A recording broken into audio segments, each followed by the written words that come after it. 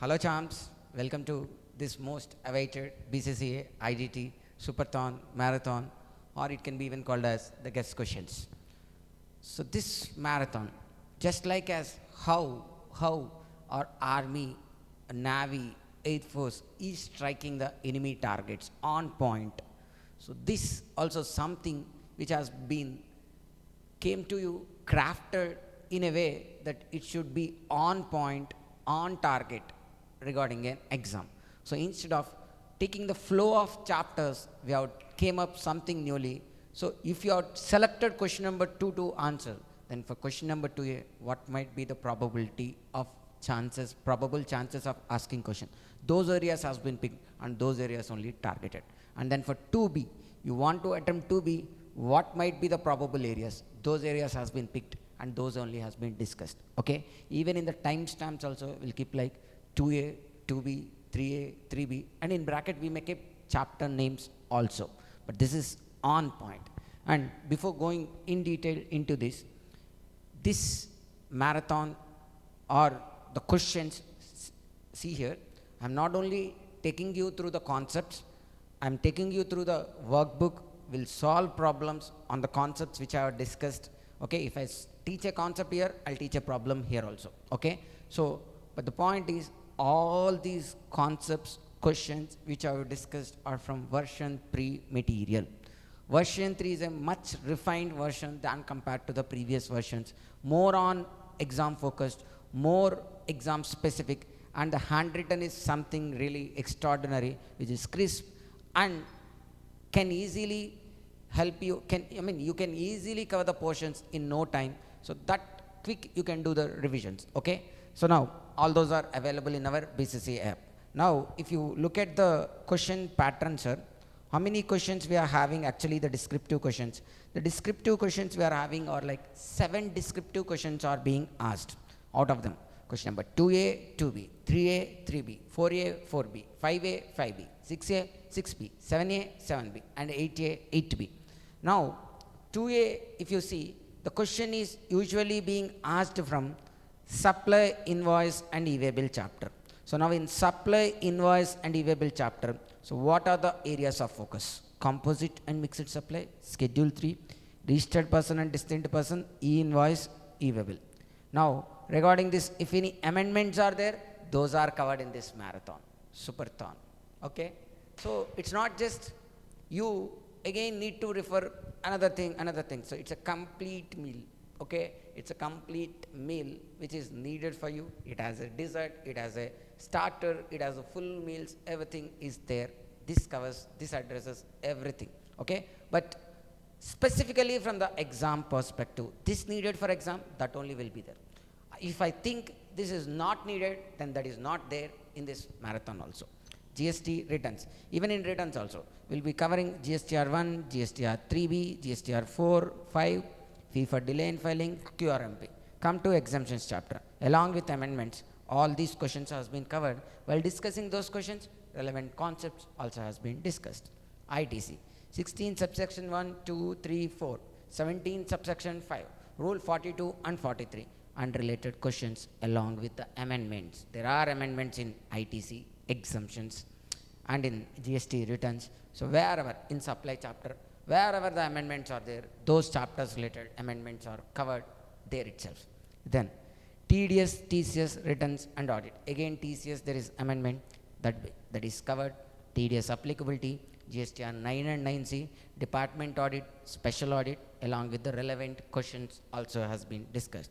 Then place of supply, again place of supply of goods, 12 subsection 3, 13 subsection 4 related to immobile property, 12 subsection 6, 12 subsection 7, 13 subsection 5 related to where the event related services, specified services, 13 subsection 6 and OIDR.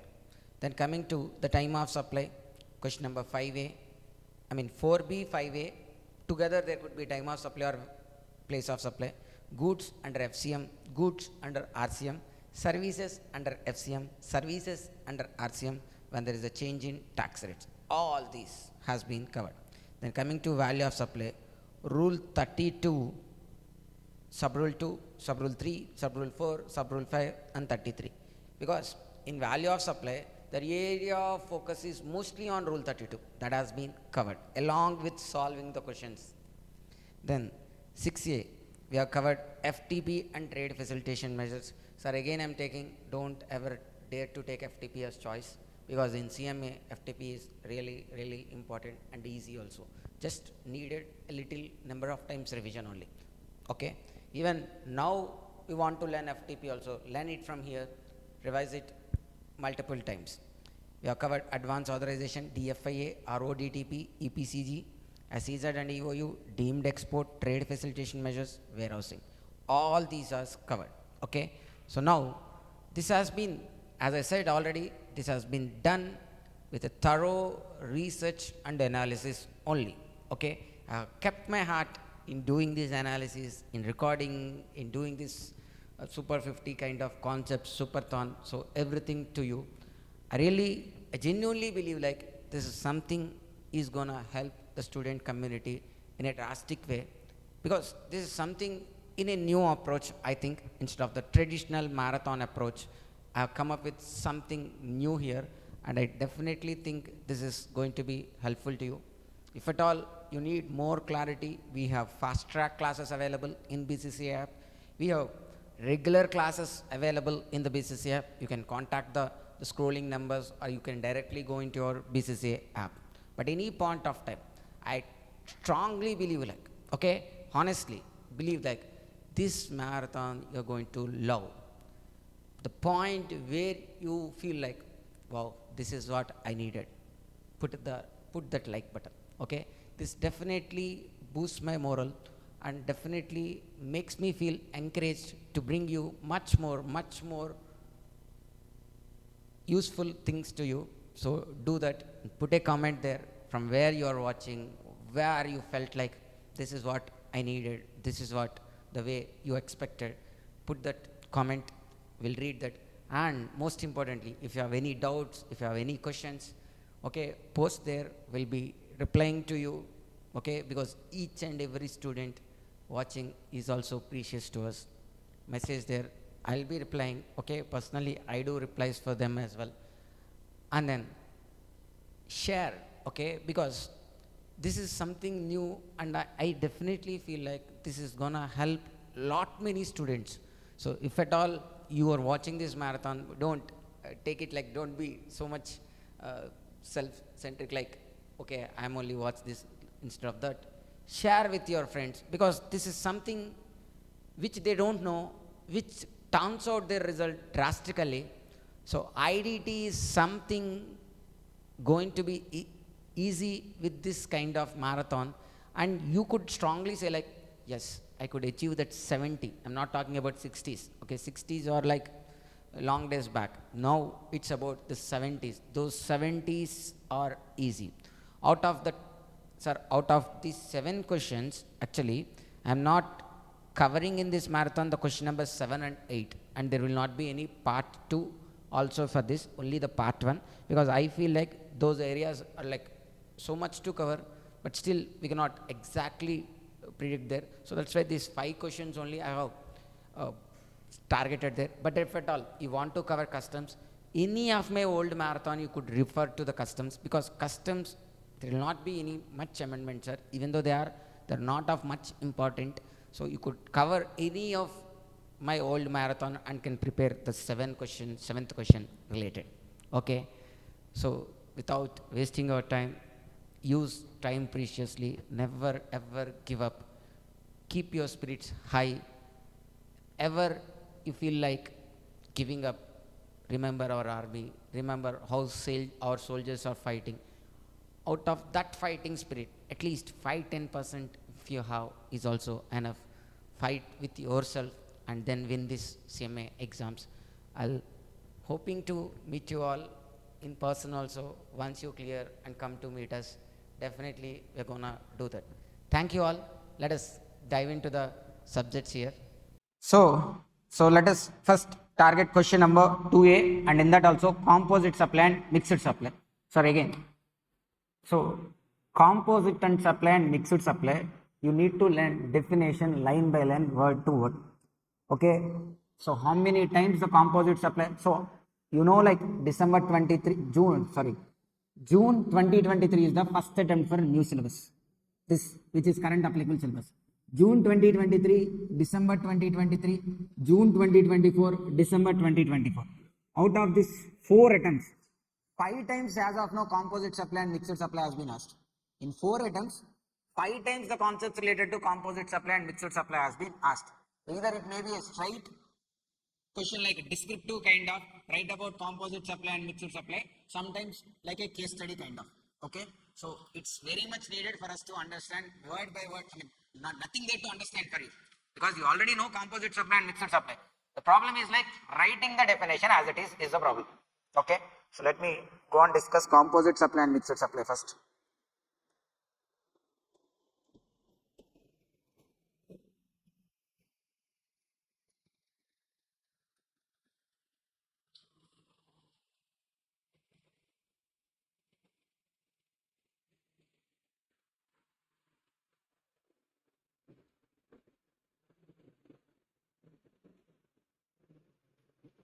And along with this, sir, from that particular chapter, if any amendments are there, I will be covering those amendments also.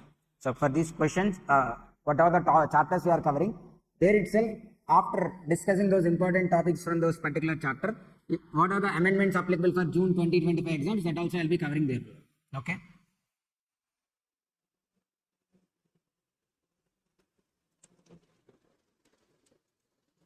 Section 8, composite supply and mixed supply. You'll be finding it in the handwritten notes. And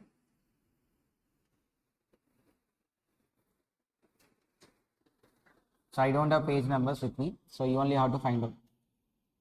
Composite supply and mixed supply. Composite supply means a supply made by a taxable person of goods, services, or both.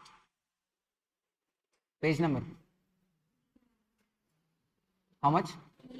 29. Composite supply, mixed supply. Composite supply means a supply made by a taxable person of goods, services, or both. Okay, it's a supply made by taxable person of goods, services, or both, which are naturally bundled. So, what is the prime thing? I mean, what is the main thing under composite supply? It's a bundle of supplies, like 2 or more goods, 2 or more services are bundled together and supplied, and they are in conjunction with each other. So, and then such bundling, whether it is naturally bundled or not, is the main thing. First. Second thing is like in that, if they are naturally bundled also, you could be identifying like one of them should be a principal supply. So, if 2 or 3 are bundled, you could be able to identify which is the main supply among them. If you cannot decide which is the main supply, then you cannot call it as composite supply. It's not only about naturally bundled, it's even about deciding which is the principal supply. So means a supply made by a taxable person of goods, services, or both, which are naturally bundled in conjunction with each other in the ordinary course of business. So this joining, this bundling should be in his regular course of business. It shouldn't be a special transaction only in a specific case. In his day-to-day usual business activity only, you should have bundled that. And then one of them is a principal supply. Then that is called as composite supply. Then mixed supply means 2 or more individual supply of goods, services, or both. 2 or more individual supply of goods, services, or both, made in conjunction with each other by a taxable person. Made in conjunction with each other by a taxable person. So here also 2 or more individual supplies of goods, services, or both, in conjoint only they are supplying. I mean, here also they are doing bundling, but the problem is like for a single price only they are supplying, but it is not a composite supply. Why it is not composite supply? Because individual supplies are independent and not naturally bundled. The elements in that bundle, the goods and services in that bundle, are individual and they are not naturally bundled. When we can call them as individual, each of those particular goods will be having an individual, different, independent purpose. They are not dependent on others. They are available separately. So in all those cases, they are called as individually and they are not dependent on others. And so then it is called as not naturally bundled. So again repeating, 2 or more individual supplies of goods, services, or both, made in conjunction with each other by a taxable person only, for a single price only, but it is not a composite supply. Why? Because individual supplies are independent and are not naturally bundled. So now, what is called principal supply here? Since here we have mentioned it as like principal supply, we need to understand what is called principal supply. Principal supply means the supply which constitutes predominant element. Whichever is the supply having out of the bundle in an element, whichever is having predominant element, that is called as principal supply. So why we need to identify principal supply? Since we are supplying as a bundle, on such bundle which tax rate has to be levied is the question. Okay, so let's say for example a TV remote and TV delivery and installation, everything they have provided for 40,000. TV remote, installation, delivery. On TV the GST rate is 12%, assume. On remote the GST rate is only 5%, whereas on delivery and installation the GST rate is 18%.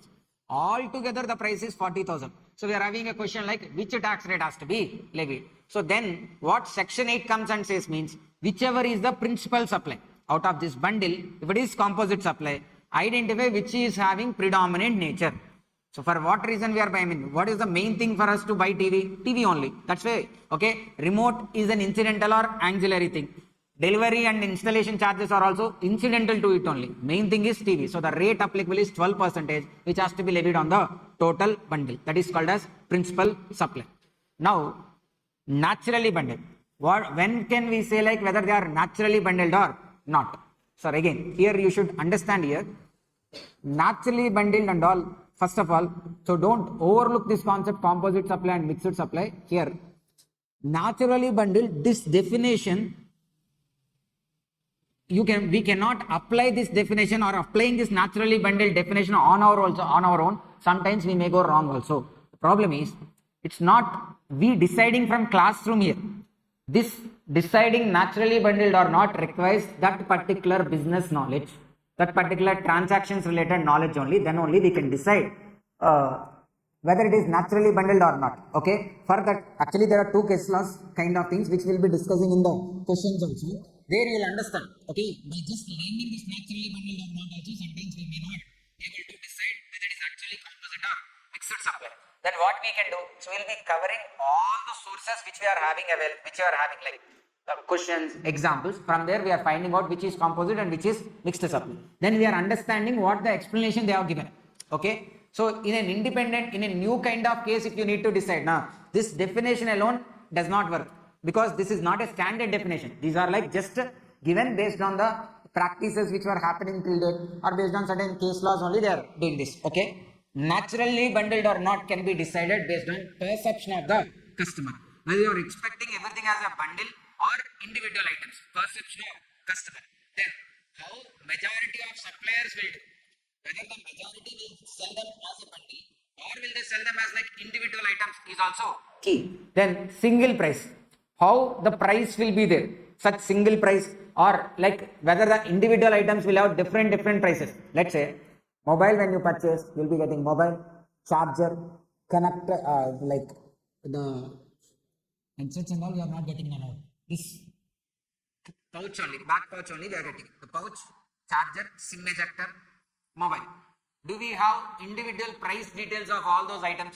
We don't have individual price details of all those items. So then we can say like it's for a single price. Then how they are advertised? When they are advertising, whether they are advertised everything as a bundle or as like individual items is also key. Then whether the items or elements available separately or also is a key.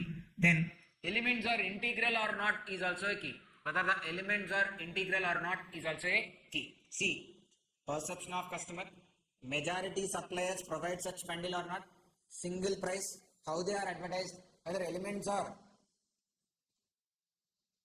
whether elements are not available separately or elements are integral. So all these we need to check to find out whether it is naturally bundled or not. Okay. So if it is naturally bundled, then the tax rate applicable on principal supply only has to be taken, which has to be levied on the total bundle. Here it is mentioned. What about mixed supply? The tax rate, sir, mixed supply, the elements are independent. Those are not connected with each other. Then take whichever is the highest tax rate applicable on those elements, and that rate has to be levied on the total bundle. So we have certain examples. to find out which is composite supply and which is mixed supply. Let's say train tickets. In train tickets also, if it is a train ticket, then they are asking about Rajdhani Express only. Rajdhani Express is a train which operates between a state capital to the India's capital. Hyderabad to Delhi, Chennai to Delhi, Bangalore to Delhi. Because from a state capital, it gets connected to the national capital. Okay. So Rajdhani is also something like a Vande Bharat kind of prestigious train when it's launched. So it has, you cannot book a train ticket in Rajdhani without opting meal. The ticket price is including meal cost also. You have only the choice of selecting veg or non-veg. Okay, it's including meal cost. So then those two items are not available separately. Even if you want only transport without meal also, it's not available separately. Hence it is naturally bundled. Since it is naturally bundled, it is called as what? Composite supply. Then laptop along with a bag. When laptop along with laptop, if bag also provided, then it's an usual expectation of the customer. When he buys laptop, not through online, sir, when he visits a store and buys physically, then the customer expectation is like he'll even get a bag. And even majority suppliers are also still providing the laptop bag along with the laptop. So that's why it is what? It's a composite supply. Then mobile and charger. Along with mobile, if any charger also has been provided, then that also usual perception of the customer. You may say like for some brand mobiles, charger is not providing now. But still, majority still providing, majority customers still doing, customers expecting, majority suppliers still providing. So it is also naturally bundled composite supply. Then electronics delivery and installation. Where the electronic items, they are delivered and they are installed. Okay. Not only electronics, it could be furniture or anything, such kind of goods which needs to be delivered and which needs to be installed also. So that also a perception, majority will expect them to be done like that. So let's say we purchase the TV. These days we'll be expecting like, because the TV has to be fixed to the wall.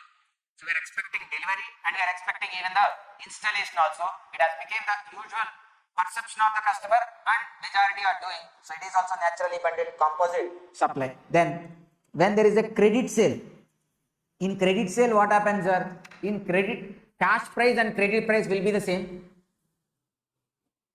Will always be the cash price and credit price will be the same. Why? Because cash price, he'll get money instantly. So the price would be little lesser. Whereas in a credit sale, the price he may charge will be little extra. For what? That is for extension of credit. He's waiting for 2 months, 3 months or 6 months. For his waiting period, he's offering loan or extension of credit kind of only. So for that extra consideration, let's say cash price is 9,000, whereas if you want credit, then it is 10,000. Then the credit price and the cash price, the difference 1,000 is nothing but you are earning interest. The sale today, if they pay price, you will get only 9,000. Since you are waiting for 3 months, you are getting 10,000. Now the extra 1,000 is nothing but like end of what? Interest kind of only. But still, that is also a naturally bundled, because credit sale is a usual thing in a business. So that's why the interest part is clubbed along with the good or service which has been supplied. Here you need to understand one more point, sir. Interest, where any bank or any person supplies loans and advances, and for them if the consideration is in the form of interest or discount, then such interest or discount is exempt. Whereas if it becomes a part of composite supply, like here also I am selling goods to you, I should get actually 9 months. Since I have given 6 months time, you agreed to pay 10,000. So the additional 1,000 which I am getting is nothing but interest part only. Here you cannot claim interest as exemption, because this interest is naturally bundled with the supply of good. Here the predominant activity is supply of good, not the interest part. The predominant activity is supply of good. So when you match them, the rate applicable on good only has to be levied on the total bundle. Hence the interest part will also become taxable. So credit sale, good, service, and then extension of credit becomes a composite supply. So this already done, goods, sale, delivery and insurance. The same thing, electronics, delivery and installation. Even if any insurance is provided also. Then movie ticket and popcorn. In a movie, when you went to a theater, you purchased a combo ticket. Along with movie ticket, you bought even the popcorn.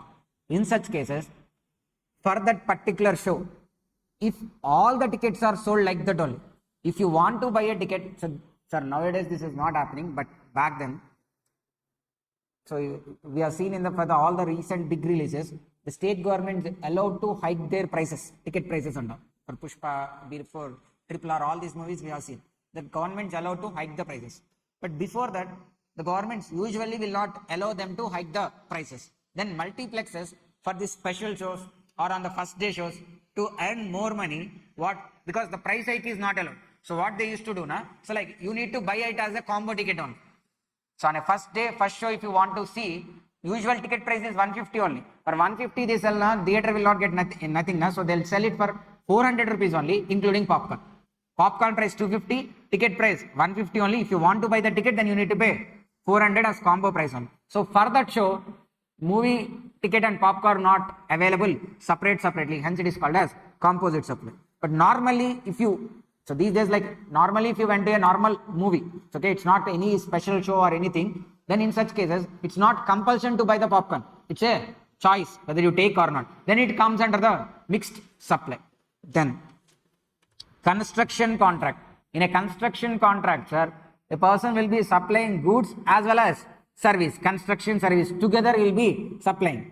Okay, let's say I have agreed with a person to construct me a house for 1 crore. So now he will be supplying like cement, iron, bricks, as well as the construction service also. So all together it is becoming what? It's a composite supply only. Then hotel stay. In a hotel stay, where they are providing stay plus breakfast plus laundry. All together they are providing. In the hotel business, at least in 5-star hotels, providing stay, breakfast and laundry is a usual thing. That's why it is composite supply. Then treatment to patient. A hospital is giving treatment to patient. Along with the treatment, they are even providing food. If such food is prescribed by the doctor and it is provided from the hospital own canteen, then it is also a composite supply because naturally bundled. Okay. Finance lease. Finance lease. Sir, there are 2 types of leases. In leases, operating lease and finance lease. Finance lease will have even an interest element also. It's not only rental for using the machine or good, it even includes an interest element also. Both are there. But still they are naturally bundled only. It also has to be treated as a composite supply. Predominant nature is lease only. So the rate applicable on lease only has to be levied on the total bundle. Individually interest is exempted. But since it is clubbed along with the rental payments or lease payments, it will be supply and it is taxable only. So these are examples of composite supply. Then if you see Diwali gift hamper. Diwali gift hamper, na, in a gift box, they'll be putting, they'll be providing some sweets, some dry fruits, different dry fruits, some chocolates. So like this, if they are making a special pack and providing, na, then that is called as mixed supply. And the other examples are like a fancy store supplying it as a kit, like 1 hair oil packet, 1 soap, 1 shampoo sachet, 1 toothpaste. So like that, if they are doing, na, then that is called as mixed supply. And even a stationery shop selling a set of notebooks, a set of pencils and the book covers all together, if they are supplying as a bundle, then that is also called as mixed supply. So for mixed supply, the examples are like endless. You can mix any 2 different things and still it will form as a mixed supply. You'll go to D-Mart or this Reliance Mart or V-Mart, any kind of things. They'll be mixing 2 or 3 different unrelated items as a pack and they'll be selling. Like, and they'll put offers kind of. A Kurkure packet and biscuit packet will be clubbed with the plaster they'll put on it and they'll put a new price on it, which is a mixed supply only because those 2 are not having any relation and we are not expecting them as a package also. Then this 5th point, sir, we have a separate question on this. I'll be discussing with the question. Toothpaste and toothbrush. Toothpaste and toothbrush. Toothpaste and toothbrush, yes, both are needed at the morning time, but understand here, we'll always not buy a toothbrush whenever we buy a toothpaste. In another way, in a family, we'll buy 1 toothpaste only, but not 1 toothbrush. So they are having independent and they are having different usage. So we cannot call them as connected or correlated. So it's a mixed supply only. Then free buckets along with detergent or with sunflower oil. Okay, so I don't know whether these offers are going on or not. Previously, with a free, with this 5-liter can and all, they used to provide tubs, buckets and all as free. Even with 10 liters matic liquid and all if you buy also, maybe they are providing those things. Those are not, again, naturally bundled, because yes, to wash clothes maybe bucket is not needed. But the point is, bucket is not like only used for the purpose of washing clothes. You can use it for other purposes also. So it is not called as naturally bundled. It is mixed supply only. Okay. So these are the examples, are most probable examples, and we have some other different kind of points which are not written here also, that will be covering in the workbook questions as well.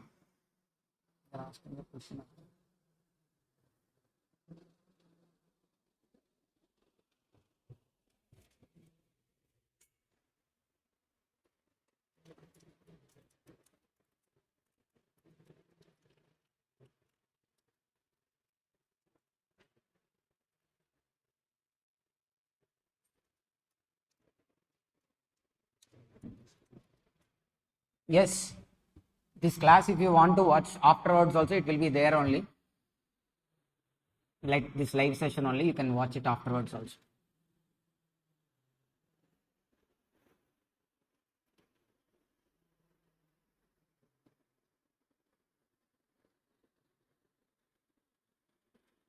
So then coming back here, the question numbers we need to solve are like from the workbook, question number 11, question number 17, question number 20.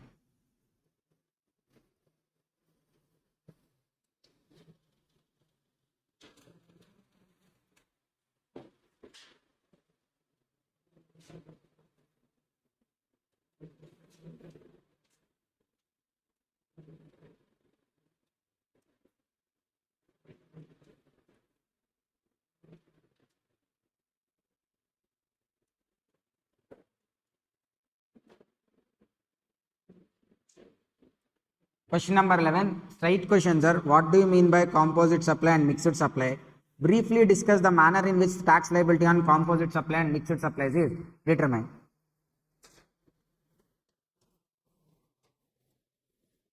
Sir, that is the base question we need to write. That's why I would mention that, because at many places that explanation is needed. So we need to understand the explanation. Whatever we have discussed in the concept, that will only be there same as it is. Question number 11, if you see, composite supply means a supply made by a taxable person to a recipient and comprises two or more taxable supply of goods, services or both, and are naturally bundled and supplied with conjunction with each other in the ordinary course of business. This means that in a composite supply, goods and services are both are bundled owing to natural necessities. The elements in a composite supply are dependent on that of principal supply. Tax liability. A composite supply comprises of two or more supplies. Out of them, one is a principal supply. The rate applicable on principal supply only applicable. Mixed supply. Two or more individual supply of goods, services or combination thereof made in conjunction with each other by a taxable person for a single price, where such supply does not constitute a composite supply. The individual supplies are independent of each other and are not naturally bundled. The tax liability is like, with respect to mixed supply comprising two or more supplies, whichever is the element or whichever the such supply is having highest tax rate has to be levied on the total bundle. Okay. 11 is easy only, but question number 17 and 19, 20.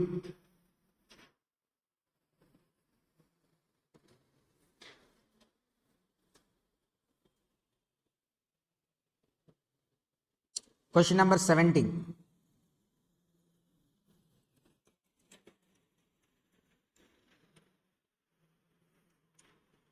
Supply of external storage battery device with UPS, whether it is called as mixed supply. Discuss the validity of above statement with the help of any key advanced ruling, if any. This is also an exam question only. Okay.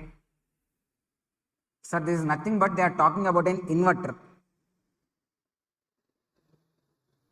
Okay, in houses, office places, there will be inverters installed. So inverters will have an UPS device, and even it will have a battery. So what this UPS device will do, when there is the normal electricity, then it will take from a power from the normal source and it charges the battery. And then when the main power source has been went off, then from battery it takes power and it supplies to the electric to the house or office. This is what works. Now the question is, where a company is selling this UPS, this inverters. When it is selling inverters, it can sell the UPS device separate. It is selling UPS device and battery together as a bundle. So whether this bundling is naturally bundled or not is the question. Tell naturally bundled or not. So, sir, if you are listening for the first time or if you are thinking of it for the first time, then there is 100% chance like thinking it as like naturally bundled, because an inverter cannot function without battery. Now, so what is the purpose here? So it is always naturally bundled. But this has been taken to the advanced rulings, authority for advanced rulings. Advanced ruling means with respect to whether it is supply or not, to find out time of supply, to find out value of supply, deciding tax rates. With respect to these areas, if you are having questions like whether it is correct or not, such kind of questions if you are having, you can apply to the advanced ruling. So, okay, advanced ruling is a GST officers will be there now, GST officers only. It's an authority set up by under the GST Act. Whenever you are having questions regarding those points, you can apply to them. So, what I am thinking is correct or not, or is there any alternate view? Then advanced ruling, above advanced ruling, there will be even authority for, appellate authority for advanced ruling. So, you applied for advanced ruling, but the decision is not as you expected. So, then you can go and ask even the appellate authority for advanced ruling. Further, you cannot go anymore. Okay. So, whatever they say, that could be finally here. So, now here, the same question has been came to such particular supplier also. He went to authority for advanced ruling. Their authority for advanced ruling said simple things, sir. In our mobile, is there battery or not? In our mobile phones, is there battery or not? Without battery, it is working. Huh? In laptops, is there battery or not? There are batteries. But those batteries, are we able to separate them? Can we use them for any alternate purpose? The mobile battery, a laptop battery, these batteries, we cannot use them for alternate purposes. Here, this battery is externally connected. It's not internally connected. It's externally connected. You could see the battery also there, placed there only, right there. Whenever you want, you can just remove the battery and you can use it for other purposes also. Or else, if you're actually the battery is not working, you can bring your car battery and get it connected there also, and it still works. So since the battery is having multiple uses, even though they are sold together, since it is having other options, other usages also, the ruling has been given as like it's not naturally bundled, hence it becomes a mixed supply only. So let me read out that. The issue was discussed in Switching and Electro Power Limited. In the case of Switching Electro Power Limited, the appellant authority for advanced ruling upheld the ruling of authority. Okay, so advanced ruling also said the same thing, authority for advanced ruling. Even appellate authority for advanced ruling also said the same point. Here the appellant contended that UPS cannot function without battery, as the same is an integral part of UPS and it is naturally bundled and supplied in conjunction with each other. So he is saying like the supply of that UPS static converter with external battery should be treated as composite, not mixed supply. Whereas appellate authority for advanced ruling opined that UPS is supplied with built-in batteries in a manner that the supply of battery is inseparable and the two items are naturally bundled, then it is composite supply. So like so then how the inverter should be there now, like this CPU in a same box, they should even fit the battery there. And then just if you connect it now, you cannot separate that battery easily also. Then such cases it can be called as composite supply. But here the battery is clearly visible, which was kept aside, and you have the choice of selecting a different battery also. When you buy inverter, the shop person will even ask like which company battery you want also. So they are available separately in such cases. See here. But when storage battery is having multiple uses, is supplied with static converter, it cannot be said that they are naturally bundled. Even the same is supplied under a single contract. Therefore, supply of storage device with the battery would not be considered as a mixed supply. Sir, would be considered as a mixed supply.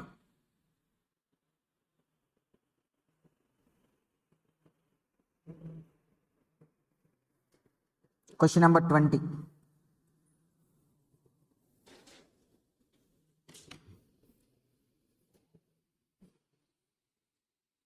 Okay, sir, this question number 20 is related to supply only.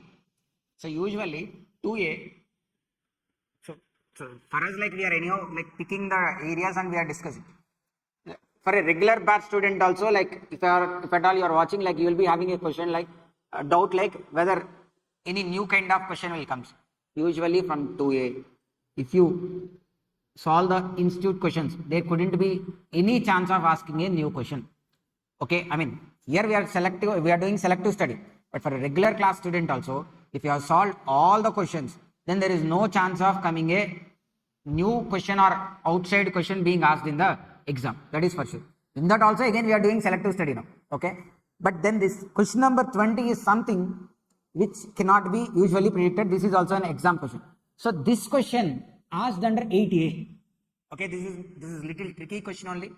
If this is asked in exam also, even I felt when I looked at the question paper, like I thought like from where he has been picked this question, or what is this, I thought of it. But the point is it is asked under 8A. So 8A or 8A and 8B, they are really testing the complete concept interlinkings and all.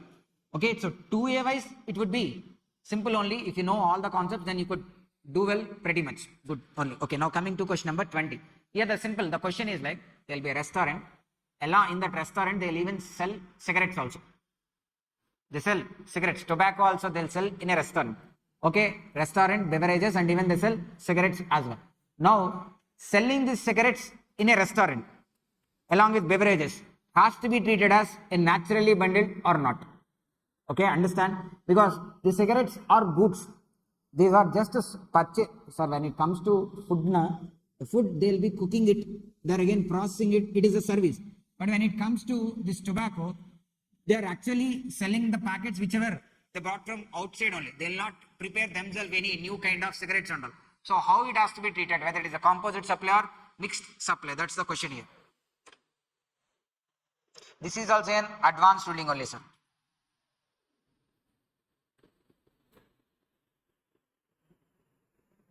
So just look at the question. K Hotels Limited is a supplier registered under the normally GST provisions in the state of Tamil Nadu. It runs chain of restaurants. In the restaurants run by it, KL supplies tobacco independently and not as composite supply. These items are supplied alone and not along with food. When such cigarette products are supplied by the restaurant, a single price is charged in its tax invoice. I mean, tobacco, even though it is separately, when billing, tobacco also included in the same bill. They are not giving you separate bills. One is for cigarettes and the other one is for food and all. A single bill will be given. In that even, this tobacco cigarettes will also be included. You are required to critically examine whether such supply of smokes will be treated as mixed or composite supply. So, read this here, sir. In the case of Emfer Hotels and Resorts Private Limited, Authority for Advanced Ruling from Tamil Nadu, the applicant has asked a similar question. The taxpayer supplied cigarettes as a separate supply in restaurant to a casual guest who do not avail any other services of KL other than buying cigarettes at the restaurant. If at all you want only purchase cigarettes also, you can go there and buy just the cigarettes also without having food also. Then in the menu of restaurant also, there are various types of cigarettes available also. Okay, in that also. Now, any guest who comes to the restaurant can have cigarette alone also, and there in the menu of the restaurant, the guest comes to the restaurant and orders from the menu. It involves supply of goods and supply of services by the restaurant. In the cases, both the supplies are taxable. Okay, now come to the point. Restaurant has menu. In menu, they are having tobacco products and they are even having food items also. And then a customer can only order these tobacco products alone also, which is a good we are thinking. Whereas food items are like service only. Now, the supply of both. So whether they are supplying the food and smokes and tobacco, whether this bundle has to be treated as like naturally bundled or not. If not naturally bundled, how it has to be treated. So look at this next para. Serving of any items by restaurant involves supply of items along with facilities of staff of the restaurant. In this case, the sale of cigarette products are naturally bundled together with the restaurant service, as the service of the restaurant involves serving of food and beverages alone in the normal course. Let me read the next part. Hence, it is not a composite supply. Okay, so even on sale of cigarette also, a service part is involved. What is the service part involved? He'll be sitting there in the place wherever he need and he'll be ordering from there only. So usually goods purchase, he need to go to the place, he need to pay price and he need to get them. But whereas here, he can sit anywhere he want in whatever the place he likes and then he can order from there. So the waiter or the barber is bringing that particular cigarette for him. So there is a service part involved. But still, even though service part is involved, in a restaurant will not usually expect, majority will not expect that tobacco will also be supplied in a restaurant. So they are not naturally bundled. Next again, they are checking whether it amounts to mixed supply or not. Okay, that also has to be checked. Okay, sir, to call it as either composite or mixed supply, first they should fall under bundling.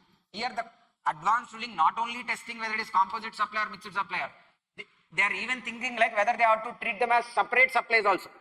If they are treated as like two separate supplies, then on tobacco they'll issue a separate bill and on restaurant items they'll issue a separate bill. So that kind of explanation or that kind of analysis also has been made here. When such cigarette products are supplied by the restaurant, a single price is charged in the invoice. So now they are referring to mixed supply. Mixed supply means two or more individual supply of goods and services or any combination, conjunction with each other for a single price, where such supply does not constitute a composite supply. In the instant case, supply of tobacco is not a composite supply, but involve two individual supplies and they are charged for a single price. The price has been kept like under a single invoice, and the supply of services of serving by the restaurant is there. So such supply is a mixed supply only. So when a restaurant or a resort is selling food and as well as tobacco items along with that, it also has to be treated. It has to be treated as like what? Mixed supply. Okay. So with this we have completed the composite supply and mixed supply. Then we are going to schedule 3.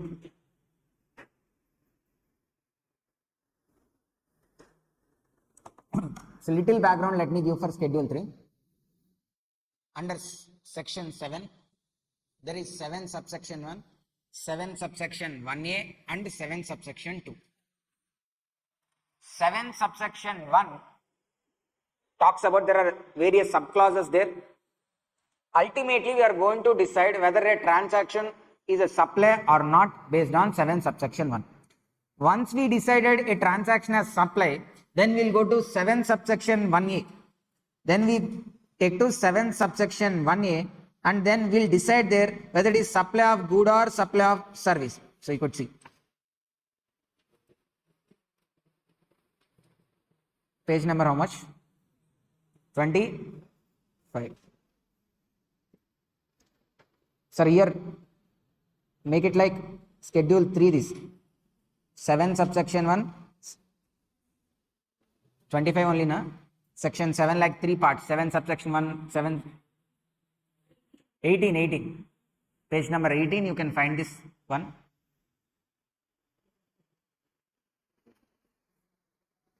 So 7 subsection 1, 7 subsection 1a plus schedule 1, sorry schedule 1, it's not schedule 1 here, it's like schedule 2.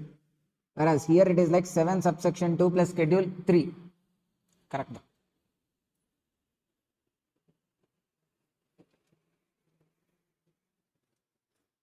So under 7 subsection 1, the main responsibility of 7 subsection 1 is like to identify a transaction as supply or not under different circumstances. Then 7 subsection 1a along with schedule 2, the purpose of it is like to decide whether it is the supply of good or supply of service. Then under 7 subsection 2 and schedule 3 together, these are certain list of transactions which has passed 7 subsection 1. This one, this level it has passed, this level it has passed, but whereas such item or such transaction is covered under the list of transactions here, that is not a supply. So schedule 3 consists of list of transactions which cannot be treated as supply, even though it has all the elements which were said under 7 subsection 1. Although it can be classified as good and service under 7 subsection 1 clause A, but still it is not a supply if such a transaction is listed under schedule 3. It has amendment also. So, 2 more points has been added under schedule 3. That's why I am taking it.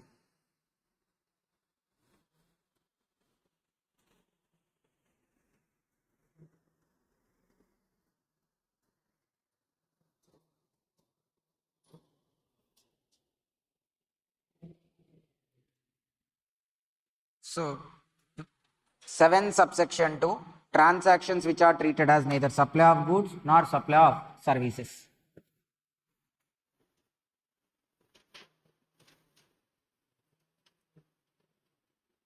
Are you able to find the page number?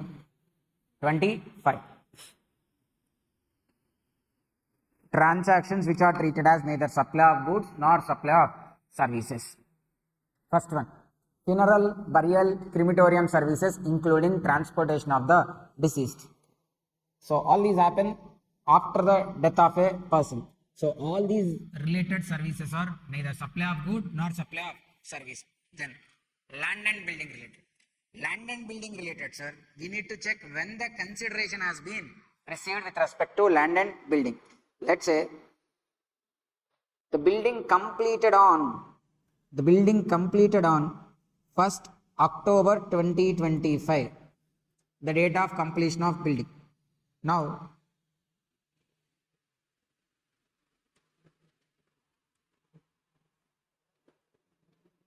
okay, in this building, there are total 30 flats. Out of this 30 flats, for 20 flats related, either partly or fully consideration has been received, consideration received by 30th September 2025. I mean, out of this 20 flats are sold. For them, at least you received advance or the full amount has been paid and registered on the buyer's name also. So now for this 30 flats, out of 30 flats, for this 20 flats, the consideration received before completion or after completion? Before completion. When the consideration is received before completion, it is supply of service. It is a supply only. You need to assume it as like works contract. I mean, you are giving him money and you are asking him to construct a building on your behalf. So he is constructing it on your behalf. So it has to be treated as like a works contract. And it is a supply of service.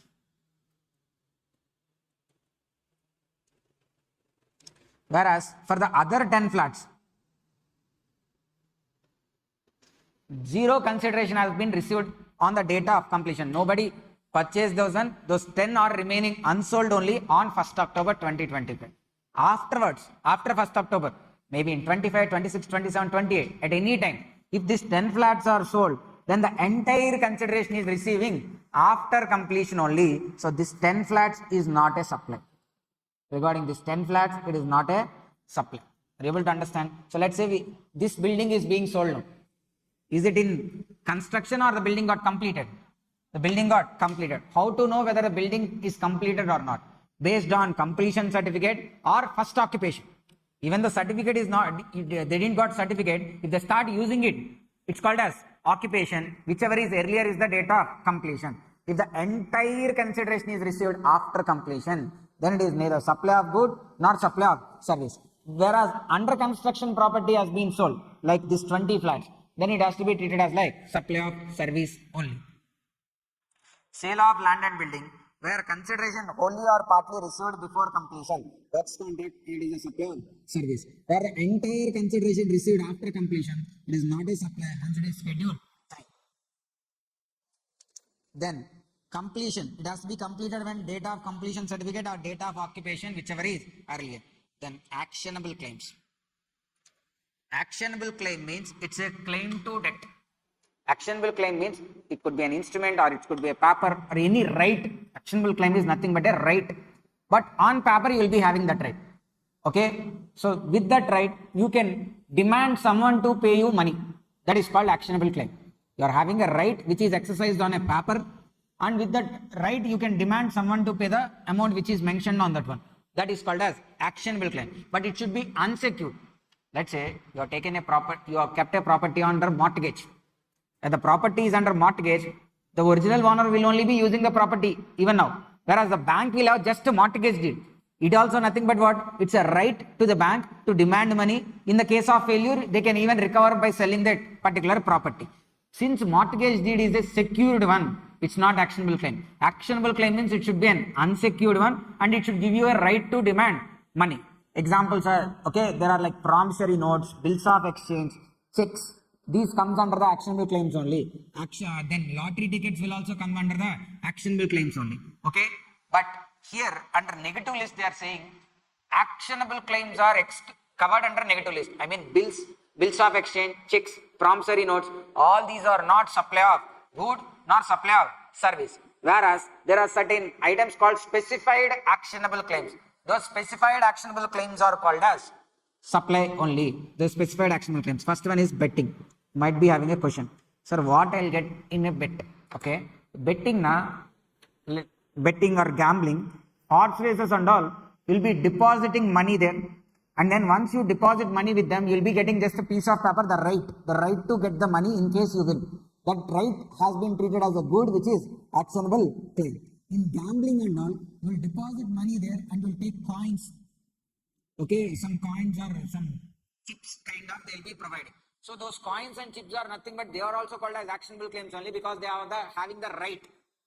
Okay, so what right? Like when you are returning from that casino, how many of the coins you are having? If you return them, the equivalent money they have to pay you. So they are having the right to give you the money. How many ever coins you have? That equivalent money, the other one is obligated to pay, and they are unsecured. If he becomes suddenly insolvent, then you don't have any surety to get the money also. So those are also called as what? Actionable claims. Then casinos also same thing. Horse racing, lottery, and even online bets if any do also. All these come under the specified actionable claims. These actionable claims are supplies only. Other than specified promissory notes, checks, bills of exchange, these are not supply. They are covered under the negative list. Then functions performed by MPs, MLAs, members of local authorities, panchayats, etc. and person who holds any post as per the provisions of constitution. So MLAs, MPs, they will be getting certain remuneration. President of India will be getting remuneration. Governors will be getting remuneration. Like village panchayat, like sarpanch, the municipal chairperson, ward members, they will also be getting certain remuneration. Whether it is supply, no, all those amounts they received is not supply of good nor supply of service. Then employee providing services to employer. Employee providing services to employer in the course of employment. Where employee providing any services to employer in the course of employment, it is contractual or regular. Again, it is also not a supply. Then services by court, Supreme Court or any court or tribunal services. These are even nothing but judicial services are also not supply. This is the first part, sir. We have a code for it. Claims. Funeral, burial, crematorium services, land and building, actionable claims, MPs and MLAs related, employee providing to employer, then Supreme Court or any court and tribunal services. Then this is an amendment, sir. 7th point and 8th point like newly added. Very simple amendment only. It looks like 1 or 2 pages. Simple thing. Let me give it through an example. Sir, first of all, again I am clarifying here. First, don't get panicked by looking at the institute released amendments. Okay, I too saw that one. There are 132 pages. But if you summarize them, they'll come up to only 10 pages only. Okay, and then conceptually what you have learnt remain intact. There is nothing changed in concept. Only new clarifications got introduced. Only like 1 or 2 places only the previously which you have learnt has been changed. One is like TCS rate. Okay, such kind of 1 or 2 places only. Otherwise, rest and all are like new additions only, which you need to learn in addition to the what you learnt extra. It's not like what you learnt previously became again you need to change the concepts or like newly study again and all is not required. It's not like income tax. Income tax, the tax rates if they change, then everything will get impacted because the slab rates are changing, the provisions are changing. Here it's not like that. Every attempt there will be amendments in the GST. But last time, Finance Act 2024, that time elections has been happened. After elections, when they introduce a budget, second budget, they'll actually make little more clarifications and all. Because of that, there are few amendments only. Okay, you need not to worry much about the amendments. We'll be covering here, and these are enough one. Whatever we have covering here, we'll be covering here. Almost for all the chapters which were there in the handwritten, it is amended versions only. Amendments are also included. That part you study, it's fine. Okay, coming to the point. Simple thing. Shiva has taken an insurance policy with HDFC Insurance. and the HDFC has, okay, so for this Shiva is agreed to pay 10 crores as premium, whereas HDFC has to cover in the risk coverage, okay, that has to be given. But then HDFC thought like it is too risky if it only bears the whole risk. Then what HDFC thought means, it thought like it alone cannot insure Shiva. So then it has tied up with, HDFC has tied with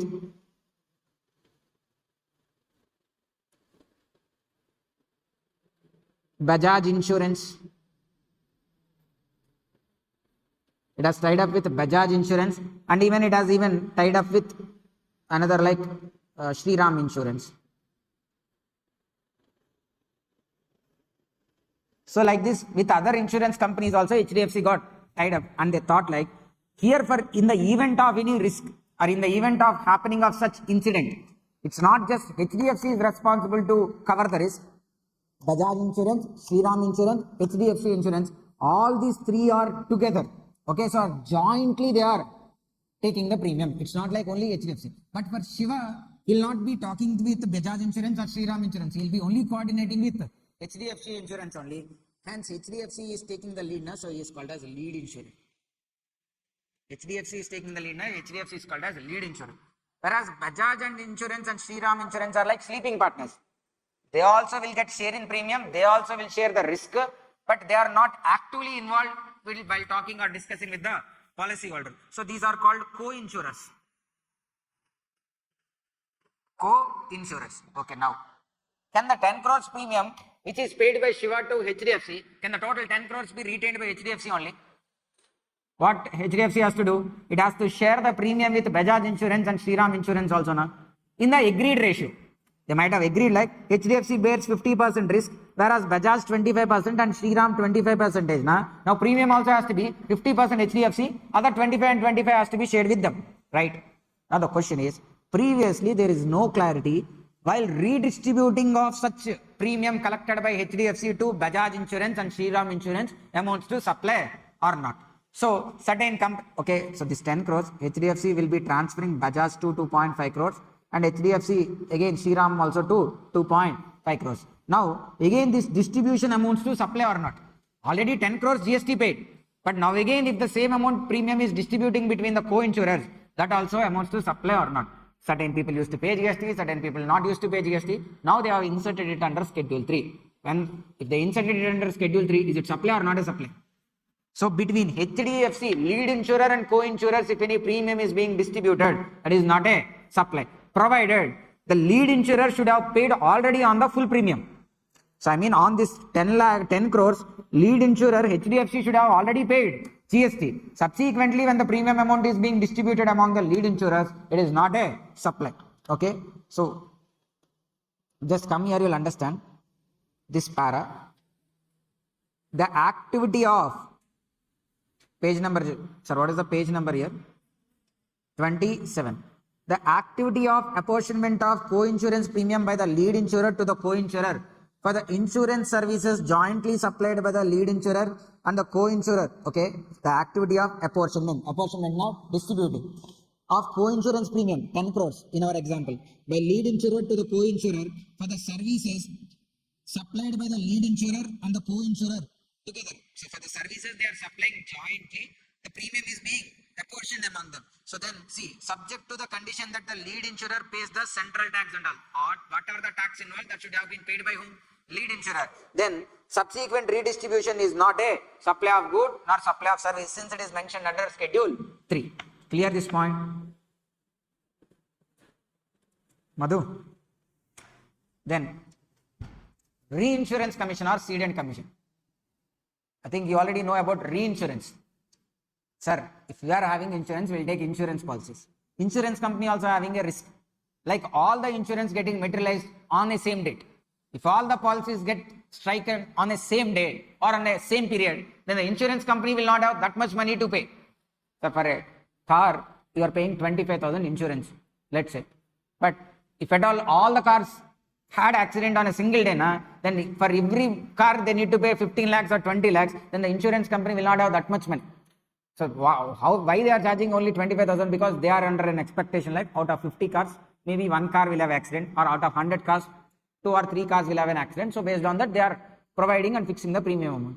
If all the policies get stricken, then they also cannot pay the money. It's not all of them. Majority, some 30-40% of their claims has to be settled also, they cannot do that. So to cover their risk, they'll take insurance with other companies, which we call it as like reinsurance. So the reinsurance commission is also not a supply of good nor supply of service.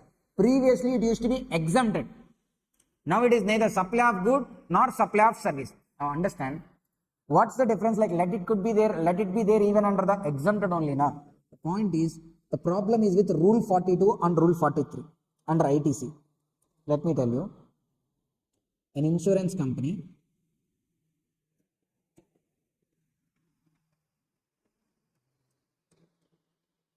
is providing both the services. Reinsurance service also it is providing, and normal insurance also it is providing. Normal insurance it is providing, and reinsurance also it is providing. And reinsurance turnover is like 5 crores, whereas the normal insurance related turnover is like 7 crores. The total turnover here is like 12 crores, right? Now, the reinsurance, prior to amendment, it is exempted, whereas the normal insurance is taxable. Reinsurance is exempted, whereas the normal insurance is taxable. In such cases, on their ITC, with respect to their inputs, insurance company, whatever the ITC they have availed with respect to this exempted supplies has to be reversed, because ITC can be availed only with respect to taxable supplies. The equivalent proportion of exempted supplies has to be reversed, because ITC is allowed only when there is double taxation. So here, since these are exempted supplies, rule 42 comes into picture and says like this part related ITC has to be reversed. But now this reinsurance is not exempted. This is under negative list, schedule 3. But there you need not to reverse anything if it is covered under schedule 3. Only if it is exempted you need to reverse. If it is covered under negative list, then equivalent ITC you need not to reverse that. Okay, so this is a benefit to that of the insurance companies only. Both these amendments are like something beneficial to the insurance companies only. Okay, these two amendments. Instead of previously the reinsurance commission used to be exempted. Now it has been shifted to schedule 3. By shifting from exemption to schedule 3, previously they need to reverse proportionate ITC, but now they are not required to reverse the proportionate ITC also, since they are covered by schedule 3, not exempt. Then these are only the amendments, sir. Now come to the 7th point. Numbering would be little different, sir, but this continuation only. First we have covered claims, then 2 amendmented points. Then the next one, if you see, supply of goods from a place in non-taxable territory to another place in the, after one page you will be finding that. What is the page number? 29. Page number 29. From Japan, I am buying goods and selling them in Singapore. Japan non-taxable territory, Singapore non-taxable territory. Only me, the supplier, is here. And buying goods from Japan and selling them or sending them to the Singapore. So from a non-taxable territory to another non-taxable territory without such goods entering into India, not a supply. Then next one, bond to bond transfer. Bond to bond transfer, now the imported goods can be kept in a warehouse or can be used for home consumption. Warehousing, you will keep them in a warehouse and you will defer the payment of customs duty. You will not be paying customs duty immediately. You will keep them in a warehouse. Whenever you remove from warehouse, then you will be paying customs duty. So here, imported goods are warehoused by Mr. A. Within the warehouse only, he sold them to B. They were not removed from warehouse. I imported goods and I sold to Madhu. Madhu also just keeping the goods in warehouse only. Afterwards, he has sold to Ganesh. Then in that cases, within the goods which are sold within the warehouse, it is not a supply. Okay? Because until the goods cross customs frontier, they were still under the coverage of Customs Act only. GST Act cannot comes into picture. So warehousing, they are still under the customs related provisions only will be applicable. So it's not treated as supply. Then high seas sale. High seas sale, the goods are in transit. High seas means what? From India up to 200 nautical miles, it is called Indian customs waters. Beyond 200 nautical miles, it is called high seas. Goods are coming from Australia. They are in the transit. not even entered into the 200 miles Indian territorial waters or customs waters. There only I found customer and I sold. Since the goods not yet reached India or not even touched Indian territorial waters, it is also not a supply. Then the last one, sir. State governments will be issuing license to sell alcohol to the persons who are interested. Where state governments are issuing license to sell alcoholic liquor, such issue of license is neither supply of good nor supply of service. But this is applicable only with respect to liquor licenses. State governments may be giving mining licenses, parking licenses, some other different licenses also they may be providing. But that other licenses is not a supply. Sorry, that other licenses is supply only. Only liquor license alone is not a supply. Okay, this is about schedule 3.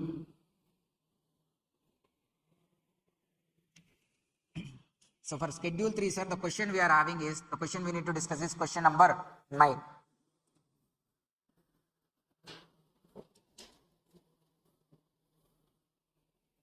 It was there in the mock test paper, sir, but not yet asked. So there are fair chances. So that's why I have mentioned here.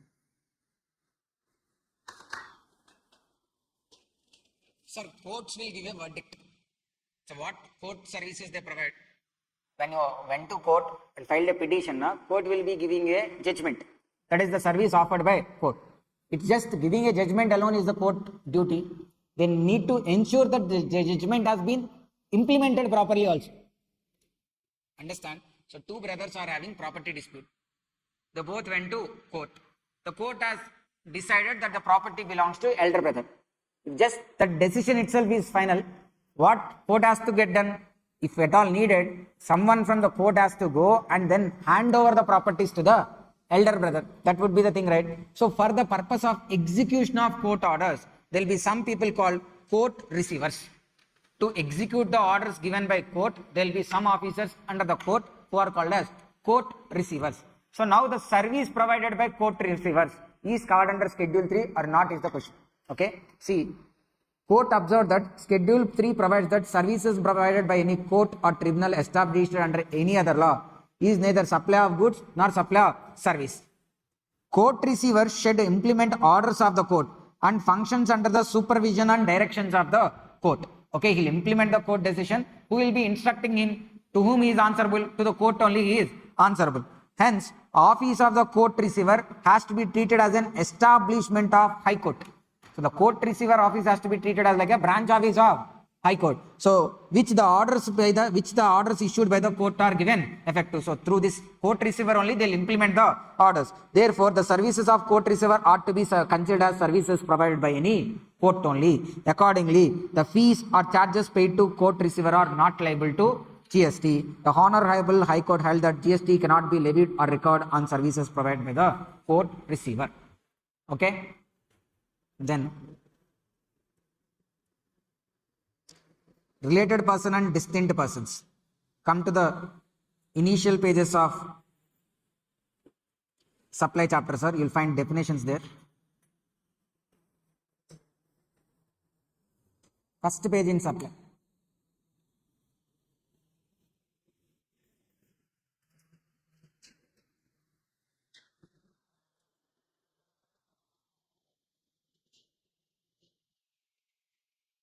Good means, we all know from the beginning, good means every kind of movable. If it is movable, it is called good. It excludes money and securities. Sir, always understand money definition and actionable claims definition will have a conflict.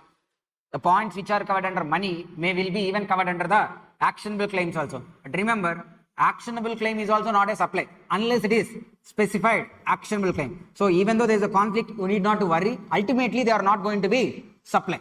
Okay, good means every kind of mobile property. It excludes money and securities, whereas it includes actionable claims, growing crops, grass and things attached to the land which are agreed to be separated before making supply. Then service definition. Service means, sir, here whenever a definition is given, either it starts with means or with includes. If the definition is started with the wording means, they are closing the definition. Like within the closed circle only the definition will have intact. When they are not explaining it through means, then the definition does not have a close end. It's like an open end. Anything can be fitted into that particular definition. Here, okay, usually if you see Customs Act, there the goods definition will start with includes. Whereas under GST it starts with means. Why? Because under Customs Act, goods are only covered under the Customs Act.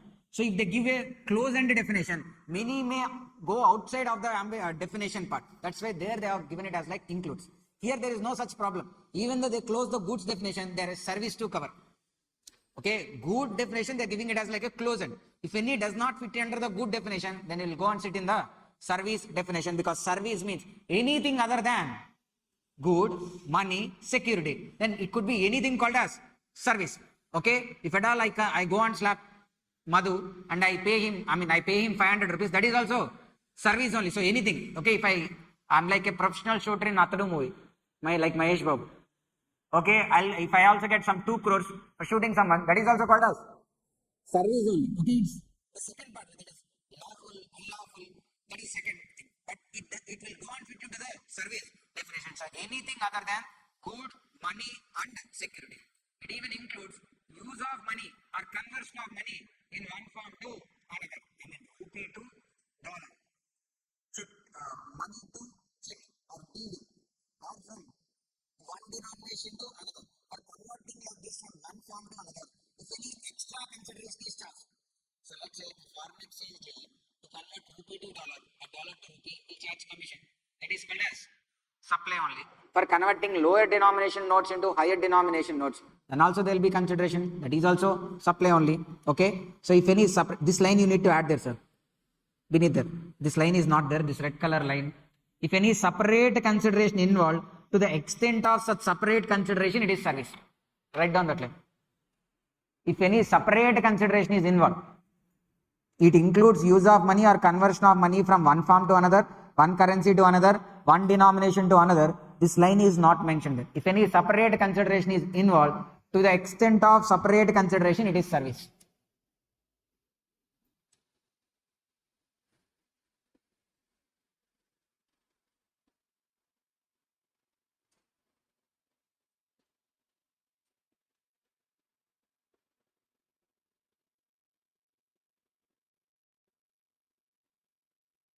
Then, service includes facilitating or arranging a transaction in securities. Service even includes facilitating or arranging a transaction in securities. I mean, buying and selling securities. Securities, shares, bonds, debentures, options, futures, all those will come. Whereas buying and selling them directly is not a supply of good nor supply of service. But he is a person who arranges buying and selling of shares. Nothing but stockbroker. The commission earned by stockbroker is service only. Commission received by a stockbroker is a service, because he is the one who arranges, who facilitates a transaction in security. Demat account charges, one who provides a demat account. Okay, so those are any investment advisors, where which share to buy, which share to sell. All those are like arranging or facilitating a transaction in securities. They themselves not buying and selling. So it is what? Supply of service only. Then this part I already said, exemption related to interest and discount, where composite supply, mixed supply, that time I said interest and discount is a supply. Why? Because bank giving loan, which is money, and bank again coming in the other way also, on repayment also money. So it's a transaction in money, but there is a separate consideration involved. Sir, if bank gives me 10 lakhs, after 5 years, if I repay the same 10 lakhs, bank will accept us. It will ask me additionally interest, which is called a separate consideration. To the extent of interest, it is a supply only. But interest is again exempted. When it is supplied as an, normally interest is exempted. But in composite supply, what I explained is like, in a credit sale, there is not only interest. You are supplying good and service. Along with that, even you are extending credit. So that's why it is becoming a part of the bundle, and it is an incidental supply. It's becoming taxable. Then, I said like about related person definition, important sir, this also being tested in exam, there in mock test papers also. Related persons means they are members of same family. What is called family? Family means spouse, children. So first, this is micro family, sir. In a family also, spouse and children are micro family. This micro family alone, they are dependent or independent, still they are part of family only. But when it comes to the others, parents, brothers and sisters, grandparents. It's not micro family, it's macro family. When you include grandparents, brothers and sisters, grandparents. So parents, brothers and sisters, grandparents, they'll become part of family only when they are wholly or mainly dependent. If they are independent, then they are not part of family, they are not related persons. Then next one, the other usual points. Before going into the definition, here related person definition except for the family. For the other points, person even includes artificial person also. They need not to be only natural persons. Okay, such persons are officers or directors of one another's business. Sir, in my business, in my company, A is acting as director. Whereas in A's business or A's private limited company, I'm acting as director. Then both of us are related persons because I'm acting as an officer or director in his business. He is acting as an officer or director in my business. So both are related persons. Then such persons are legally recognized partners. When can we call them as legally recognized partners? When they are partners, there's a partnership. When the deed is executed, then they are legally recognized partners. If there is no partnership deed, then they are not legally recognized, hence they are not related persons. Next. Such persons are employer and employee. Employer and employee are related persons. Then any person controls, owns or holds directly or indirectly greater than 25% of voting power. Controls, holds, owns or holds greater than or equal to 25% of voting power. Next. A person directly or indirectly controls the other. Sir, you might have learnt consolidation, this amalgamation and all, and there maybe it was KD or not, I don't know. 51% or more than 50% should be there to control, but it's not always. You can form a director, you can appoint or remove directors in a board. You can control the board of directors, not the shareholding. Still you can be called as what? A controlling person only. So even with less than 25% shareholding also, sometimes you can exercise control. Then you are also called as related persons. Then a third person directly or indirectly controls both of them. A third person directly or indirectly controls both of them. These are common subsidiaries of a holding company. A Limited has B and C, two subsidiaries. Then AB related because holding subsidiary, control is there. AC related only, control is there. Whereas BC, common subsidiaries which are controlled common by a common person. So B and C are also called as related persons. Then two persons together control a third person. Joint venture. A, B together only they can control C. Then A and B join together to control C. Then these two are called as what? Joint ventures. They are also related persons. The last one person is acting as a sole agent or distributor of the others. They act as sole agent or distributor of the others. They are called as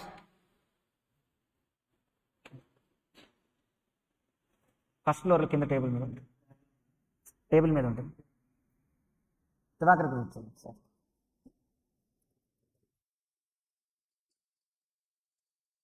Then distinct persons. Distinct persons now is a much more simple concept. Because of any reason, where a single person is having multiple GST registrations. When can he have multiple GST registration? When he is operating in multiple states, then each state he should register separately. So he has multiple registration. Second one, within the same state also, if he is having multiple place of businesses, then he can go for multiple registrations or separate registrations for each of such place of business. So either of these two reasons, if he is having multiple registrations, then each of such registration has to be treated as a distinct person.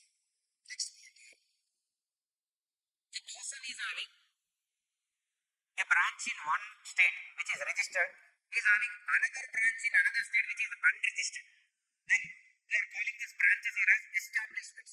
We are taking an establishment in one state which is registered, another state is unregistered. See here, sir.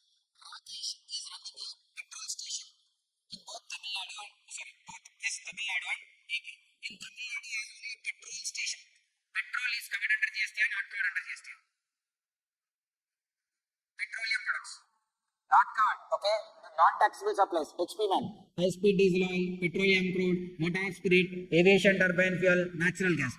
So these items are not non-taxable. So as per section 23, when a person is exclusively making non-taxable supplies, he is not required to registered. So the petrol station petrol bunk which is in Tamil Nadu is not registered. Whereas in AP also he has another petrol station where he will even sell automobile spare parts also. The bike related accessories or the car related spare parts also he will be selling from them. So he is making non-taxable as well as taxable supplies. So he is required to register. Same person. One state it is registered, another state it is unregistered. Now these two branches also has to be treated as like establishments of distinct persons only. Okay, now let me take into the questions. Question number 1 and question number 24.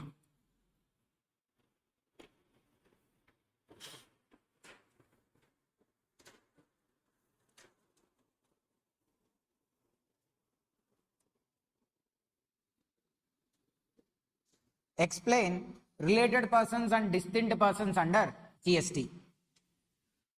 As per explanation 2 section 15, persons shall be deemed to be related persons if the same points. Just repetition only.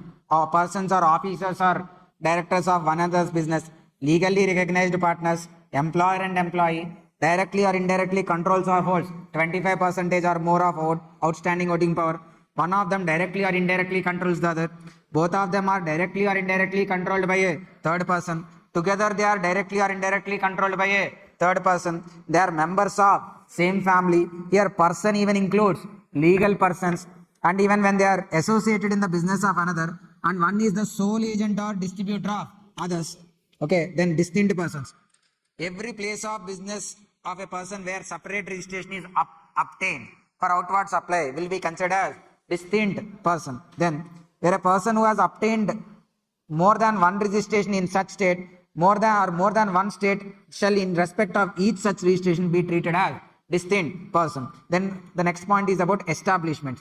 Where a person who has obtained or required to register in a state with respect to an establishment, and he has an establishment in another state which is not required to register, then both of them also has to be treated as like what? Establishments of distinct persons. Question 1 done.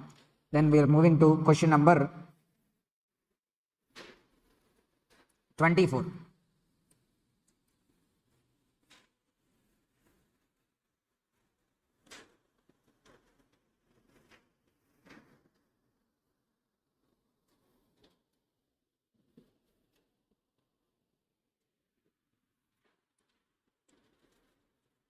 It is also an advanced ruling only, sir. So read the question. Columbia Asia Hospitals Private Limited.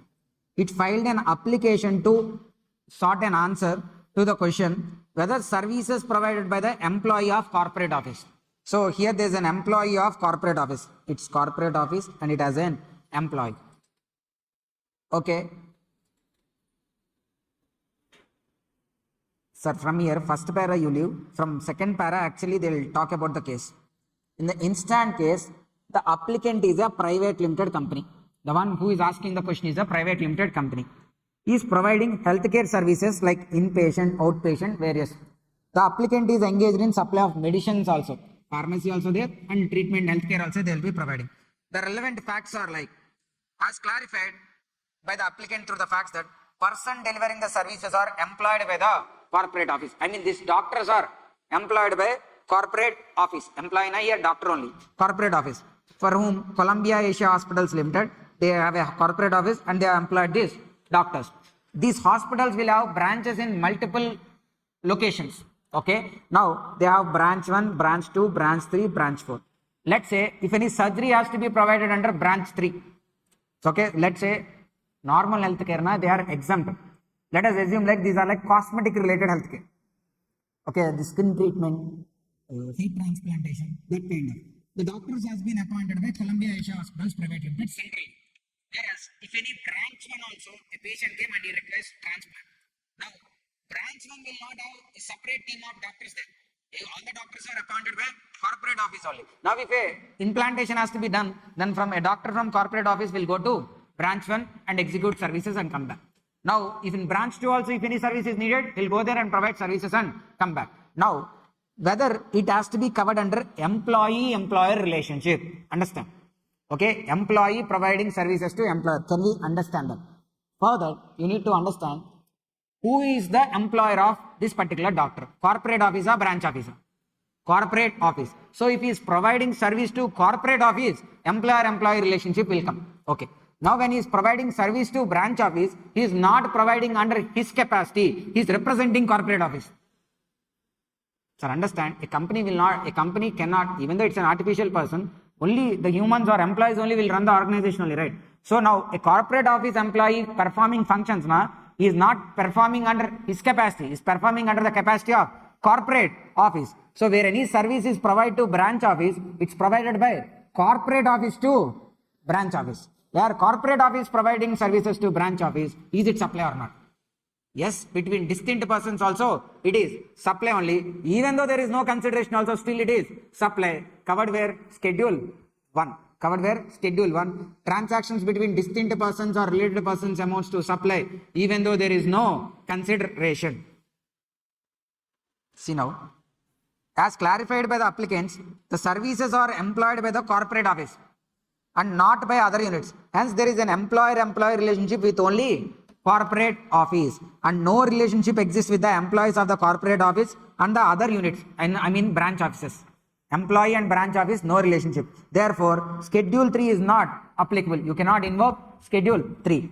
Then, the services provided by such employees to the other units would be treated as the transaction between corporate office and the units located in the other state. So, the service provided by employee would be considered as made by whom? Corporate office to the branch office. So the corporate office and branches are distinct persons. The transaction would be covered under Schedule 1. Supply of goods and services or supply of goods and services between related persons and distinct persons when made in the course or furtherance of business or supply and becomes taxable. How the valuation has to be made now? As per valuation of supply rules only. This employee charges, but all without consideration. Now, how do we determine value? Add proportionate employee salary cost. If any perquisites provided, that cost. If any other charges involved, all those costs has to be included and bill it to the branch office. Okay, that and all will be answered by value of supply. Okay, so with this, we have covered the areas from supply. Now we'll be covering e-invoice, sir. E-invoice, straight away we'll do question number set on, straight away. Basic thing you need to understand about e-invoice. Understand? E-invoice is applicable only in case of B2B transactions. E-invoice is applicable only in case of in that handwritten video. The only chapter for all these questions which is missing is like invoice related only. Out of that also, we will have written the handwritten very recently that I will be sharing with you in all the BCCA related groups. This e-bill related chapter content I will be sharing. E-invoice alone, read those workbook 2 questions and all, that would be fine.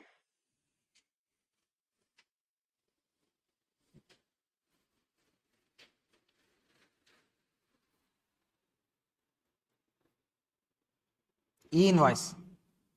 Sir, e-invoice means why the purpose of e-invoice. First let us understand the purpose of e-invoice. E-invoice, it doesn't mean simply generating an invoice online. Majority of sellers nowadays are generating a computer generated or computer based invoice only. That itself is not e-invoice. E-invoice means you will generate invoice normally only, however the format you are doing.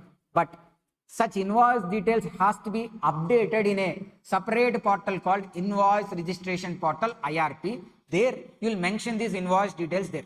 Then from there, the portal will auto reflect that invoice details into GSTR1. From GSTR1 to the recipient 2A, 2B, and even a e-way bill also will get automatically updated. Okay, so for every invoice, if it is a B2B, e-invoice is needed where the particular registered person's aggregate turnover in a financial year exceeds 5 crores. In a financial year exceeds 5 crores. So e-invoice is applicable where the aggregate annual turnover in a financial year exceeds 5 crores.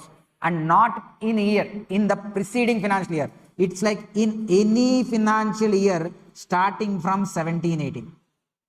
From 17-18, for all those pre-financial years, at least 1 year if your turnover exceeds 5 crores, for you e-invoicing is applicable. And e-invoice is applicable only in case of B2B invoices. Why only in B2B invoices? Only in B2B invoices it needs to be reflected to the recipient. So only in B2B invoices like e-invoice is applicable. You simply generate your invoice, it will be much more easier, sir, simplified. Just like as uploading a Instagram story or post, as simple as that. You will, whatever the usual process for invoice generation will be there, that you will be generating. While downloading or while taking printout, we'll just select the file format as JSON. Okay, it's a file format just like as JPG, PDF, Word, TXT, text, like that. Okay, JS1 is also a file format. You will download the file there. This file you will upload in the invoice registration portal. The invoice registration portal will process it and will show you the final invoice with a QR code as well. With a QR code and invoice reference number. That you will take the printout and give it to the customer. That's it. Okay, instead of directly from your server, now you are even connecting to the invoice registration portal. After its processing, you will take a printout and you will give it to the customer, which is called as e-invoice. Okay, for every invoice, there will be an invoice reference number, IRN. Invoice reference number. Without an invoice reference number, it's not a valid invoice, e-invoice. Okay, so now with this background, we can go there and solve the questions. What are the questions, sir, we have mentioned here?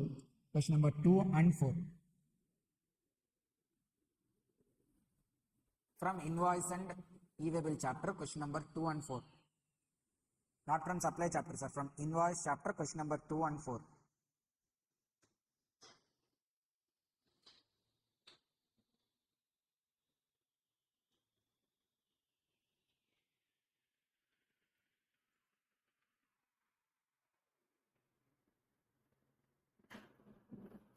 What are the advantages of e-invoicing and how is e-invoicing is different from invoice generated in the software used by a dealer with his organization?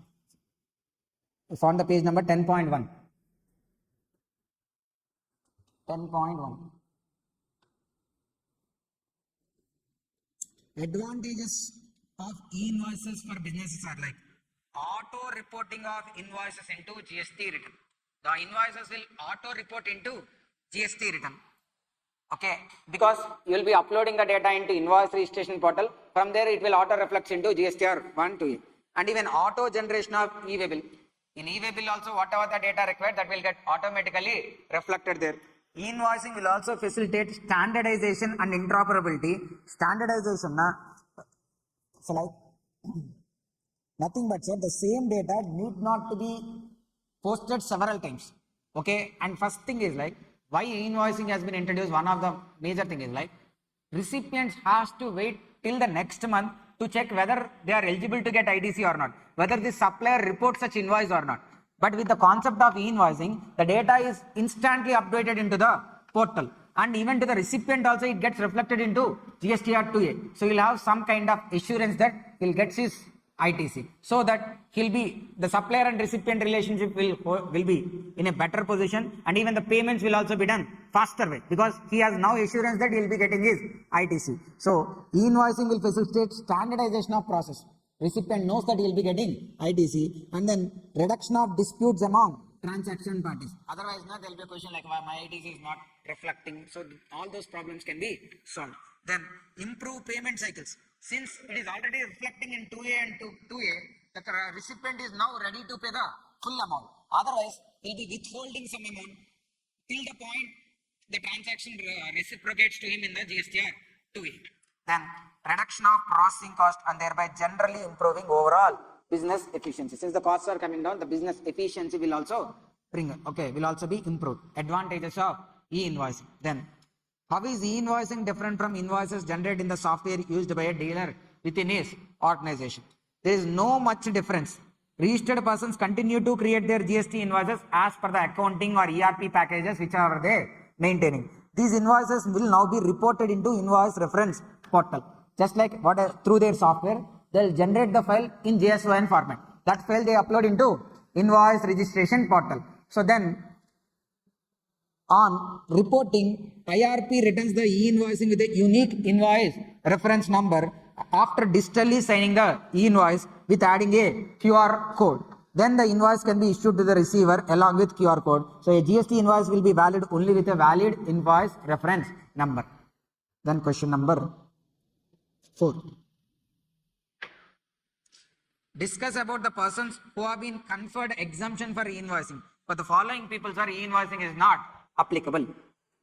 For them, government departments, local authorities, SEZ units, insurance companies, banking companies, government departments, local authorities, SEZ units, insurance, banking companies, financial institutions including NBFC, GTS, passenger transportation service, cinematographic film exhibitions, multiplex screens, and even OIDR service providers. For them, e-invoicing is not applicable. Okay, first one is like what?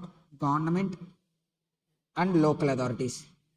Then banks, financial institutions, insurance companies, transport related goods transportation, passenger transportation, movie exhibitions like cinema theaters, multiplexes, OIDR, and the last one is like SEZ units also not required to generate e-invoicing. Now we are moving to e-waybill.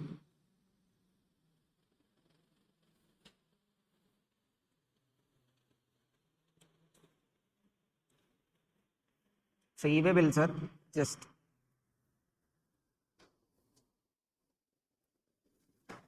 so you'll not find this chapter alone, as I said, like in the handwritten notes. Other than that, for all the other questions, whatever the content is needed, it will be covered there. What is my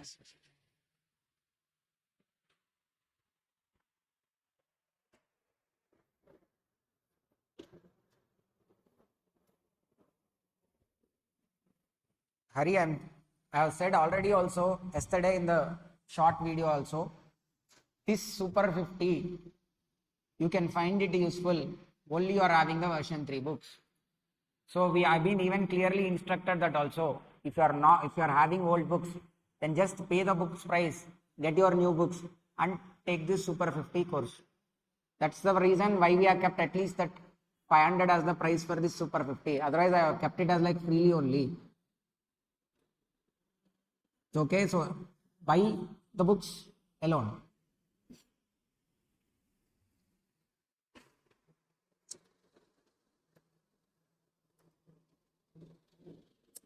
So like, sir, simple thing. So the book approach is different for the version 2 and version 3. While preparing the version 2 material, I didn't have much data to analysis like this and to provide you the questions in a way. Now I have seen like the book is not like, sir, version 1 and version 2, honestly speaking, we'll be taking a chapter by chapter. Whatever the questions are there from institute, we'll pick them. And if we feel like completely irrelevant now, we used to delete them. But from version 3, how the book the preparation went through now, so I've been checked from not from chapter wise, whether from question number 2A, I need supply, invoice, e-waybill. So you should be answering question number 2A. For that, whatever the exam questions being asked or whatever the mock test paper related questions are there, are they covered under 2A, respective chapters or not? So like that it has been given to you. So version 3 will have more strike rate than compared to the version 2. So e-waybill. Sir, e-waybill is a document which is generated to evidence the movement of goods. So e-waybill is a proof of moving the goods. It's not like proof of supply. It's a proof of moving the goods from one place to another place. Okay. E-waybill, where it is said or which section has been said that e-waybill has to be generated? Section 68 says like a person in charge of a conveyance, the driver, whoever is carrying the goods, the truck driver, has to carry certain documents along with him as per section 68. By using under 68, they didn't mention which documents. They said like the specified documents. Now rule 138 came and said like out of those specified documents, one among them is e-waybill.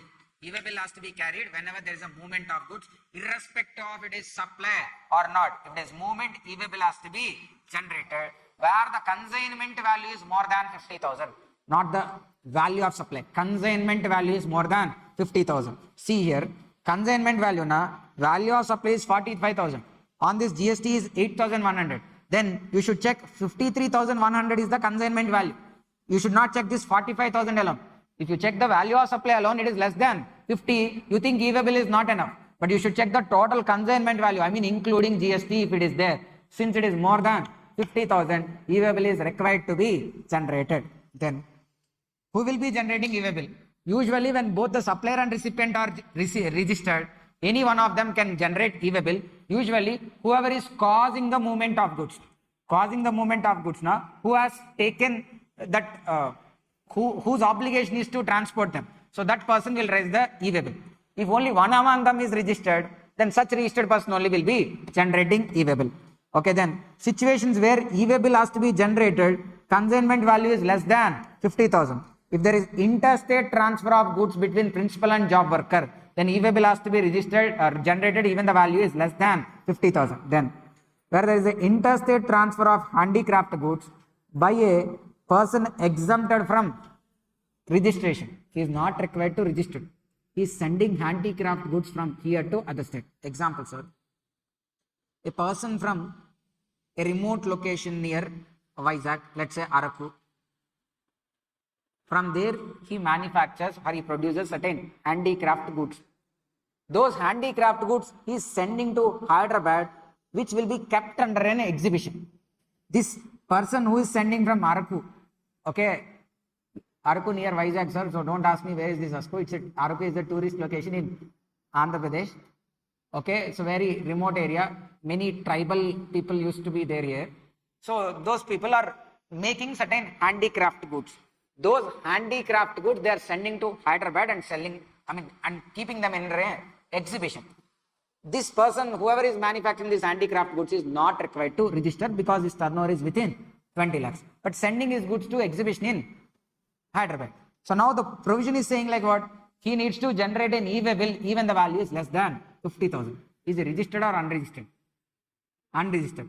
And here no supply also being happened because he is not sure whether the goods are going to be sold or not. They are just sending to exhibition. In exhibition, the customers may buy, may not buy. So it's not a supply, it's just moving the goods from one place to another. EVA bill is required to be generated. No recipient also to raise EVA bill. Only he is there, he is unregistered. How he will generate EVA bill now? For him, even unregistered also he needs to generate. Even unregistered still.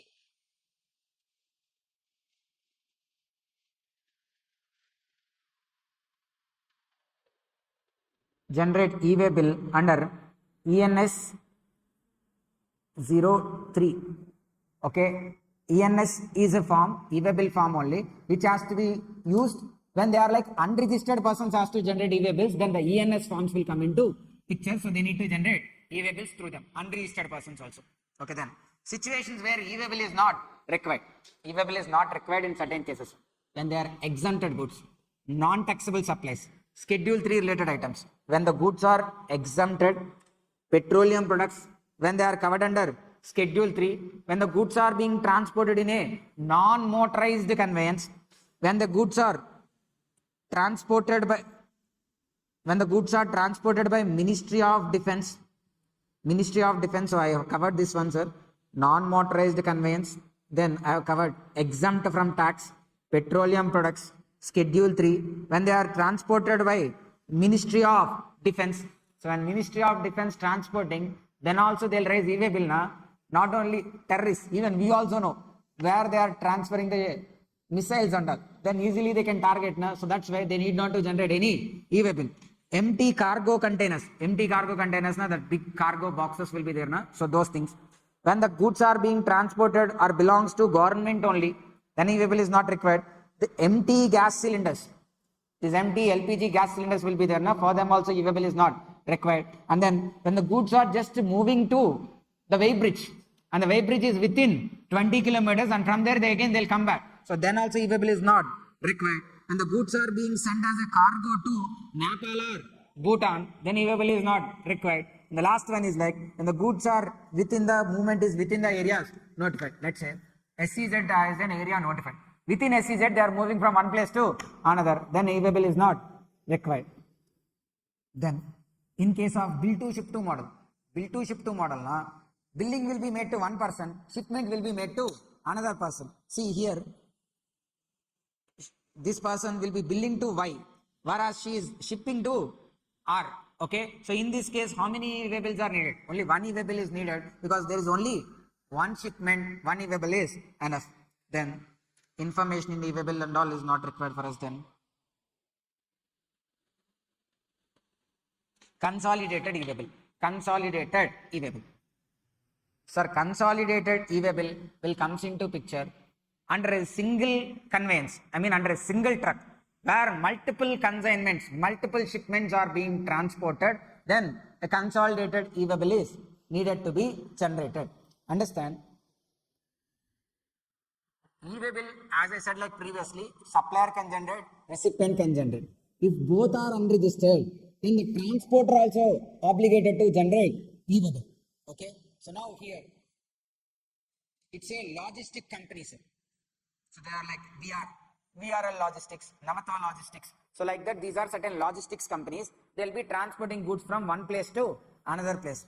So for a particular logistics company, in a truck, there are 500 different consignments with different values. Now, 500 separate e-way bills are required to be generated. So if at all, a supplier will be generating, now for him, it is the only supply he can generate e-way bill. Whereas if the transporter has to generate, there are 500 consignments there. It's not possible for him to generate 500 different e-way bills. So he'll prepare a consolidated e-way bill under EWB02 format. Okay. So even though he apply, an individual e-way bill will also be generated, consolidated will also be generated. To make little easy, only consolidated is there. It doesn't mean there will not be an individual e-way bill also. He'll apply through consolidated mode also. He'll get an individual e-way bill for every shipment also, because e-way bill will have validity based on distance to be traveled. Consolidatedly, you cannot decide validity. That's why there will be individual e-way bills also, and there will be even a consolidated e-way bill also. The question actually to be discussed is from consolidated e-way bill, sir. So let me take you to that question also. Question number 8, 9, 10. Na? Question number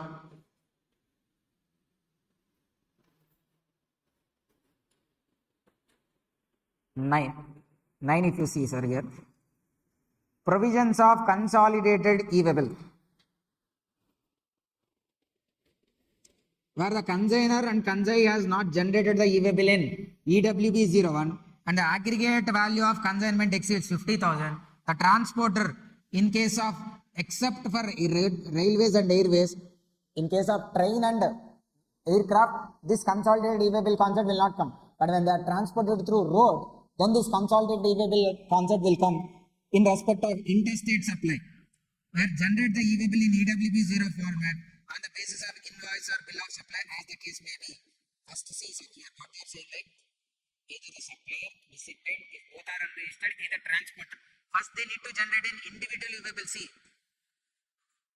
where the consignee has not generated e-way bill and the aggregate consignment value is more than 50,000, except in case of railways, airways and vessel, in respect of interstate supply, generate e-way bill. First in which format, sir? EWB01 format. Okay, as the case may be, and may also generate. So consolidated e-way bill is not a must one. In EWB01 e-way bill is a must. Individual e-way bill is a must one. Consolidated is only for the sake of convenience. If they want, they will generate. Otherwise, they can ignore also. A consolidated e-way bill in EWB02 on the common portal prior to the movement of goods. Where the goods to be transported or supplied through ECO or a courier agency, the party of EWB may also be furnished by ECO or courier agency. E-way bill will have two parts. Part A consists of goods details. Like the invoice details will only be reciprocated into the part A. Part B consists of transporter details. Who is the transporter? What is the truck number? Who is the owner of the truck? All those details will be there in the part B. When you are sending those goods through DTDC, do you know which truck will be going? So that's why both part A and part B details will be filled by the courier agency only in case of courier or e-commerce. Then thus a consolidated e-way bill is generated when the transporter is carrying multiple consignments. Consolidated e-way bill allows, instead of you carrying separate e-way bills, you will be mentioning all those documents in a single e-way bill. Sir, simple. First you generate individual e-way bills. Then let's say 500 consignments are going in a single truck. 500 e-way bills you will be having. Then the truck driver has to do what? All these 500 copies, he need to go for binding and should carry it as like a book. So which is not practically possible. So these individual e-way bill numbers will be updated in the EWB02 format, which will be generating a consolidated e-way bill which will have only the 500 e-waybill numbers alone. Okay, so which is simple to carry to the person in charge of the conveyance. So it's like a single document instead of separate document. So consolidated e-waybill is like a trip sheet. It contains different e-waybills in respect of various consignments being transported, and these e-waybills will have different validity periods. Hence consolidated e-waybill does not have any independent validity. So consolidated e-waybill does not have any validity relevance without an individual e-waybill. This is about consolidated e-waybill. Then validity of e-waybill. What is the validity of e-waybill? Normal cargo or over-dimensional cargo. Over-dimensional cargo na certain heavy machineries, or like if you see windmills, you know windmills are the big fans will be there, wind turbines to generate electricity. Such kind of big machines or wind turbines has to be carried now. They'll be transported in a differently designed large cargo vehicles. Okay, so they'll be usually like so long, which will not see normally on the roads, only in highways sometimes will be coming across them. Those vehicles will go very slow, and only night times they travel when there is less traffic. So they cannot move fast enough. For them a different validity period is there. For the normal cargoes there is a different validity period. Usually it's like take the total distance divided by 200, normal cargoes now. When it comes in fractions or decimals, round it off to next number. 505 kilometers divided by 200. It comes in decimals. How much? Like 2 point something will be coming. Take it to 3. It's only 405 kilometers. You rounding off na, like don't take it to the nearest number. If it is in decimals, take the next number only. Okay. And the validity, while counting the validity, ignore the date of generation. If today generated na, leave today. 2 days validity means then that is tomorrow and day after tomorrow. Forget about working days and non-working days. Don't bother about them. So, okay, it is like 2 days from the date of generation. So ignore date of generation and count 2 days. Okay, how to count a normal vehicle? Take the number of kilometers divided by 200. If it comes in decimals, then take it to the next number. That is the validity.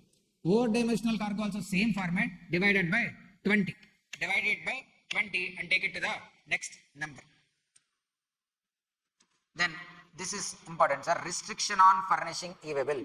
In certain cases, you will be restricted from generating e-waybill facility. I mean, you cannot generate an e-waybill. Sir, previously, here also there is a change. Previously, a GST number itself will be freezed for generation of e-waybill. Now they made slightly changes, which like your number will not be restricted.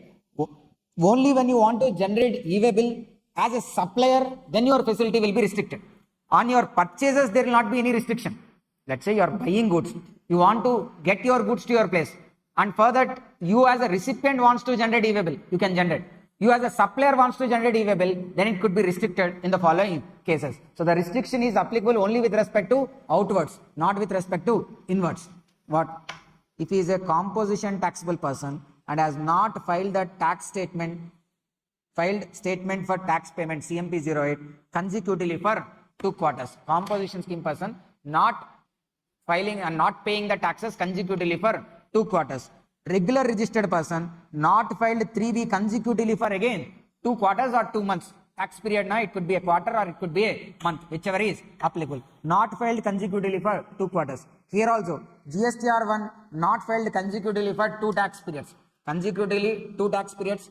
Not paid taxes under composition scheme or under normal scheme also. Not filed 3B, not filed GSTR 1. In all those cases, the invoicing facility will be, e-waybill facility will be restricted. So there is a question on this, sir. Question number 9 done. Then we'll move to question number 10. E-waybill generation facility has to be blocked in respect of outward and movement of goods for defaulting registered person. Comment on validity. The statement is not fully correct, sir, because only outward is blocked, not inward. E-waybill generation facility to be blocked only in respect of outward movement of goods. Rule 138E contain provisions pertaining to blocking of e-waybill.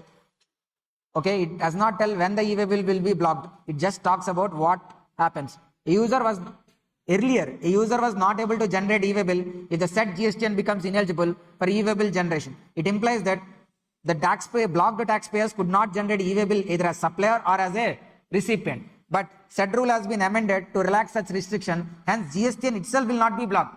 Only if you want to, with the GSTN, if you want to generate e-way bill as a supplier, it would be blocked. As a recipient, you could generate.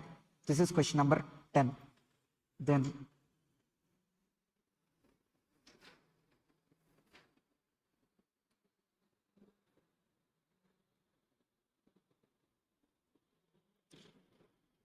the e-way bill which is generated has to be accepted by the other person. When supplier raises recipient, recipient raises supplier. When transporter raises, both supplier and recipient has to accept. By what time it has to be accepted? Within 72 hours or before verifying it by the GST authorities, whichever is earlier. Then inspection, the e-way bill generated will be inspected by them. Once they inspect, they will be updating an inspection report which has part A and part B. Part A is of summary, inspection report. Part B is of detail. The summary has to be updated online within 24 hours, whereas the detailed report within 3 days. There is an extension of another 3 days is also possible. Now come to the questions only. There is one more question from e-way bill. Question number 8. Discuss e-way bill. The whole process will be there, sir. E-way bill is for movement of goods which has to be generated on e-way bill portal where the goods value is more than 50,000 in a vehicle. Then e-way bill can be generated or cancelled through SMS, through Android app or to the normal desktop site as well. When a e-way bill is generated, a unique e-way bill number will also be allocated. In case of bill to ship to model, one e-way bill is enough. E-way bill has to be generated when there is a movement of goods value more than 50,000 in relation to supply, other than supply, and even with respect to inward supplies also when it is from an unregistered person. Then the next box, or even though it is mentioned, it is not required. That's why I boxed it. This para, which is completely irrelevant, but it was given there. Then for certain goods, e-way bill has to be generated even the value is less than 50,000 when interstate movement of goods by principal to job worker and interstate transfer of handicraft goods by dealer who is exempted from GST registration. E-way bill can be generated by registered person, whoever is causing the movement of goods. Where if it is unregistered person also has to raise e-way bill. Hence, where a supply is made by an unregistered person to a registered person, then recipient will raise. Both in case of unregistered persons, now there is something called ENS format through which they will be generating e-way bill. So, okay, this is the concept of e-way bill. Okay. So now we are discussing regarding question number 2B. So for this, the question is like standard. It's always coming from GST returns.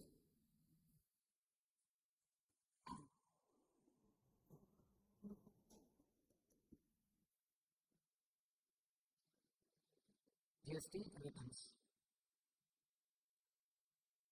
And there also from returns, these are only the targeted areas like GSTR1, that also the content of GSTR1 or content of GSTR3B. GSTR4, it's about composition scheme person, 5 is about NRTP, and then C for delay in filing, and the next one is about QRM. So these are the areas. Out of this, there is an amendment with respect to GSTR1. There is an amendment with respect to GSTR4. Okay, so these are the areas which are in focus for GST returns only. So these questions only will be like loop mode.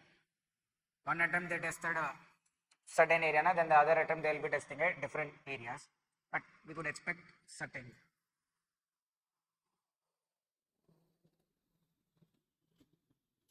Okay, so first we'll discuss the specific areas, but first we'll discuss like what are the various return filing formats and when they need to be filed for just some 5 minutes.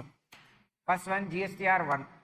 GSTR1 is needed by section 37. Section 37 says like outward supplies has to be filed by every registered person, where there is that also monthly by 11th of succeeding month.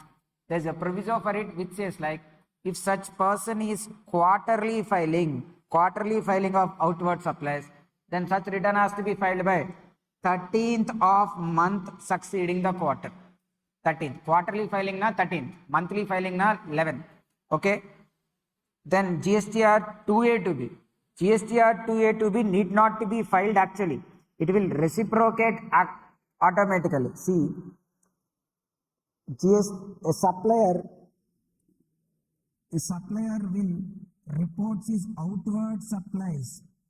A supplier will report his outward supplies to the GST and goods and service tax network in GSTR 1. Then this GSTN will automatically auto-reflects all these to the corresponding recipients. So it will reflect the inward supplies will be auto-reflected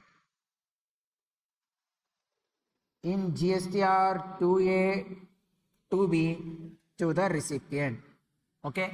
So 2A, 2B, we not to file anything. It consists of directly the inward supplies which are auto-reflection, hence there is no need of due date. Then GSTR 3B.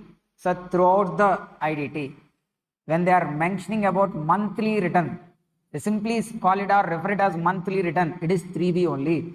Don't assume yourself as like GSTR 1 or any other return. Monthly return, it is nothing but GSTR 3B. In simple, only return if it is used, it is about, they are referring to about GSTR 3B only.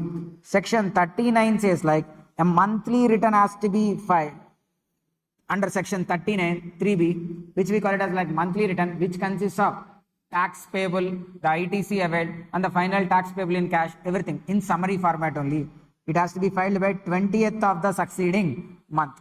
Whereas QRMP scheme is applicable. If he has opted for QRMP scheme, quarterly return and monthly payment scheme, then instead of 20th, then the date can be either 22nd or 24th. At the 22nd or 24th, it's based on the states. Okay, for certain states it is 22nd and for certain states it is 24th. Then composition scheme person, if he is GSTR 4, composition scheme person will be reporting his outward supplies through GSTR 4. Previously the due date for it is like 30th April of succeeding financial year. Now it has been changed, which is like 30th June of succeeding financial year. It's not like 30th April of succeeding financial year. It got amended. It is how much? 30th June. So from financial year 24-25 onwards, from financial year 24-25 onwards, 30th April of succeeding financial year is the due date for filing GSTR 4. Then GSTR 5. GSTR 5 covers about what? NRTP. Okay, we'll discuss sir in detail about NRTP. In questions also there is about NRTP, so I'm skipping here. Then GSTR 5A. 5A has to be filed by an OIDR. Who is called OIDR? Online Information Data Access and Retrieval Services. Online Information Data Access and Retrieval Services provided to a non-taxable person. Non-taxable persons, not these three. Write down, sir. That was not mentioned here. Non-taxable persons means who? Non-taxable persons means government, either state government or central government, charitable entity or individual unregistered. So these are called non-taxable persons. Government entity, charitable entity, individuals who are unregistered. So when OIDR is providing services to these non-taxable persons, then the return format is GSTR 5A, which has to be filed by 20th of the succeeding month. Then GSTR 6. GSTR 6 covered under 39 subsection 4, which has to be filed by input service distributor. Who is called an input service distributor means a person. So in simple, sir, it's like a corporate office or head office which has various inwards. On that it is having accumulated credit. That credit it wants, sir, head office will be taking certain audit services, designing services, technician services, advertisement services. These related credit is related even to branches. So head office will be distributing such credit to branches. To distribute the credit to branches, then such person, whoever wants to distribute, needs to register itself as ISD. Since it is registered as ISD, it needs to file an ISD return separately under GSTR 6 by 13th of the succeeding month. Then for a person to whom TDS provisions are applicable, then the return filing format is GSTR 7, which has to be filed by 10th of succeeding month. If TCS provisions are applicable, then GSTR 8 is applicable. The return has to be filed by 10th of succeeding month. Then GSTR 9 is about annual return, which has to be filed by 31st December of succeeding financial year. The GSTR 9 under section 44, which is an annual return, has to be filed by when? 31st December of succeeding financial year. And then GSTR 10, which is like section 45, which talks about final return. Final return has to be filed when a person registration got cancelled. Okay, and final, it's when his registration is cancelled, then he will be filing a final return, which has to be filed from 3 months from date of cancellation or order of cancellation, whichever is later. So there's a difference between date of cancellation and order of cancellation, because cancellation can be made with retrospective effect. Let's say a person GST registration is cancelled with effect from 1st April 2024. 1st April 2024, the registration got cancelled. Whereas the order is issued on today, 6th May. Order issued on 6th May, whereas the cancellation is from 1st April 2024. So from there, 3 months you have to count now. 1st April 2024 now through 3 months means 1st July only. That already lapsed. So that's why they are checking even from what? Order of cancellation. Order is today, 6th May. From there take 3 months, whichever is later. That would be the last date for filing final return. Then GSTR 11. There is no actually section, no section has referred it, but rules, in the rules it has been mentioned like, if any inwards are there to UIN holders, who are called UIN holders, UIN means unique identification number, which will be given to foreign embassies, consulates, UNOs, such an international organization, diplomatic missions. For them, instead of regular GSTN number, UIN will be allocated. All their outward services are exempted. All their outward services are exempted. Then why they need to file return means on their inwards, if any tax is charged, such tax they can take it as a refund. Okay, so to avail that refund, they need to mention or report all their inward supplies received under GSTR 11 by 28th of the following month. Then GSTR 1A. GSTR 1A is about rules. Okay, it is also about mentioned under the rules. It is the newly inserted one, sir. GSTR 1A under GSTR 1. Simple.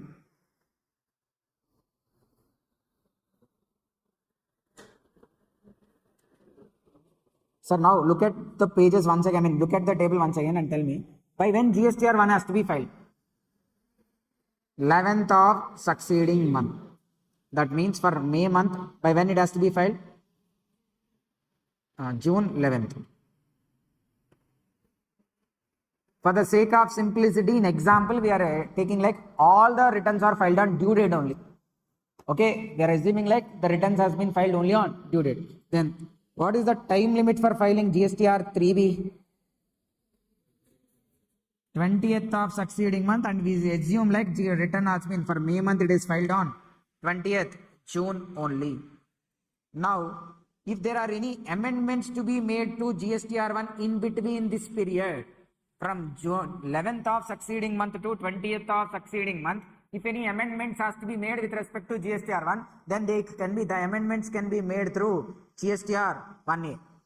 Okay, from the date of filing of GSTR 1 till the date of filing of GSTR 3B, in between this period, if any amendments has to be made, that can be made through GSTR 1A.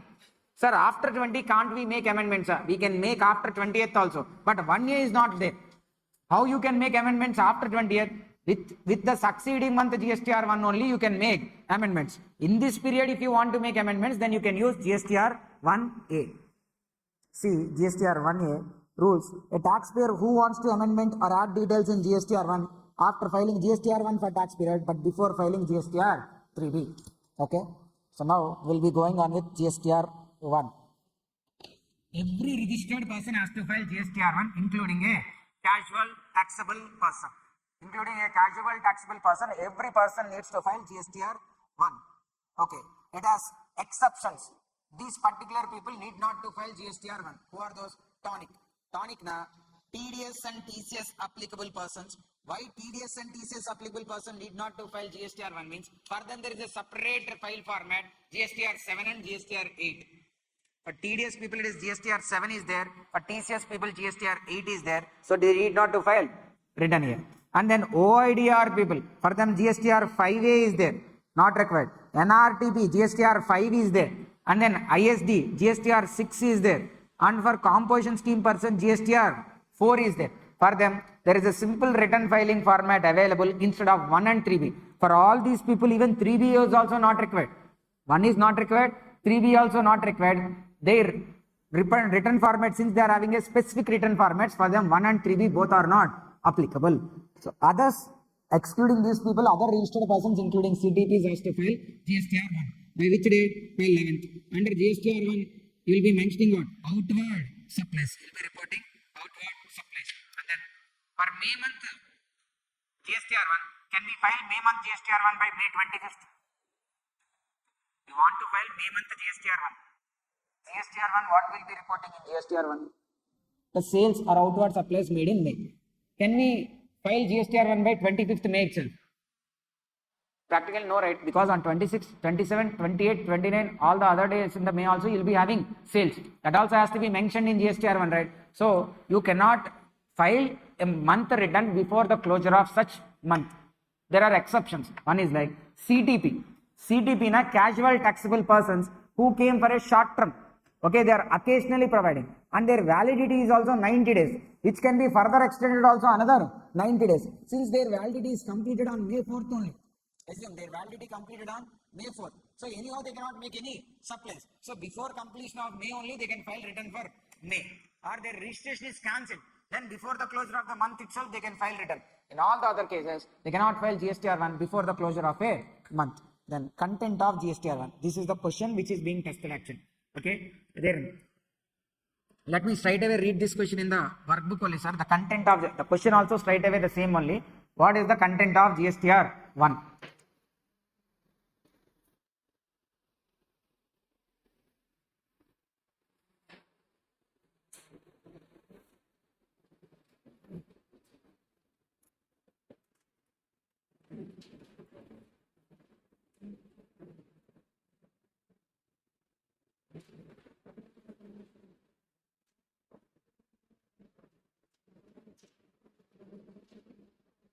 So, what are the details to be submitted while furnishing the details of outward supplies in form GSTR 1? Nothing but the content of GSTR 1. So, what has to be mentioned? The supplier has to furnish the details of invoices, debit note, credit note. So, my question is, when debit note has to be raised, when credit note has to be raised? When the invoice value has to be further increased, debit note. When it has to be decreased, credit note. Increase na asset. Think from asset perspective. Asset has to be increased na, you will debit. So debit note. Invoice value increasing, debit note. Invoice value has to be decreased na, where an asset if you need to decrease you will be crediting. So credit note. Sir, why it is treating as an asset? Because invoice you will raise to your debtor. Invoice will be raising to your customer. Customer is an asset to you. That's why you need to increase it na. The money to be received will also increase. So you are raising a debit note. Okay. When you are reducing the value na, the money you receiving from a customer will also reducing. So your debtor balance is getting reduced. So that's why they are raising a credit note. So when the value has to be increased, debit note. Has to be reduced, credit note. So invoice details, debit note details, credit note details, revised invoice. Revised invoice will be raised when there is a time gap between the effective date of registration and the date of grant of certificate. Sir, you are effectively registered from 1st May only, but you got certificate only on 25th May. So when this applicable? When a person applies for registration within 30 days from date of liability, his effective date of registration is date of liability itself. Let's say your liability came on 1st May. You applied on 25th May and you got your registration on 28th May. That means you got your GST number only on 28th May. But whereas technically you are registered from 1st May. So between 1st May to 28th May, you are registered. Your supplies are taxable, but you don't have a GST number. An invoice is not valid without a GST number. So all the invoices you raised in between these 28 days, again you need to revise them. So they are called as revised invoices. So debit note, invoice, credit note, revised invoice in relation to outward supplies made during a month has to be reported. Key points are like supplies made to registered person, And then here there is an amendment, sir. Interstate supplies to a consumer where invoice value is more than, sir, make it as like 1 lakh, not 1 lakh 50, 1 lakh. Should be separately captured. So this point again I am taking it to the notes and I'll explain because it was written clearly in notes also. Come to the next page, sir. You can see in the notes like till from the content of GSTR1, the next page. What is the page number, sir? Notes. How much? 156. Requirement to furnish details of invoice and revised invoices in relation to supplies made. Do we need to each and every invoice in GSTR1? If it is B2B, you need to report invoice wise. Why? Because the corresponding recipient shall avail IDC to auto reflect that each and every invoice has to be mentioned separately. So if it is like the supply made with a registered person, each and every invoice has to be shown separately. Then if the supply is made with an unregistered person, I mean B2C, with an unregistered person B2C, then you need to classify them as intrastate, interstate. Intrastate, now you can show them consolidatedly because B2C only, recipient anyhow is not eligible to get IDC. You can show the total value and show them, not needed like invoice wise. Whereas B2C only, B2C na registered to unregistered, and it is an interstate supply, then you need to mention those invoices separately where the value is greater than 1 lakh. Previously it used to be 2.5 lakhs, now it got reduced to 1 lakh. Okay, where the invoice value is more than 1 lakh, you need to show that separately. Previously the value used to be 2.5 lakhs, only about 2.5 lakhs you need to show separately. After amendment, value above 1 lakh has to be shown separately, and then such separately.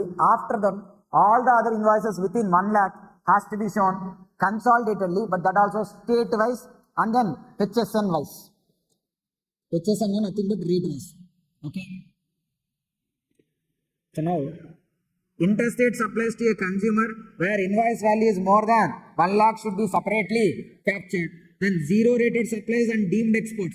Zero rated supplies na exports, and supplies made to SEZ are called zero rated supplies. They have to be shown separately. And the consolidated amount of interstate supplies and intrastate supplies made to a person when they are to non-registered person for each rate of tax. Within 1 lakh also you can consolidate them and you can show them. Then zero rated supplies, exempted supplies, nil rated supplies, exports, all of them also has to be captured separately. Then see this, the tax liability arising in the current tax period where invoice is not issued in the current tax period. So this one, as per time of supply, May is only the time of supply, but invoice is raised in June. Are you able to understand, sir? Time of supply, for deciding time of supply, will take for goods date of invoice or due date for issue of invoice, whichever is earlier is the time of supply for goods under FCM.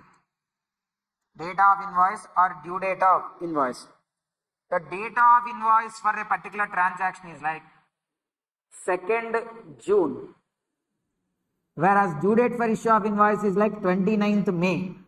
So whichever is earlier now, what is time of supply? 29th May. Whereas time of supply is 29th May, invoice raised in which month? 2nd June. So for them, the tax liability arising in the current tax period, where the invoice is not issued in the current tax period, yet to be raised with respect to advance or with respect to these differences, that also has to be mentioned separately. Then invoices which are issued in current tax period, raised invoice now, but the time of supply is in next month, they also has to be shown separately. Then supplies made through e-commerce platform or other companies to registered taxable persons and other consumers separately. Supplies which are made through e-commerce portal of other companies which are to registered persons and other consumers has to be shown separately. And even HSN also has to be mentioned. How many digits of HSN has to be mentioned? That is there clearly in the notes, sir. Come back to notes again.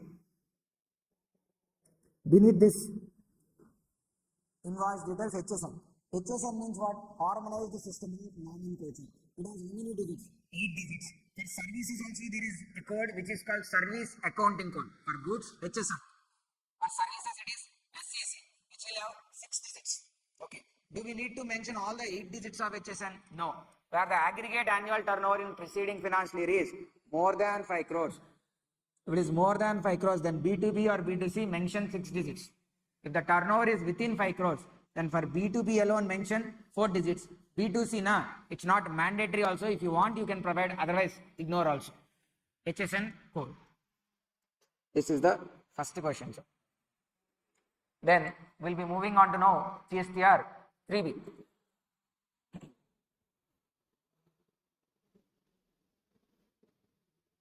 Sir, this one you see, amendments related point. Where there are any changes made to GSTR1 from the date of filing of GSTR1 but before filing GSTR 3B. I didn't see amendments for GSTR, any omissions or additions has to be made. Then when they are identified before filing 3B of the month or quarter, then the amendment can be made through GSTR 1A. Whereas after filing 3B, then they can be amended by way of amendment of tables given in the GSTR1 of subsequent tax periods. If at all May month related GSTR1, you need to amend. But you identified that in August month. You can do that while filing August month GSTR1. There is a separate table for it with respect to amendments of preceding or previous months GSTR1s through that table. How long you can amend? What is the time limit for doing these amendments, rectifications and omissions related rectification, corrections and all? That is 30th November of succeeding financial year or date of filing of annual return, whichever is earlier. See, there is an example also. There is an omission in GSTR1 of August 2024.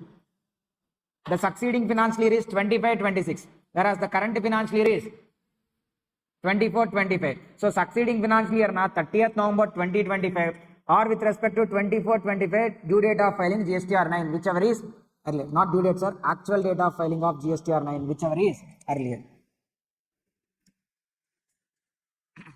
Then come to GSTR 3B, sir. Furnishing of monthly return, GSTR 3B. Next page only it is there.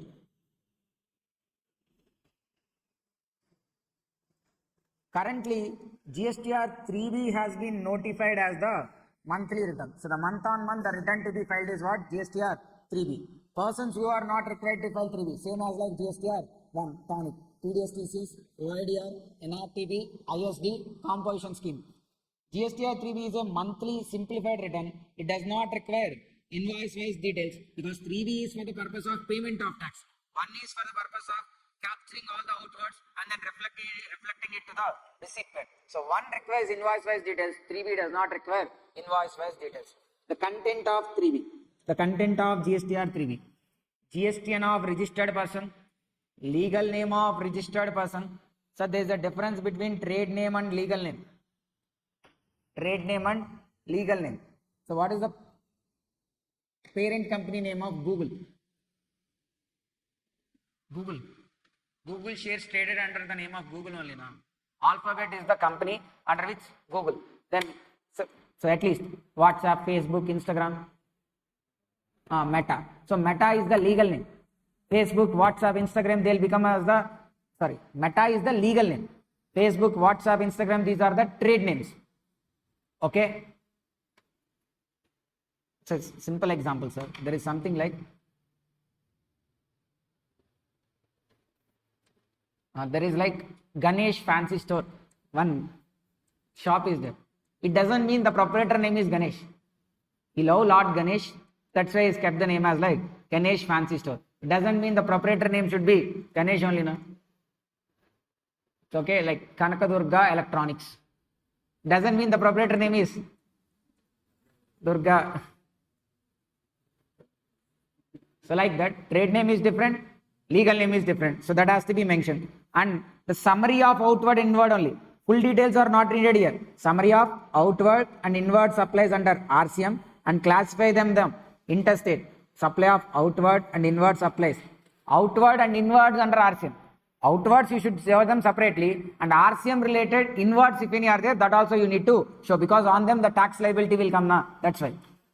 And classify them even into interstate also, and among them between registered persons and unregistered persons, to composition taxable persons if any, and to UAN if any. All these classifications you need to provide. Now outward supplies only. How many are to interstate and intrastate? Within intra and intra, how many are to registered person, unregistered person, composition scheme person, and to unique identification number? This classification has to be given. And the summary of eligible ITC. The ITC whichever is eligible has to be shown separately. How much is IGST, how much is CGST, how much is SGST. And then summary of even exempted supplies, nil rated supplies, and even non-GST supplies also. And then the last one, the details of payment of taxes also, category wise. Category wise na CGST, SGST, IGST, how much is the tax payable, how much is the ITC available, if any TDS and TCS credit is there, that how much is there. At last, after adjusting all this, what is the final tax payable? So all these details has to be provided. Okay, there is a question on this, sir, in workbook also. I have mentioned here question number 3. Same as it will be there, sir. Prepare a list of content of 3B. The 3B contains of 6 tables: GSTN number of registered person, legal name of registered person, the summary of outward and inward supply and reverse charge, and when bifurcate into interstate and outward as follows, which are to unregistered person, composition scheme person, and even to UAN holders. And the eligible ITC also has to be shown separately, IGST, CGST, SGST, and then summary of exempted, nil rated and non-GST. Then the payment of tax also category wise. What is the tax payable? What is the ITC available? What is the TDS, TCS credit? And after adjusting all them, what is the final tax payable through cash ledger?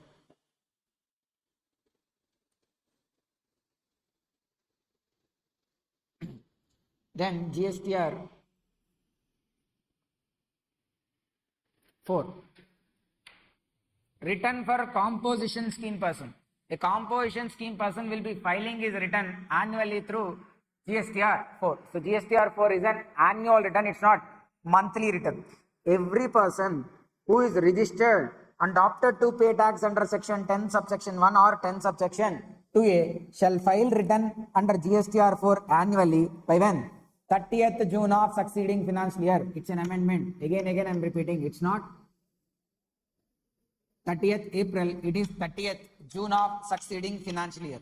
Then he needs to pay tax quarterly, tax payment quarterly, whereas return filing is annually. The tax payment has to be made through CMP 08 by 18th of the month succeeding the quarter. Through CMP 08 by 18th of the month succeeding the quarter. A nil GST, nil CMP 08 GSTR 4 also has to be filed. Even though no supply is made, he has to file nil return also. Then a supplier files a return under GSTR 1. From there GSTR 1, the details of GSTR 1, the outward supplies will be reciprocated by GSTN to the corresponding recipients. So even for composition scheme person also, his inwards will be reflecting. They will reflect under GSTR 4A. These are reflected, the inwards are reflected under what? GSTR 4A to the recipient under section 10. Recipient under who is under section 10.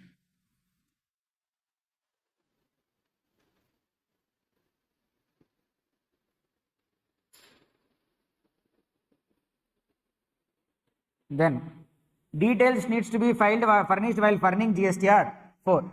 Sir, GSTR 4 also, I mean for composition scheme person also there is GSTR 4A where the inwards will get reflected directly by GSTN. Since it is reflected by GSTN, there will be invoice wise. From different suppliers, the data will be gathered and that would be reciprocated to the recipient. So composition scheme person inwards will be invoice wise, whereas his outwards, a composition scheme person, if you buy goods from composition scheme person, you will not be getting ITC. So his outwards need not to be mentioned invoice wise, he will be showing them consolidatedly only. Invoice wise details of inter and intrastate inward supplies from registered and unregistered person will be reflecting. And then import of goods and services he will be showing separately. Consolidated details of outward supplies he will be showing. Debit and credit notes if any are issued, that he will show. Then if any TCS credit is there, TCS or TCS credit, that also he will be showing. If any advances received or advances adjusted. And the last one is like amendment of outward supplies furnished in earlier returns. If any amendment has to be made now, that will also be mentioned here. Okay. So now there is a question on this also, sir. Question number 6, I think.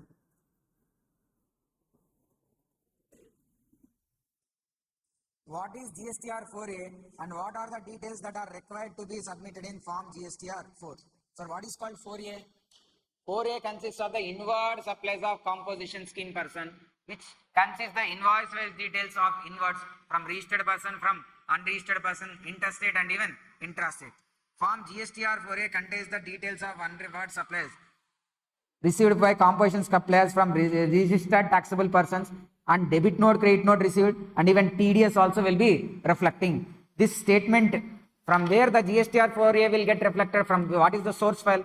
Suppliers might be filing GSTR 1, GSTR 5, 7. From that data, GSTN will reciprocate it to the composition scheme person under GSTR 4A. Then, while furnishing form GSTR 4, the SSE has to furnish invoice-wise details of intrastate inward supplies received from registered and unregistered person, import of goods and services, consolidated details of outward supplies, debit and credit note issued, TCS credit if any issued, consolidated statement of advances paid and adjusted, and if any amendments of outward supplies furnished in the earlier returns. Then the next one we are moving to NRTP. Sir, NRTP, last time it is asked. Okay, last attempt also, I said like from written chapter only these 5 questions only, there will be 1 question. Last time they asked NRTP. So this time it could be from GSTR 1, 3B or fee for delay in filing. So 1 question only. So from written chapter there is like 6-7 questions only hardly. From there only they are repeating.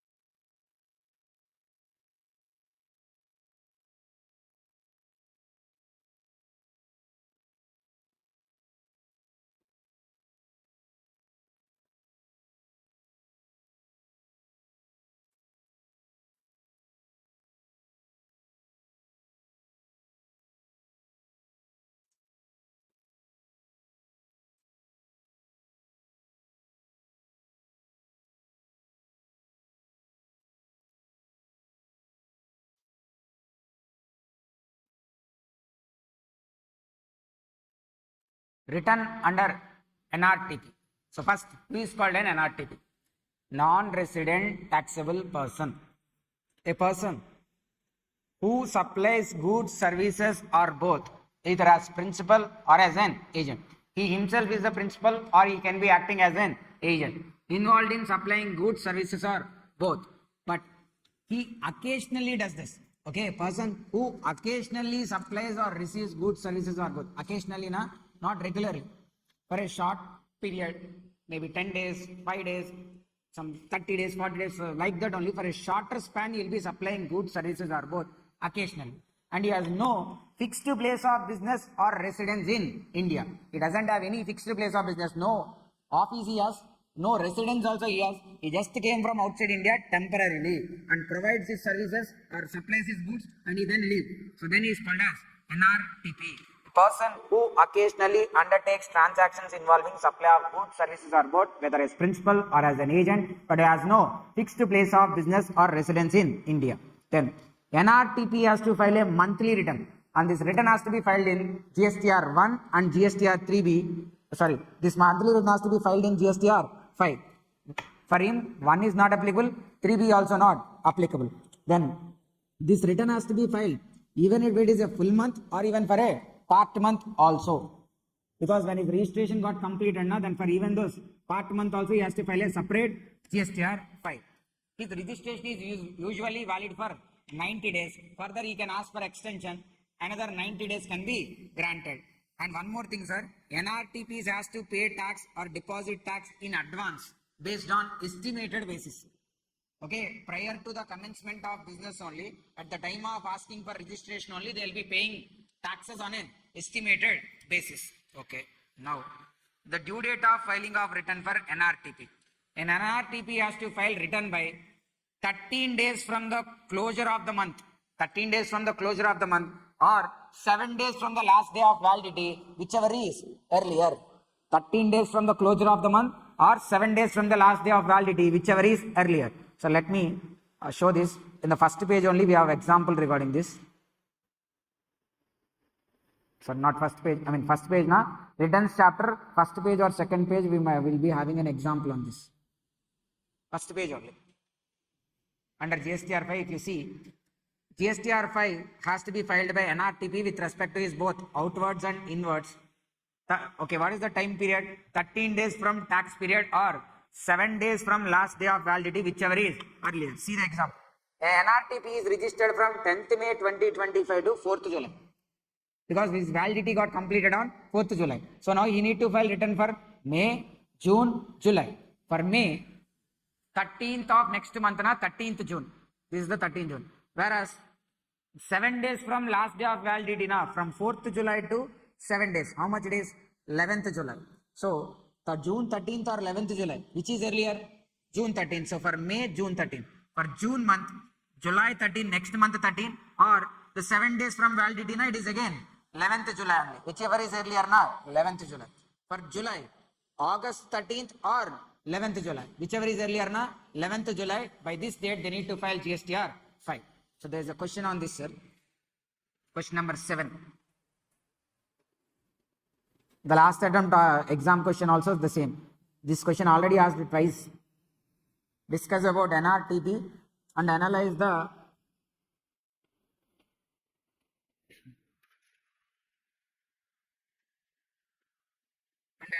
provisions relating to filing of returns by NRTP. NRTP, non-resident taxable person, means any person who occasionally undertakes transactions involving supply of goods, services or both, whether as principal or as an agent in any other capacity, but who has no fixed place of business or residence in India. So NRTP has to file a monthly return. Okay, he is not required to file separately outward statement GSTR 1 and the statement of inward supplies and return like a normal taxpayer. So 1, 3B, all these are not required. In place of them, a simplified monthly return has been prescribed under GSTR 5 for every calendar month or part of the month. He shall incorporate all the details of outward and inward in GSTR 5. Then last date, we know last date what? 13 days from the closure of the month or 7 days from the validity, whichever is earlier. Then payment interest penalty. If he has any payment of tax, interest, penalty or any other amount, then it is written is not furnished. They are anyhow, it is applicable. Not filed within the due date, na, interest, fine, penalty, as usual, it is applicable. Then the next question is about fee for delayed filing. For various returns are there, na, if these kind of returns are not filed within the due date, what is the late fee applicable? That is the question.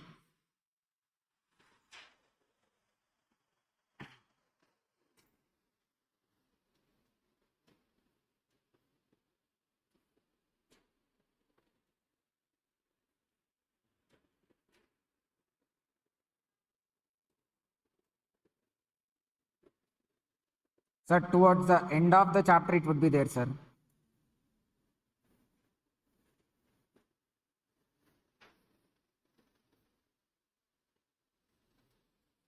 Towards the end of the chapter, you can see the last page in the chapter is about late fees.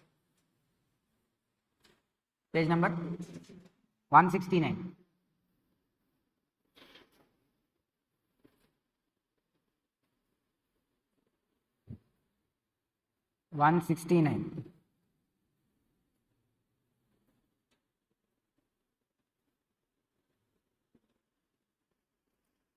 Late fee for delay in filing returns. Sir, here the late fee which we are discussing is only about CGST. The same amount will be there even in SGST also. So if at all in exam you need to write, you cannot only write CGST part. You should add another column and the same amount will be there even in the SGST as well. Okay. GSTR 1 and 3B. Where such person tax payable is nil and he has not filed the return by due date. For both 1 and 3B, he didn't file by due date, whereas his tax payable is nil. In such cases, the late fee is 10 rupees per day. 10 rupees per day. And the maximum cap is 250. If he delays for 30 days also, the late fee is 250 only. Then, where the AAT on aggregate annual turnover, where the aggregate annual turnover is within 1.5 crores. He has tax payable, but the turnover is within 1.5 crores. Then the late fee is 25 per day, maximum 1000. Late fee is 25 per day, maximum 1000. Next, where the aggregate annual turnover is greater than 1.5 crores but less than or equal to 5 crores, then the late fee is 25 per day, maximum 2500. Then if the aggregate turnover is more than 5 crores, per day it is 25 only, but maximum it is 5000. So here the maximum amounts are like 1000, 2500, 5000. Per day it remains same, 25 per day. In case of nil return, no tax payable, then it is like 10 rupees per day, maximum 250. For composition scheme person also the same limits applicable. But composition scheme, he will become ineligible when his turnover exceeds 1.5 crores. That's why there are only two options. One is nil return, the other one is up to 1.5 crores. When he exceeds 1.5 crores, he will become ineligible for composition scheme. The same only, the first two will be applicable for composition scheme person. Nil return na 10 per day, maximum 250. Tax payable is there, but within 1.5 crores only he can be there. So then in such cases 25 per day, maximum 1000. The same equivalent amount of SGST will also be there. Then GSTR5, GSTR5 who has to file? NRTP, where the tax payable is nil, then it is 10 per day, maximum 5000. 10 per day, maximum 5000.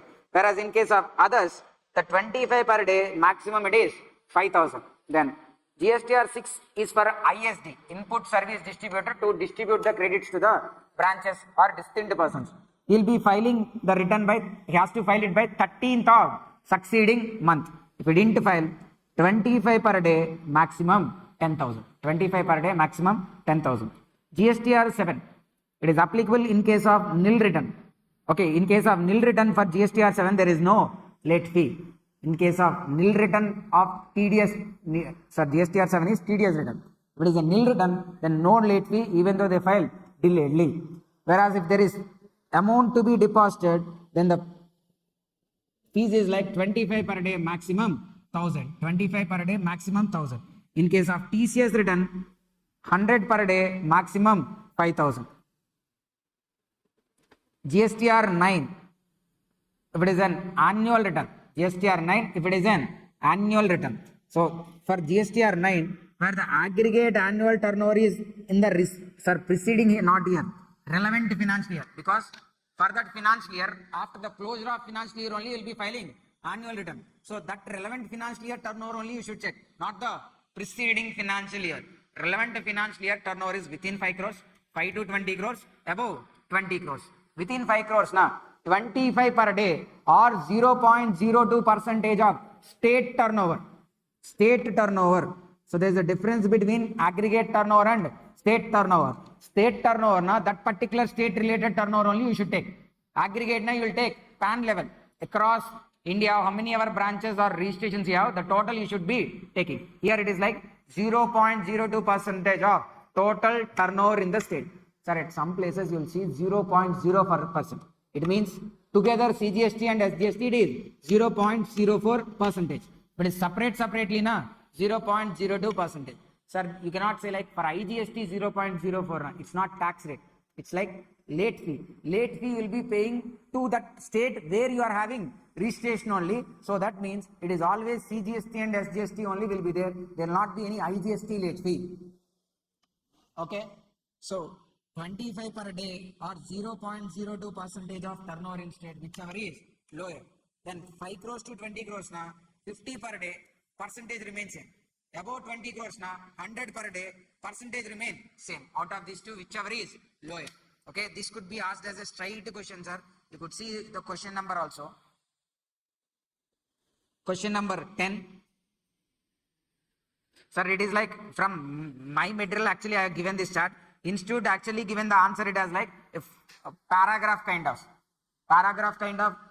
If you can write, you can write. But usually we cannot remember or we cannot write this kind of things as a paragraph format. So I given like this. So this is the question which they can ask, straight question only. Write about the late fee, or else sometimes they are asking only about annual return only. Instead of asking all those returns, they can straight away ask about only annual return related late fee.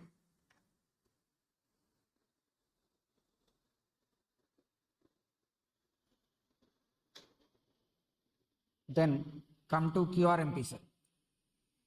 quarterly return and monthly payment scheme, QRMP. QRMP, page number, just 2 pages before that will be there. 165.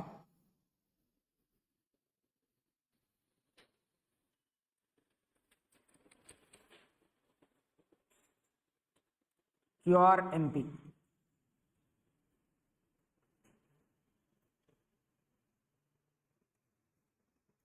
See, QRMP. Sir, QRMP has been introduced to reduce the compliance cost. Compliance cost, na, the cost which would be incurred by a company to hire us, as na, like CAs or CMAs, for these filing charges and all, whatever they incur, that is nothing but called as compliance cost only. Okay, they feel it as like a burden actually. Okay, any business person, when a tax law ultimately should ultimate result into less compliance cost. Okay. Sir, government cannot impose a rule like we should wear a 30,000 worth helmet. You need to wear 30,000 worth helmet, na, then you will stop even going on bike also. You'll be going through metro or take bus only because the compliance cost is so high. So the compliance cost should be minimal only there. So here also, the GST procedures and the rules cannot be so complicated that the compliance cost shall not be heavy, at least to the small and medium sized persons. Forget about the large players. At least for the small and medium sized persons, the compliance cost should be minimal. So further, the eligibility of QRMP, a person whose aggregate annual turnover is up to 5 crores are treated as small and medium sized persons. They are eligible based on preceding financial year. Composition scheme also for compliance cost reduction only. Composition scheme, you cannot opt GST wise, it's PAN wise only. Whereas QRMP, I have 2 GST registrations, one can be under QRMP, the other can be under normal. But the same way, I cannot have one under composition scheme and the other under the regular scheme. Clear? Then, if you want to opt into QRMP, then it should be opted in from first day of second month of preceding quarter to last day of first month of the, from when to when, sir? See, from first day of second month of preceding quarter to last day of first month in which the option is being exercised. See, willing to opt QRMP for financial year 25-26. April, May, June quarter, they want to opt for QRMP. The quarter they want to exercise is what? April, May, June. For this, what is the preceding quarter? Jan, Feb, March is the preceding quarter. Preceding quarter, second month, first day. Preceding quarter na Jan, Feb, March. In that second month is what? February. February first day na 1st February. So far, if you want to go to QRMP from April, from 1st February, you can opt in. Okay, that from April I will be coming into QRMP, like that you could inform. Till what time you could opt in? For the current quarter in which you are opting, in that first month. What is the current quarter you are opting? April, May, June. In that first month, na, April. In April, last day means 30th April. So from February 1st to 30th April, you can opt for QRMP for April, May, June quarter. If you claim on May 1st, na, if you avail on a May 1st, na, that would be for the next quarter. Opt out also same time limits.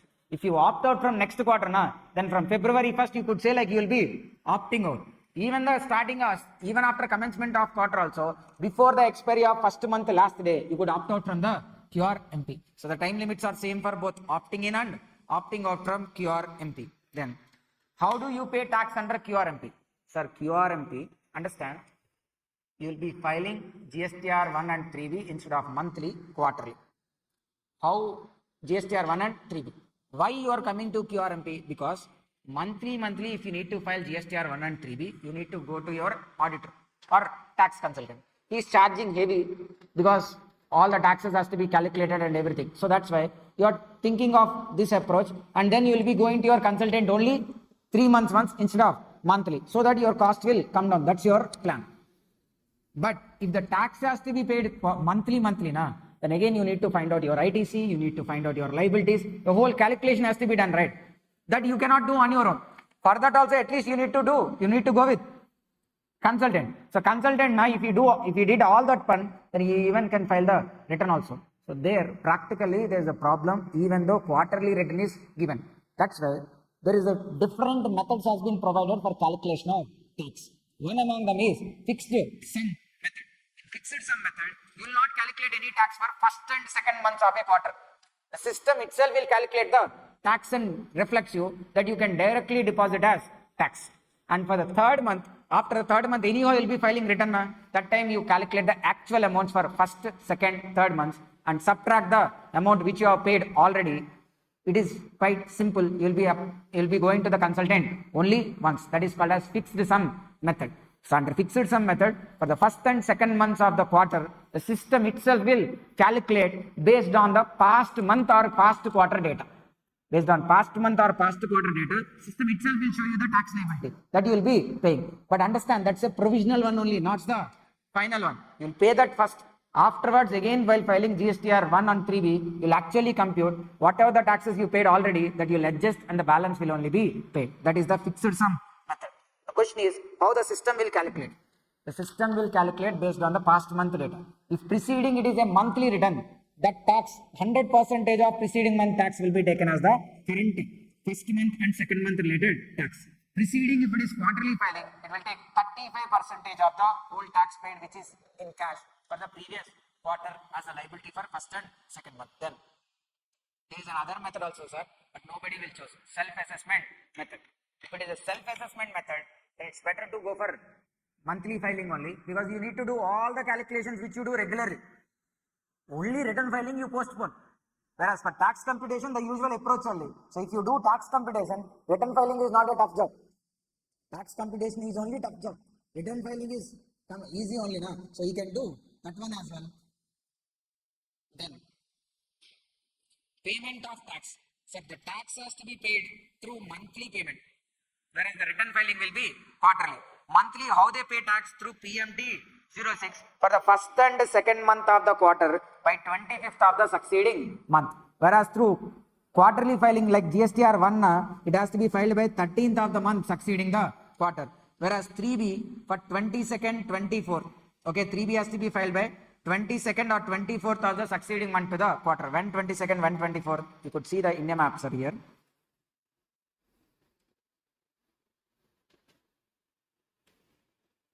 Here you could see there is a red line drawn below this line 22nd, above that line 24th.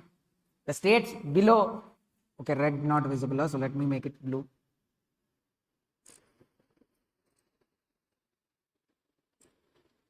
Okay, so you could see that line, right? So below those states, so it's easy to remember only, sir, the below mentioned states. First we'll start with union territories. Sir, south side, what are the union territories are there?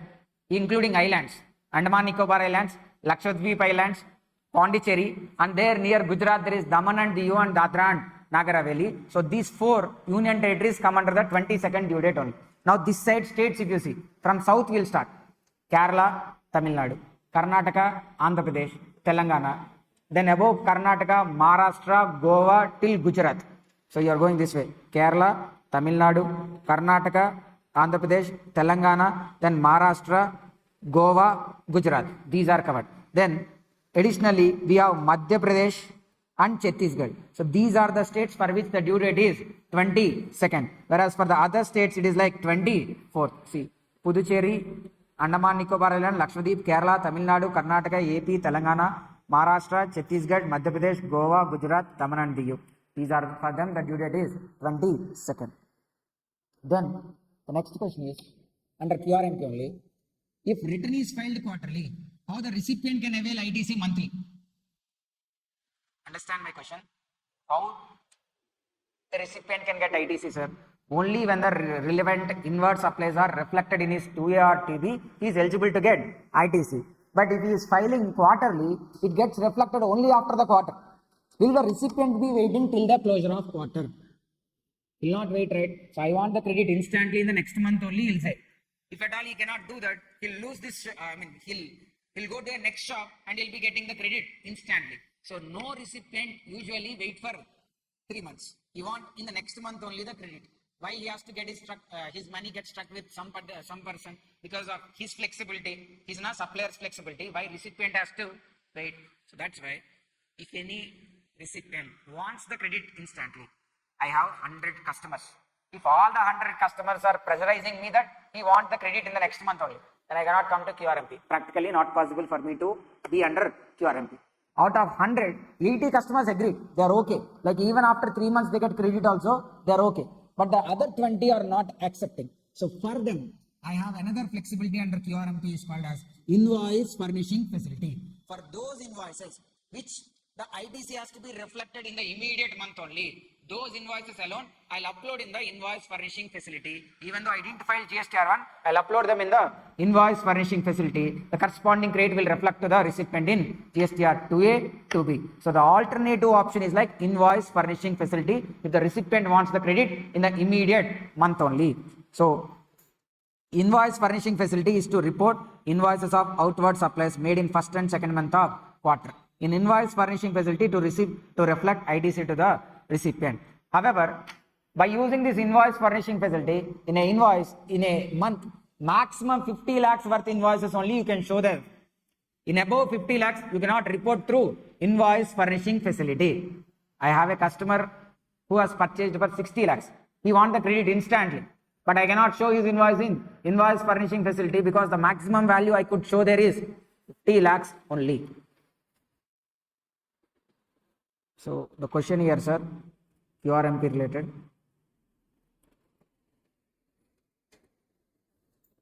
Question number 11.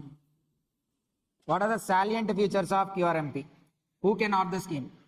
The following registered persons. Page number 12.6.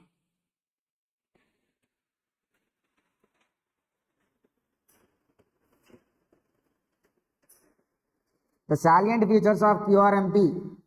Who can opt for the scheme? Following registered persons can file quarterly returns and pay tax on a monthly basis. Whose turnover is within 5 crores in the preceding financial year will be is eligible for QRMP. But once his turnover crosses 5 crores, he'll become ineligible. Any person obtaining a new registration also can opt for QRMP, and coming out of composition scheme also can opt to QRMP. QRMP can be opted GST wise instead of PAN wise. When can he can opt?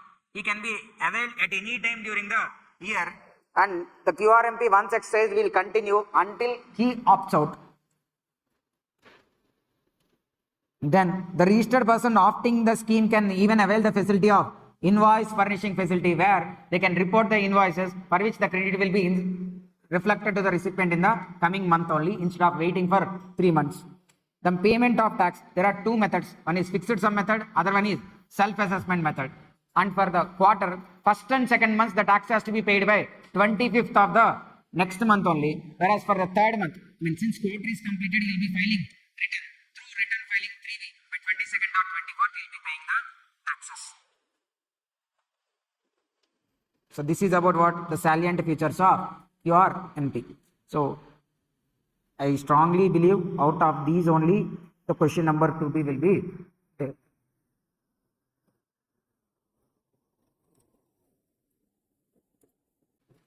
So TDS and TDS chapter question number. The chance of asking a question is from question number 4A. So TDS and TCS very small concepts only. But along with this we need to even study annual return and audit. Annual return, like when I am discussing GST returns, I didn't pick the question GSTR9. They discussed about GSTR1, GSTR3B, GSTR5, then QRMP scheme, the late fee for filing the fees and all we discussed. But I didn't mention their GSTR9 because the GSTR9 is covered under a different chapter in our institute material, annual return. So that question, if at all GSTR9 is asked, the chance is being asked under question number 4A. So now we will be discussing the annual return also. Once we finish off this TDS TCS, then annual return GSTR9 will discuss, and audit. There are two types of audits. One is like departmental audit and the other one is like special audit. So these areas are of focus. Section 51, tax deducted at source. So when TDS provisions are applicable, so first of all understand, tax deducted at source. Now when you are paying, you need to deduct certain amount as tax. When you are paying means, are you the recipient or supplier? Understand the point, sir. Understand my question. Tax has to be deducted while making a payment. Some amount has to be deducted as tax. When you are making the payment, are you the supplier or recipient? Recipient. So the TDS provisions are applicable to recipients. Okay, not to the supplier. TDS provisions are applicable to whom? Recipients. So, but he is called as deductor because he is the one who deducts, is called as deductor. But usually GST will be learning from supplier and recipient perspective. Na? So, the one who is deducting TDS is recipient. Okay. So, now we need to understand who is that recipient for whom TDS provisions are applicable. So, deductor is being recipient. If the recipient is a department or establishment of central and state government, or if he is a local authority, department or establishment of central and state government, local authority, government agencies, or any other authority or board set up by an act or establishment of government where greater than or equal to 50% voting power is by government, society established by central and state government or local authority, PSUs. All these are government departments directly or government establishments or authorities or boards constituted by government or a society established by government and even PSUs. So only if these are the recipients, then TDS provisions are applicable. Department or establishment of central and state government, local authority, government agencies, an authority or board, government agency, an authority or board set up by an act or established by government with greater than or equal to 50% voting power, society established by central and state governments, PSUs. Okay, so for if these are the deductors, then the TDS has to be deducted where the value of supply of taxable goods and services are both under a contract exceeds 2,50,000. For that the contract, these are the recipients. The payment may be 10,000 or 20,000, but the contracted amount should be more than 2,50,000. The 2,50,000 is excluding GST and cess, and only taxable part you should take. Whereas the contract consists of making exempted and taxable supply, then leave the exempted part, take only taxable. Even in the taxable also, don't include GST and cess. The net amount, the net of GST alone should be more than 2,50,000 to make the TDS provisions applicable. Previously I said about e-way bill also. In e-way bill what we said? Including tax 50,000. Whereas here excluding tax it should be 2,50,000. So a department or establishment of central and state government, government authority, local authority, government agency, any authority or board where set up by a government or act. Sir, authorities are board now, like CBAC, it's a board here, Central Board of Indirect Taxes, CBDT, it's a board. Then other investigative government agencies, investigation agencies like CBI, okay, NIA, all these will come under like agencies kind of. Local authority, a society established by central and state government or local authority, cooperative societies, Andhra Pradesh state cooperative societies, Telangana cooperative societies, district-wise cooperative societies will also be there, them, and public sector undertakings when they are supplying goods, services or both, and the total value of supply, taxable value of supply exceeds 2,50,000, then TDS provisions are applicable. Then what is the percentage of TDS applicable? If it is intrastate, 1% CGST, 1% SGST. Interstate, 2% IGST has to be taken. Now, TDS is not applicable under certain cases. What are those? Where goods and services are supplied from one PSU to another. So, within the PSUs, if any supply is being happened, then irrespective of amount, TDS provisions are not applicable then. Where supply of goods and services takes place between one person to another person in clause A. Sorry, specified in clause A to D. Clause A to D. I mean, central government providing to state government or a state government department providing to another state government department. I mean, among these four, A, B, C, D, among these four, one is providing to another. State government to local authority to state government, or any of those government agencies to local authority. In all these cases, TDS provisions are not applicable. Then, the next third one, sir, this is a little important.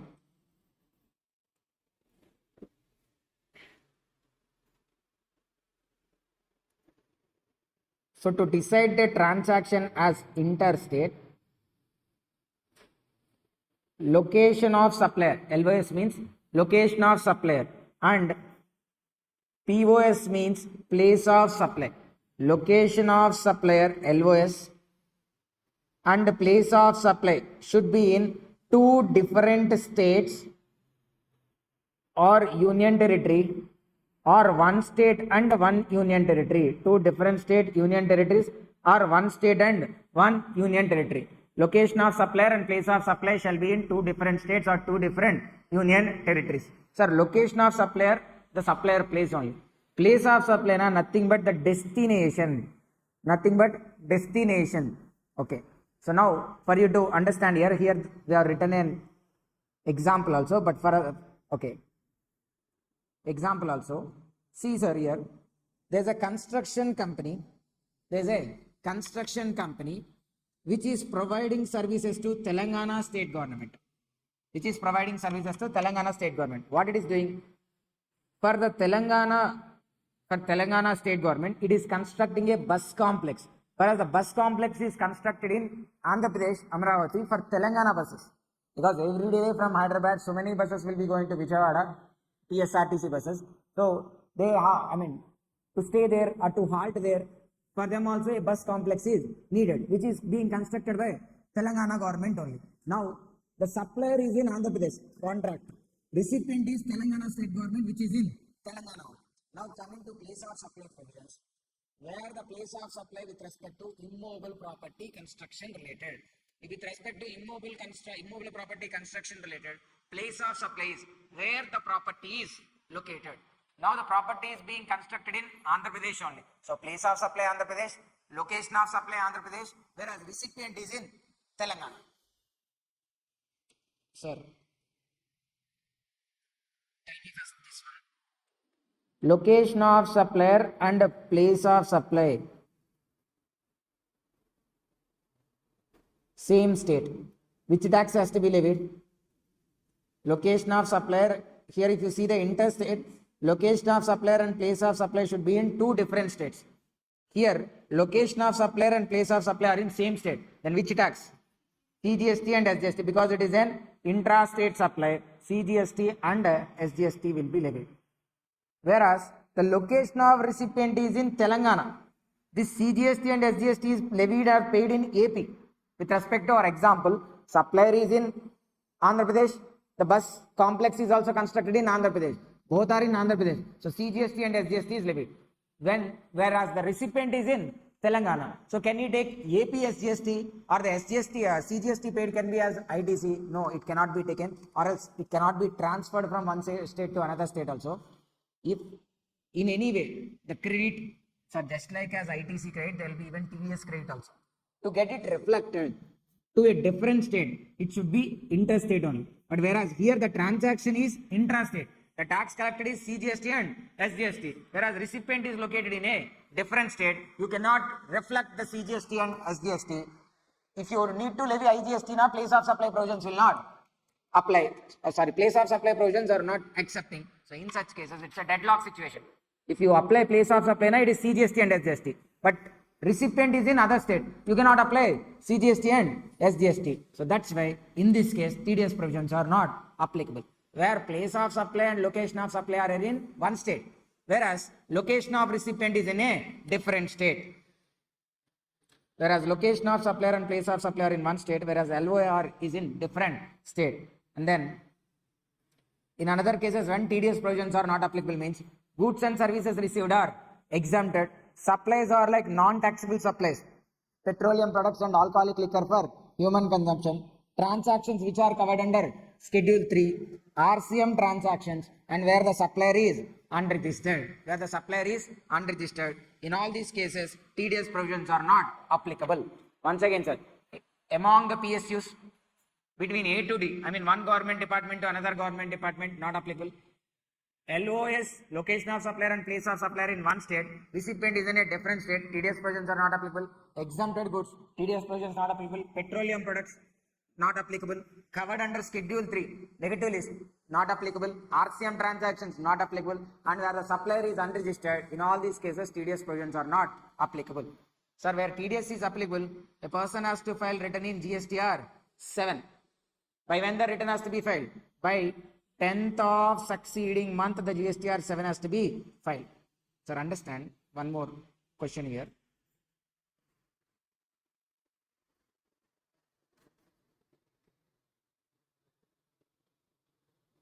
So government is making a payment to a registered person. The payment is of 2 lakhs. Whereas the contract is for 5 lakhs only, TDS applicable. TDS provisions applicable. And on this payment 2 lakhs, GST is applicable, assuming IGST 18%, 36,000. So total how much? 2 lakh 36,000. Interstate transaction, IGST I already said. So it's an interstate transaction. TDS also has to be deducted. IGST TDS has to be deducted. How much? 2%. So 2%. So now the government has to deduct 2% on 2,36,000 or 2 lakhs. Only on 2 lakhs TDS has to be deducted. So 2 lakhs into 2%, which equals to 4,000, they will be deducting. So 4,000 they will deduct. 4,000 they will deduct, and then 2,32,000 only they will be paying to registered person. But registered person is eligible to get. Then out of 2,32,000 received. Sir, understand this transaction clearly. Government is not the supplier here, it's the recipient. Whereas the supplier is this registered person. Usually the obligation to pay tax is on whom? In an FCM transaction, the obligation to pay tax is on supplier or recipient? Supplier. RCM, the obligation to pay tax is on recipient. Now, out of 2,32,000 collected, this registered person has to pay 36,000 to the government. Okay, because he raised invoice for 2,36,000, whereas he got only 2,32,000 only. But to government he need to pay 36,000 as tax. But he got how much? 2,32,000 only. So that means the other 4,000 is not receiving. So the other 4,000, this person will file GSTR 7. Once it is filed, then this will be reflected to him under cash ledger. In his cash ledger, this 4,000 will be reflecting, and this 4,000 he can adjust or use it for making tax payment. Sir, it is better to reflect in cash ledger only than credit ledger. Credit ledger has limitations. Only with certain payments credit ledger balance can be used. Whereas cash ledger balance has no restrictions, it can be used for making any payment. So this 4,000, whatever the amount which has been deducted to you as TDS, that will be reflecting to the corresponding registered person in the cash ledger. Okay. So this is about TDS provisions. Here one more new point also added, sir. This is the amended one. It was even covered under RCM related also, charge related also. It is the only amendment there. So if you see, TDS on metal scrap. Metal scrap means this iron related wastage and all that metal scrap. That metal scrap, if it is supplied by an unregistered person to registered person, RCM provisions are applicable.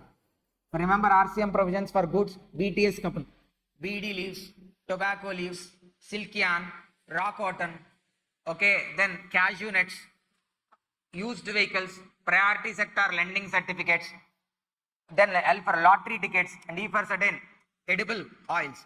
Those are the goods on which RCM provisions are applicable. Under that list, now metal scrap also got added, where the metal scrap is supplied by an unregistered person to registered person, RCM applicable. Where the same metal scrap is supplied by registered person to registered person, TDS provisions are applicable. Metal scrap supplied by unregistered person, RCM applicable. The public registered person has to pay tax under RCM. When it is supplied by a registered person to another registered person, TDS provisions are applicable. See, where an unregistered person supplying metal scrap covered under 9 subsection 3 when he is selling to a registered person.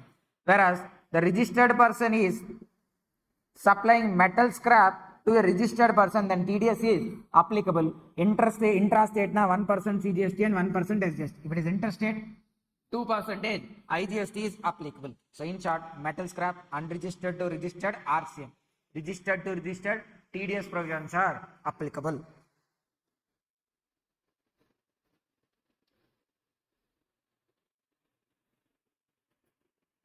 Question number 2 and question number 7 in workbook, sir.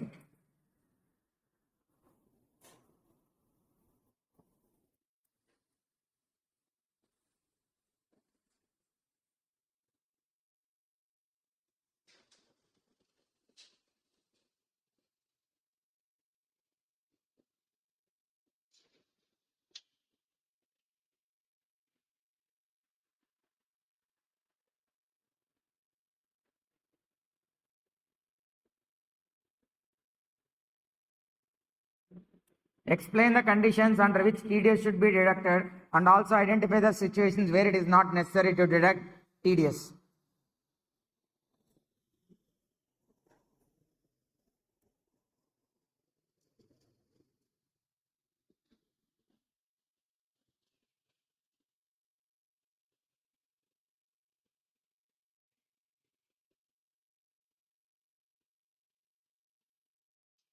TDS is required if all the following conditions are satisfied. The total value of taxable supply is greater than 2.5 lakhs under a single contract. This value shall exclude taxes and cesses leviable under GST. Taxes and cesses leviable under GST. If the contract is made for taxable and exempted, then you should exclude the exempted part and find out whether it is exceeding 2.5 or not. Then, where the location of supplier and place of supplier in same state, intra-state supply and TDS at 1% CGST and 1% SGST has to be deducted only when the deductor is registered. Where the location of supplier in state A, place of supply is in state B, it is an interstate supply, then TDS at 2% under IGST has to be deducted. Where the location of supplier is in state A and the place of supply is in state or territory without legislature B, it is an interstate supply. Sir, here with or the same point, sir, it got sorry. Under IGST Act is to be deducted if the deductor is registered under state A.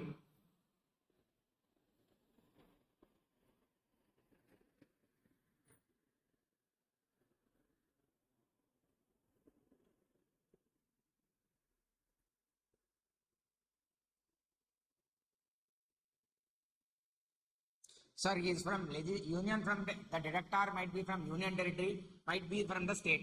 In any case, if it is becoming interstate, IGST has to be deducted. Intrastate, na CGST and SGST has to be deducted. Even on if the contract value is applicable, if the contract value is more than 2.5 lakhs, even on advances paid also TDS has to be deducted. When advance is paid to a supplier for supply of taxable goods, services or both. If the contract value exceeds 2.5 lakhs, even on advances also TDS provisions applicable. It is not applicable where the value is less than 2.5 lakhs. Where there is combined value, then segregate the exempted part. Afterwards, you should check the same above point only again repetition. When the goods are exempted, where the goods are not leviable to GST, non-taxable supplies.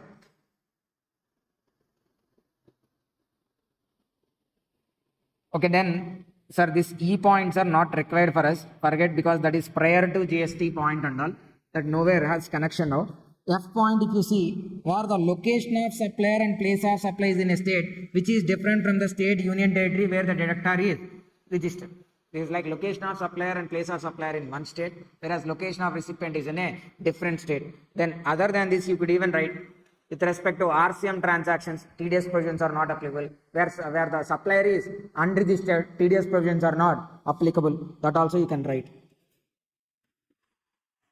Then the next question is like question number 7. The same chapter, question number 7.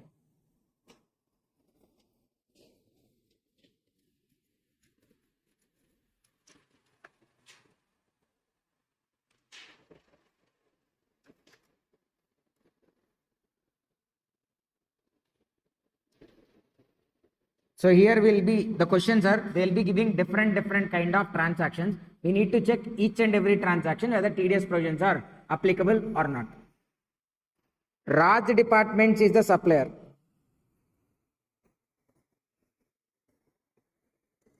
Where Raj Departments is there? Delhi. Then it has provided various goods and services to the exclusively to the government departments. All these are provided to government departments only. I mean, recipient is government.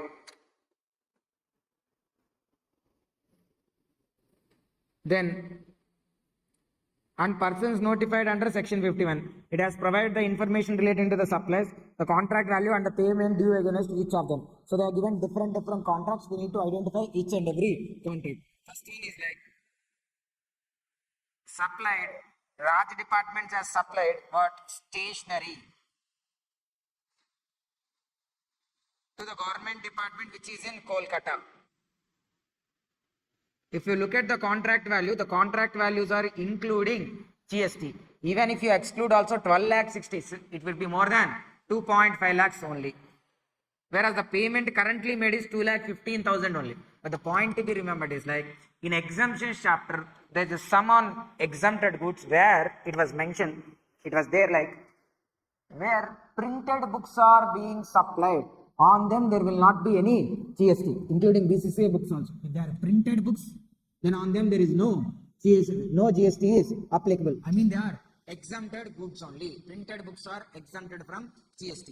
Here in this question, the assumption which they have taken is like stationery means they have assumed as like printed books.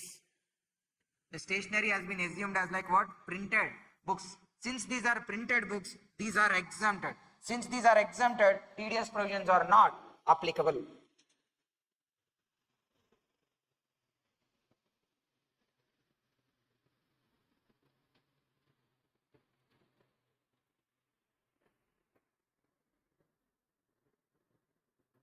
Raj departments means other than body corporate. Other than body corporate. What it has done in the second case, it has rented, given on rent a car, motor vehicle on rent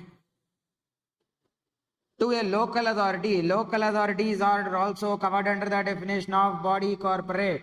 So since local authority is covered there, if you remember RCM provisions where renting of motor vehicle is made by any person other than body corporate to a body corporate, then RCM provisions are applicable. So this is covered under RCM. If a transaction is covered under RCM, then also TDS provisions are not applicable. Second case. Then supply of heavy machinery to public sector undertaking located in Uttarakhand. Sir, there is no ineligibility, sir. It's like a heavy machinery, public sector undertaking in Uttarakhand. Supplied by whom? Raj departments. Raj departments, where it is there? Delhi. Location of supplier equals to Delhi. Whereas location of recipient equals to Uttarakhand. Equals to Uttarakhand. But we need to know even place of supply because there is an ineligibility with linked to place of supply. So understand, where the goods involves movement, supply involves movement. Here if you see, the goods means heavy machinery. Where it has to be sent? Uttarakhand. I mean the goods has to be moved, right? The place of supply when the goods involves movement is where the movement terminates for ultimate delivery. Where the goods involves movement, the place of supply is where the movement terminates for ultimate delivery. Where the movement terminates? Uttarakhand. So place of supply equals to Uttarakhand. So what tax is applicable now? Location of supplier is like Delhi. Place of supply is Uttarakhand. Same state or different states are? Different states. So which tax? IGST. So on this 25,000, IGST has to be deducted at the rate of 2%. So 25,000 into 2%, how much? 500 is the TDS to be deducted here. IGST that also. You could look at the answer also, sir. First, you can look at the answer also. In first case, there is no TDS. Why there is no TDS? Now assumed the printing station and the stationery as printing materials. Second one, car rental services. These are covered under RCM. That's why TDS is not applicable. Whereas third case, TDS is applicable. That's why 500 is the IGST TDS to be deducted. Next, fourth one. Fourth point, sir. Supply of taxable goods to Delhi office of Housing Bank, a society established by Government of India under Societies Registration Act. So here also 6,49,000 means TDS provisions applicable. Sir, look at the question, sir. Where the Raj departments is located? Raj departments is located in Delhi. Whereas this Delhi office, here also they are saying like Delhi office only. So both are in the same state. So CGST and SGST has to be deducted. Then Raj departments has provided interior decoration services. What? Interior decoration services to what? Andhra Bhavan, which is located in Delhi. Andhra Bhavan now owned by whom? Andhra Pradesh state government. Service contract is entered into the government of Andhra Pradesh. So the building is owned by Andhra Pradesh. So location of recipient equals to AP.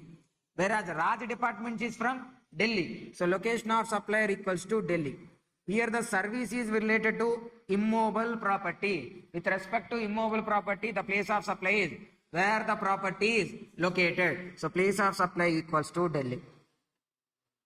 Supplier Delhi, place of supply Delhi, whereas recipient is in AP. This comes under the exception. Supplier and recipient are in one state, whereas supplier and place of supply is in one state, whereas location of recipient is in a different state. TDS provisions are not applicable. Then supply of printed books and printed postcards. Sir, printed books only exempted. Printed postcards nowhere said like it is exempted. Here the contract value is 9,72,000.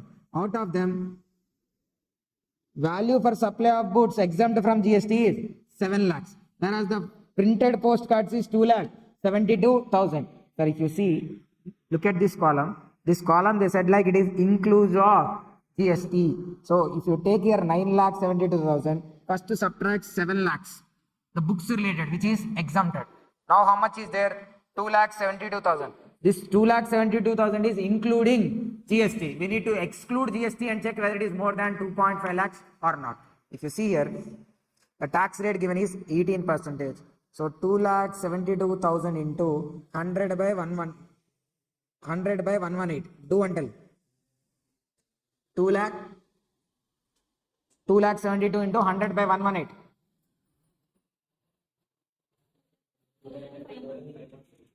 2,30,508, which is less than 2.5 lakhs. So TDS provisions are not applicable here.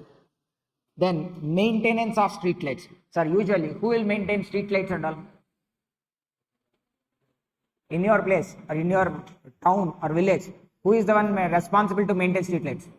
Local authorities. It's one of the prime functions of the main functions of local authorities, like to look after street lights, laying roads, sewage and all, drainage, wastewater collection and all, water supply. These are some of the functions of local authorities. So now these are the functions entrusted by Constitution for the local authorities as their duties or functions. Now GST under exemptions, it was said like where local authorities take any inward services, not only local authorities, government take any inward services for discharge of their duties which are mentioned in Constitution, those are exempted. Here in this question, for street lines maintenance, the Delhi Municipal Corporation has taken some other person's service. Since street light maintenance is a service, is a function entrusted by Parliament, to discharge that if they take any inward services, those are exempted. Hence, this is exempted. If a service is exempted or supply is exempted, then TDS provisions are not applicable. So only 2 points are out of all the questions. Out of all these points, TDS provisions are applicable. 500, 500, 500. So only in those cases TDS provisions are applicable.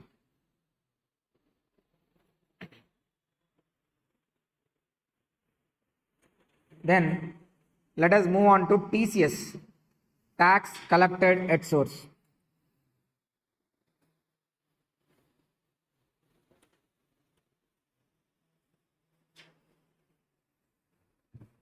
TCS provision also there is amendment, sir. The TCS is only one of the major amendment where the rate itself got changed. TCS provisions. TCS provisions are applicable to e-commerce operator for whom 9 subsection 5 is not covered.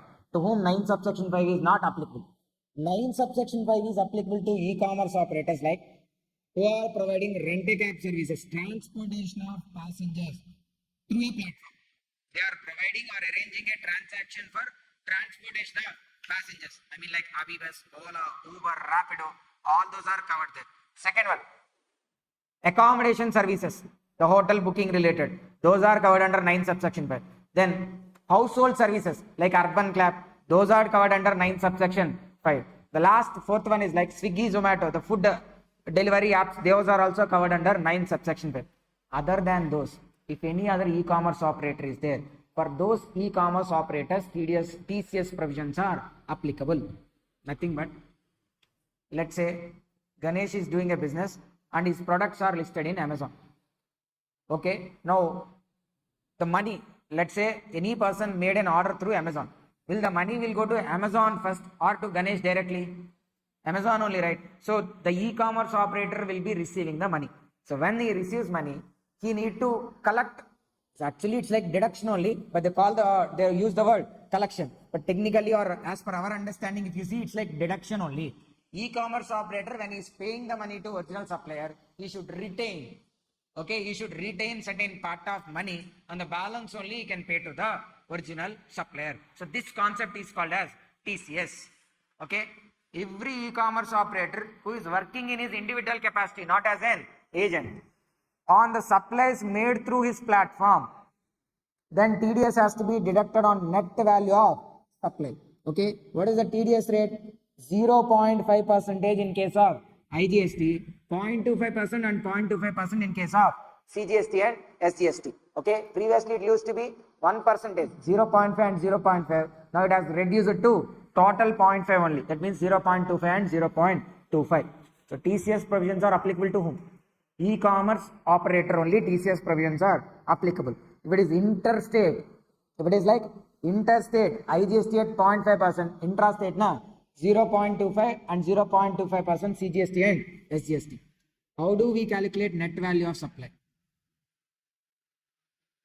First take the total value of supplies made through that platform in a month. Let's say a person's 50 lakhs has been sold. So now you should take what here? 50 lakhs. And from there, if any GST and cess is included, subtract that. Because here also excluding GST only TCS percentage has to be applied. Let's say 5 lakhs is there. Then any returns, sir, online through e-commerce operator platform, if they are supplying, there will be so many sales returns also. Whatever are the sales returns made in this month. Sir, take clear. If you are taking for May month, we should take what are the total supplies made in May month, and then take the total returns which were made in that particular May month for that particular seller. In Amazon, there will be number of sellers. We will be doing this only for one particular seller only. For one particular, so let's say example.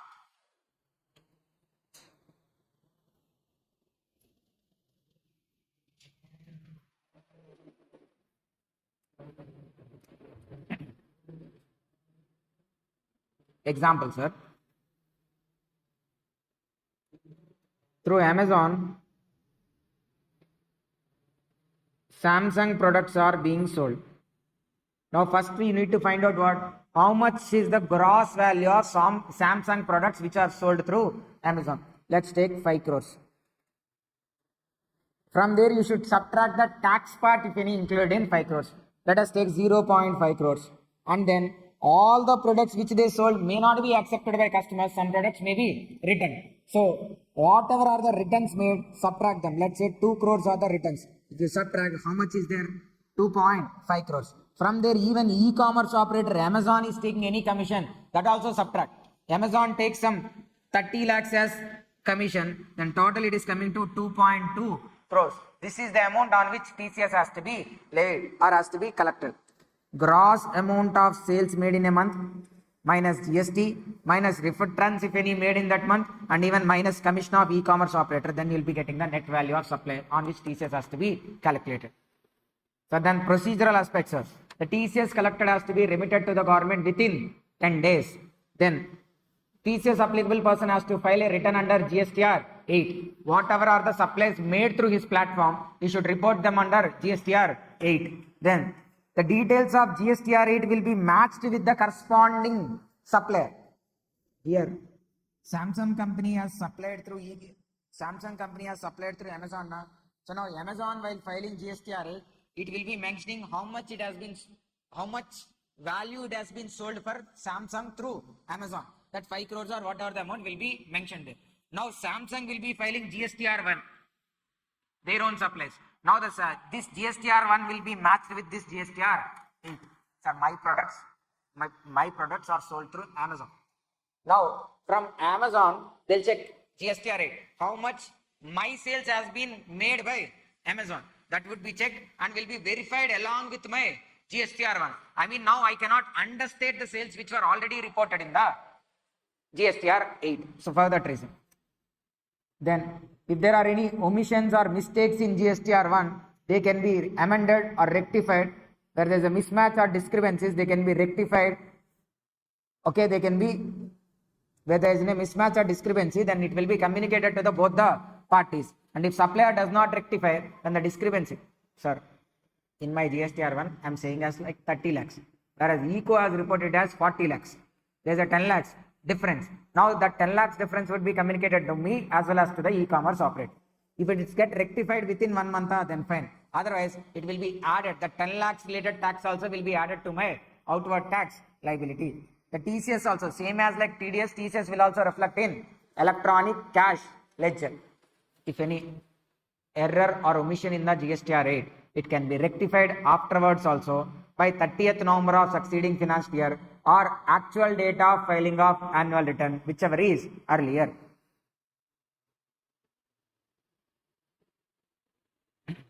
And even officer not below the rank of deputy commissioner can issue a notice to the e-commerce operator asking him to furnish the details regarding the volume of goods and services supplied and stock lying in his warehouse. E-commerce operator also has to furnish details within 15 working days. So when the deputy commissioner or commissioner has given a notice to the e-commerce operator, he need to send all the details with respect to goods with him, supplies made with him, all those details. Okay, and that also within how many days? 15 working days. If not, a penalty up to 25,000 can be levied. So now come to workbook. There is question number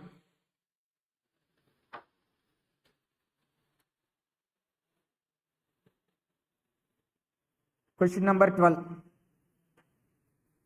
So the complete process of TCS, sir, nothing is there.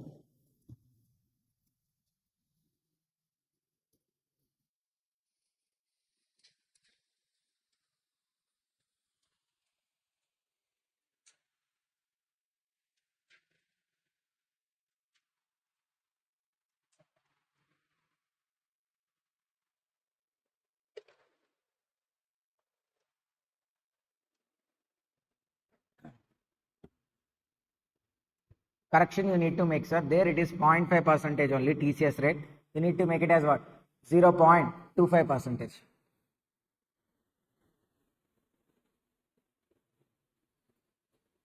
Every ECO not being an agent shall collect an amount calculated at such rate not exceeding 0.25 and 0.25% on the net value of supply. How do we calculate net value of supply? Gross amount of supply made through such platform minus GST and any other GST related taxes minus sales returns if any are there, and even you should reduce the commission if any is there, that has to be subtracted. First, second. Then the taxable value for the purpose of GST shall include TCS amount collected under the provisions of Income Tax Act. Next.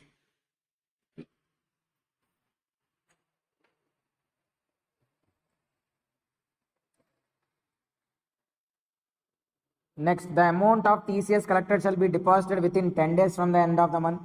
He has to file GSTR 8. The fourth point is about GSTR 8 only, which has to be filed by 10 days after the end of such month. Within 10 days, GSTR 8. You can read the fourth point also. Every operator who collects the amount shall furnish a statement electronically containing the details of outward supplies of goods and services or both which are affected through it. It even includes the supplies which are returned through it and the amount collected during a month in such form and manner as may be prescribed within 10 days. Such form and manner is nothing but what? GSTR 8. Then a TCS applicable person even need to file an annual return also. Not only monthly return, he also need to file an annual return. The annual return will be in the format of GSTR 9. B is called the annual return for TCS people. Every operator who collects the amount shall furnish an annual statement electronically containing the outward supplies of goods, services or both affected through it. It has to be filed by 30th November or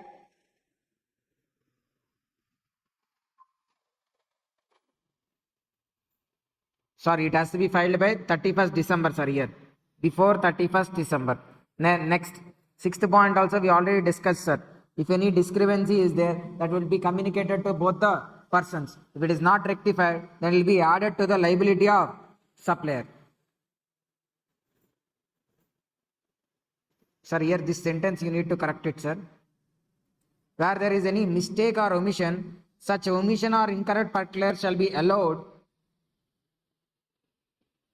Strike off this sentence and you should write it here as 30th November. You should strike off this sentence, sir. No such rectification of any omission or incorrect. If any error or omission is there, that can be rectified maximum by 30th November of succeeding financial year or date of filing annual return, whichever is earlier.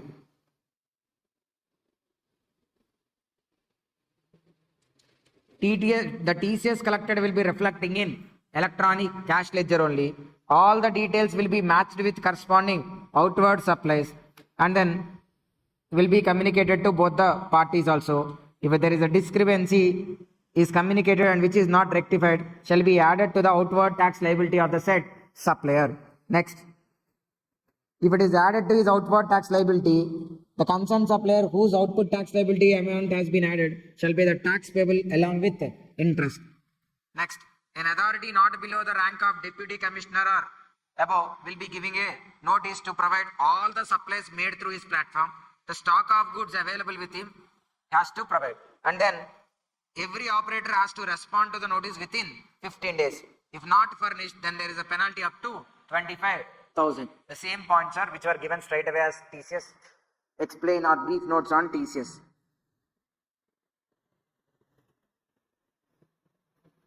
Then it is about GSTR 9 and GSTR 9A, 9B, 9C. Like total annual return related, there is GSTR 9, 9A, 9B and 9C. You can find this in the returns chapter. Those concepts you will find in the returns chapter. Come to returns chapter once again.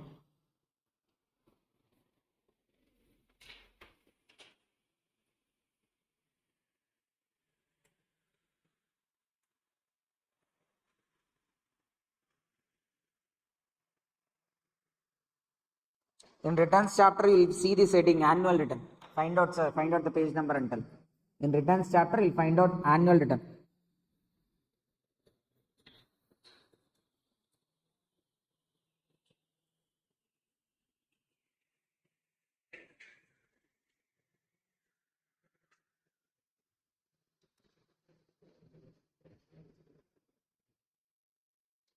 What is the page number? 163.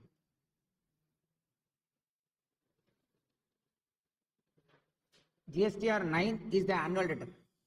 GSTR 9A is also annual return which has to be filed by composition scheme person. Normal persons na GSTR 9. Composition scheme person GSTR 9A. Whereas GSTR 4 also will be filed by composition scheme person now annually only. 4 anyhow is annually now. Again they don't need another annual return, so that's why GSTR 9A is not there currently, discontinued. There is GSTR 9B which will be filed by a person to whom GSTR 8 is applicable, TCS provisions are applicable. And then GSTR 9C is a reconciliation statement. Reconciliation statement like how much he reported in GSTR 1 will be reconciled with the, his turnover mentioned in the GST will be reconciled with the audited financial statements turnover. In your financial statements, you have claimed 2 crores as turnover, whereas for GST it is only 1 crore 70 lakhs. You need to reconcile and show what is the 30 lakhs also. That is called reconciliation statement. So annual return consists of GSTR annual return. All these are annual returns only. Different purposes. GSTR 9 for normal persons, 9A composition scheme person, 9B for TCS applicable persons, and reconciliation statement is an annexure to GSTR 9. So now all the registered persons are required to file annual return except Tonic. Tonic na TDS and TCS applicable persons, OIDR, NRTP, ISD, composition scheme persons, and even include casual taxable person also. Casual taxable person has to file 1 and 3B. 9 is not required to file. Why? Because his validity is within 90 days only. That's why he is not required to file annual return. Next, this is the questions which they are asking. Contents or details that should be there in GSTR 9. What are the contents and details that should be there in a GSTR 9? The details of advances, if any advances given, inward supplies, outward supplies that are made during the financial year on which tax is payable. All is advances, inwards, outwards, on which tax has to be paid should be mentioned. Then details of outwards on which tax is not payable. First we mentioned about taxable items, then about non-taxable items. Then details of ITC that has been availed during the financial year, ITC availed. Fourth one, if any ITC is been reversed or ineligible, because of any reason, if ITC is being reversed or ineligible, then that also has to be mentioned. The details of tax paid as declared in return, how much tax has been paid, that also has to be mentioned. Then the details of previous financial year's transactions which are reported in the next financial year. So are able to understand the transaction happened in the previous financial year only, but the transaction was recorded in the next financial year. Those also has to be found out. So nothing but, if you remember, like the current year transactions to do, if any last year supplies were included here, there has to be subtracted. Sir, we need financial year 24, 25 related. We need, sir. Now, financial year 23-24 transactions are included in financial year 24-25. Then what to do these things? Since these transactions are included now, they have to be subtracted to find out 24 and 25. Whereas 24-25 transactions are included in 23-24. Advances were included in 23-24. Then those has to be subtracted in 23-24 and has to be added to 24 and 25. The basic subscription account to those logics, sir. If any income which was recognized in the previous year only, then that has to be subtracted in that year, shall be added to the next year. The same logic here also. Okay. If any advances are declared in returns, they has to be shown separately. And the details of previous year transactions report in next financial year has to be shown separately. And the difference of tax paid. Difference of tax paid what? Difference of tax paid because of preceding financial year transactions. Point number 4 and 6. Because of reporting the previous year transactions in the current year. Is there any IDC to be reversed or ineligible also has to be shown. Then particulars of any demand notices. If you need to pay any tax, then demand notice will be issued. That amount has to be shown. Refunds are there now. That also has to be shown. And supplies from section 10 persons, deemed supplies by job worker, and even HSN wise summary of outward and inward supply. These are the details to be mentioned. Then 9C. 9C means a reconciliation statement. This reconciliation statement is applicable only when a person aggregate annual turnover in that financial year exceeds 5 crores. Previously, this reconciliation statement has to be audited by a practicing CA or CMA. But now that has been withdrawn, reconciliation statement can be filed with just self-declaration, no need of GST audit. Okay, again it need not to be audited by CA or CMA. Okay, then content of 9C. What will be there in 9C? It has two parts. Reconciliation statement has two parts. Part A is about reconciliation statement, whereas part B is about self-certification. Just his signature will be there. Part A is about reconciliation statement, which consists of its basic details in part 1. Part 2 consists of the reconciliation of turnover with audited financial statements. Its turnover which is mentioned in GSTR 9 and the turnover as per audited financial statements, both will be reconciled. What is the turnover as per books of accounts and what is the turnover as per GST records? Then reconciliation of tax paid. How much is the tax paid as per books of accounts? How much is the tax actually paid? That will also has to be reconciled. And even ITC also has to be reconciled. So this will consist of all these parts. Okay. So related to this, there are two questions in returns chapter, sir.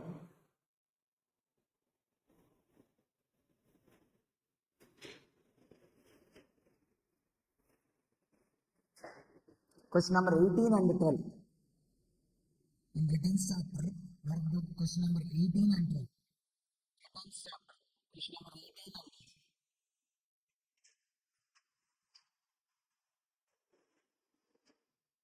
So question number 18 is not there. Huh? 8, sir, that is. The same question, whichever is there in the notes now, that only will be there here also. What are the details that are required to be provided in GSTR 9? It should contain the details of advances, inward and outward supplies made during the financial year on which tax is payable, details of outward supplies made during the financial year on which tax is not payable, details of ITC available, details of ITC reversed and ineligible in other ITC related information, then details of tax paid as declared in the financial year, details of previous year financial transactions which are reported in the next financial year, and because of previous financial year transactions, how much ever is the ITC to be reversed also has to be mentioned in 6th point. Particulars of any demands and refunds, then supplies received from composition scheme persons and deemed supplies by job workers, HSN-wise summary of outward and inward supplies. These are the contents as per GSTR 9 which needs to be mentioned. Then come to question number 12.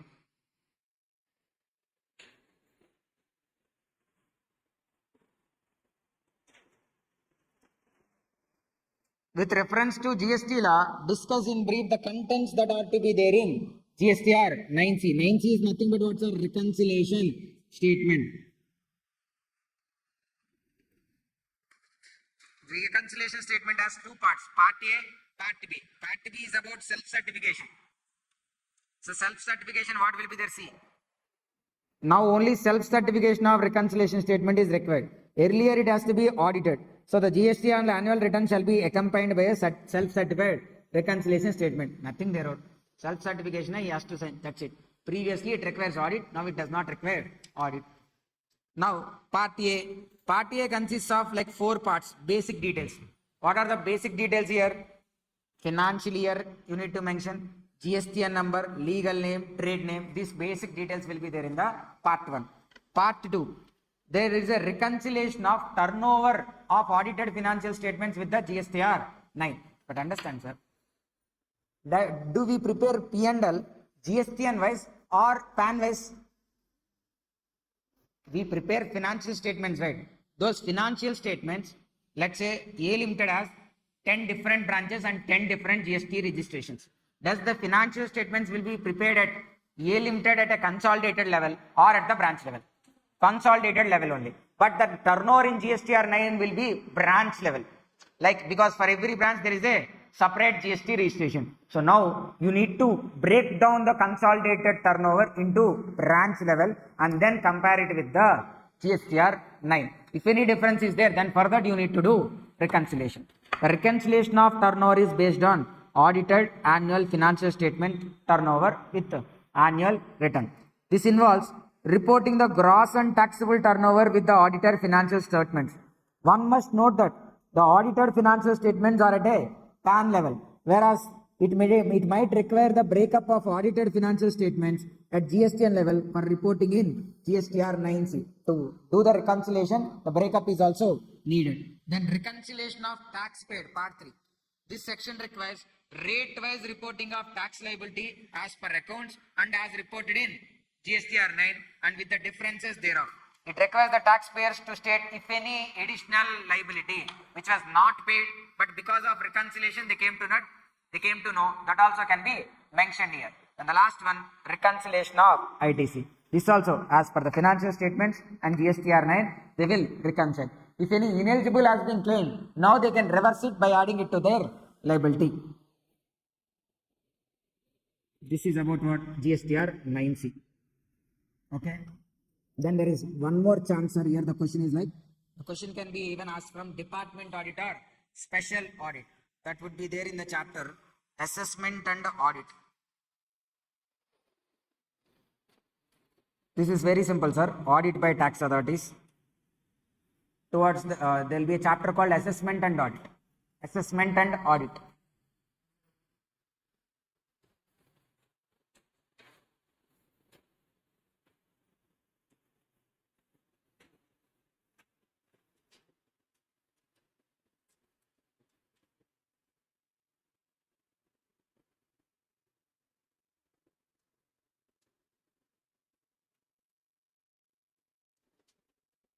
Assessment. Can you find out the page number? Audit by tax authorities. What is the page number? Under assessment and audit, you will be having the concept called audit by tax authorities. 175 page number, you will find this. Audit by tax authorities. Whether it is a commissioner or an officer authorized by commissioner.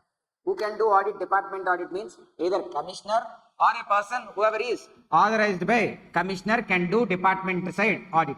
And department side, remember sir, department audit cannot be, sir, there is By looking at the transactions, the officer feels like audit is required now. There may not be any substantial evidence of fraud or tax evasion. All those are not required. If he feels like that the audit is needed, then he can send it for the audit.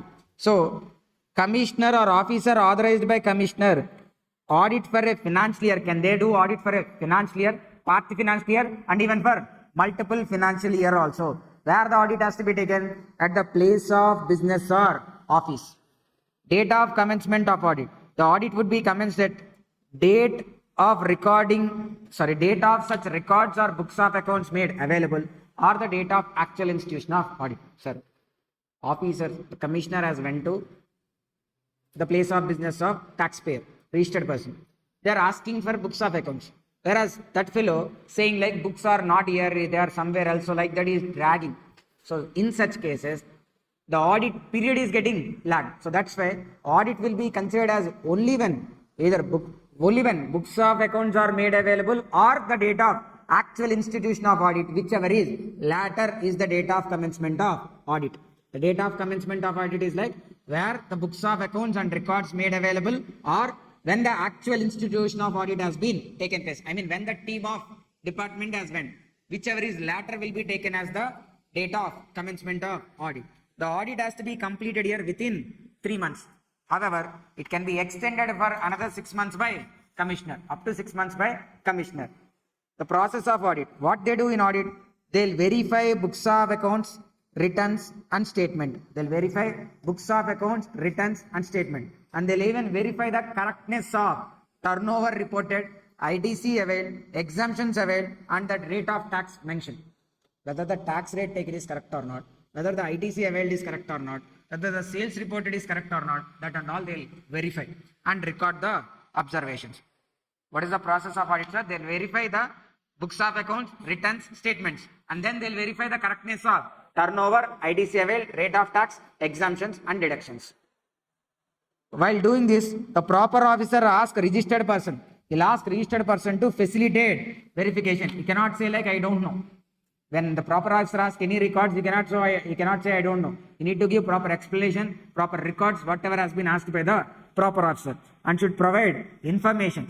Where let's say such business person, registered person is using a software which is not known to the commissioner, then he should even provide assistance. If you want any report, by using that software, you need to generate the reports and shall give it to the commissioner or audit team. Okay, so the registered person has to facilitate verification, provide assistance, and even provide information and render assistance.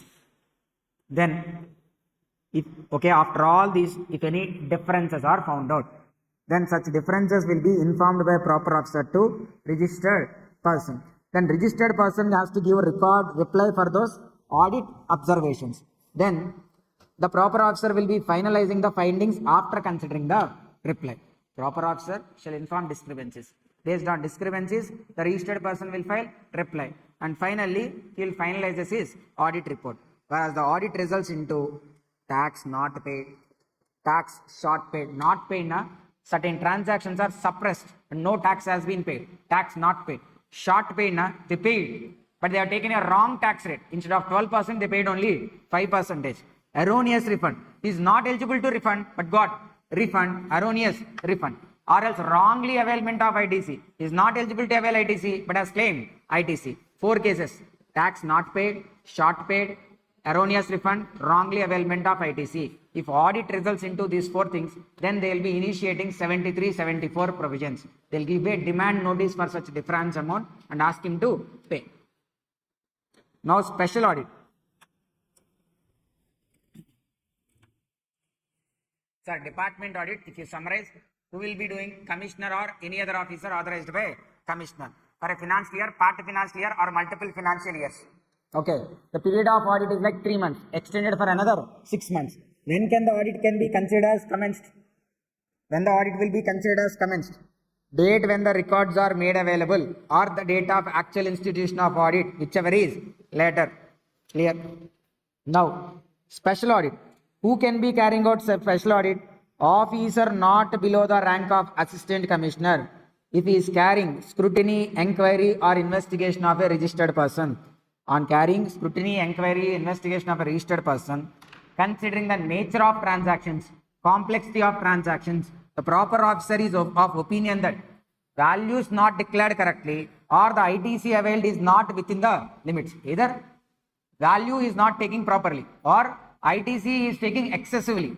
If that is the case, okay, again sir, on scrutiny, search, inquiry, the proper officer, considering the volume of transactions, complexity of transactions, he came to an opinion that either value has been taken wrongly or ITC has been availed excessively over and above the limit. Then such proper officer, with the approval of commissioner, he'll tell and he'll talk to the commissioner, this is happening and all. Then with commissioner approval, he'll direct the registered person to get his books of accounts audited.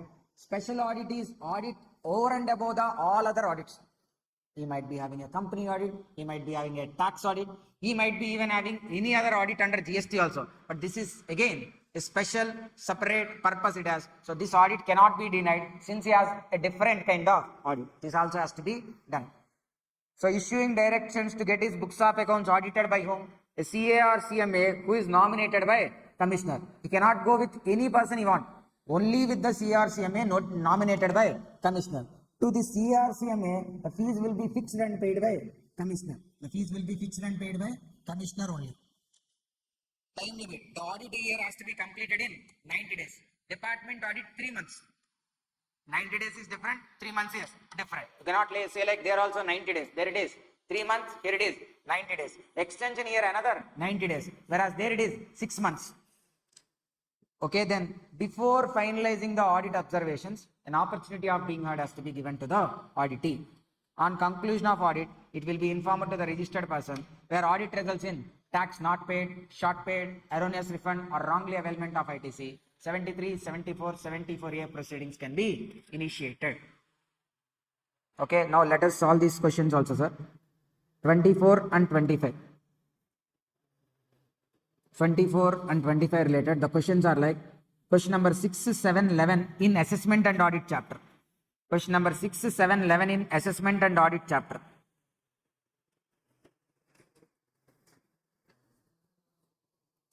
Page number 17.4. X Private Limited received a notice for department audit. The documents were required asked on 1st May. They were made available on 15th May, whereas the actual institution of audit is on 5th June. Sir, see here, the documents are required on when? 1st May, whereas the documents are made available on 15th May. Page number 17.4. The documents are required. Documents has been asked on 1st May, whereas they are made available on 15th May, whereas the actual institution of audit has been taken place on 5th June. Now, which day will be considered as date of commencement of audit? 5th June, whichever is latter, 5th June, by which the audit should be completed in normal course within 3 months. So, if 1 month, then 5th June started means 4th July, 4th August, 4th September, 3 months completed. By 4th September, the audit should have been completed by 4th September. By when the audit should be completed in extended period? Extended period na another 6 months. So 4th September to 6 months. October, November, December, January, February, March. Till 4th March, this time period. Then question number 7 also is there na? 6, 7 and 11. If you see, audit under section 65 and audit under 66. The purpose, 65 is departmental audit. It's a general audit. Audit of business transactions. No specific reason has to be mentioned. No reason has to be mentioned. But whereas special audit, he has to mention the reason like what? Considering the nature of transactions, complexity of transaction. The officer is of opinion that the value of supply has been mentioned wrongly or the ITC availed is over and above the limits. In such cases only you can ask them to get their books of accounts audited by a CR CMA. Whereas for department audit there is no such specific reason. If they want simply also they can do audit. No specific reason is needed. Nature and complexity of case, interest of revenue, incorrect value of supply or abnormal availment of ITC is the reason. Audit, here it is department, here is special audit. Who will carry out department audit? Commissioner or officer authorized by commissioner. Special audit will be carried out by CR, CMA. The frequency, how many times it can be done? It's completely based on discretionary. Prior notice with respect to department audit to the auditee, to the taxpayer, a notice will be given 15 days prior to it. Whereas for special audit, no such notice is given. Time limit for audit, 3 months and 6 months extension, 90 days and another 90 days extension. Audit report to be intimated soon on completion of audit to commissioner, report it to deputy commissioner or assistant commissioner in case of special audit, because deputy or assistant commissioner is the one who asked him to get his books of accounts audited. Intimation, the conclusion of audit, the proper officer shall within 30 days from the 30 days inform the registered person whose records are audited. So, okay, once the audit is completed, he should tell the auditee also, like what are his observations, based on observations what the auditee has to do, what are his rights, everything he has to mention. Then in case of special audit also, the registered person shall be informed the audit observations through ADT 04 form. Audit expenses in both the cases, they are borne by department only. Opportunity of being heard. Under departmental audit, there is no such provision of opportunity of being heard. Whereas for special audit, definitely before closing, an opportunity of being heard has to be given. Based on the final audit report, if there is tax not paid, short paid, erroneous refund or wrongly availment of IDC, 73, 74, add 74A also add. These provisions can be invoked. Add 74A also.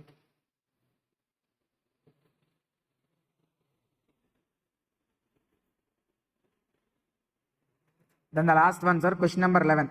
Write a brief note on special audit. The law provides that special audit may be directed irrespective of any other audit have been conducted under any provisions of this act or any other law for the time being in force. Irrespective of other audits, they can even ask for special audit.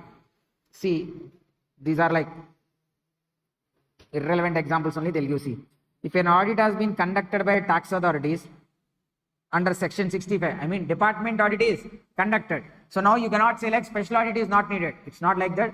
Department audit can be done, and even for the same person, special audit can also be made when there is considering nature of transaction, complexity of transactions, interest of revenue. It is like value of supply is reported incorrectly or the IDC availed is above the permissible limits. In such cases, special audit can still be directed irrespective of any audit covered under any provisions of this act or under any act.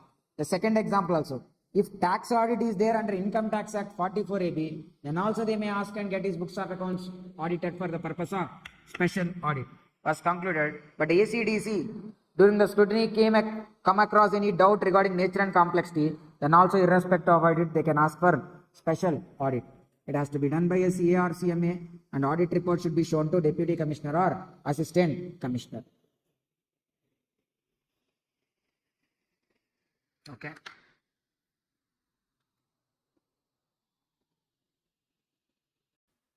So the topic place of supply can come under question number 4B or can be under question number 5A.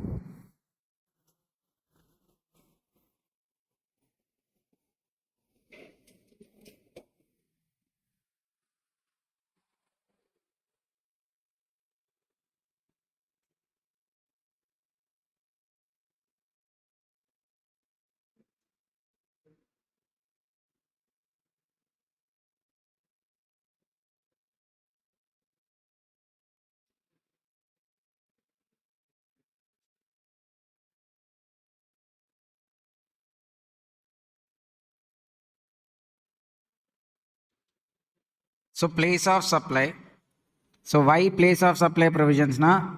It's like to find out the destination of those goods. Why destination is important? To decide whether it is interstate or intrastate, because ultimately GST is a destination based tax. So the tax revenue shall accrue to the destination state. For that we need to find out this destination. Place of supply provisions helps us in finding out the destination. Before going further, here sir, section 7 will be there. Even if I discuss any other provision from place of supply, this interstate definition will get linked. That's why as a basic requirement, I'm discussing the interstate supply definition. What is called interstate? When location of supplier and place of supply are in two different states, two different union territories. Second one, when it is an import. When it is an import, then also it is called as interstate. Then where location of supplier is in India, whereas place of supply is outside India. Supplier in India, place of supply is outside India, then also it is called as interstate. Sir, actually supplier India, destination outside India, we may sometimes treat it or call it as export, but there are chances even on satisfying those cases also it may not be called as export, because if you go further and check the export of service definition, there the conditions are like to call it as export of service, supplier should be India, place of supply outside India, recipient shall be outside India. Most importantly, the consideration shall be realized in convertible foreign exchange. If the consideration is in Indian currency, then that is not an export of service. That's why they are not referring there it as export. Okay, because if sometimes consideration is not in foreign currency, it may not be export, but still it can be an interstate transaction only. That's why where supplier is in India and the place of supply is outside India. Then supplies to SEZ units and SEZ developers. And the last one is like any other supply which is not intra. Any other supply which is not intra. So total 5 points. LOS, POS are in 2 different states, union territories. Imports, supplier in India, place of supply outside India, supplies to SEZ unit or SEZ developer, any other supply which is not intra. Export of goods, import of goods, very simple, sir. Bringing goods to India is import. Sending goods outside India is called export. So now we'll first discuss about the goods related place of supply. Out of all these, sir, goods related, there are 5 points, there will be 6 points under goods related. This total chapter has 4 sections, 10, 11, 12, 13. 10, 11 is about goods, 12 and 13 are about service. And this chapter is completely related to IGST Act only. Okay. So now 10 subsection 1 clause A.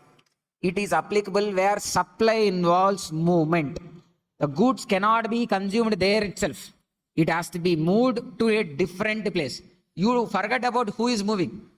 It may be moved by supplier, it may be moved by recipient or by any other person.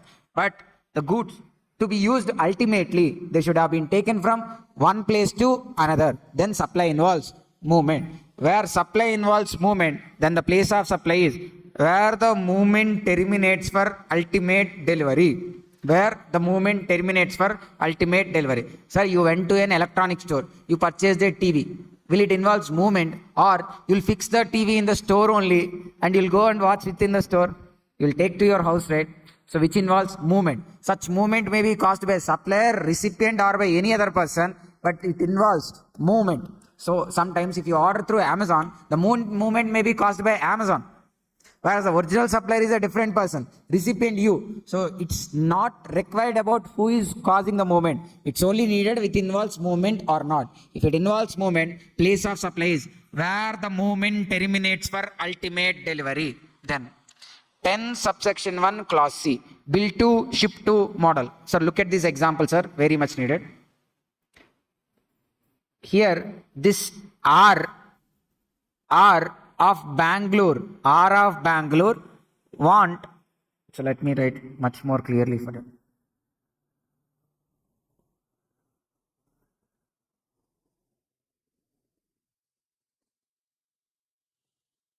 Shiva of Bangalore wants certain goods. So he has made an order with Ganesh, who is in Hyderabad. He has made an order with Ganesh, who is in Hyderabad. This Ganesh of Hyderabad also doesn't have stock of those goods. So he has placed another order with Madhu of Mumbai. Okay. So now this Madhu will be raising invoice to Ganesh. Ganesh will be raising invoice to Shiva. So I mean, there are 2 supplies here. Between Madhu and Ganesh, there is a supply. And between Ganesh and Shiva, there is another supply. Okay, between Madhu and Ganesh, and then Ganesh and Shiva, it is also a supply. So here Madhu is the supplier.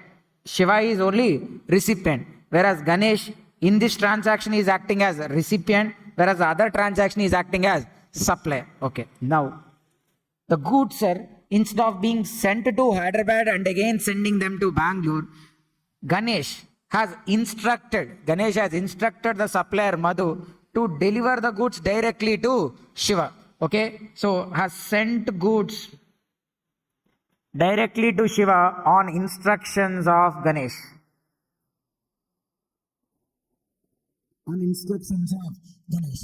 So the one who is giving instructions or directions in this case in a bill to ship to model is called as third party. The one who is giving instructions is called as third party. So Ganesh here is called as third party, whereas Madhu is supplier, Shiva is called as the ultimate recipient. So in a bill to ship to model, sir, we have said like in 10 subsection 1 clause A, the place of supply is where supply involves movement of goods. The place of supply is the ultimate, where the movement terminates for ultimate delivery. Here there are two supplies. One is between this Madhu and Ganesh. The other one is like between Ganesh and Shiva. Sir, for this leg, in a transaction there are two legs. For that leg between Ganesh and Shiva, it is covered under 10 subsection 1 clause A only, because goods are ultimately received by Shiva. So the place of supply for this transaction, between these two people transaction is like, sir, between these two, the movement is caused by whom? Madhu. But it is irrelevant. Here, since supply involves movement of goods, the place of supply is where the movement terminates for ultimate delivery. The movement terminated in Bangalore, place of supply is Bangalore. So here place of supply is Bangalore. You need to decide it through 10 subsection 1 clause A. Whereas in between this Madhu and Ganesh, sir, here 10 subsection 1 clause A is not applicable because the goods are not delivered to Ganesh. Those are delivered to Shiva. So you cannot invoke 10 subsection 1 clause A here. You should bring 10 subsection 1 clause B, which is like bill to ship to model. Here this Madhu is billing to one person, whereas shipment he has made to another person. So this is called as bill to ship to model.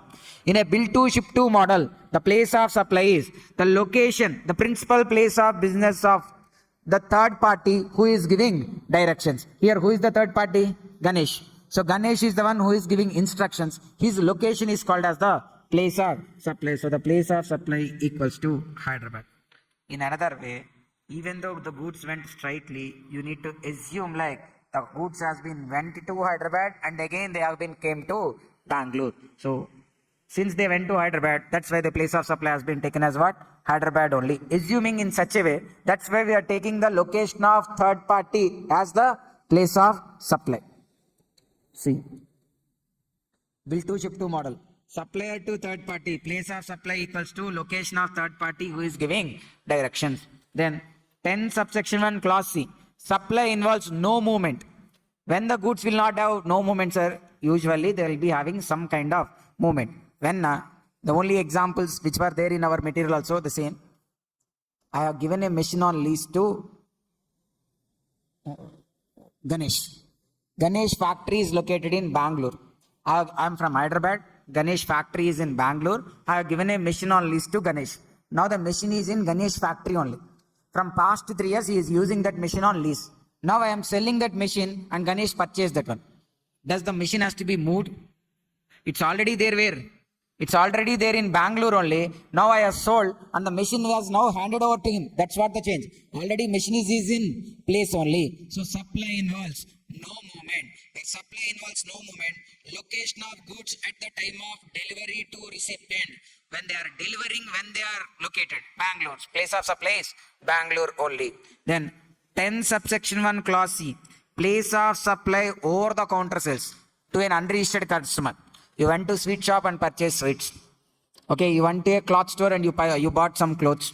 Okay, an unregistered person. He went to sweet shop and purchased sweets. He went to a cloth store, he purchased certain clothes. He went to a grocery store and purchased certain groceries. In all these cases, what is the place of supply? They need to find out whether address of recipient is available or not. So when you went to a grocery store, are they asking your address? The normal grocery store you went, are they asking your address? But in Reliance, DMart, or like heritage kind of stores, they are providing you memberships. Their membership card.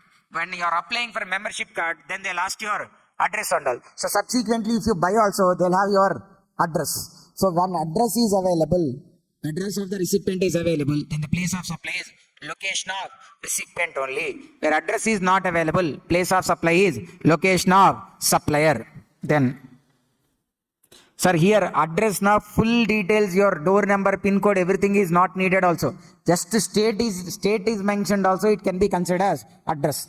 Even just state name is given, that also can be treated as address, because here location pinpoint related is not needed. The state, if it is related or if it is found out also, enough for them. So 4 points, sir. Supply involves movement, where the movement ultimately terminates. Bill to ship to model. The one whoever is giving directions, location is the place of supply. Supply involves no movement, where the goods are delivered. Okay. Then fourth one, 10 subsection 1 clause CA, over the counter sales. Address available, location of recipient. Address not available, location of supplier. Then 10 subsection 1 clause D, where goods has to be assembled or installed. Then where such assembling or installation is carried out, that itself is the place of supply. Assembling and installing is involved. Then where such assembling and installation is involved, that is the place of supply. And the sixth one, sir, where the goods are supplied on board a conveyance. You are traveling in a flight, you are traveling in a train. Then during the course of transit, goods has been supplied. In such case, the place of supply is where the goods are onboarded into such conveyance. There's a flight which is coming from there's a flight which has started in London. It came to Dubai, and then Dubai to Delhi, and Delhi to Hyderabad. London, Dubai, Dubai to Delhi, and Delhi to Hyderabad, the flight is coming. The goods were loaded in Dubai. Now you are a passenger who has taken that flight in Delhi and coming to Hyderabad. So from Delhi to Hyderabad, while you are traveling, you have purchased certain goods. What is the place of supply? Where the goods are onboarded. The goods are onboarded in Dubai. So the place of supply is Dubai only. Where the goods are onboarded in such conveyance is the place of supply. Right. Then section 11 with respect to goods. Import na.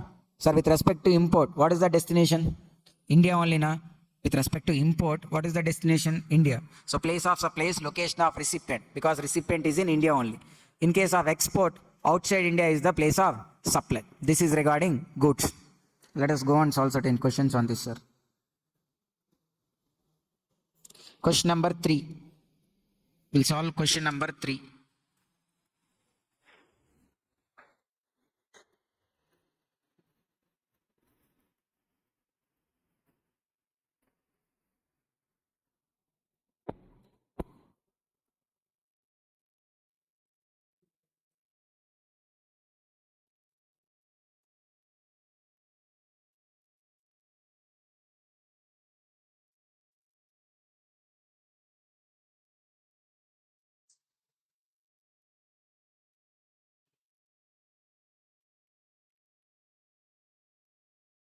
Question number 3, in place of supply.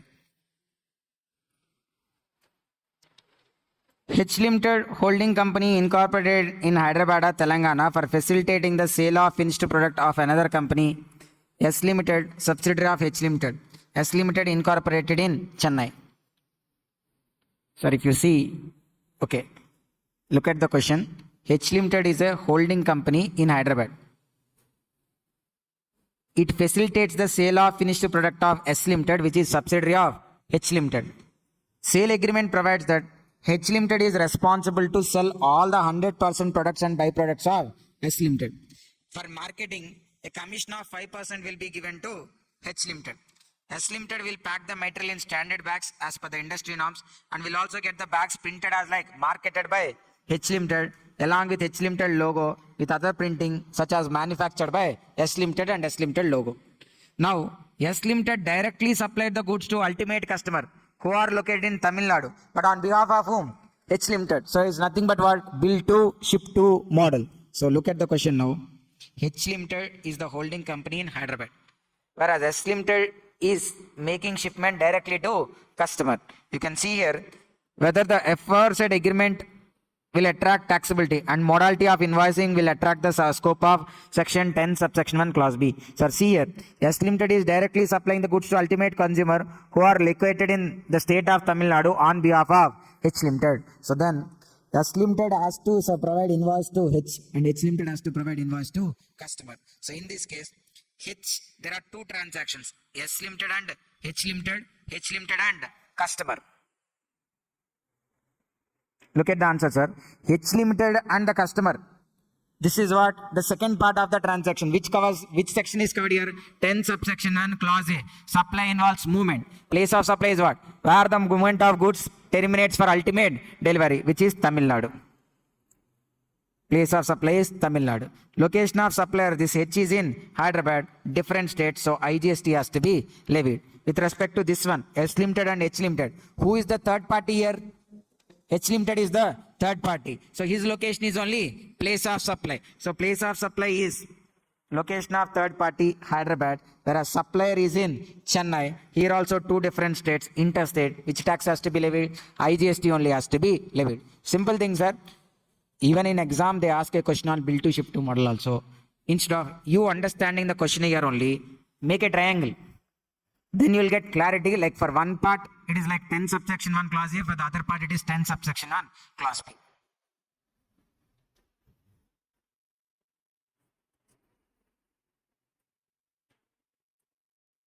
Then, in place of supply only, sir, the next important topic is about immovable property. Place of supply of services in relation to immovable property.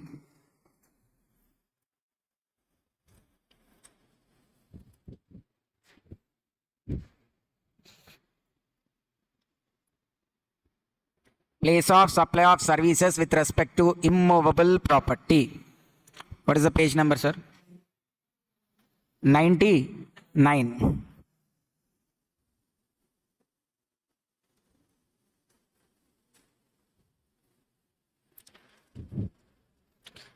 Sir, first, here with respect to immovable property, there are section provisions covered under 12 as well as 13. Section 12 is also about services. Section 13 is also about services. Immovable property is covered under 12 as well as 13. So first you should know the basic difference when section 12 is applicable, when section 13 is applicable. When section 12 is applicable means where the location of supplier and location of recipient both are in India. Where location of supplier and location of recipient both are in India, then only section 12 is applicable. Where one among them is outside India, the other one is in India, then that is under section 13. Sir, immovable property, the architect outside India, whereas the recipient is in India, 13. Architect also is in India, whereas the person for whom the service is being received is also in India, then it is section 12. Okay. So if both are in India, section 12. One of them is only in India, section 13. Location of supplier and place of supply both are in India. Sorry, both supplier and recipient are in India, section 12. Only one among them is in India, section 13. See, under immovable properties for section 12, there is subsection 3 clause A, 3 clause B and subsection 3 clause C. Where they are providing architect, engineering, designer, surveyor, real estate, construction or renting services with respect to immovable property. It could be architect, engineering, designing, real estate, construction, surveyor and even renting services. All these are construction, repair works related to immovable property only. Okay. Then the second one, 12 subsection 3 clause B is related to accommodation in an immovable property. Hotel, guest house, club, campsite, those things. The third one is like function halls. Renting a immovable property, not just for stay, for using it as a function, then that is called as function halls given either for personal purpose or official purpose, and even includes the incidental activities. Incidental now, when you book a function hall, they are even providing you the chairs on rent. Okay, and any other like the catering related or needed, so those are also being provided, shaminas, all those things, then those come under the incidental activities. So here 12 subsection 3A means not only this architect, engineering, designing, surveyor, real estate, construction, renting, those incidental also. Even hotel, guest house, club site, campsite, boat stay, for them also incidental also has been covered. And even for functionals for official purpose or personal purpose, along with their incidental activities, all these are covered. Under 13, they didn't mention all these under subsections. Everything, whatever is mentioned here, everything is covered under 13 subsection 4. So now what is the place of supply under 12? What is the place of supply under 13? First we will decide about section 12. Check where the property is going to be located. If the property is going to be located in India, then the place of supply is in India. Where the property is going to be located outside India, then the place of supply is location of recipient. Where the property is in India, place of supply is India. Where the property is located or intended to be located outside India, then the place of supply is outside India. Clear? Then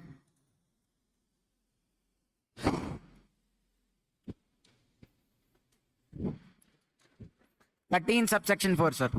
It be, sir, always like the place of supply under 13 subsection 4 is simple than compared to section 12. 13 says like, you don't bother the property India or outside India. It's always where the property is located. Under 12 only you should check the property in India na, outside India na. In India, where the property is located. Whereas if it is outside India, then the place of supply is location of recipient. Clear? With respect to immovable properties, what and all are there, sir? Architect, engineering, designer, surveyor, real estate, construction, renting, incidental and their incidental activities, accommodation related, hotel, guest house, club, campsite, boat house, and then function halls, either for official or business purpose, personal or managed purposes, and their incidental activities, where they are located or intended to be located in India. Place of supply is India. Outside India, na, place of supply is location of recipient.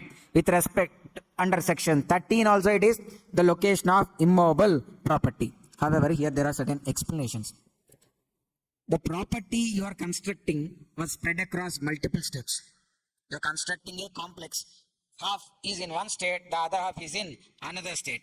Now the construction has to be considered as like, in which state you need to take it as like place of supply, because the property is into two different states. How to differentiate them? If the contract mentions any terms, follow those contract. No, contract doesn't have any such conditions, but the building, the immovable property is spreading across multiple states. How it can be possible? Na? Assume the immovable property is a road. The contract is to lay a road, or to lay a railway track, or to construct a bridge, which may be spread across two different states. Then in such cases, the place of supply, in such cases, the value has to be divided between those two states. For those two states, differently, because the property is in two states, na? Place of supply also two states, divide the value of supply for both those states. What is the ratio for dividing is the question. If contract gives terms, as per contract only segregate. Contract does not have any terms, then based on the area. In each of such state, what are the square meters? If it is a building, if it is a bridge, take the meters as basis. How many meters in one state? How many meters in the different state? Road na, kilometers. How many kilometers in AP? How many kilometers in Telangana? That would be taken as the base to apportionate them. So you could see the second point. Service provided under a single contract, whereas the property spread across multiple states. The property spread across multiple states, then area of such service provided under a single contract, but the property spread across multiple states, then the area of the property in each state or union territory will be the base. Then next one, under a single contract, Madhu has booked hotel stay for 10 days. For 10 days he has booked hotel stay. Under the Taj hotels only, for 10 days he is paying 1 lakh for Taj hotels. There is the single invoice. But he will not be staying all those 10 days in a single hotel. 3 days he will be in Hyderabad, 2 days he'll be in Bangalore, another 3 days he'll be in Mumbai, and another 2 days he'll be in Delhi. So now this 10 days accommodation is not provided in a single state to take the location of immovable property as place of supply. It was spread across multiple states. Then to distribute it, you need to first take the terms of contract. If in contract there are separate terms given, like for Hyderabad this much amount, for Vijay, for Bangalore this much, for Mumbai this much amount. If there are such conditions, follow those conditions. If nothing is given, then take number of nights stayed as the base. Number of nights stayed as the base. Okay. Then the last one, sir, boat stay. If you look at here, accommodation even include boat houses also. Boat houses now which are familiar in LP and all. So in those boat houses, the thing with the boat houses is like you'll be staying in the boat and the boat will be traveling also. Some parallelly the boat will be traveling also. So boat which is started in Kerala may enter into Karnataka and may even go till Goa. So now from Kerala it is going to Karnataka, Karnataka to Goa. The service is provided in 3 different states. Now where to take it as place of supply? If contract gives any terms, take the terms. Contract is silent, then take the number of the time spent in each state. Estimated time spent in each state. Let's say in Kerala it is going to spend 6 hours. Karnataka 12 hours. Goa 2 hours. That would be the ratio of apportionment. You could see here. Service by way of accommodation in houseboat. Then the time spent in each state, union territory as per the declaration will be the basis for it. The time spent in each state or union territory as per the declaration will be the base. So are you able to understand these explanations? The service, if it is provided in single state, location of property. Outside India, location of recipient. But the problem here is, it's not in a single location. Multiple states it has been spread across. Then, if it is like construction, architect, designing kind of, take area as the base in each state. If it is like hotel stay, take number of nights stayed in each hotel as the base. If it is like boat house stay, then the time spent in each state is the base. Question number 6 and 7, sir. Question number 6 and 7.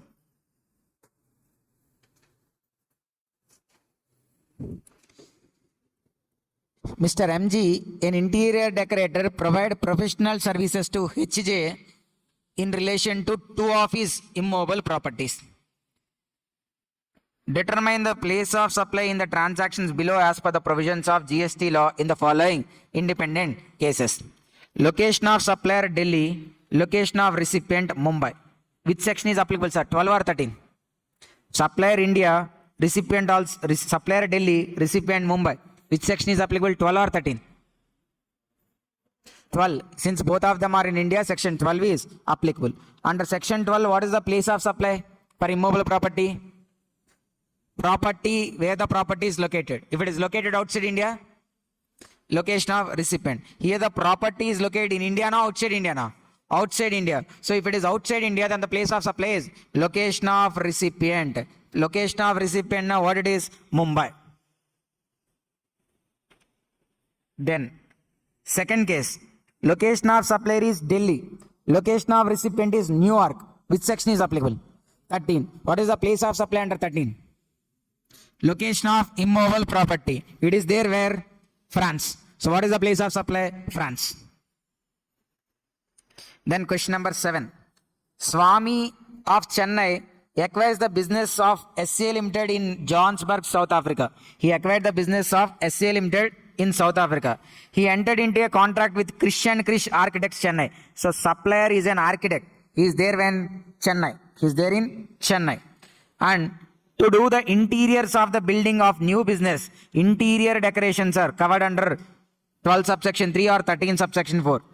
Of new business of South Africa, the Central Tax Department issued a notice demanding GST based on the place of supply provisions. Discuss briefly the applicability of place of supply to Mr. Krish as the work to be done is outside the taxable territory. Sir, here supplier is in Chennai only, whereas recipient is there. Sorry, supplier is in Chennai, Christian Krish Architect, whereas recipient Swami Limited is where? The recipient Swami Limited is also there in Chennai only. Both of them are in Chennai. Whereas the place of supply of this will be, what is the place of supply, sir, here? Swami of Chennai acquires the business of SCA Limited. Sir, understand very clearly. Simple question only. Let us don't complicate this.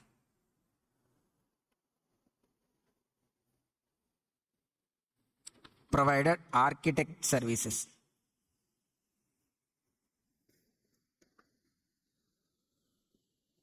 Okay, Krish is the architect. He is from Chennai. He provided what?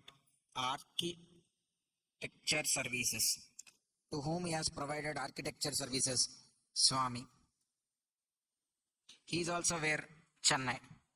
Architecture services are provided on an immovable property. Where the property is there? South Africa. The property is in South Africa. Here first tell me whether section 12 is applicable or section 13 is applicable. 12 only, because supplier and recipient are both in India only. So supplier is in India, Chennai. Recipient is also in India, Chennai. So section 12 is only applicable. What section 12 subsection 3 says? Like, the property is located in India, location of property. Property in India na, outside India na. So place of supply is what? Location of recipient. So place of supply equals to location of recipient, which equals to what? Chennai. So here, location of supplier Chennai, location of recipient also Chennai, and even place of supply also Chennai. Which tax has to be levied, sir? CGST and SGST, because everything is in Chennai only. Then what? Even though property located outside India, place of supply provision says like it has to be considered as what? Location of recipient. So which tax has to be levied, sir?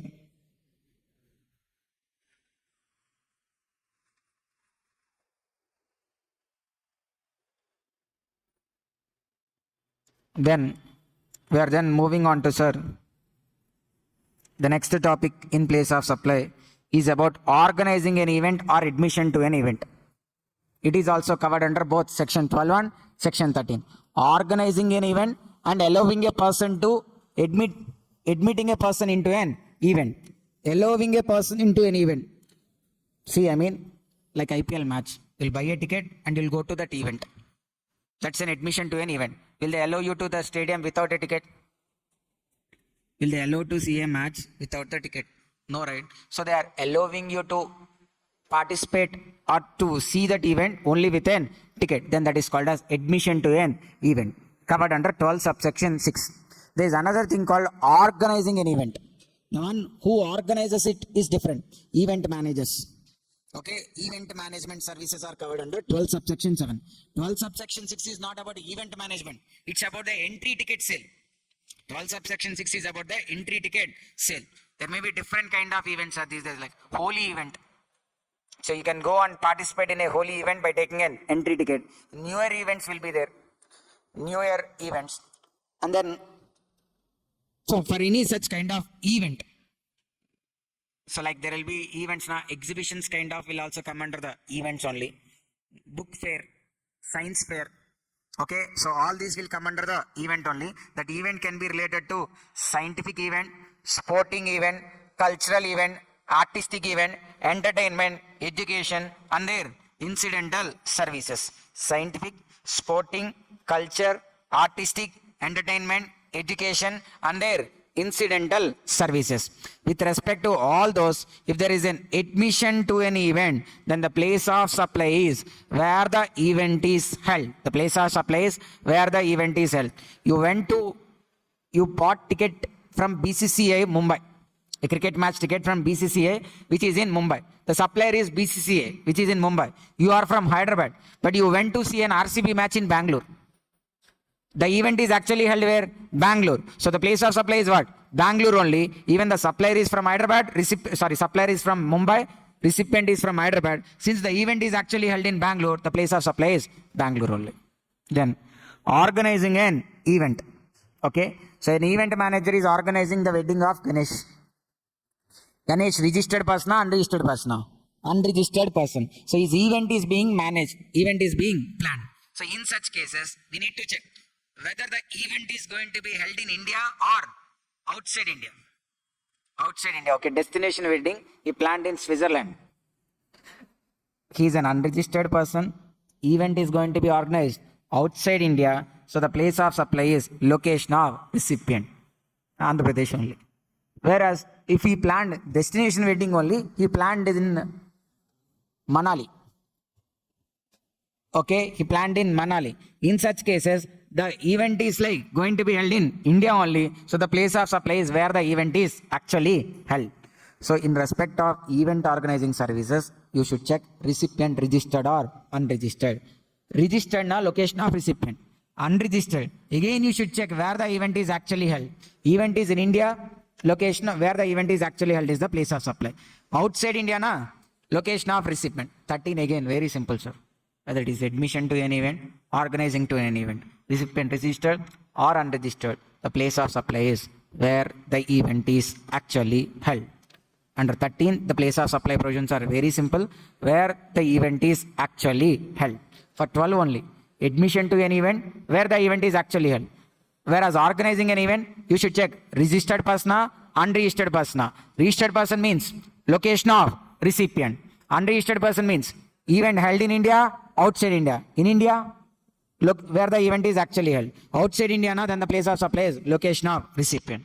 Then here also, again for this also, if the event is spread across multiple states, event is spread across multiple states. If the event is spread across multiple states, now let's say for example, for movies they are organizing pre-release events. Since Telugu movies now became pan-Indian movies, right? So they are organizing functions in all the big cities. Like in Chennai, they'll have a pre-release event. They'll have in Mumbai, in Ahmedabad, they'll have a pre-release event. So like that, if they are planning at multiple places under a single contract, so a single event organizing service, but which has to be provided at different locations, then how the contract value has to be splitted. Contract specifies, split it as per the contract. If contract is silent, then apportionate as per gap, generally accepted accounting principles, which suggests like take number of days as the basis. In each location, how many days the event is going to be held is the basis. So on this, sir, the questions are question number 9 and 12. Question number 9 and 12. Times Group being an event organizer located in New Delhi organizes Miss India beauty competition in India in the following cities. For Femina Miss India, a unregistered person located in Mumbai. Sir, actually in your book it will be registered only. Make it as unregistered. Otherwise the answer will be wrong. Only if it is unregistered, the answer will stand good. So see, sir, here. Who is the event organizer? Times Group. Where it is located? New Delhi. Who is the event organizer? Times Group. So the location of supplier equals to New Delhi. To whom the services are being provided? The services are providing to MS Femina Miss India. Location of recipient, which is also what? Which is Mumbai. And it is an unregistered person. He is an unregistered person. So now, since both of them are in India, section 12 or section 13? 12. Under 12 subsection 7 comes into picture. Now if you see, the event is being organized in New Delhi for 12 days, and then for Chennai, and then in Mumbai. So event is carried in single location or multiple locations? Multiple locations. And if you see, the fee is given separately for each location. So we need not to split anything. They themselves have segregated the amount for each and every location. So now, what is the place of supply under 12 subsection 7 with respect to event organizing services provided to an unregistered person? The place of supply is where the event is actually held. So in first case, the event is held in Delhi. So the place of supply is New Delhi. The place of supply is New Delhi. In second case, it is in Chennai. The place of supply is Chennai. In third case, it is in Mumbai. The place of supply is Mumbai. And supplier constantly it is New Delhi, New Delhi, New Delhi. So now if they are in same state now, CGST and SGST, otherwise IGST. The questions are given another point also. Find the place of supply if contract specifies lump sum amount of 48 crores. Find the place of supply if contract specifies the lump sum amount of 48 crores. I mean, they are not giving this breakup. They are saying like 48 crores as a single amount, but the event is going to be held in multiple locations. How it has to be distributed, how it has to be apportioned. Number of days. What are the number of days here? 12, 18, 20. You could see here, sir, how this 11.52 came in the second case. Number of days 12 na. So what is the total value they are taking? 48 into 12 by 50. Here it is like 48 into 18 by 50. 48 into 20 by 50. If you do, then you are getting the value for each location. The place of supply provisions are same only. Just how you'll apportionate the values where the total value is given.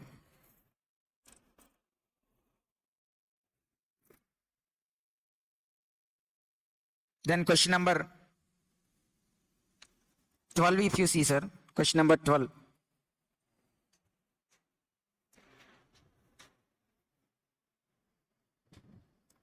Sami Private Limited, owned by Rang Tarang, a famous classical singer, wishes to organize a Rang Tarang music concert. Okay, Sami Private Limited, owned by Rang Tarang, a famous classical singer, wishes to organize a music concert. So who is making a music concert? Sami Private Limited is the one who is organizing a music concert. Sami Private Limited is located in Punjab. Enters into a contract with, okay, it wants to have an event, but it is not organizing the event. So entered into a contract with event management company, Puja Private Limited, for organizing the said musical concert. So now, if you see, the concert organized by whom, sir? Who is organizing the concert? Puja Private Limited.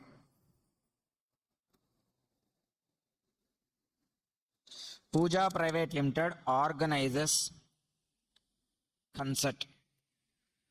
For whom? Sami Private Limited. So now what Sami Private Limited do? And for this organizing concert, this is how much, sir? 10 lakhs. So it is an event management service which is covered by Puja, where she is Puja Private Limited is located in Delhi. Sami Private Limited is located in Punjab. So since both of them are in India, which section is applicable, sir? Section 12 is only applicable for this event management. Okay, we'll come back again. Let us continue discussing the question. And the event will be agreed for a consideration of 10 lakhs and will be done under the launch of Hotel Dum Dum. So Gurgaon registered in Haryana for holding the music concert for a lump sum consideration. So now to Puja Private Limited, this Hotel Dum Dum is providing the services, because to organize event, this Puja Private Limited need a hotel. So they have taken the services of whom? Thus hotel services has been taken. So Hotel Dum Dum. Where is this hotel, sir? This hotel is located in Gurgaon. Is providing the functional services, the functional renting of functional services to here. So functional na, look, supplier in Gurgaon, India. Recipient Puja Private Limited is in Delhi. Both are India na, outside India na? India only. So then this is covered under where 12 subsection 3 clause C. Where any immobile property is given on rent for organizing functions, then that is covered under 12 subsection 3 clause C. Then not yet over, sir, question. Then the Sami Private Limited fixes the entry fee for the concert of 5,000. And again Sami Private Limited will gives like admission to an event service. If you want to attend the event, then you need to buy tickets from whom? Sami Private Limited. Admission to event. Event to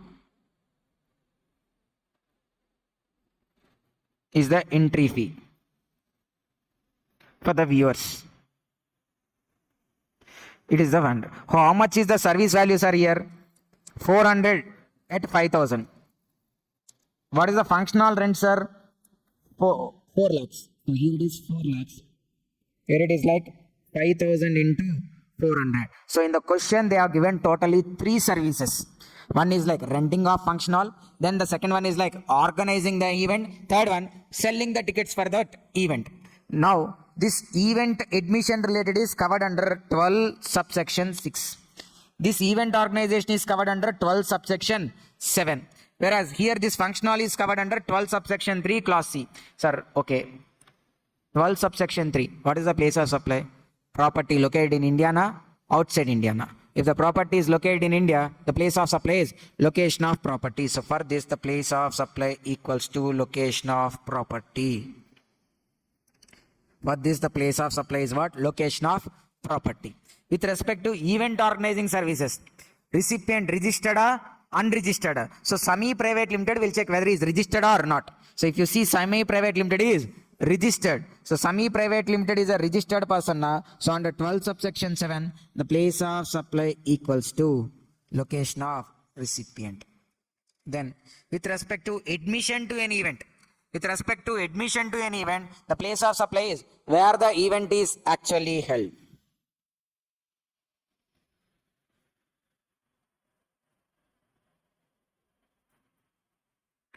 Where the event is held. With respect to place of supply provisions, it is what? Where the event is held.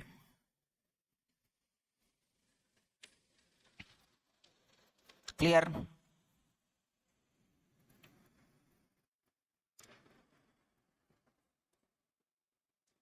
Then 13 subsection 8. 13 subsection 8. It's about intermediary services. Place of supply with respect to intermediary services.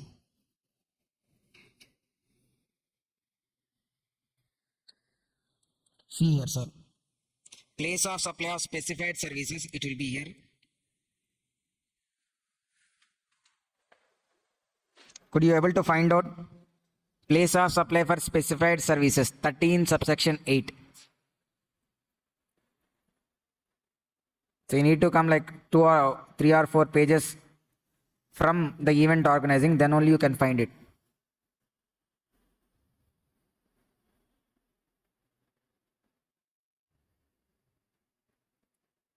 Sir, last but one page, sir. In place of supply, last but one page. What is the page number? 106. See this one. Place of supply for specified services with respect to banks, NBFCs, financial institutions and intermediaries. Sir, when 13 is applicable? When 13 is applicable? When one of them is outside India, the other one is in India. Here they are talking about what? Banks, NBFCs, financial institutions and intermediaries. Intermediaries now brokers. For them, what is the place of supply? The place of supply is nothing but location of supplier itself is the place of supply. So there are so many questions on this, so be little careful. With respect to banks, NBFCs, financial institutions and intermediaries. Where one of them is in India, the other one is outside India. The place of supply is location of supplier. And even in case of hiring of means of transport, you are hiring a means of transport. If it is like vessels, aircraft and hatches greater than 1 month. Vessel, aircraft, renting, hatch. Hatch is also a kind of boat. Okay, some boat house like kind of. In many movies like you'll be seeing like it's not like cruise ship and all. A small. So many movies it is there, like it is there in Son of Sachimurthy. It is there in one. TEL+ENG, like Chirita movie, the whole movie is on this only. First off. Completely here only.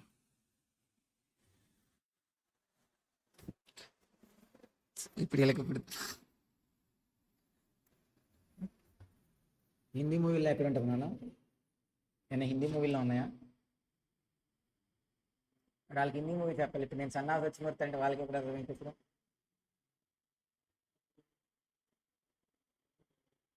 Ganesh చెప్పరా, నీకే తెలుసు Hindi movies అండి.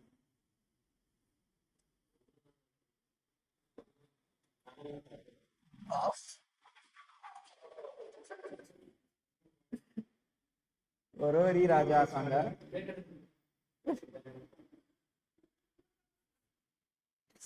Okay. In Bahubali Part 2, like Prabhas and Anushka will be coming there, right? From Anushka's kingdom to Bahubali's kingdom. So then there is a boat there, na? So that Ganesh has named it as Hatch. Yes, it is Hatch only. More an ancient version, but the now modernized versions are having. Okay. So now see, vessels, aircrafts, always covered under 13 subsection 2 only.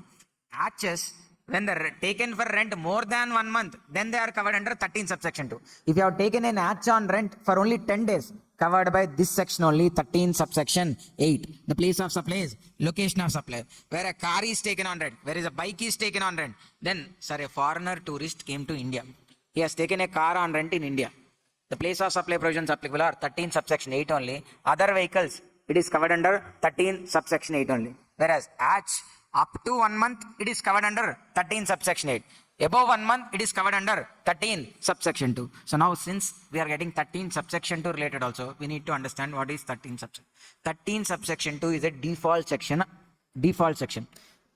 Under 13, where any service is not covered specifically, then for them the place of supply will be determined as per the default section under 13 subsection 2, which says like location of recipient is the place of supply. If check address of recipient is available or not. If address is available, location of recipient is the place of supply. Address is not available, then location of supplier is the place of supply. 13 subsection 2, check address available or not. Address of recipient available. Place of supply is location of recipient. Address not available. Place of supply is location of supplier. Question numbers are like question number 17, question number 18.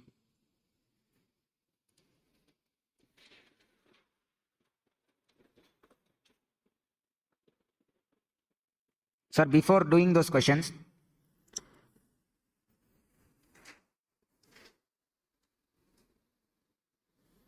LOS and POS are in same state, sir. It is what? Location of supplier and place of supplier in same state. Is it intrastate supply or interstate? Intrastate only, right? So we used to live, we will be generally living what?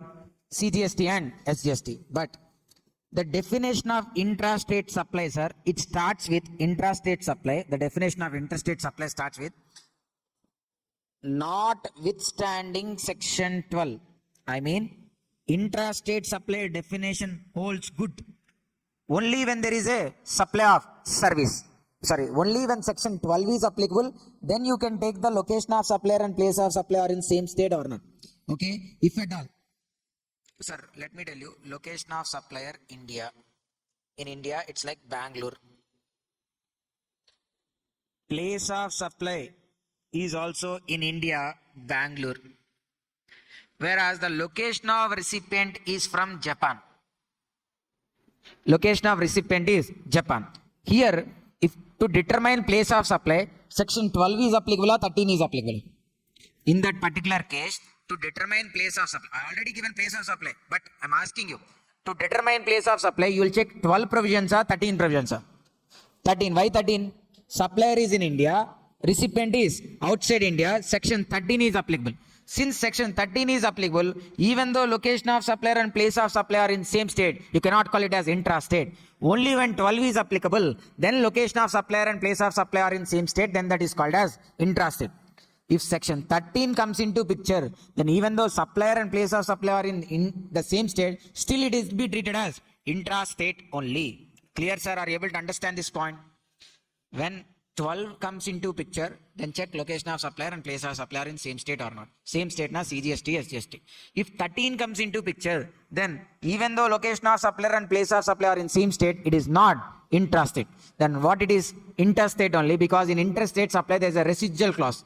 Any supply which is not an intra can be called as interstate supply. Okay, now let us solve question number 17.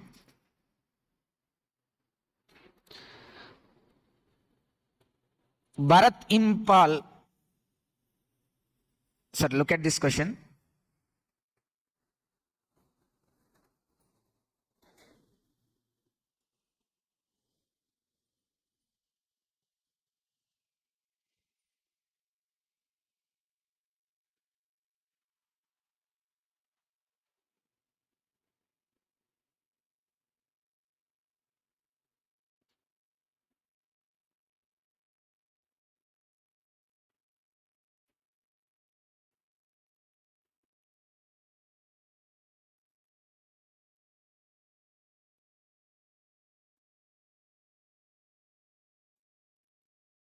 See, look, read the question. Bharat International of Impal, Manipur is an intending agent.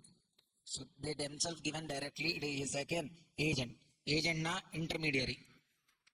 MRS Incorporation of Singapore supply ants as per the instructions of Bharat International, an intending agent to the buyers located in India and Bangladesh also. So now Bharat International of Impal.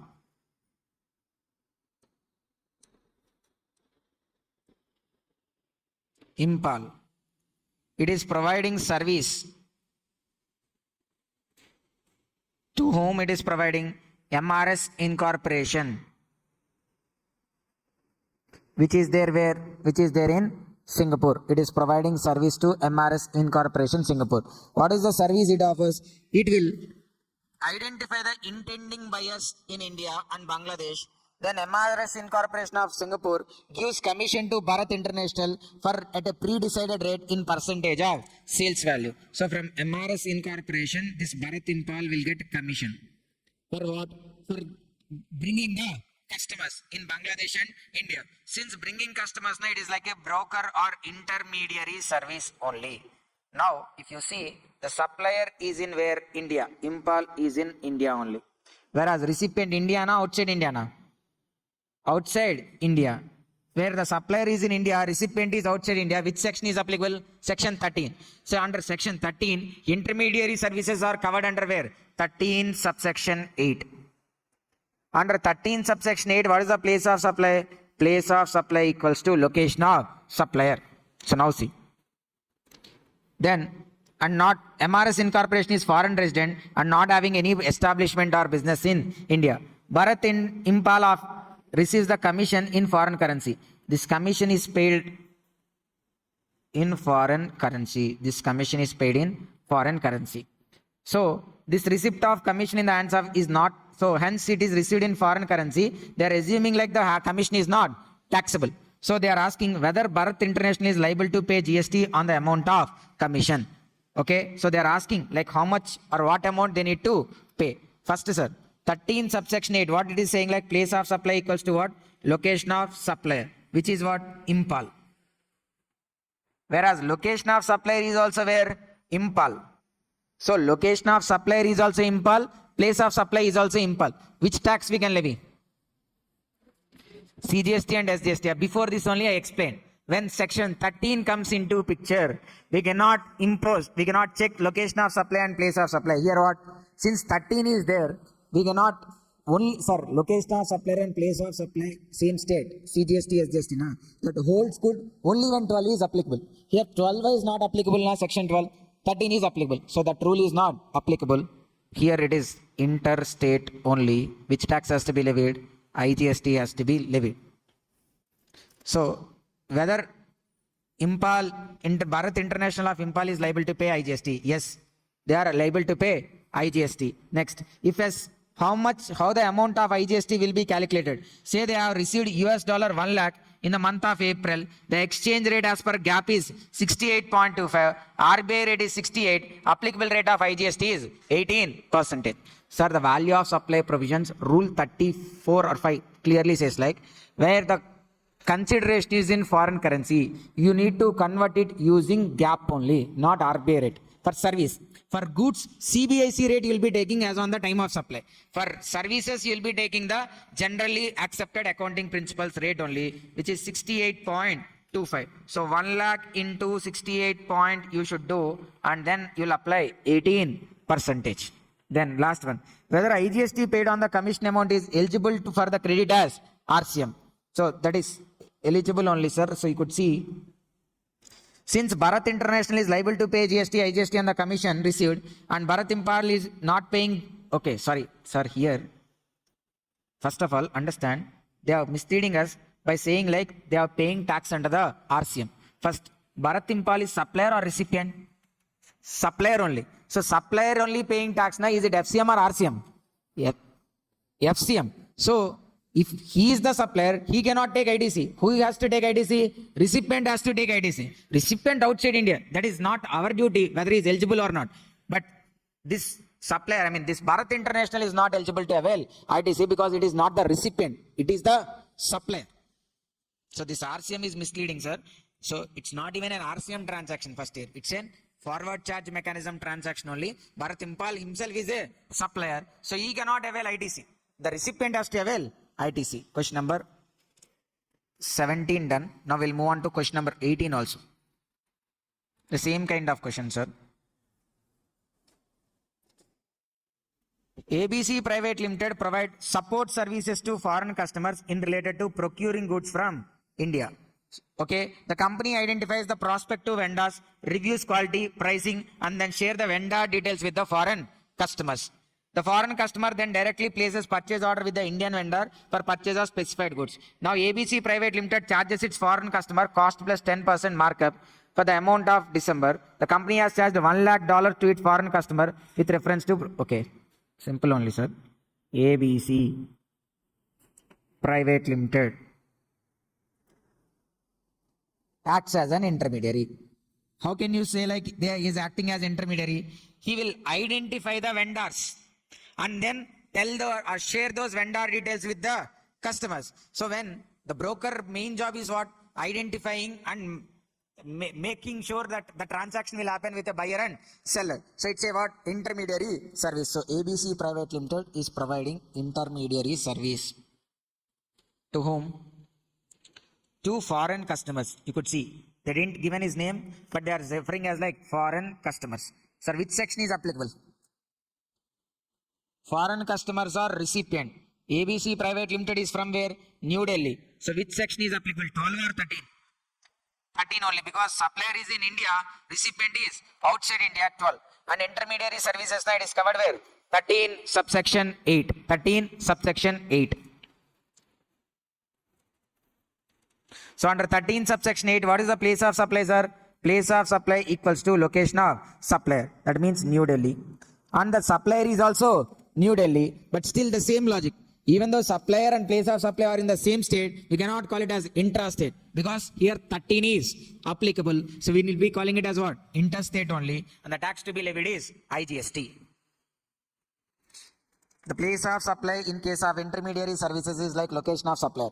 As per section 8.2, subject to provisions of section 12, supply of service where the location of supplier and place of supplier are in the same state is treated as inter-supply. In the given case, it is not so, because subject to section 12. Here section 12 is not applicable now. That's why you cannot call it as intrastate. Definition is not, it does not meet the criteria of definition. Hence it is what? Interstate supply. IGST has to be levied. Then the last one, sir. It is about OIDR services. OIDR services na online information data access and retrieval services. OIDR, the services they provide can be made or can be made available only digitally. They cannot provide services physically. The basic nature of OIDR services, it can be provided only digitally. These services are provided with the help of IT only through internet or through an electronic network.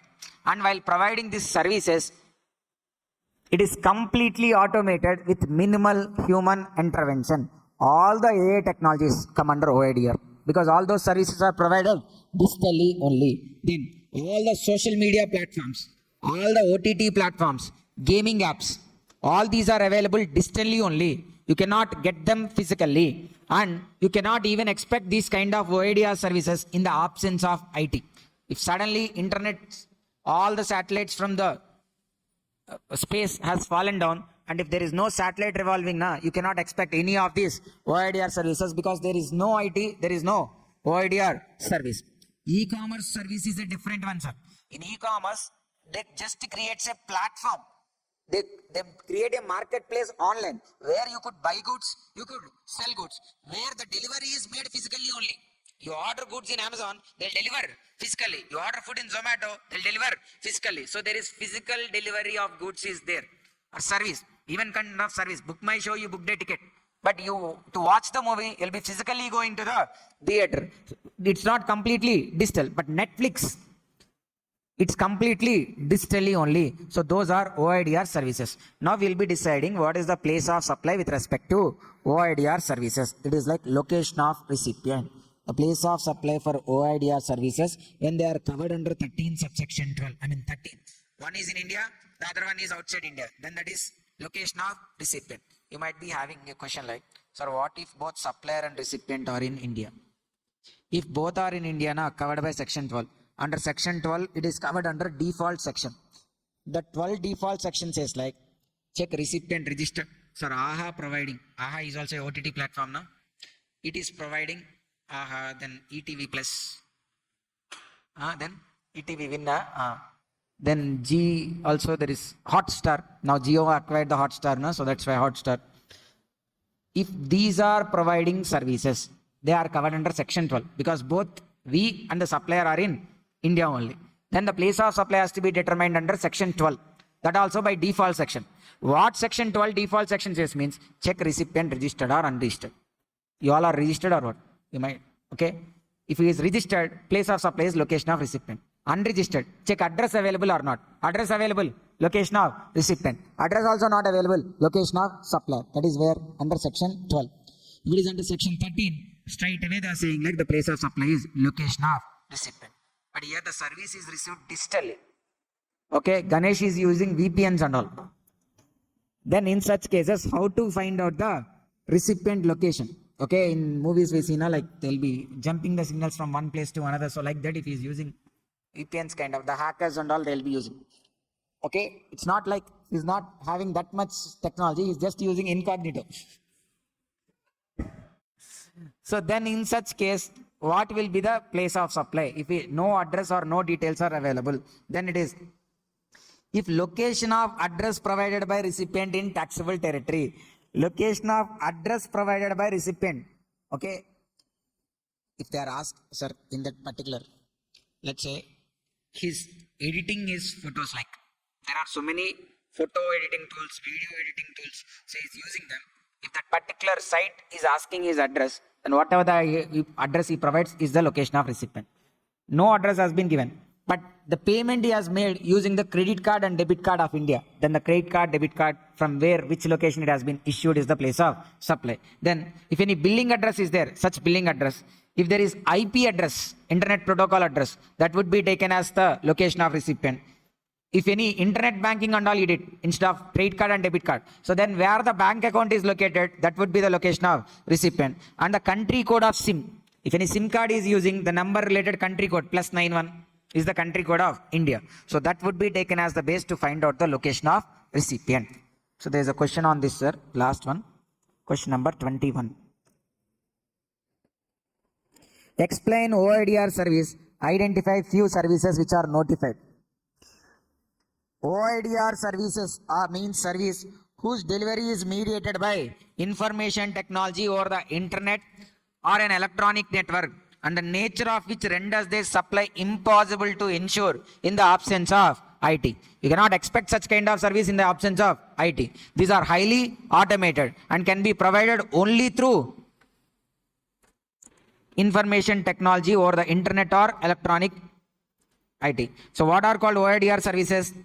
Advertising on the internet, providing cloud services, e-books, movie, music, software, I mean Amazon, Kindle, so all these music related apps, and then movies like Netflix, Prime Videos, all these are OIDR only. Providing data, information and other services, like these are clouds. Cloud computing services are like the cloud which we are using on a day-to-day basis is like Google Drive, Google Photos, these are also clouds only. Our data, if it is stored in an external server, then that is called as cloud only. If you keep your photos in Google Photos, those photos are not stored in your device.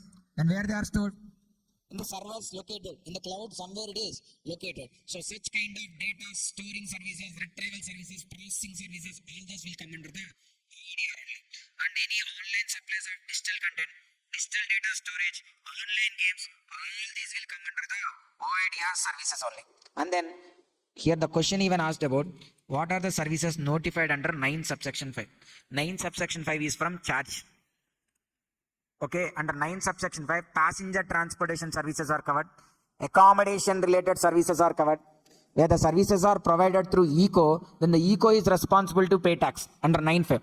Passenger transportation services, accommodation services, household services like urban clap and all, and then food related service, food delivery related services like Zomato, Swiggy, Those are covered under 9 subsection 5.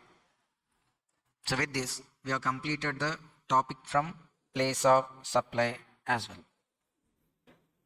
We are now targeting time of supply chapter. So by learning this, we'll be able to write either question number 4b, or sometimes it could be there even under question number 5a. So in both these places, like time of supply and place of supply, if you learn them, then 4b and 5a both you could be answering. Okay, so now we are targeting what? Time of supply. So first we'll be deciding about time of supply for goods. Sir, in this time of supply chapter, the basic thing, why we need to determine time of supply. In a supply, there will be different aspects like ordering goods, raising invoice, dispatching the goods, delivery of goods. All these events are related to a single transaction. Paying advance, then raising an invoice, dispatching goods, receiving those goods. If installation and all involved, then again installation. All these are related to a single transaction called supply. But there are multiple events. So now, out of these events, which event you should treat it as like supply? When you have to treat it as like supply. Okay, so based on that, you will be identifying the date when the supply has been made. And then you will be finding out the date of liability to pay tax. The time or the date of liability to pay tax. And to make it clear, sir, like already we know, like if a supply is made in Jan, then we need to pay tax by when? February 20th by way of filing GST 3B. This is clear, right? So now let me quickly write down the provisions with respect to time of supply of goods under forward charge mechanism. Time of supply of goods under forward charge mechanism. The provision is very simple, sir. You need to check 3 points. One is like the actual invoice date you should take. You should take actual invoice date, whichever is given in the question that you will be taking. Actual invoice date. Then you will be taking the due date for issue of invoice as per section 31. Due date for invoice as per section 31. One is actual invoice date, whereas the second one is like due date for issue of invoice as per section 31. Third one is like date of payment. Date of payment. Out of these three now, whichever is earlier will become the time of supply. Whichever is earlier will become the time of supply. Invoice date, due date for invoice, and date of payment. Out of these three, whichever is earlier will become the time of supply. Are you able to understand? Invoice date, due date for invoice, date of payment. Out of these three, whichever is earlier is the time of supply. Then there is notification 66/2017, which says like notification 66/2017, which states like you need not to consider except for composition scheme person and for persons supplying specified actionable claims. Except for composition scheme person and person supplying specified actionable claims, you need not to check date of payment. Not to check what? Date of payment. I mean, only the first 2 points are enough to check. Date of invoice and due date for issue of invoice, whichever is earlier. The date of payment has to be checked only for whom? Composition scheme persons and even persons supplying specified actionable claims. For those two people, composition scheme person and specified actionable claim supplying persons only, we should check all the 3 points and should take whichever is earlier. If it is other than those two persons, normal GST registered person, for him date of payment need not to be considered. That relaxation is given by notification 66/2017, gives the relaxation that date of payment need not to be checked. Clear? Then, sir, invoice date will be given directly in the question. You just read the question and identify the invoice date. Date of payment, I said majorly it's not relevant except for composition scheme person and the person supplying specified actionable claims. Date of payment is not relevant at all.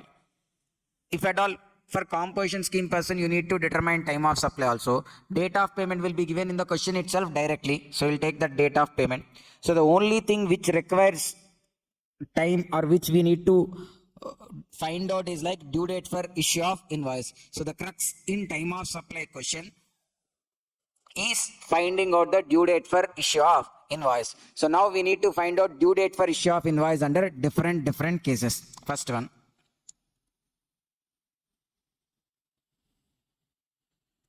Supply involves movement. Supply involves movement. Then we are talking about what's our due date or last due date for issue of invoice or the time limit for issue of invoice, where supply involves movement. I mean the goods has to be moved from one place to another place. Then invoice has to be issued on or before removal of such goods. On or before removal of such goods from supplier premises. On or before removal from supplier premises. Before the goods are being removed from supplier premises only, invoice has to be raised. On or before the removal of goods from supplier premises, the invoice has to be raised, where supply involves movement. Then where supply involves no movement. So no movement now, I already gave an example in place of supply also. Supply involves no movement. No movement means when the good will be, like already given a asset on, I already given a plant and machinery on lease to X. X is already using the plant and machinery on lease. Now I sold the machine to X.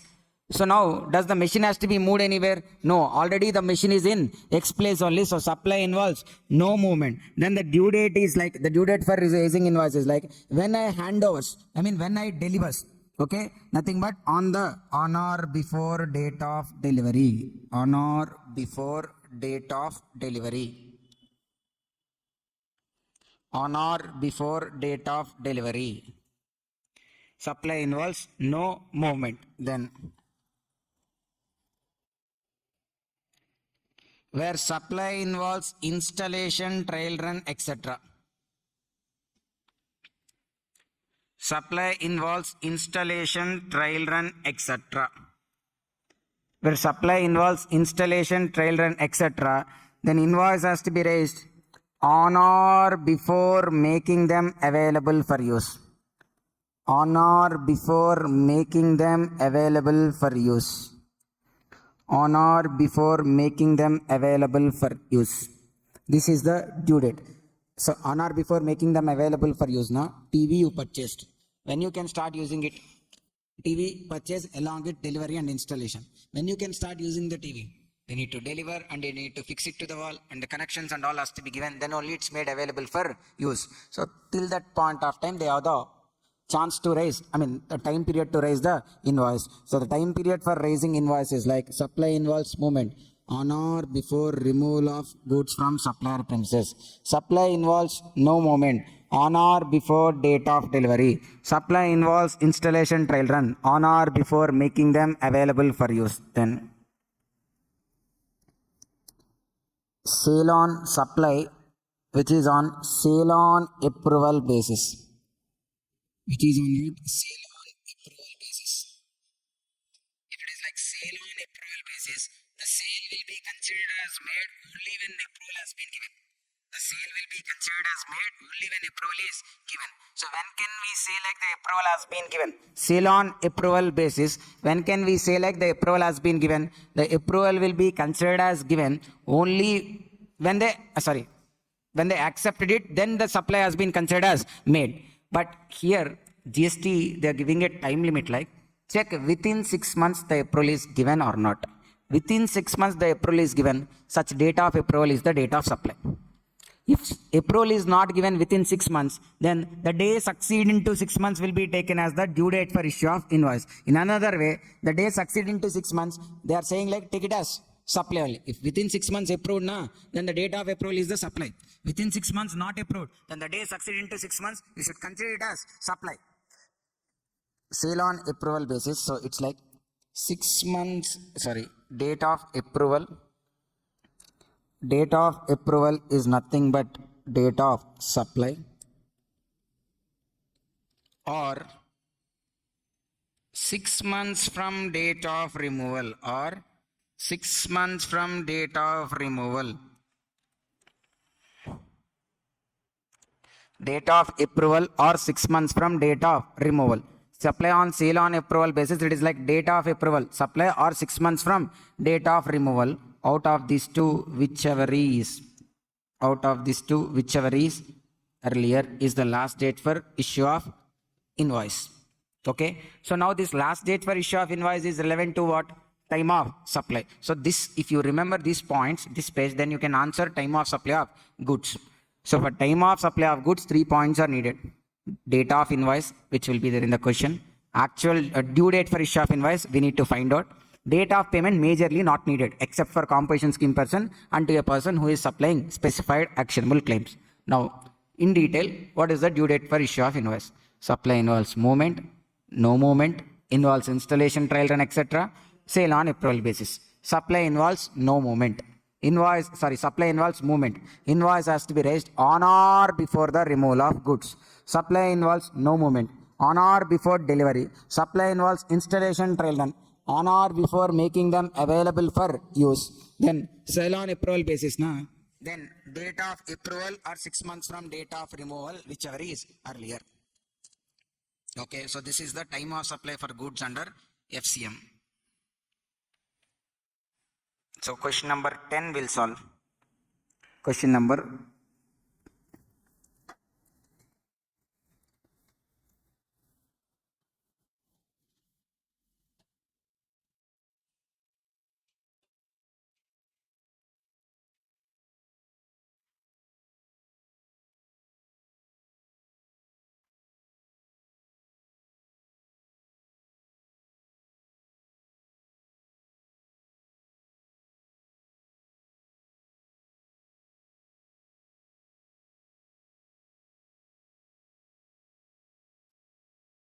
time of supply, question number 10.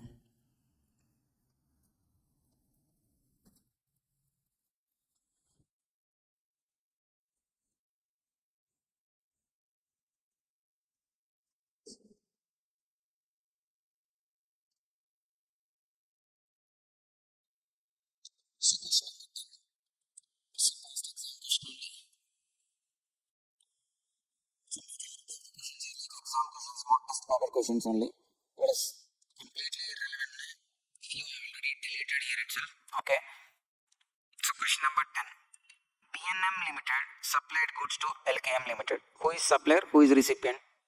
BNM is the supplier, whereas LKM is the recipient. Supplier, here it is the recipient.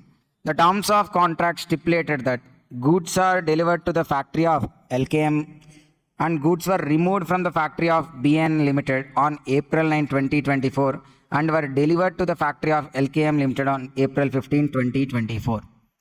The goods are moved from supplier premises and were delivered to the recipient place. Supply involves movement, no movement. Movement. The goods has been moved from one place to another. So supply involves movement. Okay, then. Now, invoice was raised on April 18th. So for deciding time of supply, what are needed? Date of invoice given here. What is the date of invoice? April 18, 2024.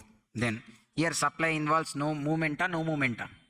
Movement. So if supply involves movement, what is the due date for issue of invoice? On or before the removal of goods. On or before the removal of goods, then that is April 9, 2024. And here, nowhere they said like he is a composition scheme person. Since he is not composition scheme person, do we need to check date of payment?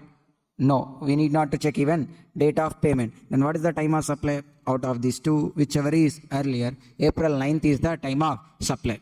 Okay, if you just write in one line, you will not get 7 marks. You should write the whole provision as per section 12 subsection, as per section 12 subsection 2, time of supply of goods under FCM is the actual date of issue of invoice or due date for issue of invoice under section 31 or date of payment, whichever is earlier. However, notification 66/2017 says date of payment need not to be considered except for composition scheme persons and persons who are engaged in supplying actionable claims. Then where supply involves movement, then the time limit for issue of invoice is on or before the date of removal of goods. That means the due date is date of removal of goods. This is provision. Then you will be writing analysis.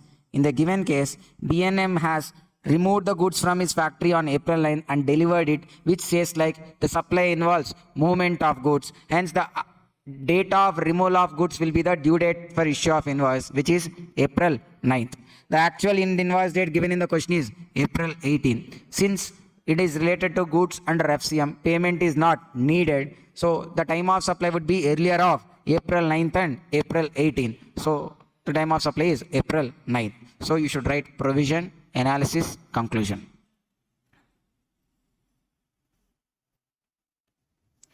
Provision, analysis, conclusion.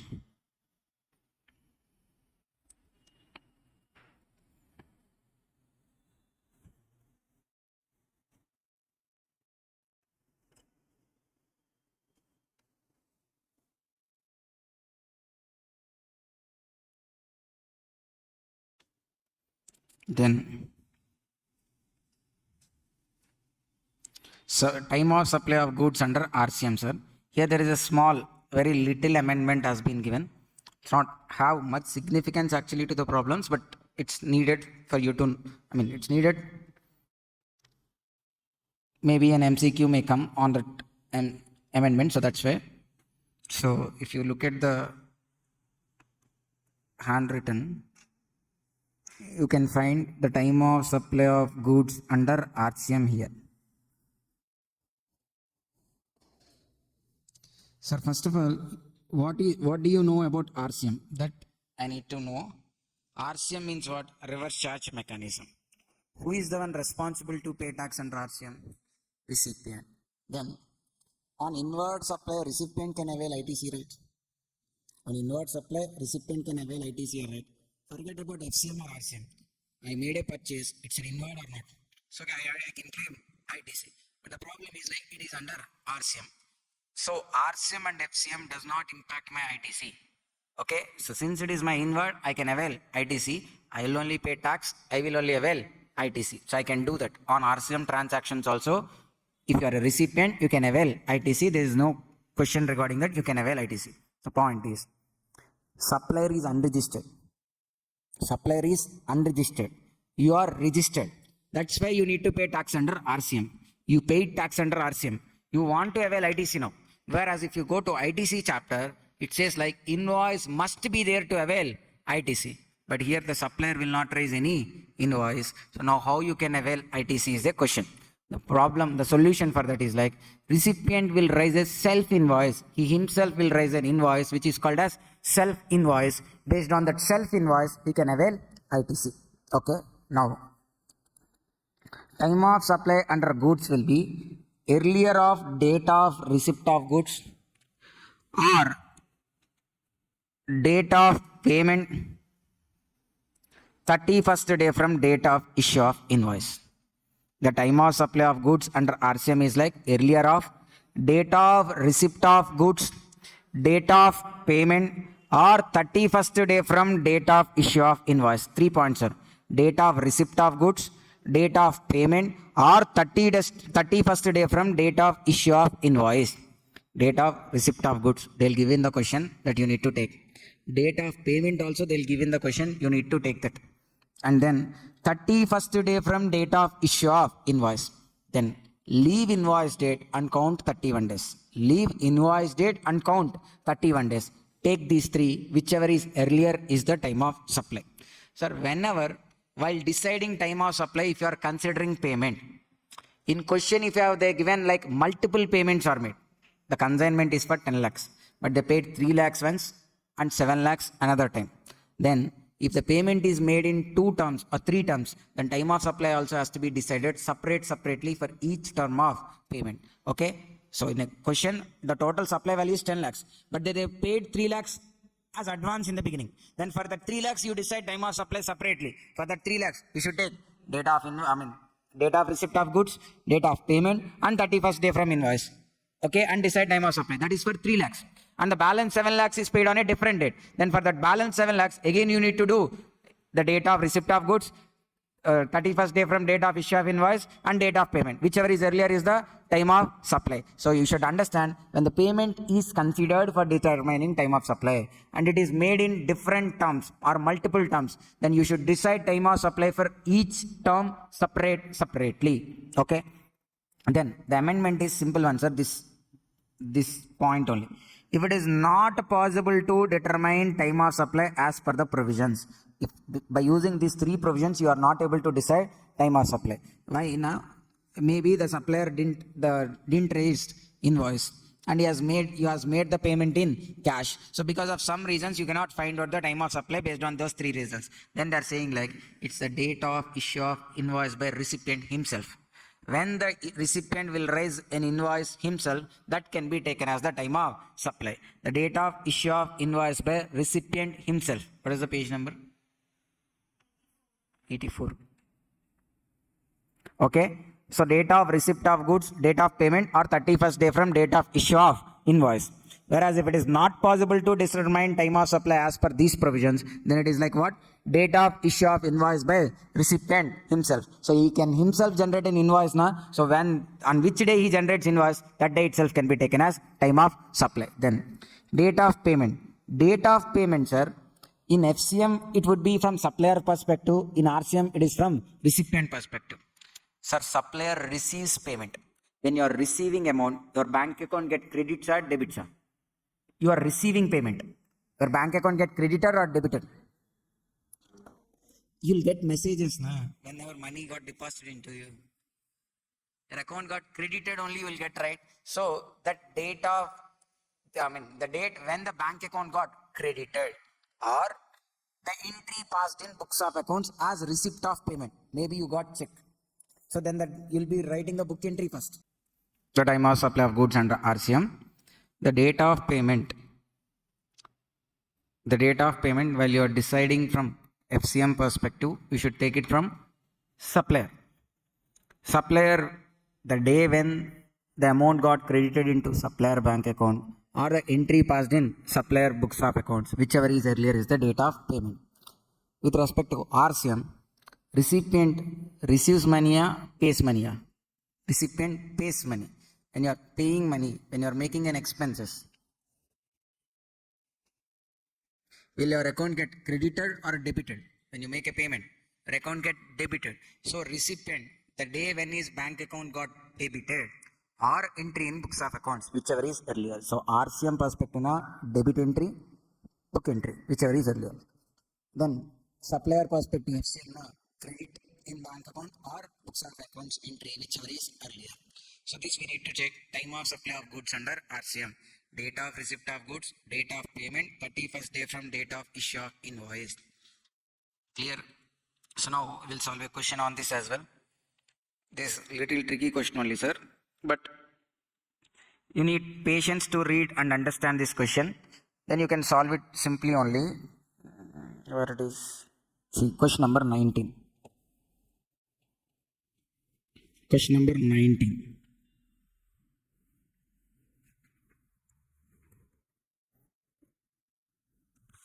Read the question, sir.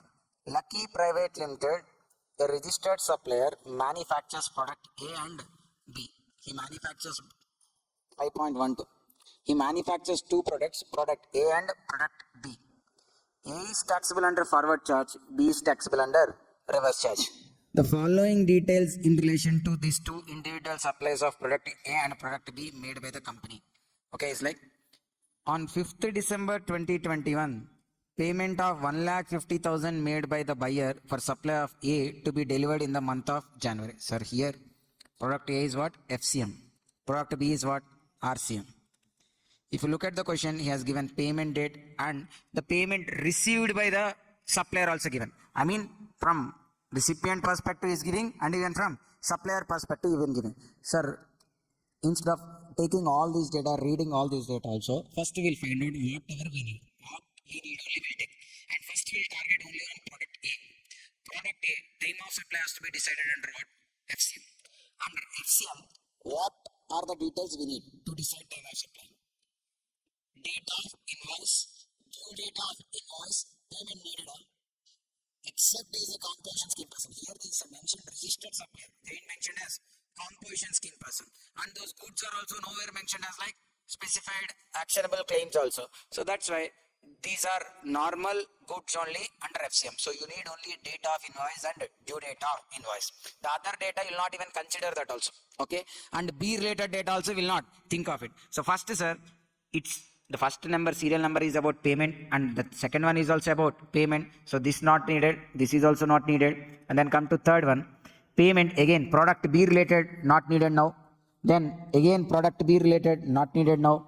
Then product A is manufactured and removed. Product A is what? Manufactured and removed. So when product A is manufactured and removed, so if it is removed now, sir, by the question, if you are understanding properly, when the product is moving, when it is manufactured and removed means what? It is moving. So it is moving now, what? Supply involves movement. Where supply involves movement, what is the due date for issue of invoice? On or before the date of removal of goods. I mean the date of removal of goods is the due date. That means this 3rd January is the date of removal of goods, which is nothing but due date of issue of invoice. So which is relevant. Then the receipt of goods by supplier, not relevant. Product B again, not relevant. Product B, not relevant. Then 2nd January, invoice for 3 lakhs is issued by supply of A. So what is the date of raising invoice?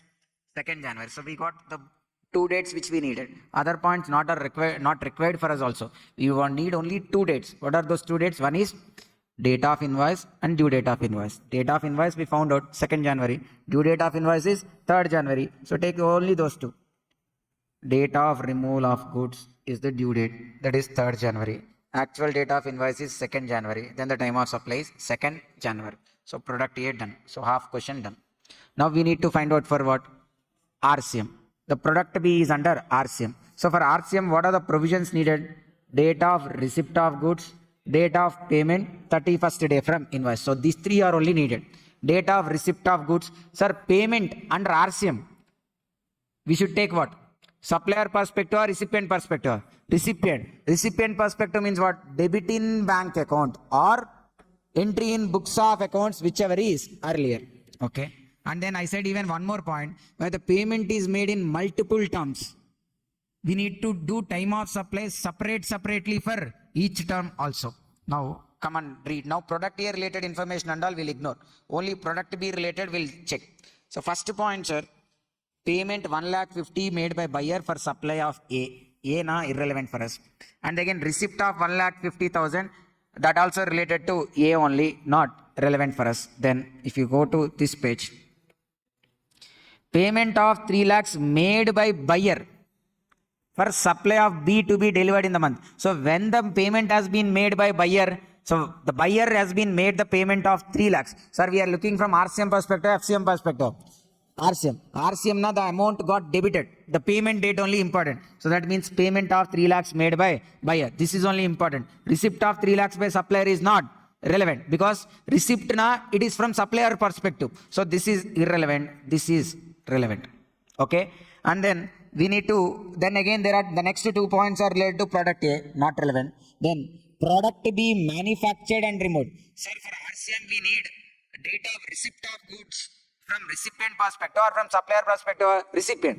So when the recipient has received goods, the recipient has received the goods on 20th January. Supplier sent the goods on 8th January. So 8th January is not relevant for us. Which is relevant for us?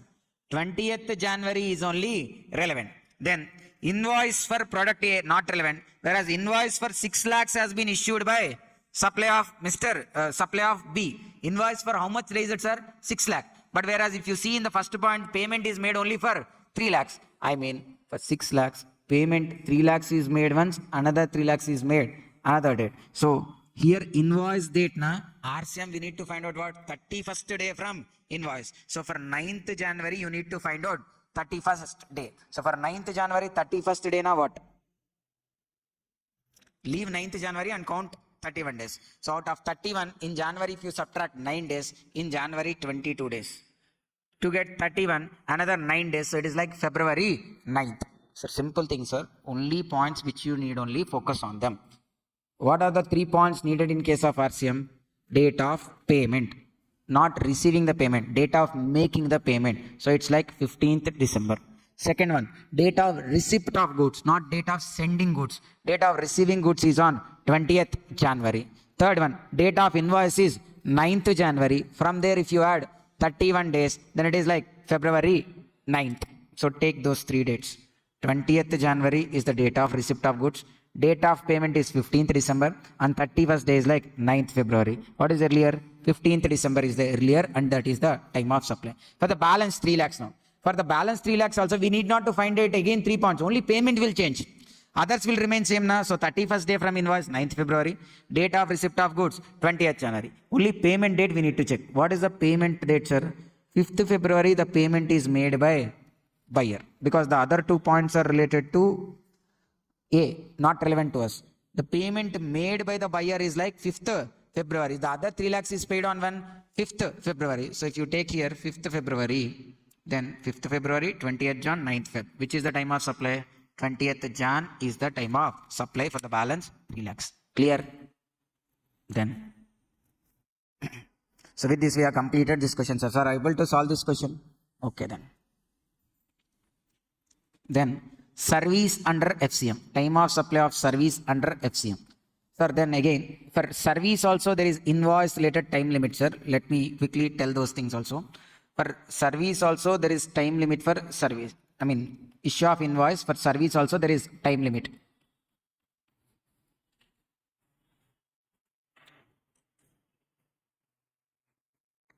Invoice has to be raised within 30 days from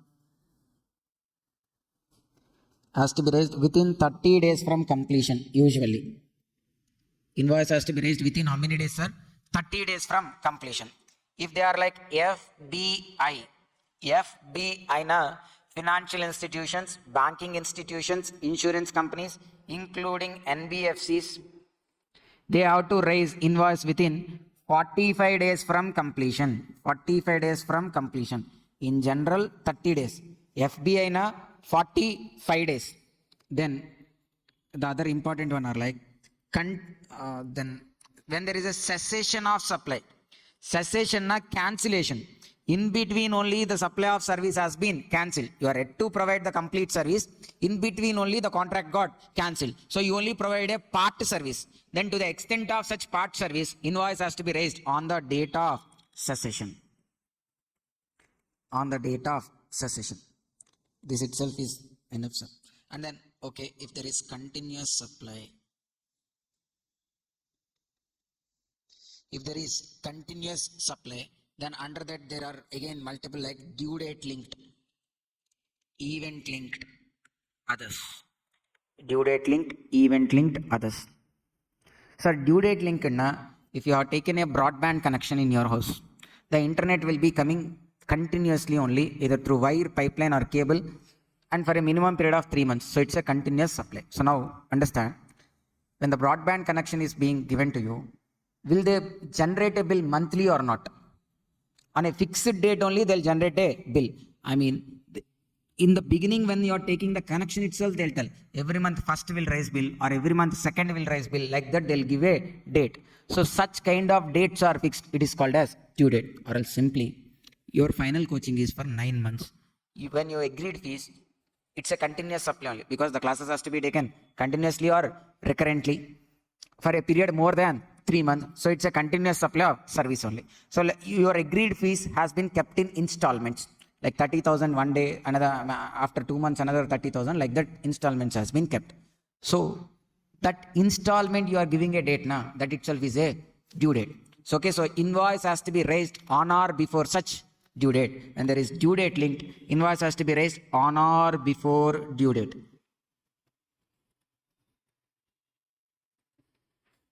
On or before due date.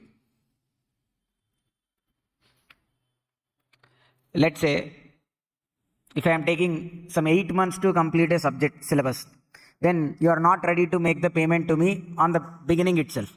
So what you said, like first you complete syllabus, then only we make the payment. In such cases, like the service is kept like, so I will complete 25% of the syllabus. Then you will make 25% equivalent payment. Then I complete 50%. Then you will make another payment. So like that, if the payments are being made, we have kept events.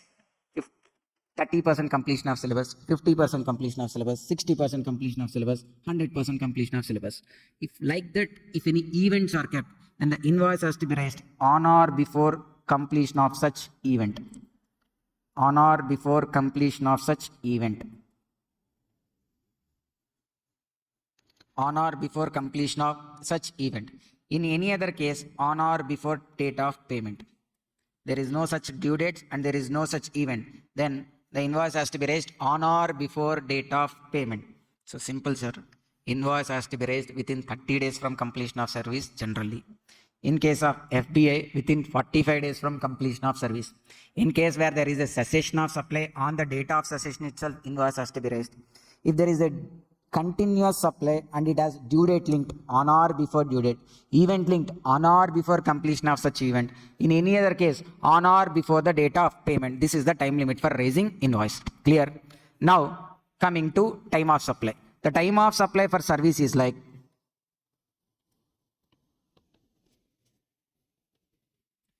invoice raised within time limit,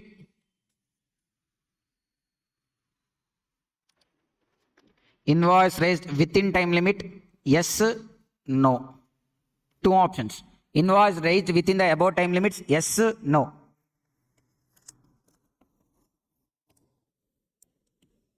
Invoice raised within time limit, yes, no. If invoice raised within the above time limit, then date of invoice or date of payment, whichever is earlier. Invoice raised above time limits, then what you need to take? Date of invoice will be there in the question. Date of payment will also be there in the question. You just need to find out whether invoice is issued within the time limit or not. What is the time limit? It depends on case to case. Normal cases 30 days, FBA 45 days, cessation of supply till the date of cessation, continuous supply till the due date. In case of event linked, till the completion of event. In any other case, till the date of payment. So check whether invoice has been raised within those time limits or not. If raised within the time limits, then it is date of invoice or date of payment, whichever is earlier. Date of invoice or date of payment, whichever is earlier. No. Invoice is not raised within the time limit. Then that is like date of completion or date of payment, whichever is earlier. If there is no invoice has been raised, then you need to, invoice has not been raised within the time limits, then you should take what? Date of completion or date of payment. So here in both the places, which is common? Payment is common. That means in case of services, if there is any advance payment is only made upfront. Then in such cases, advance payment is nothing but it was made before generating invoice, it was made before completion. In such cases, for advance payment related to services, the time of supply would be date of payment itself. So there is a clarification here. The clarification, let me show the clarification in the material only. Time of supply of goods. See, this is the clarification. The recipient is paying you over and above the invoice value. Some little extra amount also is paying than that of invoice value with an intention like that, that it will get adjusted in the subsequent months. The bill value I got is 49,500, sir. I paid 50,000. So how much I paid extra? 500. Since for time of supply of services, that 500 is advance payment only. Na? For advance payment, usually what shall be the time of supply? Date of payment only. But for that extra 500, they given another option here. See, April 2025, for April month, they raised an invoice. On which date? 30th April, they have raised an invoice. Invoice raised for how much? 9,500. But this fellow paid, and it has to be paid by when? 10th May. So now on 10th May, this customer paid 10,000. 9,500 bill. How much he paid? 10,000. 9,500 is for the already provided service. That we can provide, we can do time of supply normally only. But for the extra 500, it is an advance payment. The extra 500 which he has made here is an extra payment. For that 500, if you decide time of supply, usually it is nothing but date of payment. When they raise invoice for the May month also, the problem is like, assume like May month also the bill is 9,300. If you follow the provisions normally, for the first advance 500, time of supply already decided. Now when they raise invoice, you need to again segregate that 500 and to decide time of supply only for the balance 8,800 or something only. It makes the provision or the practical calculations and all little more complicated, because it's more usual. The recipient may be paying like 1 rupee extra amount, 2 rupees extra amount, 5 rupees extra amount, 899, he paid 900. 1 rupee also advance only, na? For that 1 rupee also, what they have to do? Time of supply separately, and for the balance payment, time of supply separately. So this is not possible practically. That's why here they given an option like, for that extra amount which they receive, only up to 1,000 only. It's not like some big amount now, then decide time of supply as date of payment only. A nominal amount up to 1,000 only received in excess of the original invoice value.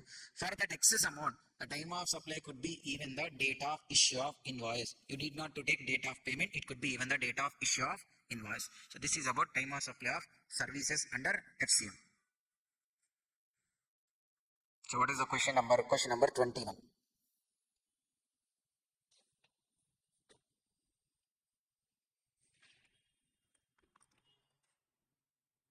Determine the time of supply from the following particulars.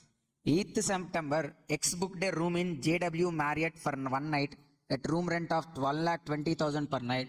In advance of 20,000 was paid in advance, and this amount was recorded in books of account. Okay. For one day, they have booked a room for how much? 1,20,000. And they have paid advance on what? 8th September.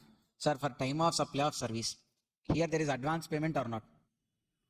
Read the first line only. X booked a room in JW Marriott for how many days? One day. What is the charges? 1,20,000. Did he paid any advance? Yes. How much he paid as advance? 20,000. For the 20,000, 20,000 is advance only, na? I already said, with respect to time of supply of service for advances, what is the time of supply? For advance payment under services, what is the time of supply? Okay, normally also, invoice issued within 30 days. What is the time of supply? Invoice issued within 30 days. What is the time of supply? Date of invoice or date of payment. If invoice not issued within time limit, date of completion or date of payment. Invoice issued within time limit. What is the time of supply, sir? Date of invoice or date of payment. Invoice not issued within time limit. Date of completion or date of payment. Whereas there is advance payment. Advance payment, if you see here, invoice also not raised. The completion also not made, but still advance received. Then what would be the time of supply? Payment only will be earlier. So date of payment will only be the time of supply. So for this 20,000 advance which they receive, the time of supply will be 8th September. Then Mr. X got confirmation message from the amount of 20,000 being paid on 10th September. Sir, payment 10th September is also there, 8th September is also there. 8th September, what happened? Books of accounts recorded. 10th September, bank account entry. We can take what? Whichever is earlier. So 20,000 time of supply can be what? 8th September. Now, when he stayed in the room, 2nd November, X stayed in the room and gives instruction to issue invoice for the balance amount at the time of checkout. So now when the service is completed, sir? 2nd November, date of completion. Now, as the server of hotel got jammed, the invoice is raised and the payment can be done. Okay, the invoice shall be raised. Give assurance when the same will be said, they'll raise invoice. Now, when they raise invoice, they raised invoice on 18th December. Okay, they raised on 18th December. So 18th December, they raised invoice. Now, when the service is completed, 2nd November. When the invoice is raised, 18th December. Okay, sir, it's a FBA related service, normal service. Normal only. FBA na what? Financial institutions, banking institutions, insurance companies. It's not financial institutions, banking institutions, insurance companies. So then what is the time limit here? 30 days. Did they raise the invoice within 30 days? No. 2nd November to 18th December, more than 30 days. So they didn't raise invoice within 30 days. So the time of, okay, in such case, the time of supply would be date of invoice or data, sorry, not raised within 30 days. Now date of completion or date of payment. For advance payment, already we decided. Now for the balance payment only we are checking. Date of completion or date of payment. The balance amount is paid on 22nd December. Whereas the completion is on 2nd November. With respect to the balance 80,000, the time of supply is what? 2nd November. For advance, the time of supply will be date of payment. For balance amount, it will be date of payment or date of provision of supply, since not raised within 30 days. So it is like 2nd November. Okay. Now we'll be discussing the time of supply of services under RCM. Same as like goods only, sir. Little simple. For goods, we'll check 3 points. What are those 3 points? For time of supply of goods under RCM, we'll check 3 points. Date of receipt of goods, date of payment, 31st day from invoice. For services, we'll not check 3 points. We'll check only 2 points. Receipt of goods is not there. Receipt of service is not there. Just date of payment and 61st day from invoice, whichever is earlier. Just like as for goods, whatever is the amendment made, even for service also there is a simple little amendment. You could see here. Supplier raises invoice. See here. Date of repayment or date of 61st day from invoice, whichever is earlier. This 2 lines is the amendment. Where it is not possible to decide time of supply under A or B, then the time of supply is date of receipt of date of issue of invoice by recipient himself. He himself will raise an invoice. That date itself can be taken as the time of supply. Here there is a proviso, sir. This proviso is supplier outside India, recipient in India. They provided service from outside India, then that is an import of service. On import of services, RCM is applicable. Okay, so we'll have to apply this provision. But the problem is, supplier where he is located, is GST Act applicable there? So we don't know whether he'll raise invoice or not. How do we count 61 days from invoice? It's not practically possible now. That's why they are saying like date of payment will remain common. The other one is like date of recording it in the books of accounts of recipient. Date of recording it in the books of accounts of recipient. So the time of supply is earliest of date of payment or date of recording it in the books of accounts of recipient, whichever is earlier. Okay. So we'll solve a question even on time of supply of service under RCM. Question number 16.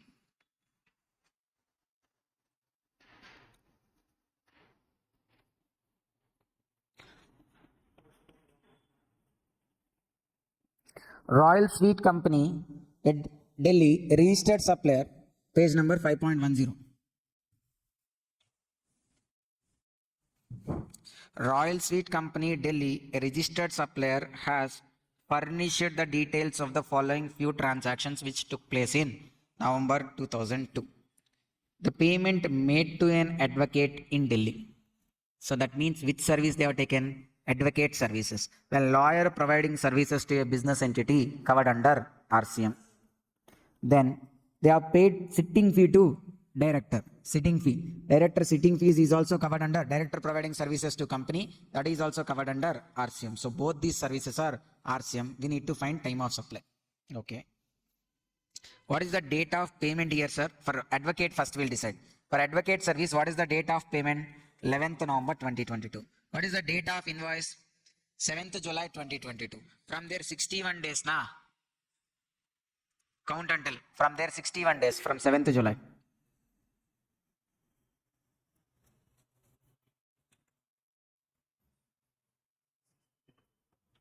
What?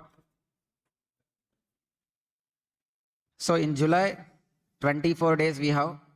And then August, 31 days. How many days? Like 55 days. Then March 6th. 6th of March is the 61st day. So 6th March or 11th November. Sorry, 6th March. Na. Why March came? July, August 31 plus 6th September plus 6 days. Na? So it is like 6th September. So 6th September or 11th November. Which is the time of supply? Whichever is earlier, na? 6th September is the time of supply. So if it is 6th September, by when the tax has to be paid? If the time of supply is 6th September, by when the tax has to be paid? Next month, 20th. I mean by October 20th, the tax has to be paid. How much? 1,25,000. Keep it there. Then come to director sitting fee. When the director sitting fee is paid, 20th November. When the invoice is raised, 15th October. Again, we need to calculate 31 days. October leave 15 days. Then balance 16 days. November 30 days. I mean 46 days completed. Then another 15 days you add. That means 15th December is the 61st day. So 15th December or 20th November. 15th December is the date of 61st day from invoice. Whereas date of payment is 20th November. Which is the time of supply? 20th November. If it is 20th November, by when the tax has to be paid? 20th December.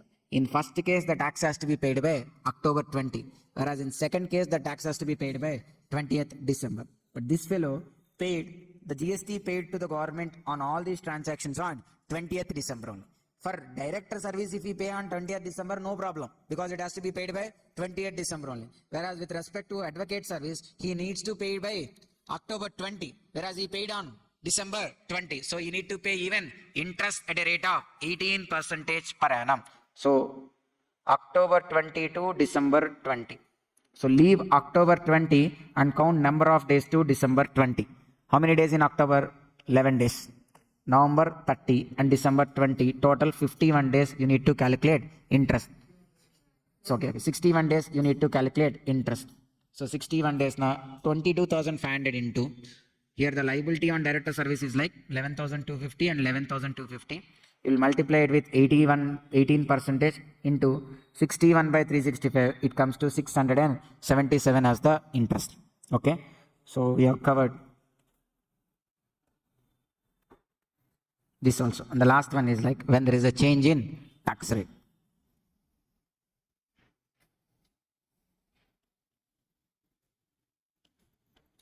Time of supply when there is a change in tax rate. Simple provision, sir.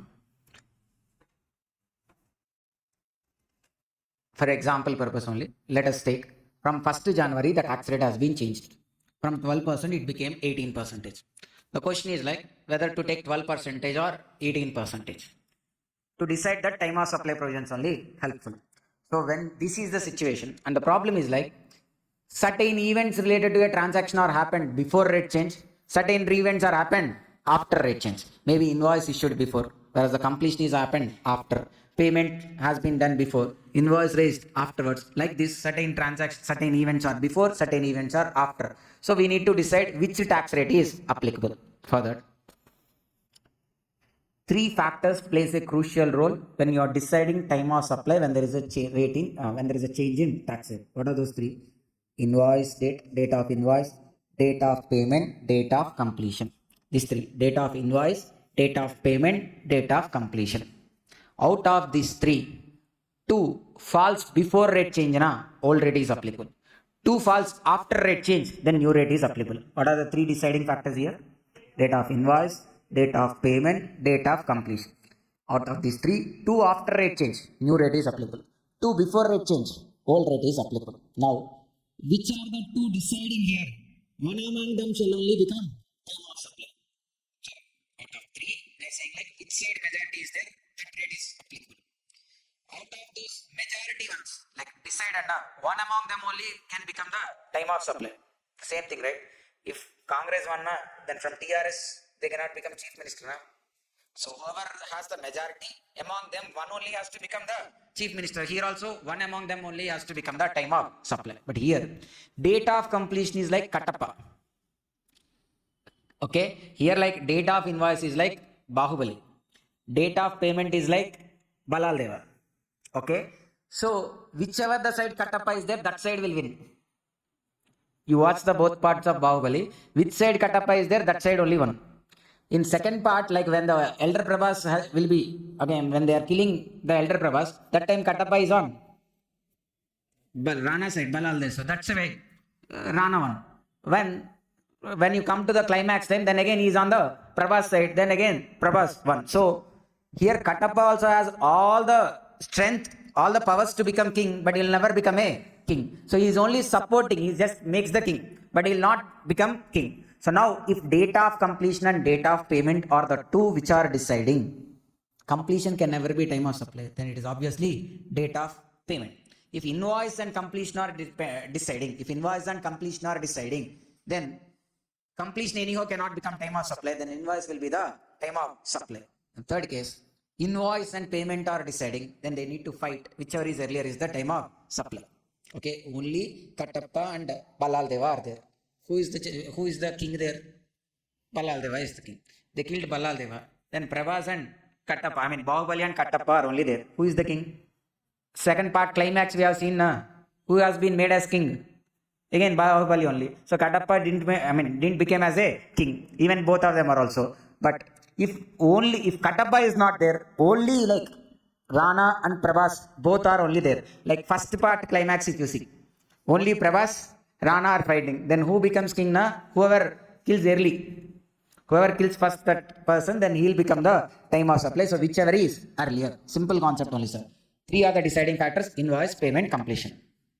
Okay. Whichever the two falls, I mean, if two falls after rate change, new rate is applicable. Two falls before rate change, na old rate is applicable. Then you need to take which are the two deciding. Out of them, only one become time of supply. Out of these two, completion, then completion can never become time of supply. The other one will become time of supply. If those two are like invoice or payment, then whichever is earlier will become the time of supply. Okay. Then for date of payment, sir, here there is a chance of misutilizing the provisions to get the old rate applicable. Sir, invoice will have serial number, so you cannot generate a backdated invoice because invoice is having a serial number. You cannot reissue the same serial number. So invoice you cannot fake. Then completion is completely in your hands only because you can say on a back date also that service has been completed. And if you alter payment, invoice cannot be changed. So keep invoice aside. You can change completion. If you even can record a payment on earlier date, then easily you can take old rate. So payment, book entry and back entry both are compared. Means book entry is in your hands only. You can post a backdated entry. So book entry can be altered easily. That's why here they are having a doubt on book entries. That's why they are saying like check whether the payment in bank has been reflected within 4 days from rate change or not. If it is reflecting within 4 days from rate change, I mean, 1st January rate change, from there within 4 working days, the amount should get even reflected in bank account. Then they'll trust you and will take book entry or bank entry, whichever is earlier.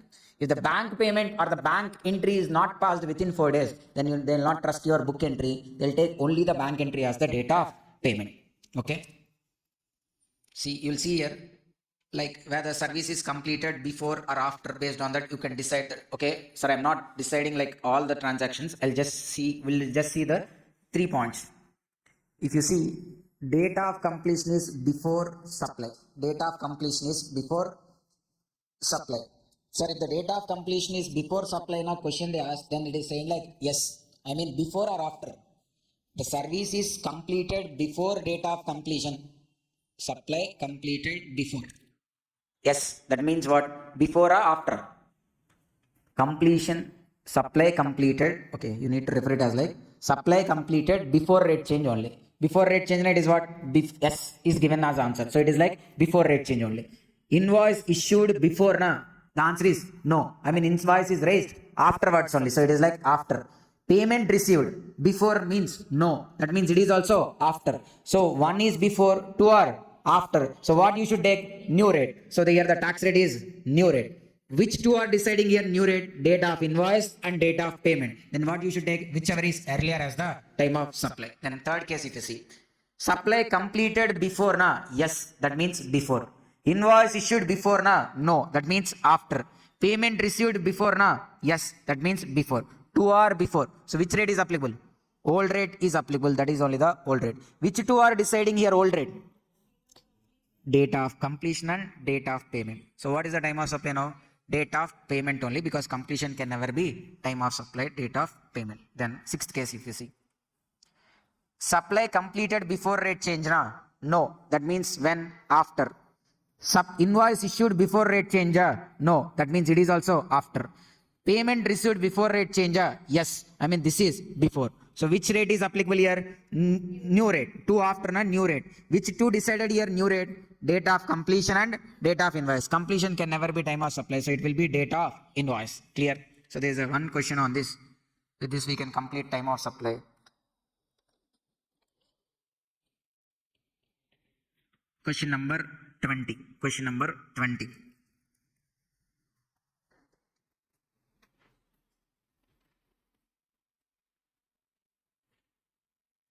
CMA and Associates provided cost audit services to its client named Wealth & Co. The supply was... Okay, CMA and Associates provided cost audit services to Wealth & Co. The service is completed on which date, sir? 15th May. So date of completion is what? 15th May. The pandemic situation has arisen all over the state. The partner of the firm X requested the director of the company Pratham to make the payment for the service and informed that invoice shall be issued afterwards when the condition stabilizes. On getting request from partner, the payment for the audit service was released on 25th May. So date of payment equals to 25th May. Date of completion is 15th May. Date of payment is 25th May. And the GST rate applicable till 30th May was 18%. Due to adverse conditions and engagement in other audit services, the invoice was raised after 1 month. That means on 15th June. Date of invoice equals to 15th June. However, the council meeting, the rate of GST got increased by 2% on 20th. However, at the council meeting, the rate of GST got increased by 2%, like to 20% on 15th June. So now the question is like for us, which rate is applicable? Sir, before rate change only, date of completion is there, date of payment is there. Okay, so which rate is applicable? Old rate is only applicable. Old rate applicable and which two decided it as old rate? Completion and payment. Completion we cannot take as time of supply. So then the time of supply will be what? 25th May. The time of supply would be 25th May. The tax rate is 18%. So with this we have completed time of supply provisions. So we are starting with the topic value of supply, sir. So out of value of supply, it's actually a big chapter. It has section 15, subsection 1, subsection 2, 3, 4, then rule 27, 28, 29, 30, 31. Okay, that only takes actually major time, but the examiner is focusing only on rule 32. So we are also directly focusing on rule 32 only. So under rule 32, sub rule 1, these determination of value of supply in certain specific cases. Here, sir, it's not like it is mandatory to follow these rules. For these particular businesses, they are suggesting an alternative model to determine value of supply. Something like presumptive taxation, if you know in income tax. On turnover, you will apply percentage and will take it as profit. Instead of calculating the net profit and all, on 1 crore, you will apply 8% and take it as profit. The same way here also, instead of they actually taking the usual transaction value as value of supply, they have alternate method given to determine the value of supply. The first one is like, the value on respect of specified supplied can be determined. So 32 sub rule 1 says about that one only. The value in respect of specified supplies which are going to be mentioned here has to be determined in the manner which is given at the option of supplier. Now, rule 32 sub rule 2, value of supply, purchase or selling of foreign currency including money changing. Method 1. First one, sir. The first rule 32 sub rule 2 is about money changing service. You have dollar, it might be converted into rupee, it might be converted into pound. Okay, so one of the currency exchanged may be Indian currency, may not be Indian currency also. Here, method 1 only we are focusing, which is like 32 sub rule 2 clause A. 32 sub rule 2 clause A, where there involves money changing, and the case 1 is like one of the currency being exchanged is Indian currency. You are converting rupee to pound or pound to rupee, dollar to rupee, yen to rupee. One of the currency being exchanged is Indian currency. Whereas there is a case 2 also where none of the currencies being exchanged are Indian currency. Understand? I have dollar, I'm converting dollar into Indian rupees. Now they are asking like again, check whether RBI reference rate is available or not. So first we are talking about one of the currency being exchanged is Indian currency. In that situation, I'm converting dollar to rupee. You should check whether RBI reference rate is available or not. If RBI reference rate is available, take that RBI reference rate and take the bank actually taken rate. For dollar, bank has taken, let's say 80. The RBI reference rate is 81. Okay, so what is the difference between them? 1 rupee. That difference multiply it with, number of units of foreign currency. The difference between RBI reference rate and the actual rate, actual exchange rate, multiplied with number of units of foreign currency. I have $1 lakh. So number of units of foreign currency na 1 lakh into difference between RBI reference rate and bank rate. If you multiply it, you'll be arriving the value of supply under this method. Take an example here. $1 lakh converted into rupees by using 85.5 per dollar, whereas the RBI reference rate is 86.3. So what is the difference between RBI reference rate and bank rate, sir? 86.3 is the RBI reference rate, whereas the actual rate is 85.5. What is the difference? 0.8. So 0.8 into number of units of foreign currency, how much? 1 lakh. So it is nothing but the value of supply is how much? 80,000. The same case if RBI reference rate is not available. If RBI reference rate is not available, convert into Indian currency. Okay, if RBI reference rate is not available, what you will do? Convert $1 lakh by using 85.5. If you convert $1 lakh into 85.5, how much it is? $1 lakh at 85.5 will be converting, and then multiply it with 1%. If RBI reference rate is not available, number of dollars, convert by using the actual rate and multiply it with 1%. So 1 lakh into 85.5 into 1%, it is 85,500. RBI reference rate available. Difference between two rates into number of units of foreign currency. RBI reference rate not available. Then convert into Indian currency using the actual rate and multiply it with 1%.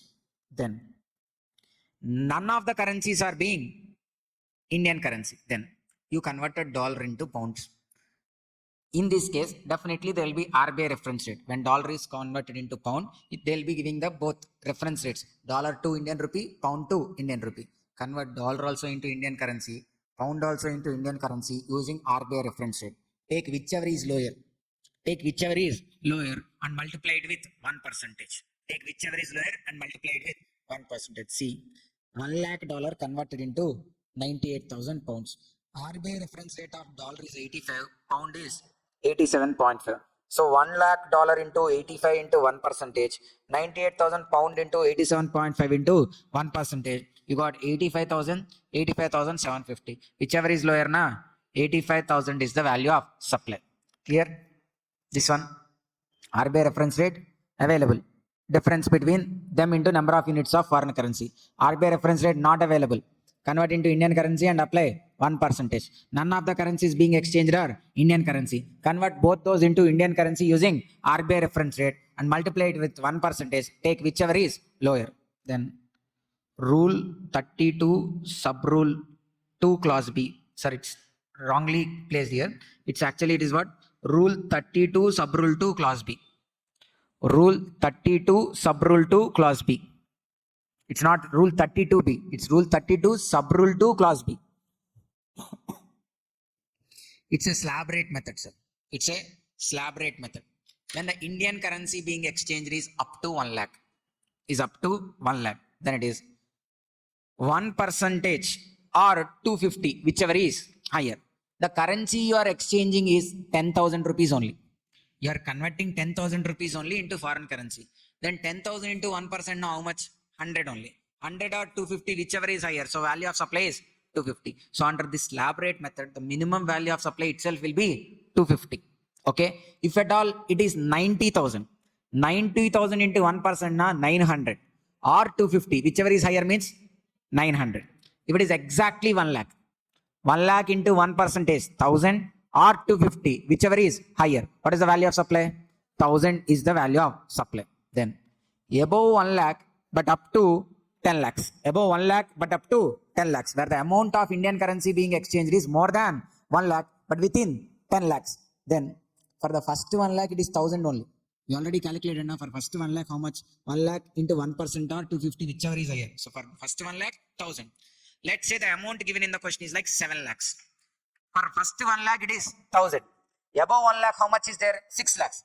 On that 6 lakhs multiplied with 0.5%. 6 lakh into 0.5% 3000. And on first 1 lakh 1000. So total value of supply is 4000. Now we'll do what is exactly if the amount is 10 lakhs. First 1 lakh 1000. In excess of 1 lakh 9 lakhs. 9 lakhs into 0.5% 4500. 4500 and that 1000 it is 5500. That means on first 10 lakhs it is 5500. Let's say the amount being exchanged is 20 lakhs. First 10 lakhs it is 5500. In excess of 10 lakhs apply 0.1%. On the above 10 lakhs if you apply 0.1%, 20 lakhs we have taken. First 10 lakhs 5500. On the other 10 lakhs 0.1 percentage, it comes to 1000 only. So total it is 6500 only. However, there's a maximum cap of 60,000. If you do 100 crores also, it will be some amount more than 60,000. But the value of supply cap is restricted to 60. So under this method, the minimum value of supply will be 250. Maximum value of supply will be 60,000. So in this range only the value of supply will be there if you have opted for this rule 32 sub rule 2 clause B method. Whereas clause A, that method. If you don't want these two, and even you can follow the actual transaction value itself as the value of supply. Whatever the actual consideration they charge, that itself also can be taken as the value of supply. That option is anyhow they are having actual transaction value. Other than this, the rule 32 sub rule 2 has suggested them two alternative ways. One is under clause A, the other one is under clause B. So we are having question number 24 and 25 from value of supply chapter on this topic, sir. Question number 24 and 25 from value of supply chapter.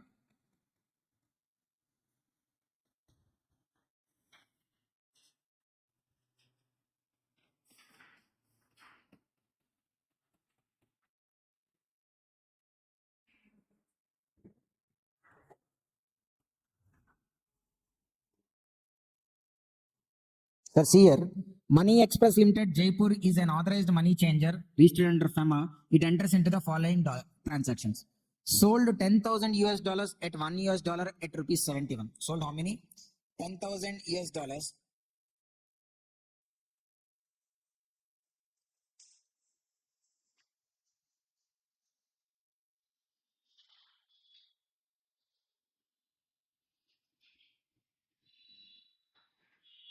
Sold 10,000 US dollars, $1 US at rupees 71. Purchased 1,000 euro at 1 euro as 70. Purchased 1,000 Great British pounds at 1 British pound equals to 99. Sold 50,000 errands of currency ABC at 1 ABC equals to rupees 15. And then sold 9,680 US dollar for 6,800 only. Sir, it's not 68,000, 6,800 Great British pounds. And the RBI reference rate are available for dollar, euro and British pounds. Sir, first case, we'll solve one by one. First one. RBI reference rate available or not for dollar? Yes, 70. What is the actual transaction rate here? 71. So the difference between 70 and 71 is like 1. 1 into 10,000 if you do, it is how much? 10,000 is the value of supply. Second case. Purchased 1,000 euro at 1 euro equals to 70. What is the RBI reference rate given? 71. The difference is like 1 rupee. The difference is like 1 rupee. So 1,000 into 1, it is how much is the value of supply? 1,000 is the value of supply. Third one. Purchased 1,000 British pounds, 1 pound at how much? 99. What is the pound value given? 100. The difference is how much? 1 rupee. So 1,000 into 1, again it is how much? 1,000 is the value of supply. Then 50,000 units of ABC currency. ABC currency, no RBI reference rate. So what you need to do? Convert into Indian currency and multiply it with 1%. So 50,000 into 15 into 1%. How much? 7,500. Then US dollar converted directly into pounds. So what you need to do? Convert dollar also into Indian rupee, pound also into Indian rupee, whichever is lower, multiply it with 1%. 9,680 into 70, 6,800 into 100. So what is into even 1%? 1% you do, whichever is lower. Whichever is lower now, which will be lower? I think 6,800 will only be lower.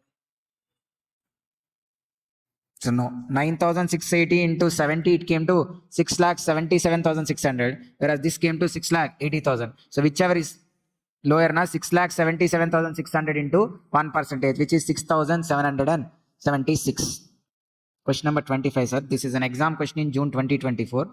The problem is like, so it's an easy question only. The problem is like student don't know what is called rule 32 sub rule 2 clause B. So then they'll be solving under clause A. So here the information is there to solve under both clause A and clause B. Rule 32, we have two methods now. You have the data or information required to solve under both the methods. They are asking only to solve under which method? Method 2. But you, if you don't remember the clause A or clause B, that particular rule, particular number, then you might be ending up with solving in one way, whereas they are asking a different way. See, slab rate method. So that means you need to find out what is the gross value of Indian currency being exchanged. $250 are sold at the rate of 77. RBI reference rate not relevant. In method 2, nowhere we have mentioned about RBI reference rate. So 250 into 77 now, how much? How much? 19,250 into 1%.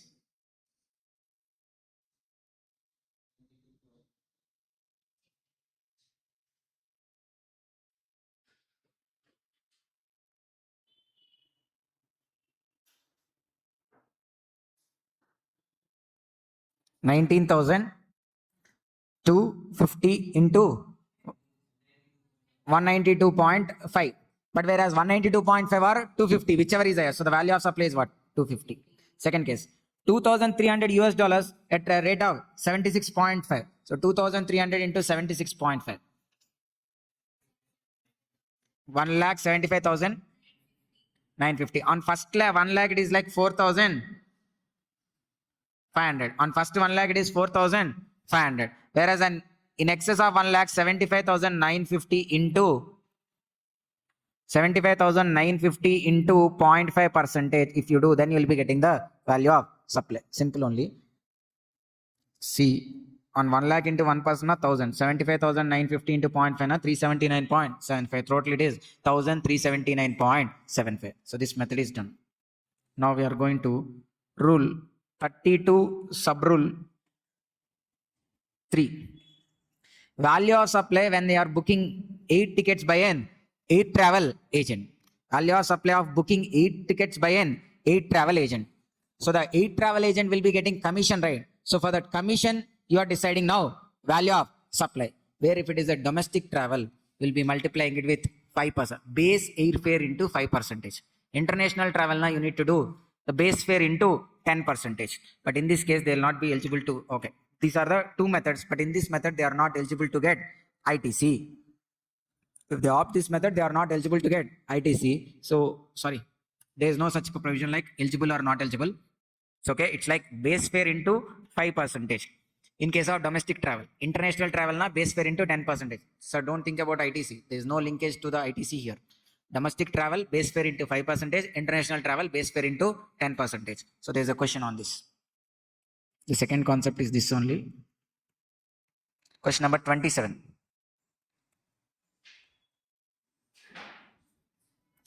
Krishna, an 8 travel agent, provided the following details for the quarter ended March 2024. On international bookings, 65 lakhs. And on domestic bookings, he has collected the fare as like how much? 53 lakhs. So what we need to do, sir, on domestic travel, how much is the percentage? Domestic 5%. International 10%. So 65 lakhs into 10%, 6.5 lakhs. 53 lakhs into 5%. 2.65 lakhs. So total it is how much? 6.5 plus 2.65. 9.15 lakhs. But whereas here they are given the actual consideration they got also.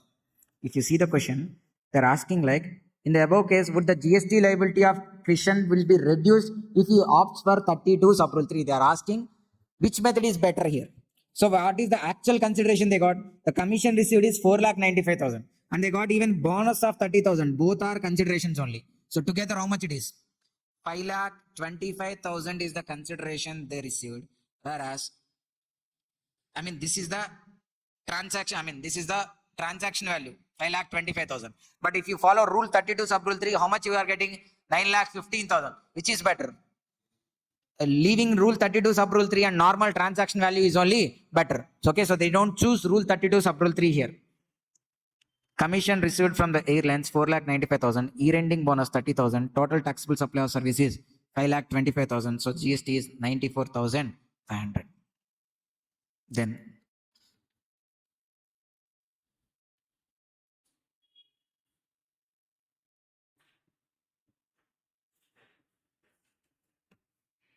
Then the next one is about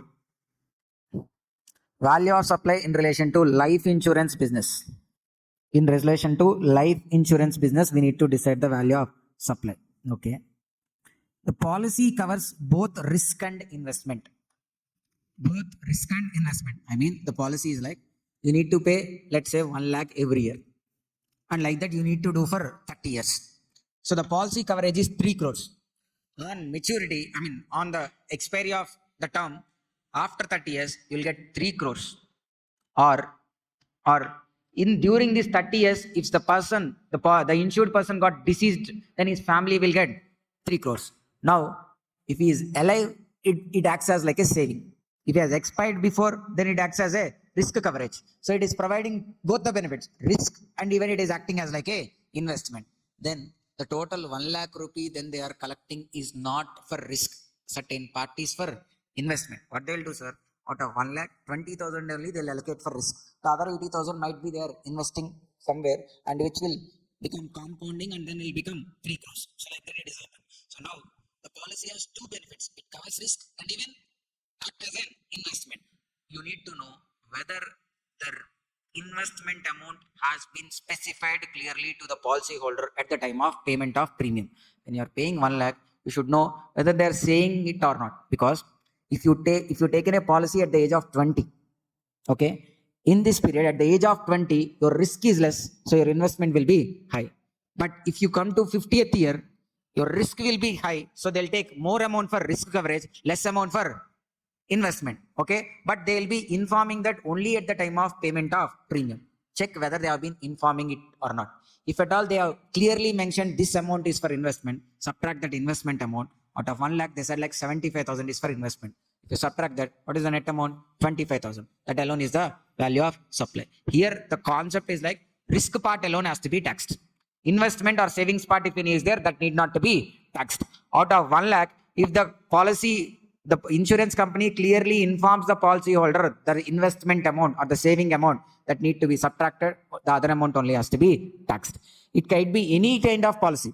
If they are communicating the intra investment to be saved, such amount has to be subtracted, the other amount only is taxable. It can be any policy, like it could be annuity policy, single time premium payment policy, or year payment policy, monthly payment policy. It could be any type of policy. Saving amount got mentioned separately, then subtract that, risk amount only is taxable. Then single premium annuity. Single premium annuity na, you'll pay only once. You'll pay 5 lakhs now. And till 30 years, they need to cover your risk, and even they'll be paying you the sum insured after. They'll be paying some fixed amount also after the 30 years. If you are alive, after 30 years, they'll pay a fixed sum. If you are not alive, then they'll pay it to your family. Okay, here also they are policy and risk benefit, risk and savings, but the savings amount is not mentioned to the policyholder. How much percentage is allocated for savings is not mentioned. In such case, since it is a single premium policy, take 10% of the gross premium. Take 10% of the gross premium, where the amount allocated for investment not intimated to the policyholder. Take how much, sir? 10% of the gross premium. Okay, then policy with only risk cover. Policy with only risk cover. Is there any investment involved there? Only for what? Risk cover. It only covers risk. The insurance amount, whichever you are paying, it is only for risk. No saving, nothing. Okay, if you expire before the policy term, then you will get money. If you are alive, nothing you will get. So then if you want to get maximum benefit from that policy, now what you need to do?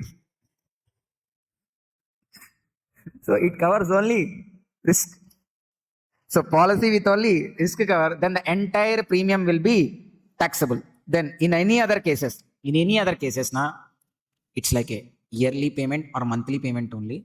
Savings part is not communicated. Investment part is not communicated to the policyholder. And in such case, first year 25% of the premium paid. First year 25% of the premium paid is value of supply. Whereas for subsequent years, 12.5% of the premium paid is the value of supply. First year 25%. Subsequent year 12.5%. Then come back to Super 50 here. Question number 28 and question number 29. Arihant Life Insurance Company has started its operations in the year 22-23. It has started only in the year 22-23. During the year 22-23, Arihant has charged gross premium of how much, sir? 180 lakhs. So page number 7.25. You got the page number, right? Arihant started the business in the same year. Arihant Life Insurance has charged the gross premium of how much? 180 lakhs from the policyholder with respect to life insurance policies. out of which 100 lakh have been allocated for investment on behalf of the policyholder. Now, if you see, the total amount is 180 lakhs, out of which 100 lakhs have been allocated for investment on behalf of policyholders. Now, compute the GST liability they are asking. If the amount allocated for investment has been intimated to the policyholder, they have said to the policyholders, then what to do? Subtract the amount which is intimated. I mean 180, from 180 if you minus 100, what is the value of supply? 80 lakhs. Next, if the amount allocated for investment has not been intimated, if it is not intimated, then we should know whether it is first year premium or subsequent year's premium. How do we know whether it is first year or not? If you see here, they have started the business in the current year only. In the year 2023 only, they have started business. The question is related to 22-23 only. So on the first year only this is. So the whatever the premium they collected is what? First year premium only. So 180 lakhs into, you should do 25%. How much it is? 45 lakhs. If the gross premium charged by ALICL from policyholder is towards risk cover, the total amount is for risk cover, then the total amount is value of supply. 180 lakhs itself will be the value of supply. Then question number 28.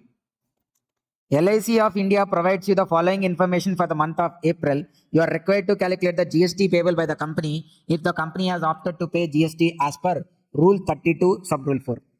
The total premium collected is 12,000 lakhs, out of which first year premium is 5,000 lakhs. What do you need to do? First year 12.5%. 5,000 into 12.5%. Whereas the balance 7,000 into what? 25%. And then only risk cover. How much? 500. What? First year?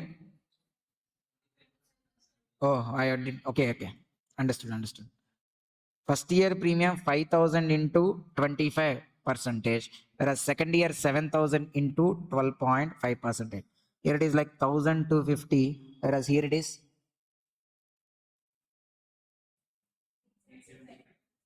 875.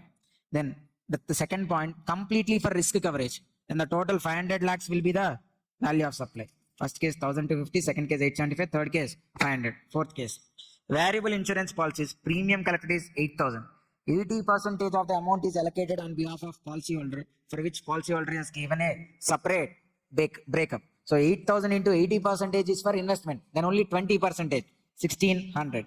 So the amount here is 1,600. If you total it, it is 4,225.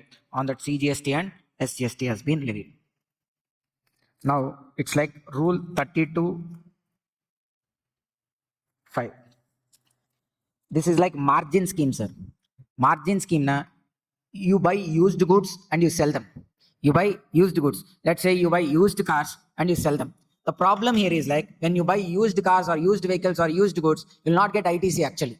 Because majority of the sellers are like unregistered persons. So from them, if you buy, you will not get ITC. When you sell, you need to pay GST. So these people usually feel they are paying more taxes. That's why for them, this margin scheme has been made available. Simple. Take his purchase price, take his sale price.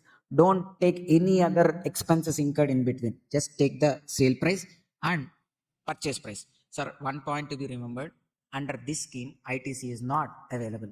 If ITC is not available, on purchase, if any tax is there, that will also form part of cost. So majorly they'll be buying from unregistered persons only. The amount they paid itself will be the cost. But sometimes if they are buying from registered persons, they have charged GST, but still that they cannot be availed as ITC. When you cannot avail ITC, then GST will be added to your cost. They purchased for 1 lakh. On this 18,000 GST is there. Since they cannot avail ITC, the cost of the vehicle will be 1,18,000. Don't take it as like 1 lakh. It has to be taken as what? 1,18,000. And they are sold for 2 lakhs. 1,18,000 minus 2 lakh minus 2 lakhs, right, is like that 82,000 itself will be the value of supply. Simple margin scheme. Selling price minus purchase price. Selling price minus purchase price. If it is negative, purchase price 3 lakhs, selling price 2 lakhs. Negative na ignore. There is no value of supply at all. If it is positive, then take value of supply, the positive amount. Then purchase value of goods in case of goods repossessed from a default borrower. Sir, these finance companies will be financing cars, trucks, so many vehicles. Nowadays, like 90% other than two-wheelers, other vehicles, like whether it is a bus, car, anything, 90% of them will be financed only. Because the interest rate is also low, so everybody will take for finance only. So now coming to the point.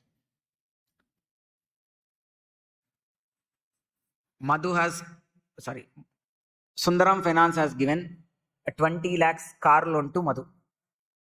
Okay, Sundaram Finance has given 20 lakhs car loan to Mr. Madhu. He has paid 3 EMIs properly, then afterwards he is not paying EMIs. The bank waited for 3 months, the people came, he is not responding, then they have taken back the car. So that is called as repossession of the asset from a repossession of the goods from a defaulted borrower. Now what banks will do with those cars, like or the finance company will do those cars, will be again selling them under an auction or something. That is nothing but they are also selling used goods only now. For them also margin scheme is only applicable. They'll be doing auction, so they'll get a sale price. But the problem is like, what is their purchase price? Did they purchase actually? No, since the borrower not paying the loan, they have taken the possession of this particular vehicle, but they don't have actual purchase price. Now the question is, what should be taken as their purchase price? To subtract purchase price, they should know the purchase price, right? What should be the purchase price now? Simple. Take the actual price to default borrower. Madhu purchased the car for 25 lakhs. Take the actual purchase price as 25 lakhs. Then from there, subtract 5% for every quarter, not from the date of purchase of Madhu. Not from the date of purchase of default borrower. From the date of repossession, when the bank has taken repossession, from that date till the date of sale.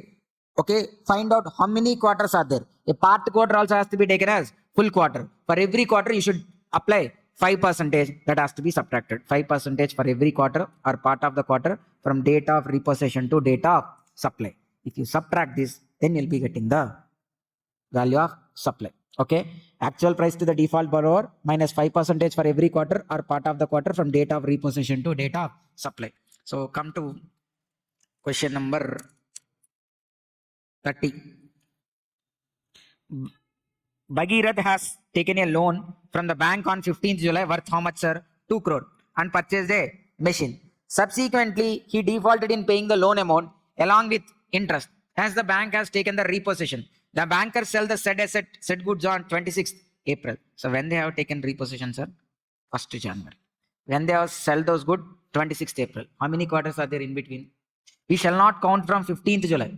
15th July is the actual purchase date. That is not relevant. We should only count from date of repossession to the date of supply. So it is like 1st Jan to 26th April. Na?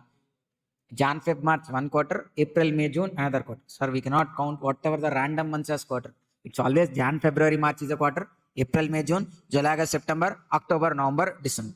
Let's say, even if it is given in like March 26th, it's given like 1st March instead of 1st Jan. Then also you should take how many quarters? 2 quarters only. Because Jan, Feb, March is 1 quarter, April, May, June is another quarter. Okay, so from 1st Jan to 26th April, how many quarters? 2 quarters. What is the purchase price, sir? Actual purchase price? 2 crores. So from 2 crores, you should subtract what? 2 quarters into 5% is not 10%. 2 crores minus 10%, it comes to how much? 1.8 crores. So now they are asking, what would be the value of supply when the sale price is 1 crore 90 lakhs? When they have sold for 1 crore 90 lakhs, purchase price 1.8 crore, if you subtract 10 lakhs is the value of supply. If they sell for 1 crore 70 lakhs, purchase price is higher than selling price, there will be negative amount. Negative amount na ignore, there will not be any value of supply. Next. Question number 31. Photo Flash Limited is a registered person being a dealer dealing with second-hand goods. Photo Flash supplied a used camera to a consumer for selling price how much, sir? 15,000. The used camera was purchased for 10,000 on which CGST and SGST paid is 1,400. Sir, when he purchased for 1,400, if it is like margin scheme, will he get ITC or not? Under margin scheme, will the dealer get ITC or not? No. Under margin scheme, dealer will not get ITC. So since dealer will not get ITC, the tax part will also has to be added to the cost. So 10,000 is his purchase price plus tax. If you add 1,400 and 1,400, it comes to 12,800. 2,200 is the value of supply under which scheme? Margin scheme. Sir, are you able to understand? Purchase price, the tax levied cannot be taken as ITC. If you cannot take it as ITC, that will also be added to your cost. If you add it to your cost, your value of supply will be how much? 2,200. The value of supply will be 2,200. But they're asking net GST liability if ITC availed also. If ITC is availed now, then they are not following margin scheme. In such case, 15,000 into 28 percentage. How much, sir? 4,200. And the ITC they are having is 2,800. So what is the tax payable? 1,400. Whereas here in the margin scheme, 2,200 into 28 percentage. How much? Sir, 2,200 is value of supply. If you do 28 percentage, 61. Here it is like 1,400. Which option is better? Margin scheme is only better. See, normal case na 4,200 ITC they are subtracting. It come to 1,400. Whereas other than 15,000, then they are subtracting purchase price 12,800 and the tax is 616. So with this we have completed the fourth topic also. The last one is like Rule 33. Pure agent. Pure agent. So pure agent na, for us to easily understand, you are a chartered accountant or cost accountant who are into practice. You will charge monthly for return filing 25,000. You will charge monthly for return filing 25,000. Then one particular month on the due date, you are about to file the return. The client is having a tax payable of 50,000. You are calling him to make the payment. Once he make the payment, you can file the return. So he picked the call and said, like, I'm outside, you make the payment 50,000. Okay, and he has given an endorsement also for that. Okay, like you pay the payment by 50,000 on behalf of me. Like that, he has given you an endorsement, and you made the 50,000 payment on whose behalf? On the client behalf, you have made the payment. Now, next day you are raising invoice. You will collect 25,000 only, 75,000. For return filing, you will charge 25,000. And on behalf of client, you paid 50,000 as tax. Now, will you collect from client 75,000 or only 25,000? So, you're not getting the question right. Very simple question, sir. You're filing returns for your client. For that, the fees you are charging is 25,000. Clear? One day, on the due date, client is not available. He said, like, you pay tax on behalf of client. Okay, I mean, you are paying tax on behalf of client, which is how much? 50,000. Now, you'll ask client to pay client 75 or 25,000. 75,000. Now, the value of supply is 75,000 or 25,000. Why not? We can levy tax on 75,000. Why only on 25,000 we need to levy? Because for the extent of 50,000, you are acting as a pure agent. In that 50,000 tax money, you are not getting anything. For the tax liability, you are not getting any credit. It's like completely to that person only. Okay, to the client only. On his behalf you are doing. The benefit will go to client only. You are not taking any margin or extra amount also. If you take 51,000, instead of 50 you paid and collecting 51,000, then it is 76,000 you should take the invoice. Actually, tax paid by you is only 50. But invoice like 25,000 GST filing fees. Tax paid 50,000. And since you paid tax on behalf of him, you levied additional 2,000 as service charges. Then in such cases, 70,000 will become the value of supply. But whereas if you are only recovering the actual amount which has been expended, only the actual amount is being reimbursed to you, then you are called as pure agent. So the amount which was expended as pure agent shall not be includable in value of supply. So pure agent means a person who enters into contractual agreement with the recipient that to act as his pure agent. He will be having an agreement that he'll act as pure agent and incurs expenditure on behalf of recipient in course of supply of goods, services, or both. And he does not holds any title with respect to those goods, nor ownership with respect to those goods. Neither intends to hold nor holds any titles to the goods, services, or both procured. Do not use them for his own interest and receives only the actual amount incurred to procure such goods. He'll only reimburse the actual amount. There will not be any margin. Understand, sir? So the expenditure and cost incurred by the supplier as pure agent has to be excluded from value of supply. The question number is like question number Papli 34.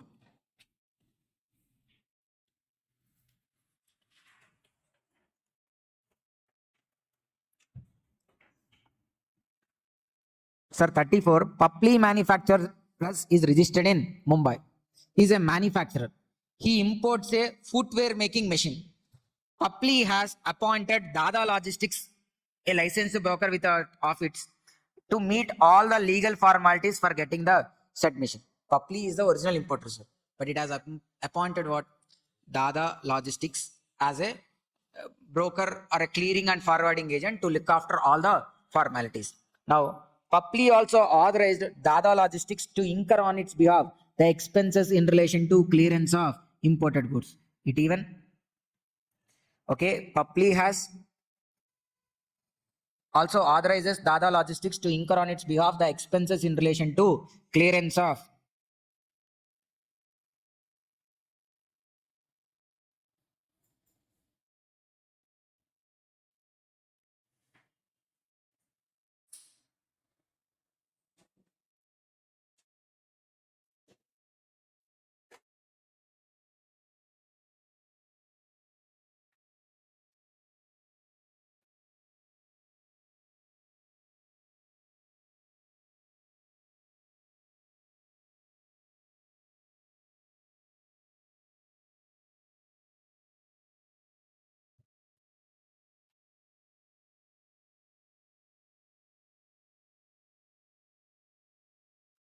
see. So Dada is acting on behalf of whom? Papli Manufacturers. That agreement is also there. That means Dada is what here? Pure agent. Now, these expenses will also be reimbursed by the Papli Manufacturers. Now they incurred these kind of expenses. Now we need to find out which are the actual charges, which were to extent of which he is acting as pure agent, and others which are not acting as pure agent. Pure agent related will not include in value of supply. Others will be including. See, agency charges. I mean, he is getting commission. Commission will he give again to Papli Manufacturers? No, right? Commission money he will only retain. So the benefit is retained by the Dada Logistics only. So this is not a pure agent. So includable in value of supply. Unloading the machine. Sir, unloading he has done for his benefit, Papli benefit.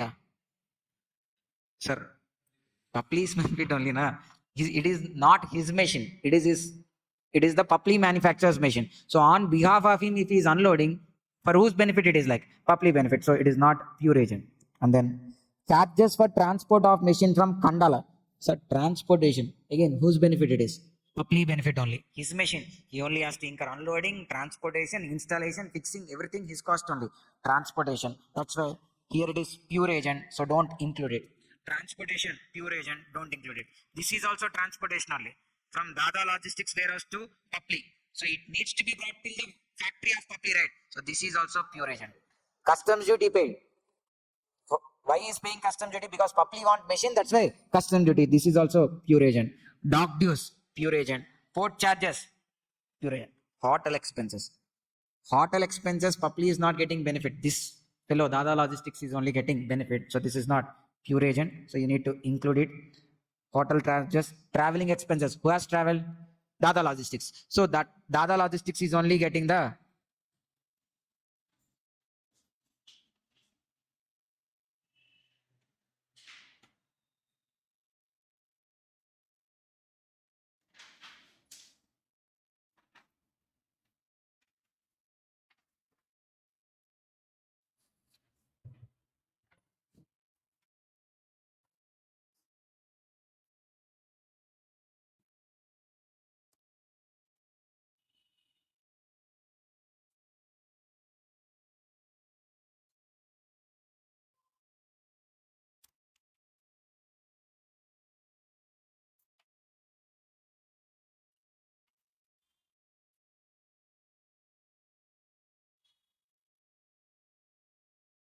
okay. So now traveling expenses for Dada Logistics benefit only. Telephone expenses for Dada Logistics benefit only. Because with respect to these three, the benefit is not given to the original recipient. The benefit has been taken by whom? Dada Logistics. So that's why this needs to be added into the value of supply. Then the value of supply will be 5,97,000. Okay. So with this we have completed value of supply also. So the topic we are starting now is with foreign trade policy, FTP. It comes under question number 6A and 6B.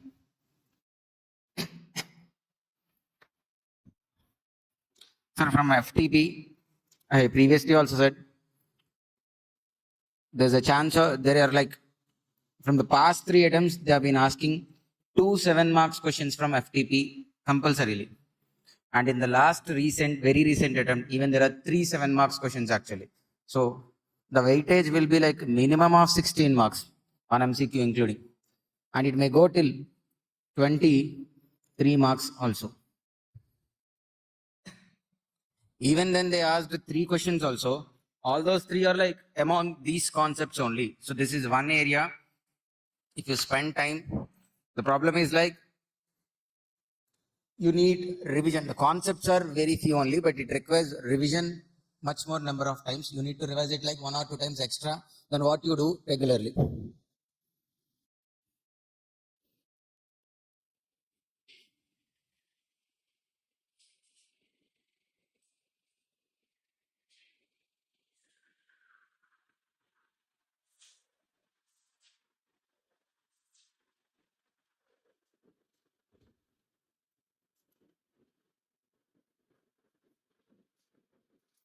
Foreign trade policy. The aim of foreign trade policy is like to first why foreign trade policy has been introduced means like we want to encourage exports so that our products will be sold outside India and will be able to generate foreign trade only with exports or GDP, everything can be increased. So that's why to encourage exports. The second thing is like to regulate imports. Why imports has to be regulated? Because we are too much reliant on the other countries related goods. So because of us, we are spending so much of foreign currency to have a proper reserve of foreign currency and to maintain the actual balance in order to grow much more stronger. We need to control our imports and to encourage our exports. In the same way, the processes for export and processes for import also has to be made simple. Okay, the trade has to be facilitated so simply so that they can the import and export process shall become so simple instead of being so cumbersome or like so many complications are involved actually. So that and all has to be streamlined and they need to do it much more simple. So these are the main objectives of foreign trade policy: encourage exports, regulate imports, and to bring trade facilitation measures. FTP is a policy, but there is an act, Foreign Trade Development and Regulation Act, which has been introduced in 1992 under the Ministry of Commerce and Industry. Central government has introduced Foreign Trade Development and Regulation Act under the Ministry of Commerce and Industry. Okay, so by using the Foreign Trade Development and Regulation Act under Section 3, actually under FTTDR Act, Section 3 is the charging section of FTTDR Act. From in the same act, Section 5 gives the power to central government to frame a policy on foreign trade and to bring amendments time to time. So the power to frame a policy on foreign trade has came from Section 5 of FTTDR Act. Okay, then the current FTP which we are going to discuss is FTP 2023. It is effective from 1st April 2023 and continues to be in operation unless otherwise specified or amended. The previous foreign trade policies are like 5 years plans. But this current FTP is not a 5-year plan. It doesn't have any end date. Then why previously it used to be 5 years plan, but now they have been introduced without an endless date means, sir, in 1992, that time we are so much backward in relation to the foreign trade and all. So they thought like instead of we having a unachievable target, so they thought like we'll have 5-year target. So in a step-by-step process, we'll reach the place where we want to be.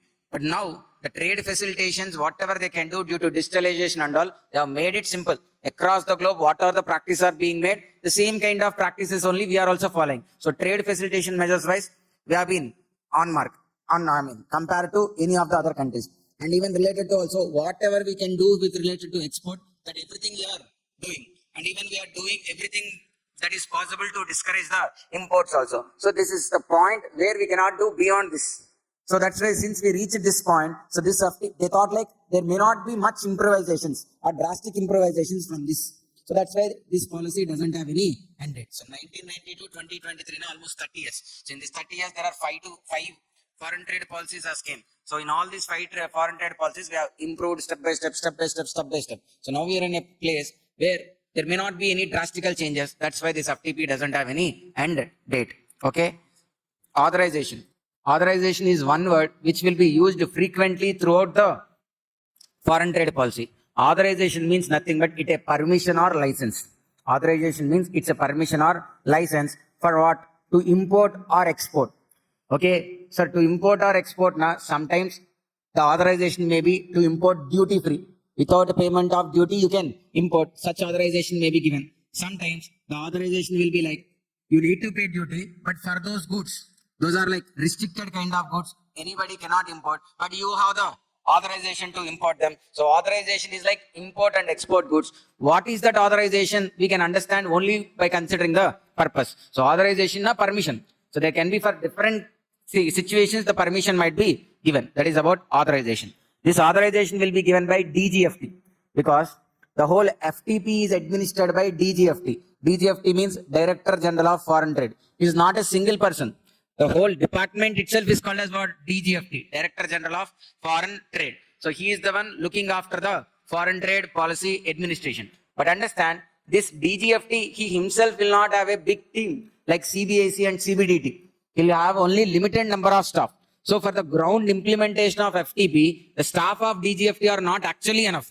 That's why they'll closely work in coordination with the CBIC customs officers to implement the FTP. So they cannot implement on their own. They'll take the help of RBI people, RBI employees, CBIC employees, and then customs authorities. So only with their help, DGFT can implement and can administer smoothly the FTP. Okay, and remember, sir, Customs Act, GST Act, Income Tax Act, all those will be under the Ministry of Finance. Okay, whereas FTP is under the Ministry of Commerce and Industry because FTP is against to the objectives of Ministry of Finance. Ministry of Finance objective is to maximize the revenue, government revenue. But whereas FTP aim is to minimize the government revenues because we are discouraging imports. And we are discouraging imports, now our customs duty will come down. And then we are encouraging exports. On exports, no customs duty is there. So because of FTP, the government revenues will come down, which is against to the objectives of Ministry of Revenue or Ministry of Finance. So that's why if FTP administration is under Ministry of Finance, then it cannot get the desired result. That's why it has been kept under the Ministry of Commerce and Industry so that it will get the desired result. So now I'm going straight away to so DGFT means Director General of Foreign Trade means he's the administrative body. He'll give various authorizations and all. He will only give. If any like circulars or notifications are there, any clarifications has to be issued with respect to foreign trade policy, all those will be given by DGFT only. And if a decision is taken by DGFT with respect to interpretation, that decision itself is final. Okay, I'm not going deeply into DGFT. I'm just giving an overview of what is called DGFT. Then you should have an IEC. IEC na importer and export code. Everyone who is importing or exporting, every person who do import or export of goods into India shall mandatorily have IEC. To have IEC or to obtain IEC, PAN is a prerequisite. IEC is a 10-digit alphanumeric code. Okay, DGFT has started using PAN itself as the IEC code. Okay, and every year this IEC has to be updated. Every year, even though there is no change also, still you need to update it. If you don't update, it gets invalid. The last one, even EIEC concept also, electronic import-export code concept also has been introduced. So it is mandatory for export and import. It's a 10-digit alphanumeric code. PAN is a prerequisite. With one PAN, only one IEC will be issued. Okay, and then every year it needs to be updated. Otherwise, it will become invalid. And there is even a concept of EIEC. Components of FTP. FTP consists of the handbook of procedures. Sir, handbook of procedures, there are various schemes under FTP with respect to each scheme. What conditions has to be satisfied, how they has to be fulfilled, everything will be there under the handbook of procedures. And the second one is like appendices and ayat niryat forms. Appendices and ayat niryat forms under various schemes to apply to DGFT. The forms and the forms, annexures, everything will be there under the ayat niryat forms and the appendices. Then SION. Sir, SION is like standard input and output norms. SION means standard input and output norms. Very simple. Okay. It's as simple as like, if for 6 people the food is needed, how much rice is needed to cook? Okay, the rice is the standard input, like 3 cups or 4 cups, so that is the standard input, which would be sufficient enough to 6 people to have food. So that is the norms. There will be a norm, right? In every home there will be a norm. For 3 people, how many cups of rice? For 5 people, how many cups of rice? That is the standard input for the standard output. Okay, that itself is the CON. This will be there in an industry also.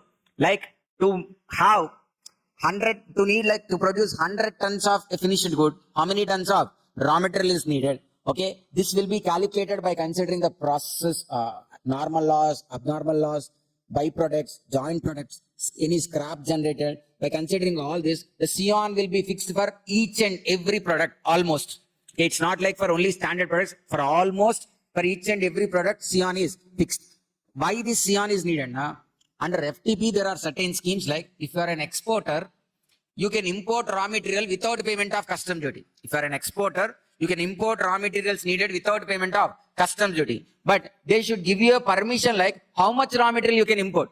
How much raw material you can import, now that is based on how much export you do. So if you say like I do 100 crores export, then they'll apply CON for 100 crores worth goods, how much raw material is needed. Based on such CON, they'll fix how much you can import without payment of duty. So that's why CON is needed. And for all the goods, there is HSN classification. HS na Harmonized System of Classification. There ITC means Indian Trade Classification of Harmonized System, where actually the customs duties rate will be there. There is a first schedule, there is a second schedule. First schedule consists of import related, second schedule consists of export related. So now the first scheme, sir, it is about Advance Authorization Scheme. Advance Authorization Scheme.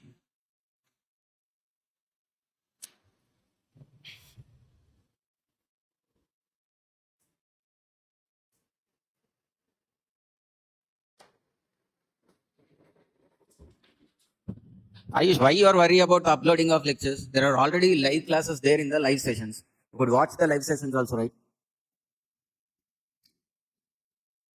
You could watch the live sessions also.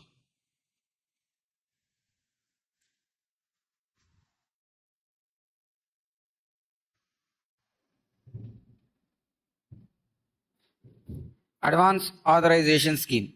Advance Authorization Scheme. Sir, Advance Authorization Scheme is like a duty exemption scheme. Duty exemption means first itself you will not pay duty. Duty remission means first you pay duty, subsequently it gets refunded, not duty remission. Duty exemption means at the beginning itself you will not pay duty. Okay, so Advance Authorization Scheme. Okay, Advance Authorization Scheme, the benefit available under Advance Authorization Scheme is like, it's a facility. Advance Authorization Scheme is like a facility to import units. Advance Authorization Scheme is like a facility to import units which are needed to produce the export good. It is an authorization or a permission given to import the goods. Import, not goods, import inputs. Inputs means nothing but goods only here. To import inputs without payment of duty, where such inputs are going to be used for producing an export item. Facility to import inputs which are to be used or required in the manufacture of export product without payment of import duty. Then, sir, are you able to understand? Advance authorization means what? You could import inputs without a payment of duty, where such inputs are going to be used to produce an export item. Advance authorization can be issued to manufacturer exporter. Manufacturer exporter, he himself is a manufacturer and exports. Then he is called as manufacturer exporter. Merchant exporter, he doesn't have manufacturing facility. He'll buy from someone and do export. Then he is called merchant exporter, and he should be tied up with a supporting manufacturer. Let's say I'm an exporter, sir, but I do only export. Like I have contacts in foreign countries, so I can sell the goods in the foreign countries. But I don't have my own manufacturing facilities. So I have tied up with B. So that B is my supporting manufacturer. I'm called as merchant exporter. So merchant exporter, he himself will not have any own manufacturing facilities. Okay. So advance authorization can be taken by manufacturing exporter or even by a merchant exporter tied up with a supporting manufacturer. You can do physical exports or even deemed exports as well. Sir, physical exports, the actual exports where the goods are taken outside India. Deemed exports is a concept which we'll be discussing in FTP only, where you will not be actually taking goods outside India. But because of this transaction, our foreign currency will get saved. Sir, our ultimate objective is like to have more foreign reserves. Okay? By increasing exports, by encouraging exports, we'll earn more foreign currency. And here, deemed export is something to discourage import. Deemed exports are something like because of these transactions, our imports are actually coming down. So the same way, sir, when our ultimate objective is to maximize profit, we have two options. One is to increase selling price. The other option is you need to increase profit. One option is like, forget about FTP. I'm just asking costing only. You need to increase profit. The one objective is like to increase selling price. What is the other option you have? Reduce cost. Here also, if you want more foreign resource, one option is like to encourage exports. The other option is like to regulate, to discourage exports. Since because of these transactions, this deemed export, whatever the transactions are there, because of them, we are not earning any foreign currency, but we are reducing the spending of foreign currency. A rupee saved is also equivalent to rupee earned. So that's why deemed exports are also considered here. They also will be recognized here. So here the person need not to do physical exports. He can even do deemed exports to get the advance authorization benefit. Okay. Then this third one, sir, intermediate supplies also. Intermediate supplies, this is also same thing, sir. Like they will be sending goods to another exporter. Intermediate supplies, his goods are that point, sir. Intermediate supplies.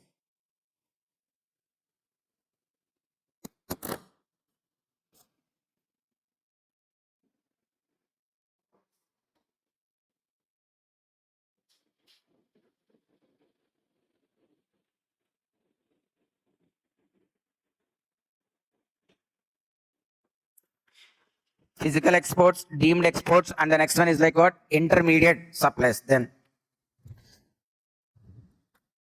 advance authorization is given for what? To import inputs. Advance authorization is a facility to import inputs without payment of duty, which are used for producing an export good. It is given to manufacturer exporter and even merchant exporter. It is given to a person who is making physical exports, deemed exports, or even an intermediate supply. Then the validity of import authorization shall be 12 months. The authorization given here is like for what? 12 months. That means within 12 months, you need to import the material. Within 12 months, you need to import the material. So from where this 12 months will be counted? From the date of authorization. From the date of authorization. So from the time they have given authorization, from there, the time has to be given is like 12 months. Then in case of deemed export, sir, you will not understand this point. 12 months or duration of project, whichever is earlier. You'll understand, sir, even though you don't understand now. Once I complete deemed export point, then you'll get clarity regarding this. With respect to normal exports, it is like from date of authorization 12 months. In case of deemed export, it is 12 months or date of duration of project, whichever is earlier. And next, if you cannot import within this 12 months, you can ask for revalidation and they give you another 12 months. But that is only once. Only once they can give you revalidation for a period of 12 months. Then, since they are allowing you to, DGFT is allowing you to import the goods without the payment of customs duty. They are putting certain conditions on you. One of the, not conditions, they are putting some targets on you. Because they are losing customs duty and then allowing you to import goods without payment of customs duty. So they are giving you an export target that you should do minimum of this export.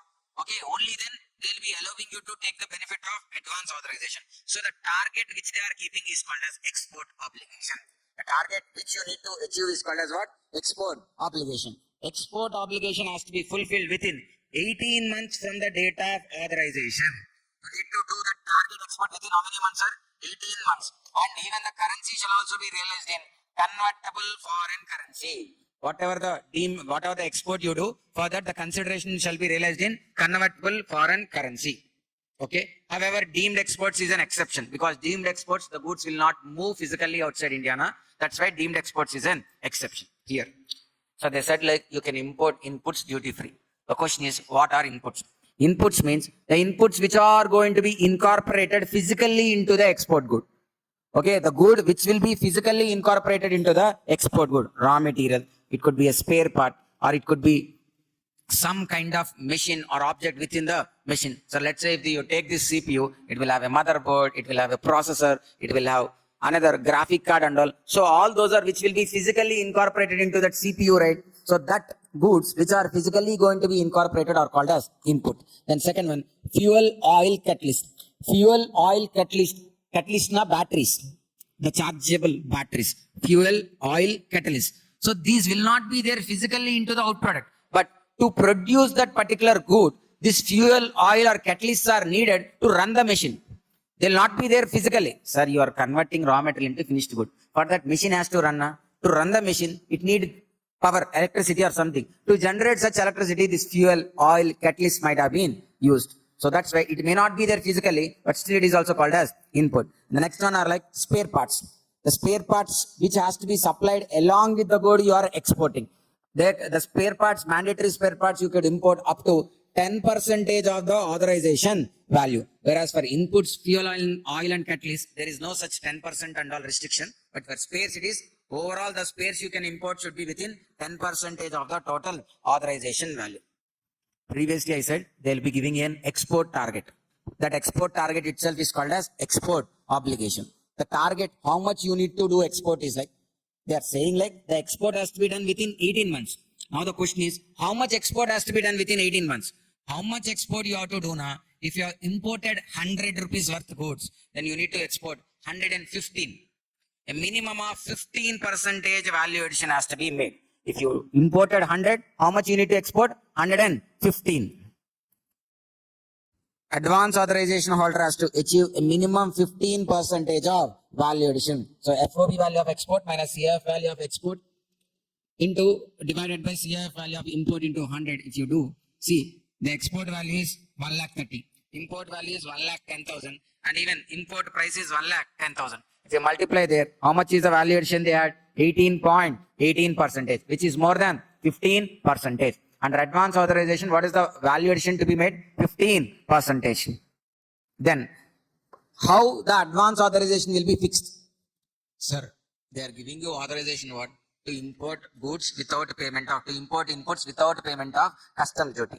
So now, by using that, you cannot import how much ever the quantity you like, right? There should be some quantity fixation. How that quantity will be fixed? Based on CON. CON means what? Standard input and output norms. Okay, there is a separate norms committee which will fix the CON.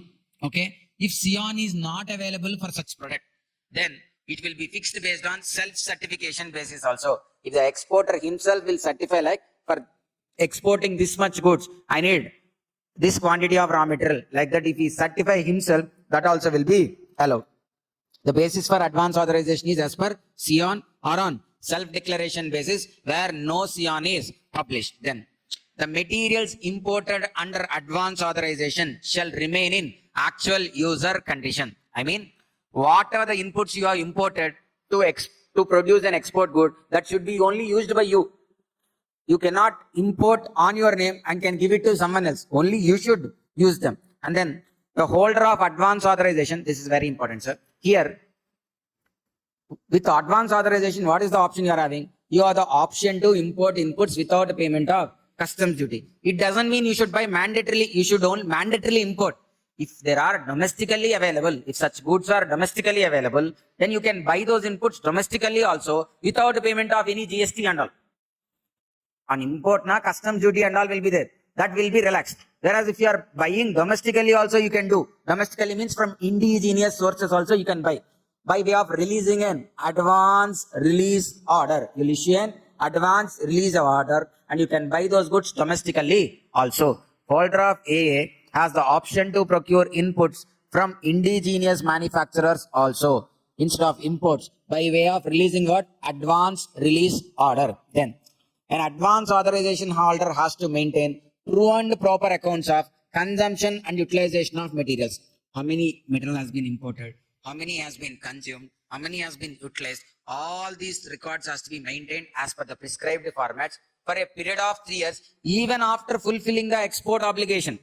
Even after you reach the target, afterwards also still you maintain the records for how many years? 3 years. Sir, what they said, if you import 100 rupees, you need to export how much? 115 minimum. Okay, that also within how much period?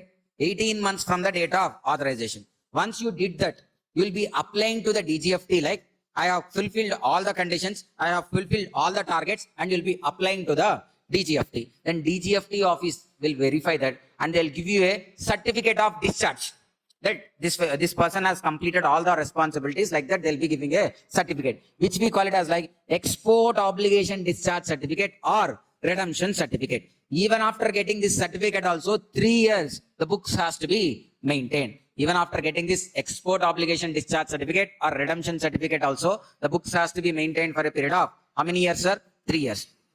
So let me write down quickly, recap the advance authorization, because once we learn advance authorization, then DFIA EPCG will become easy. The same skeleton structure will remain same. The points, certain conditions might change, but the skeleton will remain same. Under advance authorization, we can import what? Input gooda, input servisa, capital gooda. Input goods you can import under advance authorization without payment of duty. But what you need to do with these inputs? You should manufacture an export good. Who is eligible to import them without payment of duty? A manufacturer exporter or merchant exporter tied up with a supporting manufacturer. What kind of export you can do? The physical export, deemed export, or even it can be an intermediate supply. Okay. How long the authorization is valid? 12 months. I mean, you need to import within 12 months. It can be revalidated for another 12 months, but only once. Then you need to, there is an export obligation also. The export obligation means the target exports you need to do within how many months? 18 months. And the proceeds shall be realized in convertible foreign exchange, except in case of deemed exports. Input means what? You can import inputs here. What is called input? The inputs which are going to be physically incorporated, fuel, oil, catalyst, and mandatory spares up to 10% of the total authorization value. And the goods you imported shall remain in actual user condition. I mean, only you can use. You cannot give it to someone else. Then the next point is like the export, minimum export, I mean, value addition has to be done is how much? 15% of value addition has to be done. To fix the advance authorization amount, what is the base? Epsilon is not available. On self-certification basis, it can be fixed. The materials imported under advance authorization. Okay, done. Then the holder of advance authorization, it's not a compulsion that you should buy only from outside India. He have even the option to buy from indigenous sources also, but then he'll be releasing an advance release order. He has to maintain books even after export obligation discharge certificate for a period of 3 years. Okay, when he'll get export obligation discharge certificate, once he fulfilled all the conditions, he'll apply to DGFT. On verification, DGFT will give him an export obligation discharge certificate or redemption certificate. Then we are moving on to DFIA. There is slight differences between advance authorization and DFIA, sir. Advance authorization is like, based on your future export, now they are allowing you to import goods without inputs without payment of duty. So that means either you are already an exporter with proven track record, then they trust you and they believe that you will do future exports, and they'll now allow you advance authorization to import goods without payment of duty. Whereas DFIA is something like it's a post-export facility. I mean, they're not trusting you. They'll give you benefit, but only after you did export. So after doing your export, based on your past export, now they'll give you the authorization to import inputs.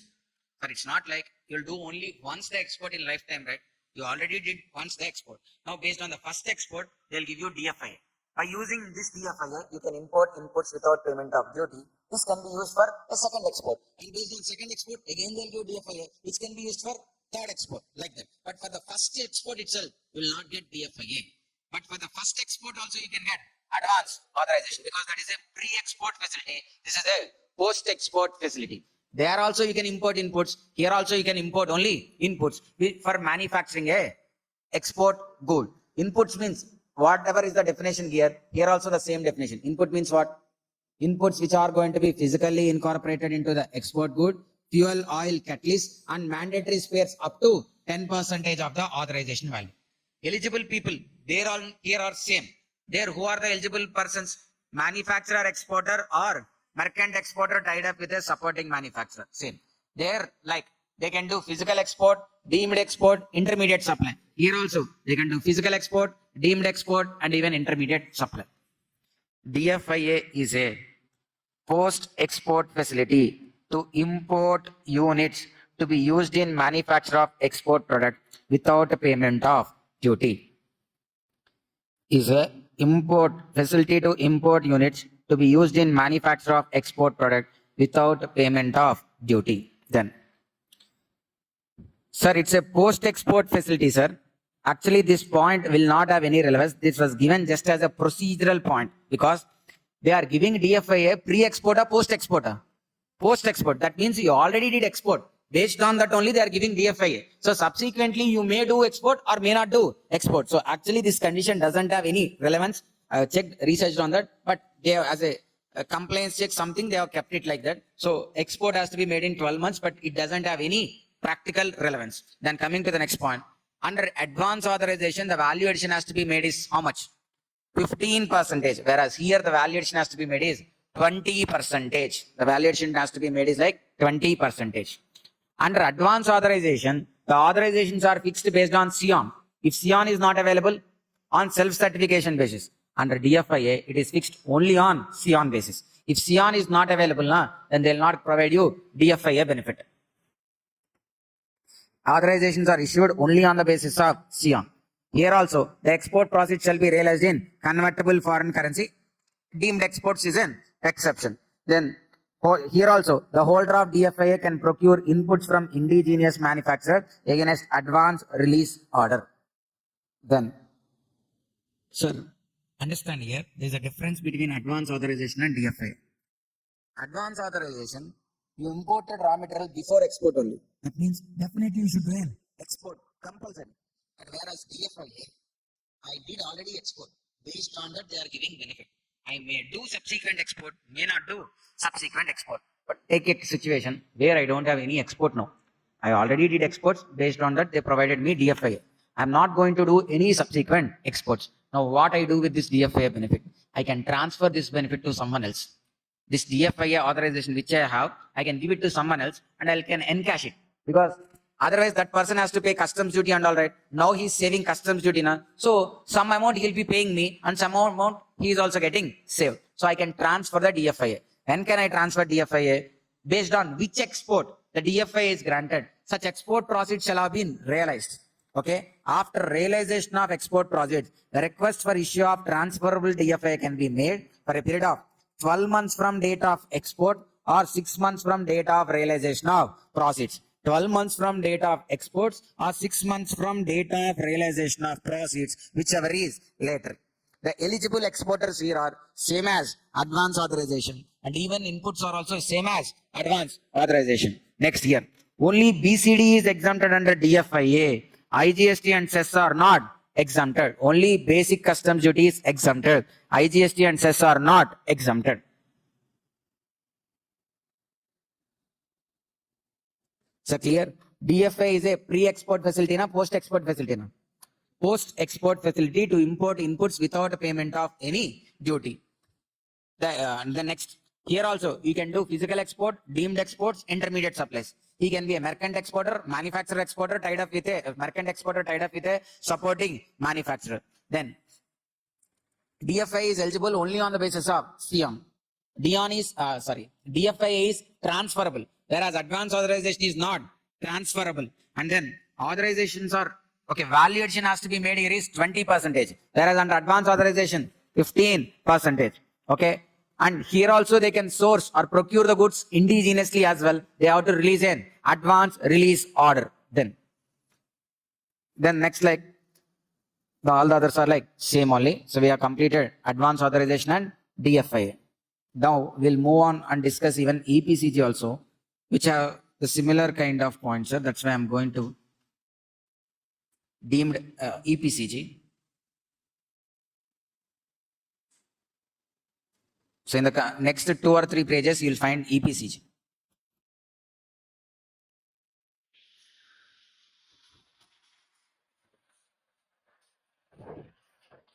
Sir, under advance authorization, under advance authorization scheme and under DFIA scheme, you are eligible to import inputs duty free.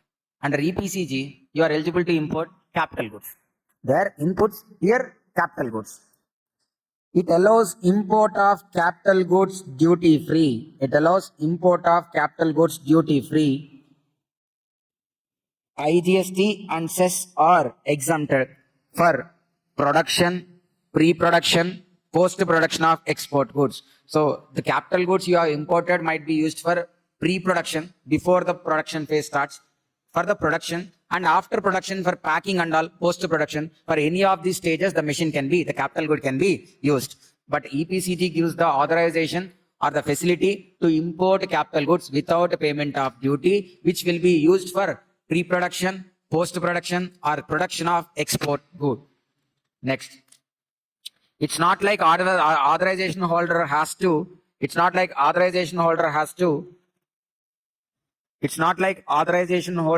procure the goods, has to buy the goods only from outside India. He can even buy the goods indigenously also. Here also he'll release what? Advance release order, by way of releasing advance release order. Just like as AA, DFIA, EPCG holder also can buy goods indigenously if available. Otherwise, he can be doing import. Then, after getting EPCG authorization, you can import capital good, right? Such capital good has to be imported within 24 months. Correct it, sir. In material, it was wrongly given as 18 months. Correct it to 24 months. The authorization is valid for 24 months from date of issue. I mean, within 24 months, you need to do what? You need to import the capital good. Within 24 months, you need to import the capital goods. And then, the capital goods are subject to actual user condition. Subject to actual user condition means what? Only the authorization holder can use those goods. He cannot give it to someone else. Okay? Till what time he only shall use? Here also they'll give export target. Export target is named as what? Export obligation. Here also there will be export obligation. Until he fulfills the export obligation, he only should use. Once he has fulfilled the obligation, then he can transfer that. Okay? So authorization is valid for 24 months. I mean, within 24 months, they need to import. And then capital goods are subject to actual user condition till the export obligation are discharged. And then the export proceeds shall be realized in what? Convertible foreign currency, except for deemed export. And then here, exports to SEZ unit and SEZ developer shall also be counted for export obligation where proceeds are realized in foreign currency. Here, export need not to be made outside India. Even the exports made to SEZ. SEZs are located where? They are located technically within India only. If any exports are made to SEZ units or SEZ developers, they also shall be counted for the purpose of export obligation, provided the proceeds shall be realized in what? Foreign currency. Then, who are the exporters eligible? Manufacturing exporter, merchant exporter tied up with a supporting manufacturer, and even service providers are also eligible. If you see advance authorization, DFIA, there we didn't mention about service providers. Here, manufacturing exporter, merchant exporter, and even service providers are also eligible.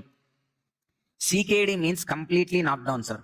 Completely knocked down means the machine has been brought or imported into India, everything in different parts. Okay, in the smaller parts only it has been imported. In India, it has to be completely installed again. Then that is called as complete knockdown. For your example, let's say a cycle is being imported. Cycle, not even the tire, rim, nothing has been fixed. Every spare part separately spent. The tire separately, like the triangle body will be there, that separately, chain separately, handle separately, seat separately, the tube separately, the rim separately. So all these are sent separately, and then if you need to install, completely knocked down. Semi knockdown, majorly it is installed. Only tires are not fixed. Everything remains same. Only just the tires are not fixed. Tires and seat. Then once it comes, you just fix the tires and the seat. Then it is done. Then that is called as semi knockdown. Semi knockdown. So capital goods for the purpose of EPCG. What are the capital goods means? Sir, in advance authorization and DFIA, they have mentioned what is called input. here they are mentioning what is called capital good. Capital good means capital good only. And capital goods, even though they are imported in CKD, SKD condition also counted. If any computers and laptops are imported or softwares are imported, they are also covered under the capital goods. And next, spares. If any spare parts are needed, they are also counted. Molds, dies, and tools. Molds, na, like to manufacture good in a specific shape, molds are needed. The cement bricks manufacturing and all, they'll do with the molds, sir. If you see, you know molds, right? When you need in a specific shape, then you'll be having molds and then fixtures to fix it in a proper shape. Molds, fixtures, tools, and then catalyst. Catalyst na batteries. Catalyst means what? Batteries. And then capital goods for project imports. Sir, project import means when you are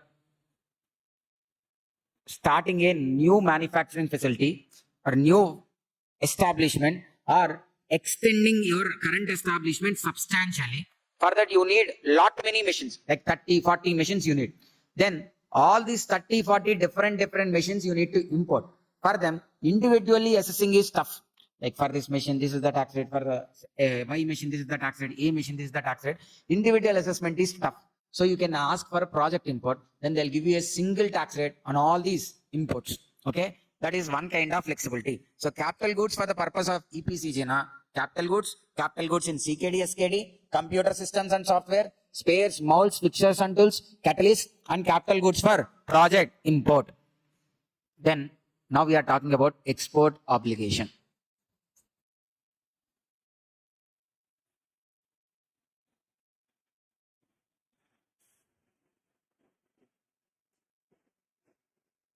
Financial year 25-26, current year, you are applying for EPCG. You are applying for what? EPCG. Then they're asking to take preceding financial year, 3 financial years. Preceding 3 financial years, na, preceding financial year 24-25, 23-24, and 22-23. These are the 3 preceding financial year. Take how much export is being made in all these 3 preceding financial years. In first year, second year, third year. So here 30 crores, here 35 crores, and here again 28 crores. What is the total exports they made in the 3 years? 65, 85, 93 crores they made. This is the total export. Find average. 93 by 3, which is 31. 31. So what they are doing now, since you got EPCG authorization rate, now for the coming 6 years, starting from financial year 25-26, for the coming 6 years, 6 years now, till when, sir? 25-26, 26-27, 27-28, 28-29, 29-30, 30-31. So 6 years means till financial year 30-31, you should maintain the same average. You can do beyond this, but at least the minimum of 31 crores you should do every year, starting from financial year 25-26 to 6 years end. Okay, because that is the average obligation. Sir, there is another obligation also. The first condition is like whatever the export you are making in the past 3 years, the same average you should maintain for the coming 6 years also.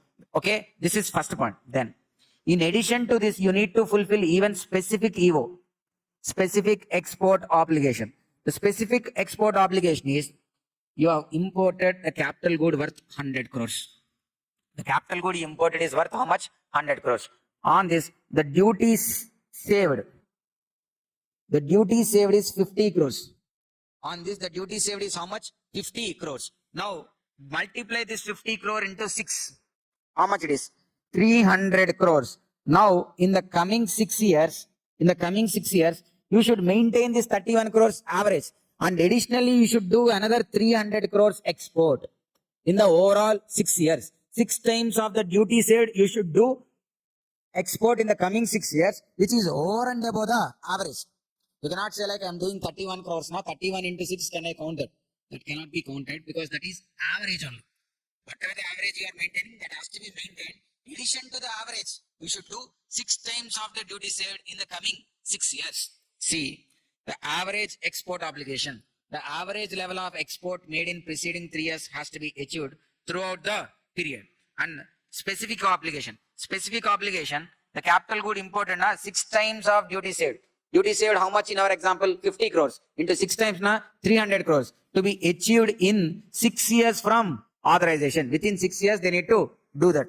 And then if the capital goods are procured indigenously, we have two options, sir. We can procure indigenously or we can import. If you have procured indigenously, then instead of 6 times, you can do only 4.5 times of the duty saved within 6 years. Specific obligation is what? 6 times of duty saved. If it is an indigenous purchase, 4.5 times of duty saved. The average export obligation has to be fulfilled within. The average export obligation has to be continued, has to be maintained for the coming 6 years. In addition to average, we should do specific export obligation also. How much? 6 times of the duty saved. Then specific export obligation. The specific export obligation has to be fulfilled. Sir, average anyhow you are maintaining. Specific obligation is there, right? That specific obligation, you cannot say like, you have 6 years time na.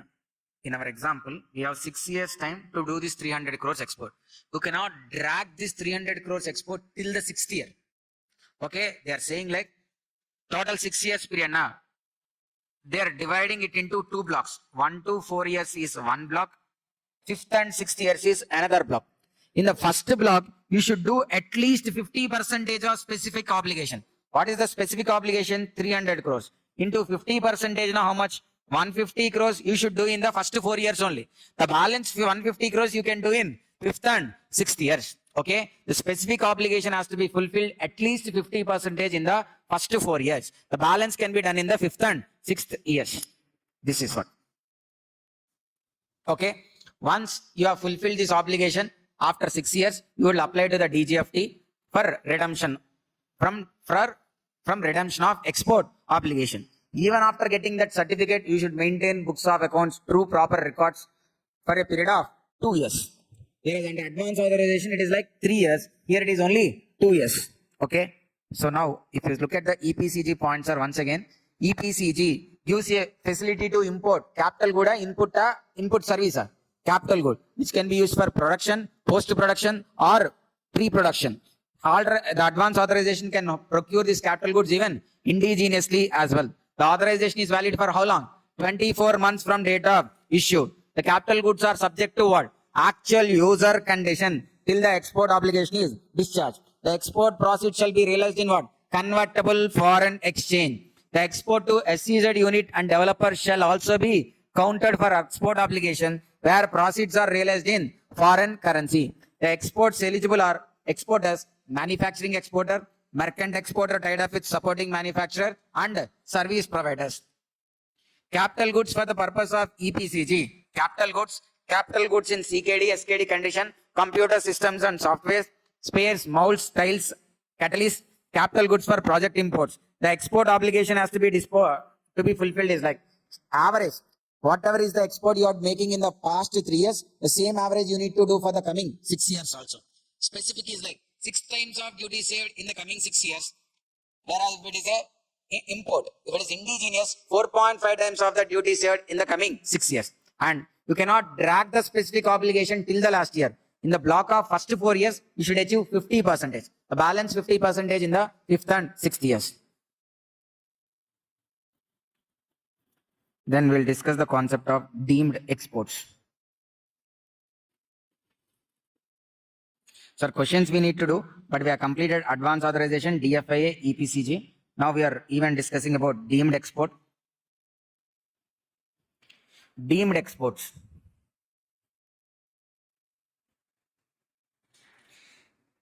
Deemed exports means these are not physical exports. I mean physical exports now what happens? The good actually goes outside India. Under deemed exports, the goods will not go outside India. But because of this fellow, sir, assume, okay, let us take it or discuss with these objects. Let me draw here. Stop.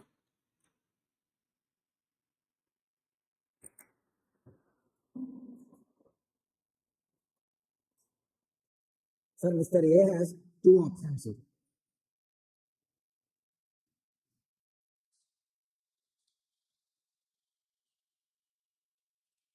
he can import, he can procure indigenously as well.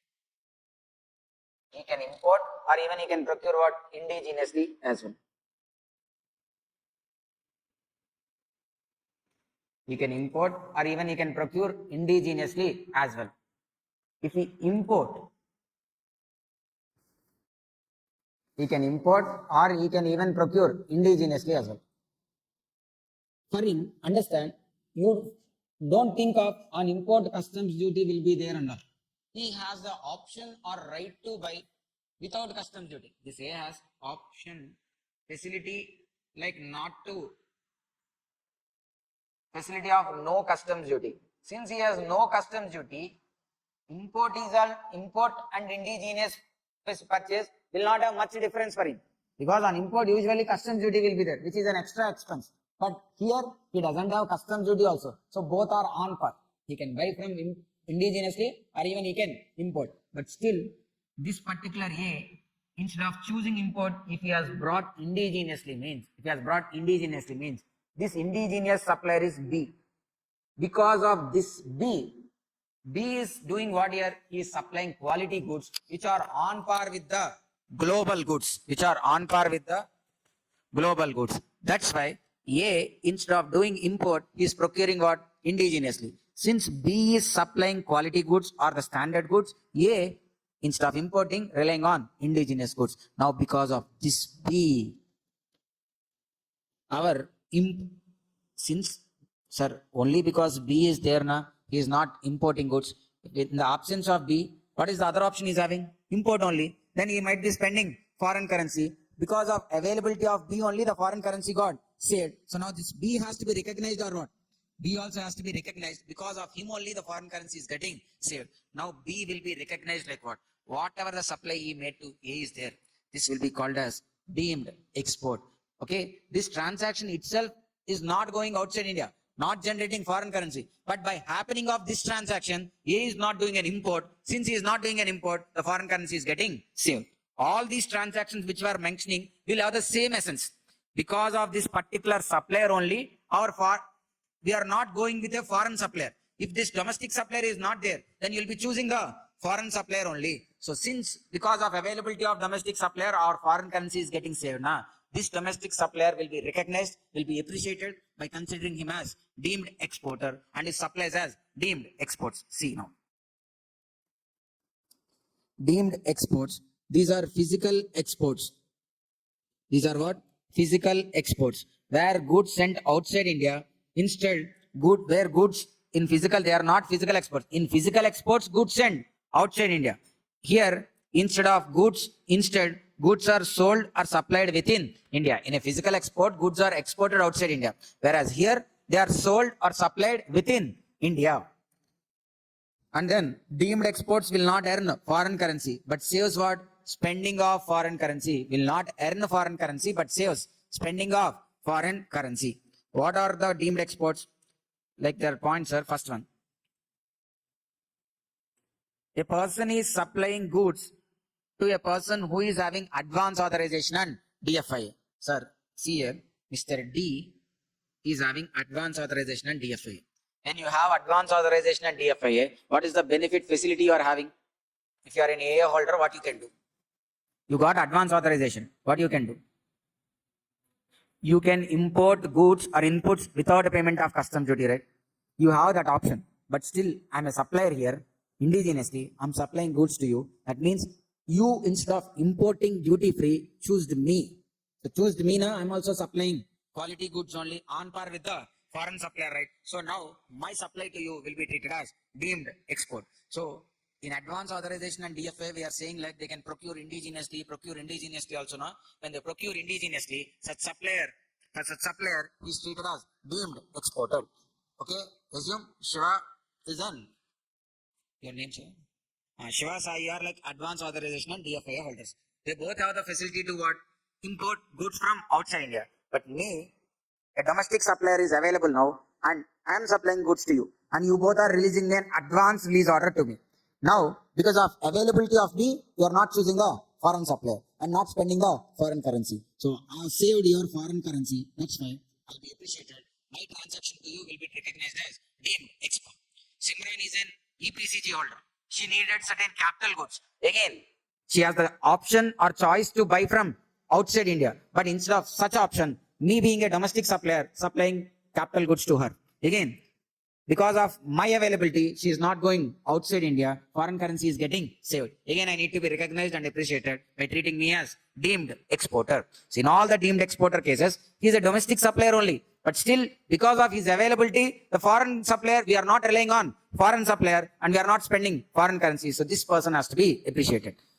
Supply of goods against advance authorization or DFIA. Supply of goods to units located in EOU. Okay, then the third one, if you see, supply of goods, capital goods to EPCG authorization. 2 points, simple, sir. Supply of goods against advance authorization DFIA. Supply of goods against EPCG authorization. Then, what is the page number?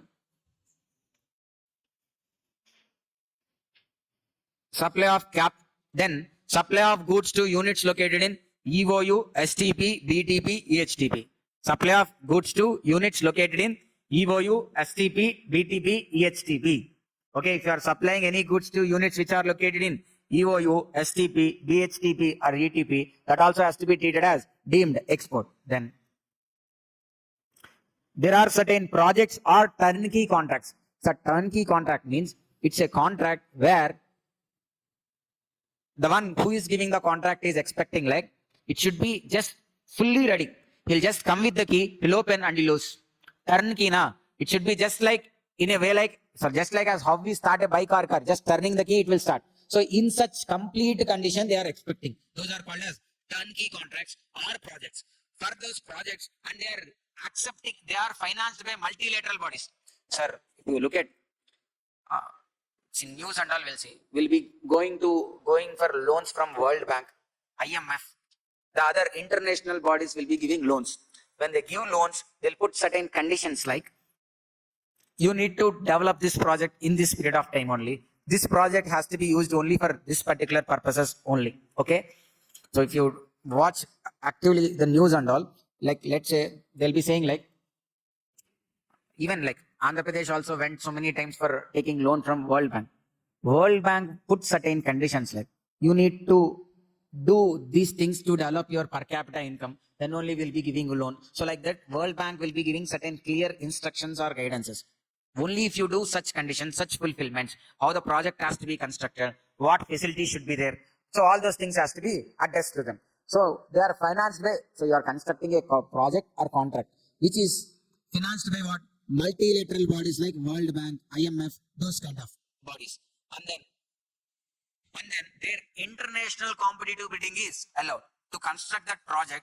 Not only Indian contractors, any person from the globe can come and participate in the tender process. Let's say we are constructing a huge dam like on Brahmaputra river. Okay, you are constructing a big dam on it. Okay, so this dam is of national importance, which requires a lot of money. So we have asked World Bank to finance it, and World Bank is ready to finance it. The other conditions are being satisfied. Now, for the construction of this contract, we are asking the tenders globally. Now, even an Indian construction company participated, Singapore companies participated, Malaysian companies participated, Japanese companies also participated. But the bid was won by an Indian contractor.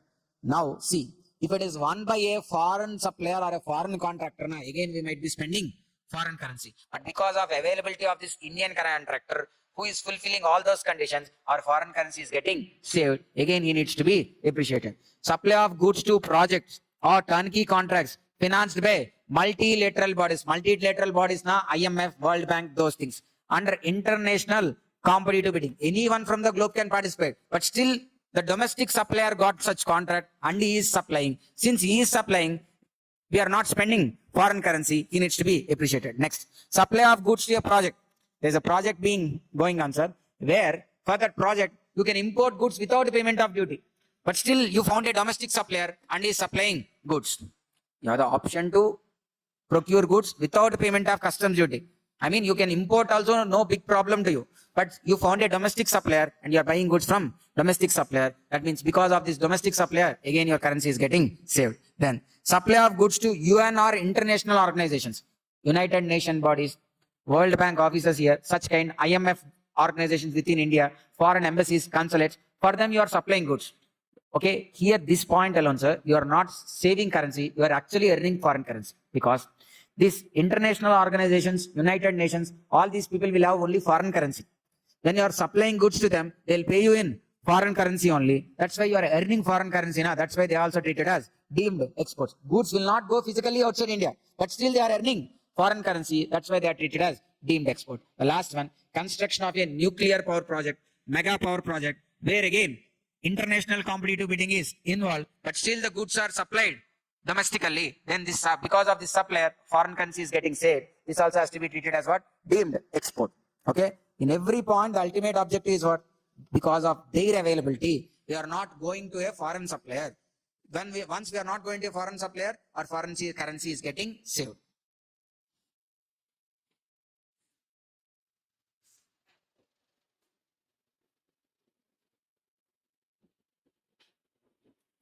So last but one page, sir, you'll find RODTP scheme.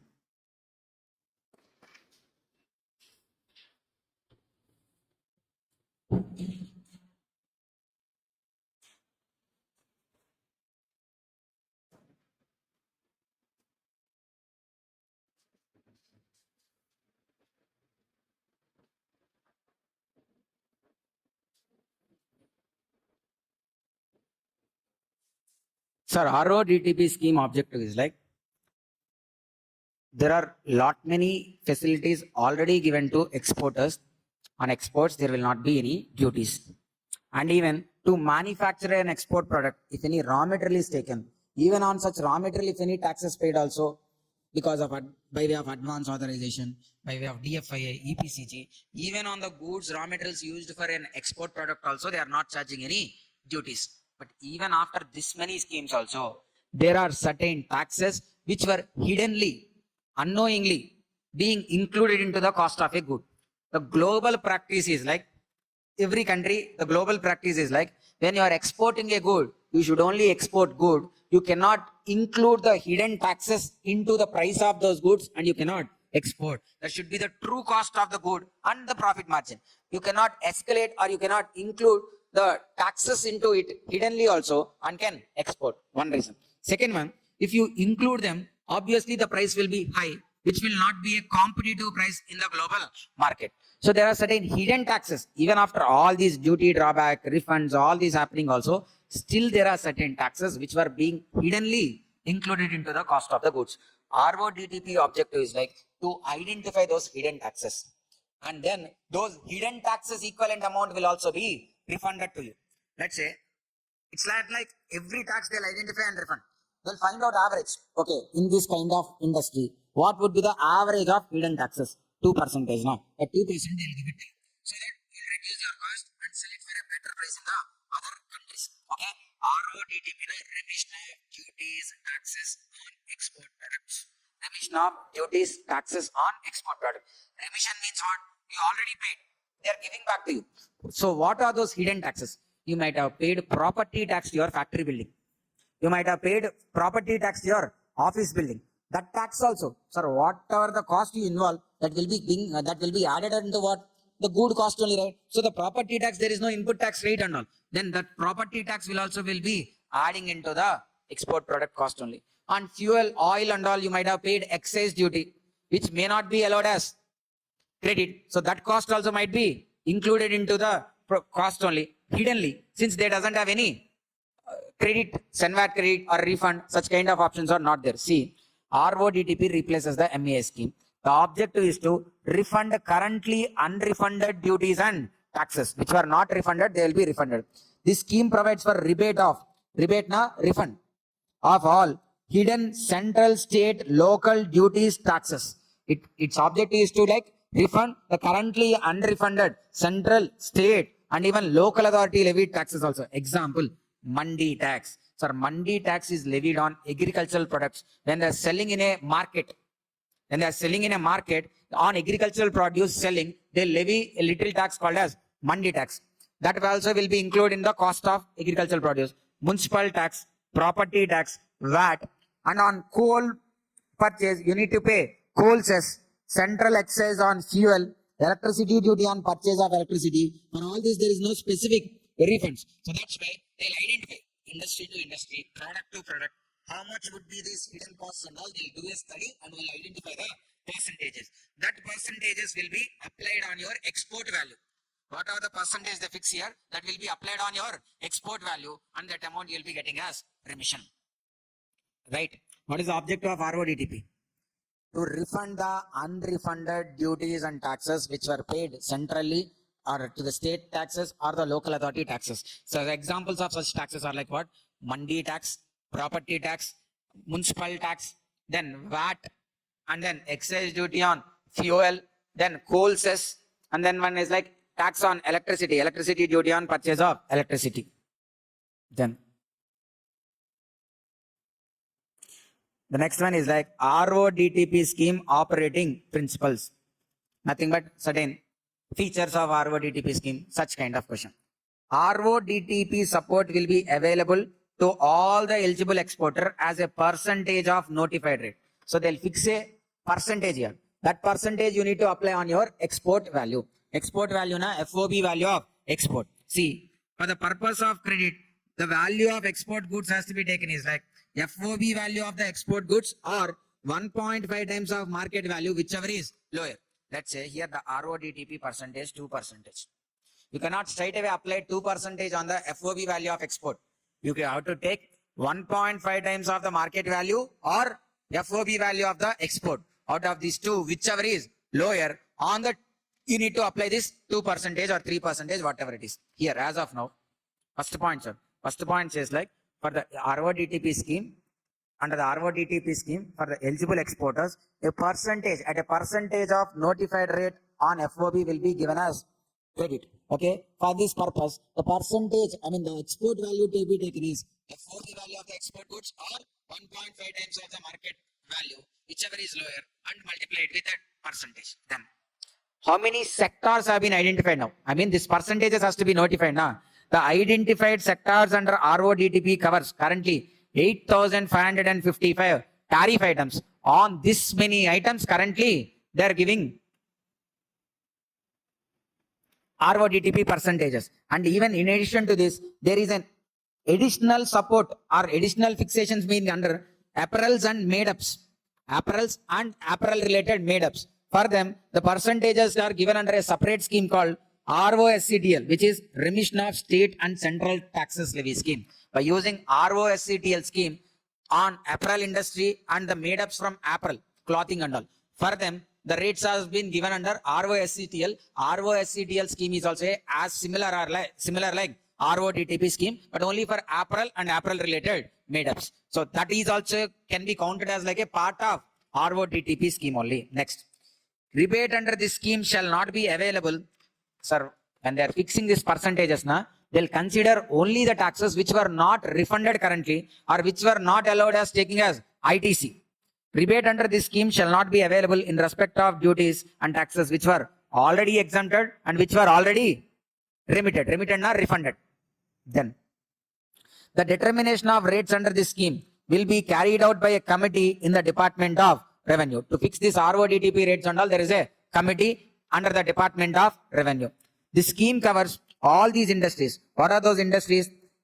Employment-oriented industries like marine, agriculture, leather, gems and jewelry, and even covers textile industries and other sectors like automobiles, plastic and electronics. The scheme covers employment-oriented industries like marine, agriculture, leather, gems and jewelry. It covers textile industry and even covers other sectors like automobiles, plastic and even electronics. If any previous arrears are there, that cannot be claimed as rebate under now. Okay, and then rebate is allowed. Here, whatever the rebate they are providing, it is subject to realization of export profits in convertible foreign exchange within the time period given under FEMA. Okay, failing which the rebate will be considered as not at all given. If it is already given, it will be recovered back along with interest. Okay, so now once again, let me repeat the RODTP operating principles. RODT support will be available to eligible exporters at a percentage of notified rate as on FOB value. The FOB value for the purpose of this calculation should be either the FOB value of export or 1.5 times of market value, whichever is lower. Currently, this RODTP rate is notified for almost 8,555 tariff items.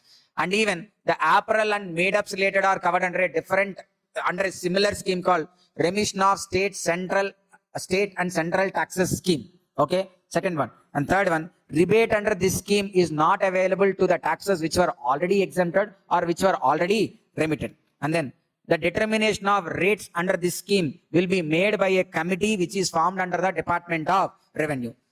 Okay, this scheme majorly, or the main focus of this scheme is to cover employee oriented industries like marine industry, gems and jewelry, agriculture, leather. And then it even covers textile industries and even automobiles, plastic and electronics. If any past rebates or remissions has to be made, that will not be counted. Only the current remissions will be counted. The last one is like the rebates given here is subject to realization of export profits in convertible foreign currency within the time limit mentioned in FEMA. If they are not realized within the time limit, then the rebate shall be considered as like shall never be allowed. Eligibility of RODTP. Who is eligible? All the sectors are covered. However, labor incentive, where more labor is involved, now those sectors will have priority. Both manufacturer is eligible, merchant exporter is also eligible. To get this benefit, there is no turnover conditions or turnover restrictions. SCZs and EOUs are also eligible, and even exporter who is making export through e-commerce operators and couriers are also eligible. Origin of the goods which are being exported should be in India, and then re-export products are also not eligible. It should be the first and main export. Goods should be originating from India. Merchant exporter or merchant exporter or manufacturing exporter. All the sectors are covered. Labor incentive sectors has priority. No turnover limit. SCZ and EOs are also allowed. You can even export through e-commerce operator or courier. This is about RODTP scheme. We have completed advance authorization, completed DFIA, completed deemed exports, completed EPCG, and now completed even RODTP. Now under FTP, the only pending concept is about SCZs and EOU. So now we'll go to SCZs and EOU.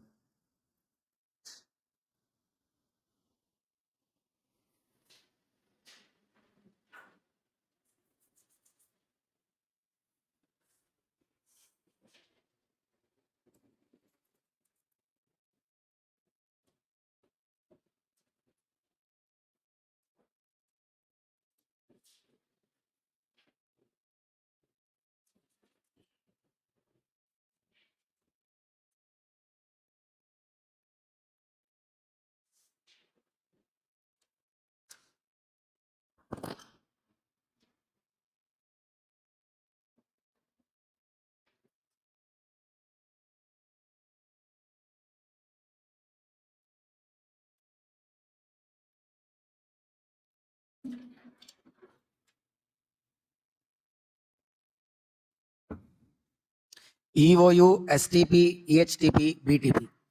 EOU means export oriented undertaking. STP means software technological parks.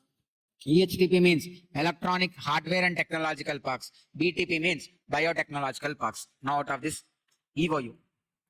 Who can be an EOU? Sir, EOU means it's an export oriented undertaking. It do mainly exports. To be an export oriented undertaking, it has to apply. If it has, it's not like every exporter they'll give EOU status.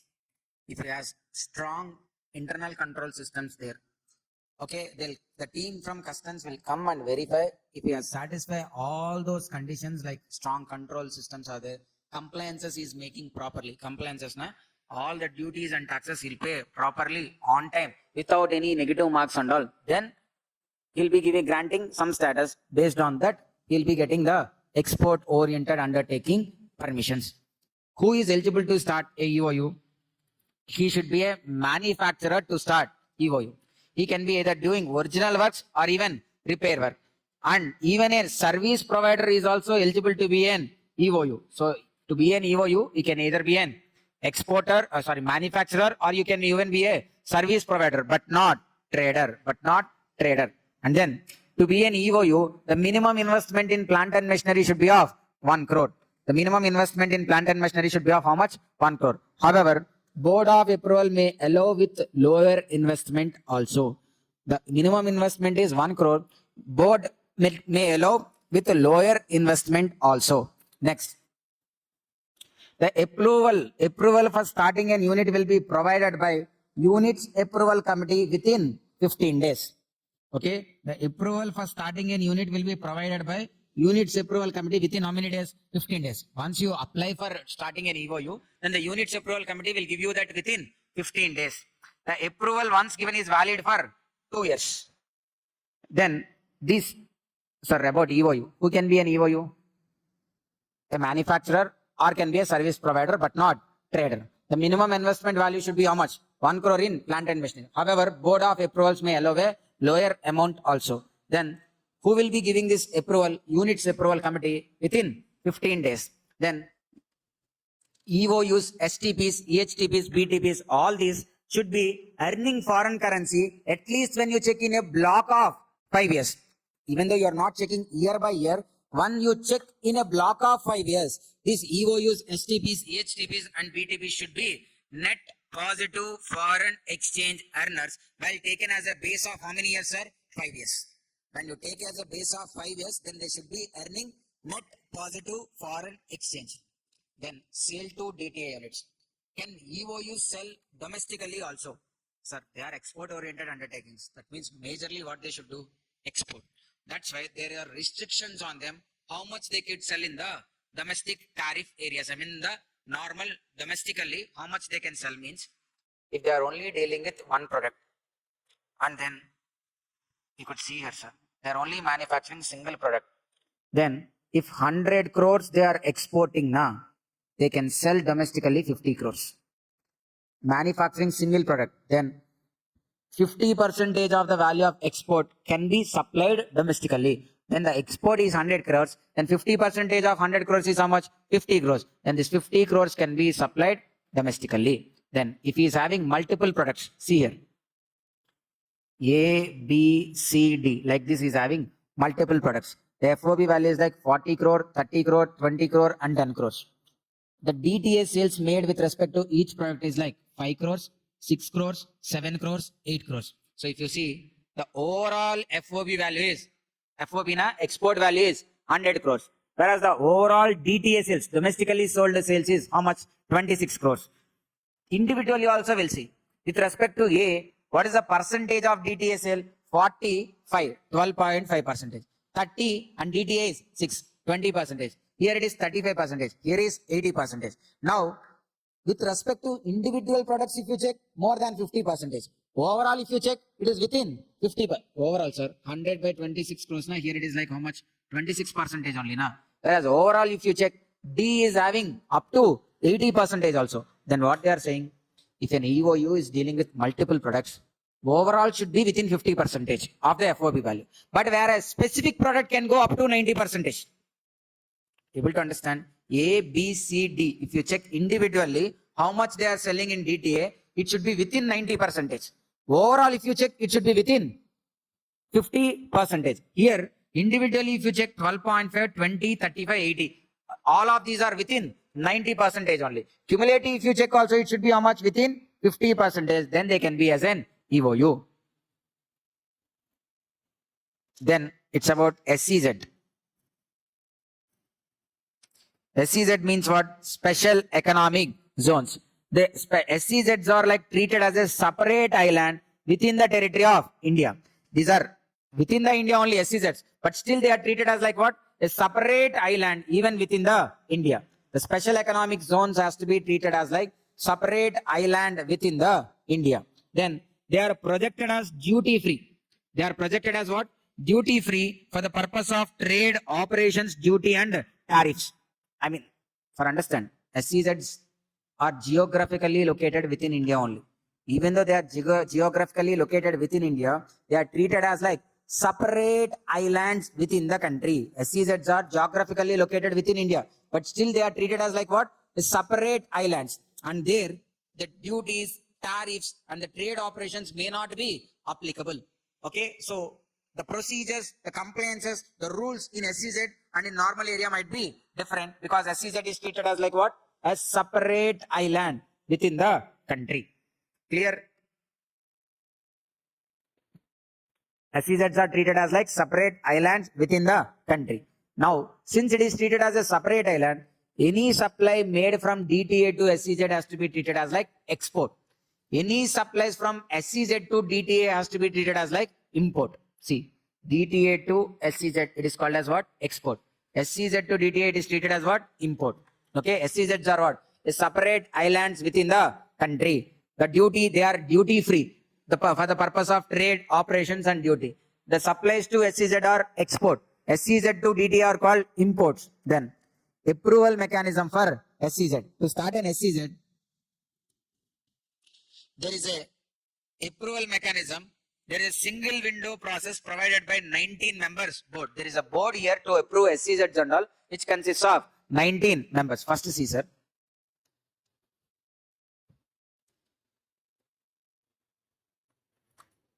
For every SEZ, there should be an SEZ developer. Usually, I mean, majority cases, at least in Andhra Pradesh, Telangana, if you take it as a reference also, for every SEZ, there should be a developer. Who will act as this developer means state government only will start certain corporations such as like Handlooms Development Corporation, Handicraft Goods Development Corporation, Electronic Spare Parts Development Corporation, Automobile Components Development Corporation. Like that, for every industry or the area where they want to keep focus, state government first will come up with a corporation. It's like a establishment of state government. They'll form a development corporation. Okay. Now this corporation development, in the name itself there is there now development. So they'll try to develop that particular industry. To develop that particular industry, if SEZ is there, then they'll be having duty-free, tax-free benefits and all. Then the cost will come down. They can export more. That's why state governments will form these development corporations. Certain places there may be other than state governments also, these development corporations can be there. Okay. Now he is called as the SEZ developer. First initiation will be started by him. Now he'll find out the area for this SEZ which suits the requirement of all these SEZ. Considering, sir, handlooms related now. First they need to do what? Where the majority of people who are occupied in handloom industry, there should be identified. Okay, then they'll be identify the area which is convenient for them, free land which is available, everything. Then they'll prepare a project and then they'll send it to state government for approval. Once state government approves, state government will forward it to the approval. There is a committee board set up here na, to that board. Instead of that board, sometimes this development corporation or this developer can only send the proposal directly to the board also. So the two step is like this SEZ developer is there na. This developer can submit proposal to state government and state government will forward it to the board of approval. Instead of this, the SEZ developer only can directly also forward to the board of approval. Once board of approval receives this, then give approval and send it to the central government. Once the approval is received from central government will notify such area as SEZ. Simple process. Developer will identify the area, send the proposal to state government. State government forwards it to the board. Or else directly also the proposal can be sent to the board. Then the board will give approval and the approval will be sent to central government. Once the approval is given, central government will notify such area as SEZ. Okay. Who will be there in board of approval? That is not needed, sir. I'm not talking about that. Differences between SEZ and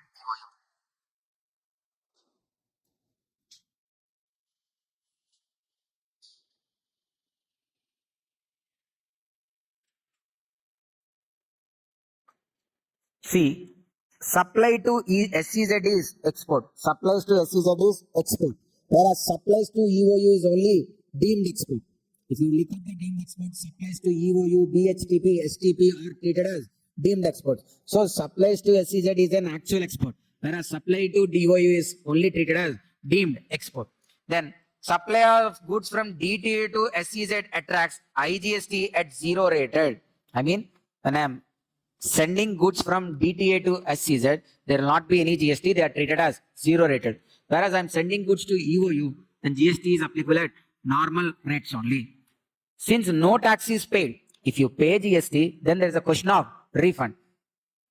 That's why while sending goods to SEZ, you will not even pay duty. They are treated as zero rated supplies.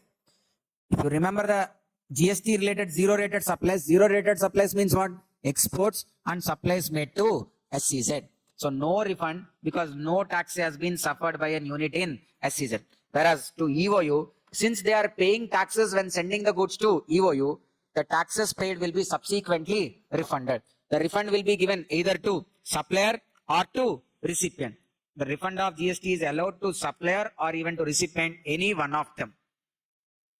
Then SEZs can be set up only in a designated area. Only in a particular areas SEZ units can be set up. Whereas EOUs can be set up anywhere and not bound to location or boundary. SEZs can be only in a designated area. Whereas EOUs can be set up anywhere in the country. No geographical limitations. To start an SEZ unit, there is no minimum investment is required. Sai, for EOU, what is the minimum investment needed? For EOU, minimum investment in 1 crore in plant and machinery is needed. Whereas if board of approval suggests, then it could be even less amount. For SEZ, there is no such kind of minimum investment value. Then for exports and imports under SEZ, there is a separate customs clearance is achieved within the zone itself. I mean, within the SEZ only, they can do clearances. I mean, there will be a customs office established within the SEZ zone only. So the export and import clearances can be made within the SEZ. Whereas to EOUs, there is no such kind of thing. But for them, a fast-track clearance scheme FTCS is available. A fast-track clearance scheme FTCS is available. The differences between SEZ and EOU are like supply to SEZ is export, supply to EOU is deemed export. Supply from DTA to SEZ are zero rated, whereas supplies from DTA to EOU are like normal taxable only. Under SEZ, since no GST is paid, no refund itself. Whereas to EOUs, first the GST is paid now, so subsequently they can ask for refund, and refund can be given either to supplier or to recipient, but only one. Then SEZ can be set up in only in designated area, whereas EOU can be set up in any location in any bound area. For SEZ, there is no minimum investment needed, but for EOU, the minimum investment is 1 crore in plant and machinery. Export and imports of customs clearance is achieved within the zone itself for SEZs, whereas for EOUs, there is no such facility. But however, to give an additional advantage, they have a fast-track clearance scheme available. Then, incentives of SEZs. Incentives of SEZ. The incentives of SEZ are like duty-free import or domestic procurement of goods for developing, operating and maintaining SEZ units. SEZ unit can buy goods. Okay, when SEZ is importing now, from the perspective of DTA, it is an export. When you are sending goods to SEZ, it is zero rated supply. That means for SEZ, it is a free, duty free only they are getting goods. Why? Because they are ultimately using for exporting good. So SEZs have duty free import or domestic procurement of goods for developing, operating and maintaining SEZ units. The first incentive is like on their goods purchases or imports from outside India also, they need not to pay any customs duty. That is the first incentive. Second one, if you remember section 10AA in Income Tax Act, section 10AA, which is an exemption given to SEZ units, which says like 100% of their export profits will be exempted from tax for the first 5 years for an unit in SEZ. For 6 to 10 years, 50% of their profits will be exempted. 11 to 15 years also, 50% of the profits will be exempted subject to certain conditions. So that is the income tax exemption. Second one. Third one. For them, MAT provisions, minimum alternative tax will be there, right? Those MAT provisions are also not applicable to SEZ units. Fourth one, for them, GST is not available. All their supplies are exempted from GST. So they are exempted from GST. 4 benefits I already said, sir. First one, on import and on domestic procurements also, no duties and taxes. Second one, income tax exemption, 10A, 100%, 50%, 50%. MAT provisions also not applicable. GST, not exempted. Fifth one, sir, to start any unit in SEZ, 100% FDI is allowed. I mean, a foreign investor or a foreign company also can come and start with 100% their money only. They can start a unit in SEZ. 100% FDI is allowed. Then single window clearance for central and state level approval. For all the SEZ approvals, there is only single window. You need not to go to multiple counters. If the board of approval will give you approval means, then you got all the approvals. Then they doesn't need any specific licenses for import. Then many SEZs offer developed plots. I mean, road will be given. Already roads were developed. Electricity facility might be given. Then the connectivity, roads and all might have been developed and all. So for them, they'll not spend much on these kind of infrastructure things and all. The last one, SEZ units are eligible for MEAS, SEAS and RODTP schemes also. They are also eligible for those benefits. So again, once again, if you see the incentives, no customs duty, first one. Second one, no income tax. Third one, no MAT. Fourth one, no GST. 4 taxes related exemptions done. 100% FDI is allowed. Fifth one. Sixth one, no license for import and export. And SEZ, even though they are SEZ units, they can still avail MES, RODTP benefits and all they can avail. And then many Zs already offer 100 developed plots which are ready to use. Then there is one more question, sir. Benefits. Benefits and actually incentives are same, but they're given separately. Incentives only important. SEZ units are permitted to import or get duty-free goods, materials, etc. from domestic sources. I mean, without payment of duty, they can bring. Then SEZ units can import whatever for manufacturing in SEZ unit they require that they can bring, and they can keep them for the time period, however the time they want. They can import capital goods, raw material, consumables, spares, office equipments, packing materials for operating their businesses in SEZ without a license or specific reasons. And whatever the products they can be imported, they can use them within the SEZ for a period of 5 years without payment of any customs duty. And they have, if at all, SEZs cannot export their goods completely. They can even sell the goods domestically also to the DTA also. But when they are selling to DTA, they need to pay applicable customs duties. When they are selling in DTA, they need to pay applicable customs duty. After paying the necessary customs duties, finished goods and byproducts can be sold in DTA. And then if any waste, scrap or rejected goods are generated in SEZ during their production, that can also be disposed in DTA by paying applicable customs duties. Okay. Sir, all the questions under FTP are straight theory questions only. So I am not again taking you to the workbook and again rereading them. Advanced authorization we have completed. Question number 7. If you want to go and read it once again, because it's a straight theory question only. DFIA. On DFIA, actually, there is no question. So just the concept is enough. RODTP, there are question number 8 and question number 9. EPCG, there is question number 10. And for SEZ and EOU, there is question number 11 and question number 12. And for deemed export, there is question number 13. Okay, these questions, you read once. Okay, I already explained the concept and all. Just it's like straight theory questions only. But don't neglect them and only don't follow the classroom notes only. Open the workbook and read those questions in the workbook also. Then you will understand what points they are giving and what points they are skipping for a question. So it is important, like the relevant points for the answer only you should be writing. Because FTP and all, the examiner, the one who is correcting, will also not an expert in FTP. He'll just correct the paper as per the key.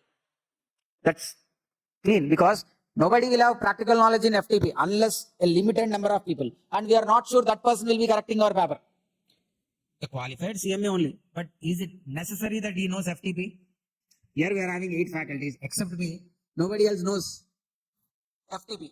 If related to GST and all, they might be knowing. But related to FTP, they doesn't know. That means even they are evaluating also. They'll just correct it based on the key. That's why for FTP, you go and read the workbook answer also once again, even if you know the questions also. Then you'll understand, oh, this points only I should write, or this points I need not to write. Okay, you should frame the answer also. Prepare in such a way, like for advanced authorization, you know advanced authorization, but you cannot write from start to end also. Okay, what are the key points required? That only write as per the answer in the workbook. And then for RODTP, what is writing? As per majority answers, I checked the workbook or the past exams. Like that only I have written notes only for many questions. But again, you go and check them once again also. There are another 2 questions, sir.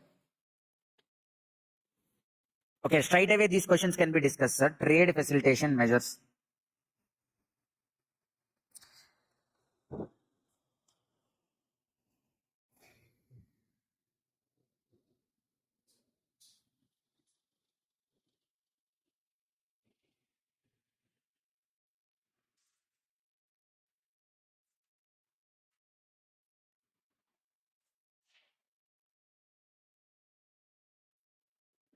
So trade facilitation measures, sir, only this question.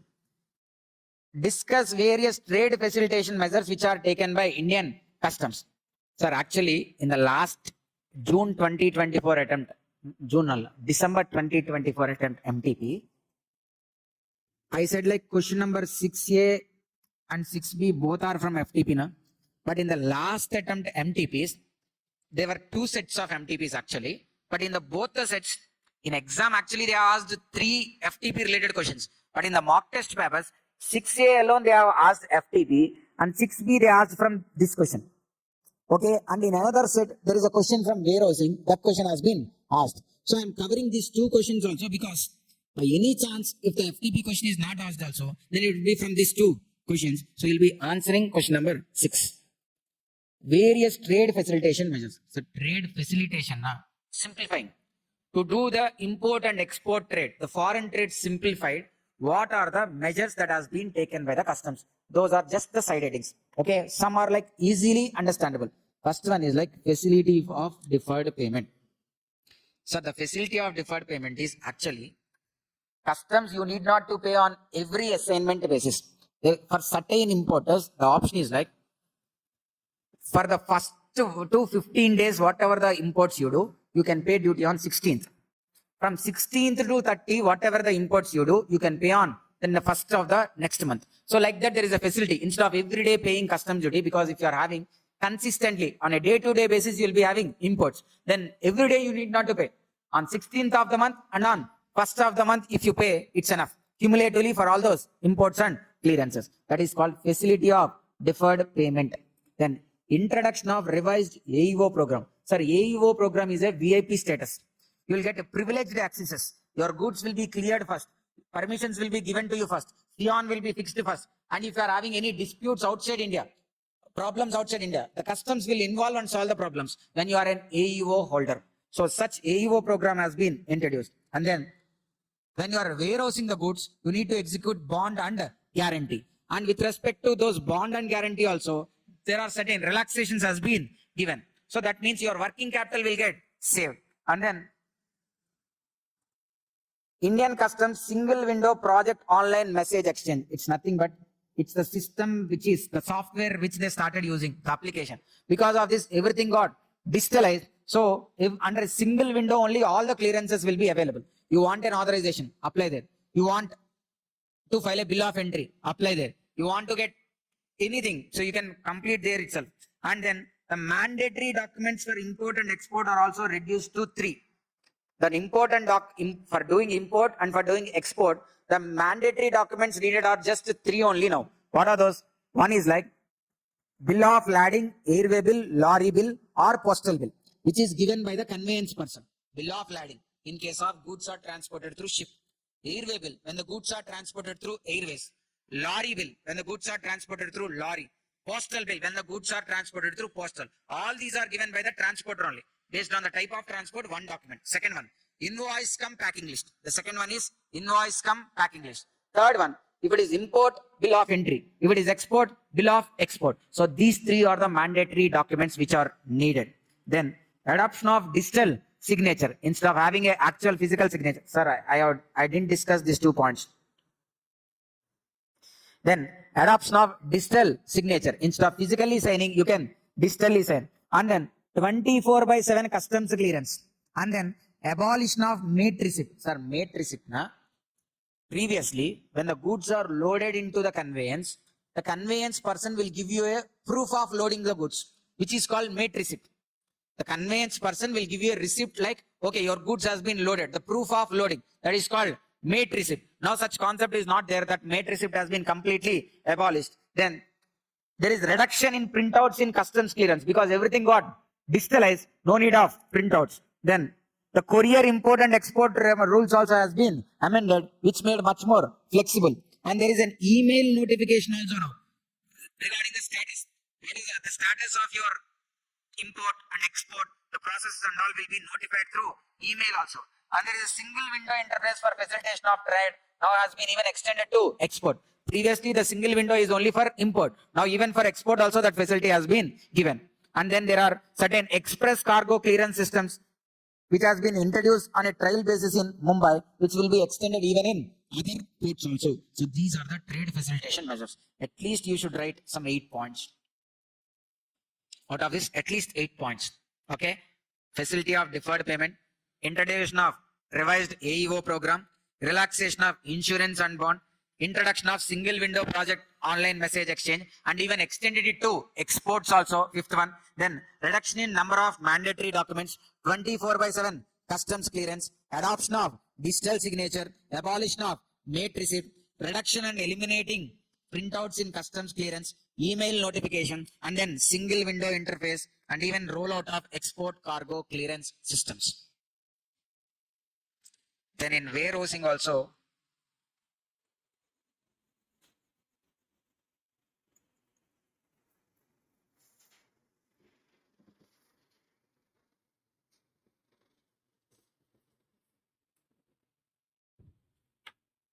when you are warehousing the goods, actually you should execute a bond. When you are warehousing the goods, actually you should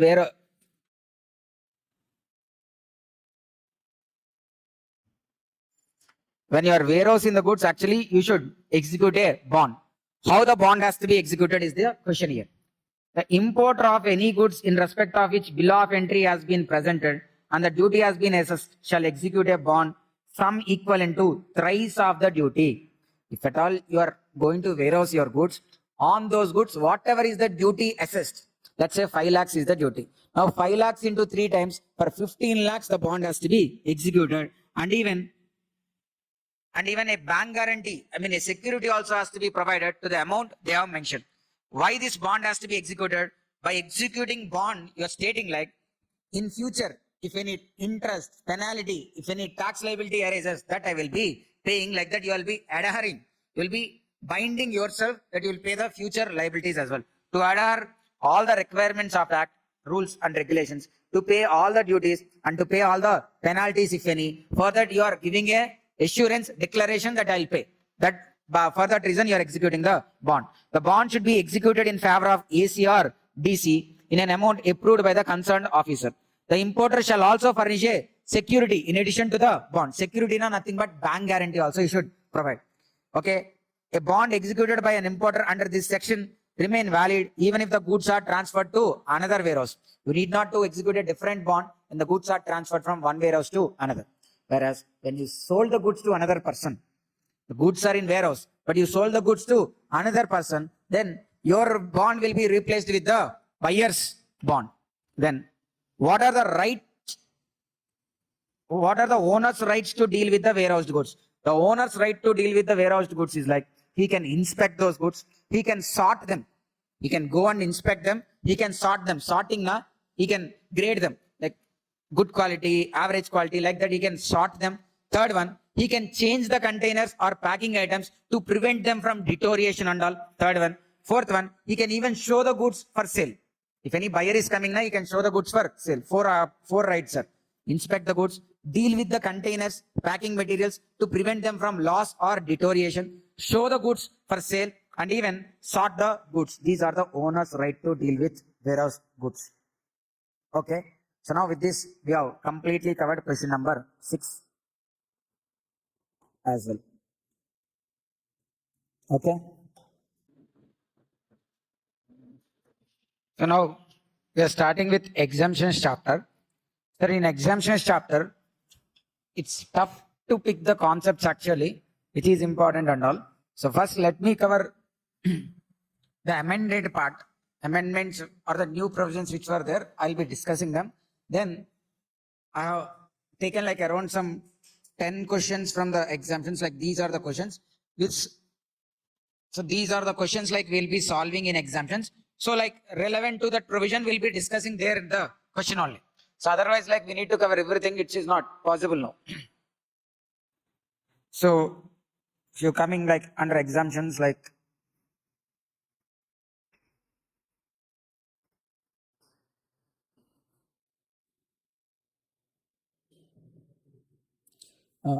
there's a clarification on GST registration for supplies of pulses cereals made to or by agencies of government. Please tell me the page number if you can find out.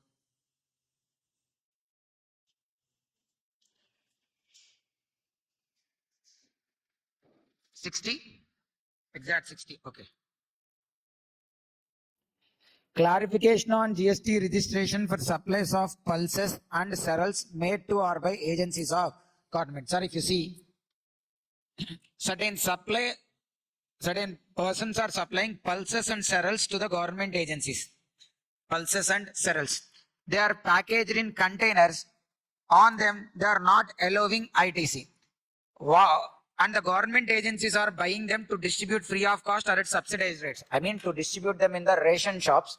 They are buying the supplies of pulses and cereals. So now, the one who is supplying those pulses and cereals, some claimed it as exemption because they are being supplied to government, whereas some has paid tax at a rate of 5%. I mean, there is no proper clarity regarding that, whether it is taxable or exempted. So some claimed exemption, some paid taxes. Whereas now, they have been clarified like these are completely exempted. With respect to the taxes which were already paid, sir, certain people has paid taxes now before 17th July also. So whoever paid, then that is gone only. They will not be going to give any refund. And even no further. If they not paid also, they will not issue any demand notices. Then certain exemptions majorly are given under Ministry of Railways.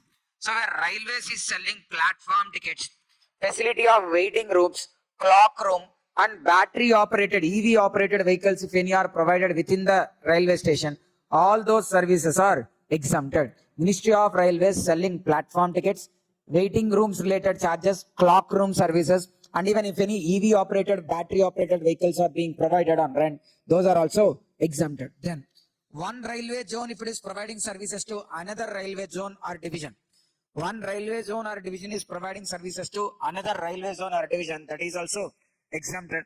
Then there are certain special purpose vehicles are created, sir, under Indian Railways only, like IRFC, Indian Railway Finance Corporation, IRCTC, regarding this ticket booking and catering meals related to that. So like that, within the railways, there are certain different special purpose companies. SPV, it's not a different kind of vehicle, special purpose vehicle, but that is a company which is started with a separate kind of objective. So those kind of special purpose vehicles, they will be, sir, for example, Indian Railway Finance Corporation. What it will do means, it will raise funds from the public. And with the funds raised, it will lay railway tracks.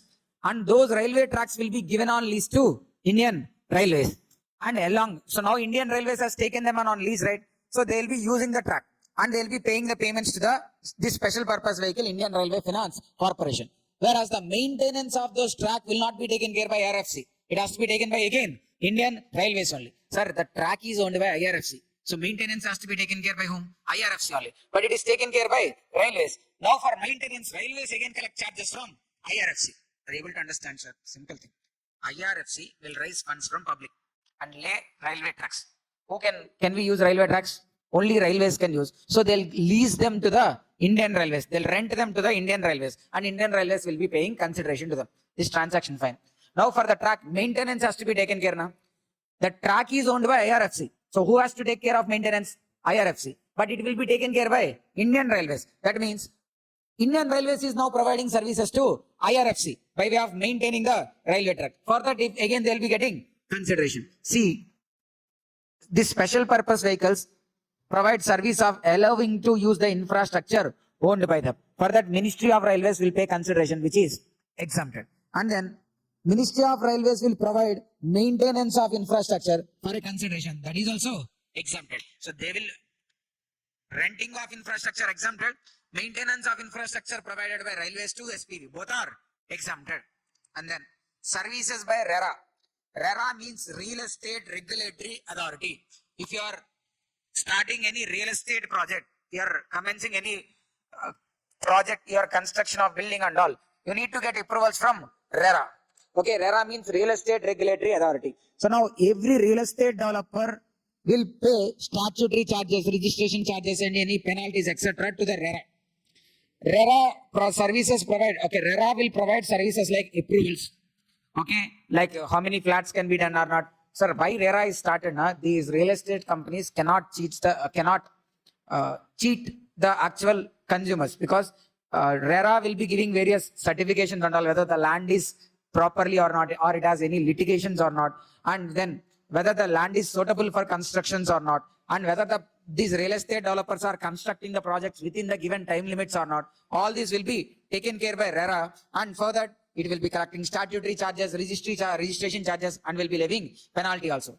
RERA is something like a government authority. Since RERA is like a government authority, the services and RERA is providing services which were entrusted under 243W of Constitution. Sir, any Constitution 243WG, those kind of functions are being performed. Those services are exempt. So RERA also is a government authority. So its services are also exempted. The services provided by RERA to real estate developers are exempted. Then exemption on accommodation services. With respect to accommodation services, which is provided in a hotel, guest house, or even a hostel, where the value of supply is less than or equal to 20,000 per month. Less than or equal to 20,000 per month, then it is exempted. And the minimum continuous period should be there for 90 days, then it is exempted. Sir, there is an exemption on accommodation services like hotel, guest house, hostel. Okay, where the amount charged should be what? Less than or equal to 20,000 per month, and the minimum continuous period of stay should be for a period of 90 days, then it is exempted.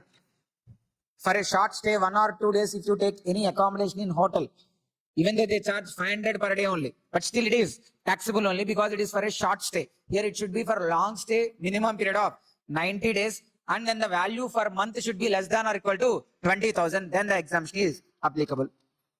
Then co-insurance premium, I already said in supply chapter, sir. If any lead insurer collect the insurance premium, and the lead insurer will share that co-insurance premium with the other co-insurers. The premium shared with the co-insurers is not a supply.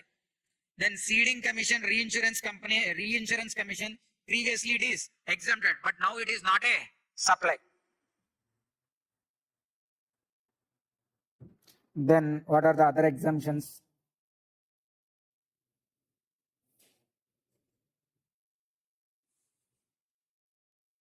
Then, sir, here electricity related also there is an amendment, sir. With respect to electricity, actually transmission and distribution is exempted. But in the previous version of book, if you remember, application fee, rental charges, testing charges, labor charges, and charges for duplicate bill, those are taxable. Yes, those are taxable, but they are not supplied separately. They are supplied along with the supply of electricity. So the principal supply is electricity, whereas these kind of charges like meter rental charges, application fee, duplicate bill, all these are like incidental services, and they become a composite supply. Since the principal supply electricity is being exempted, these will become incidental, and these are also exempted.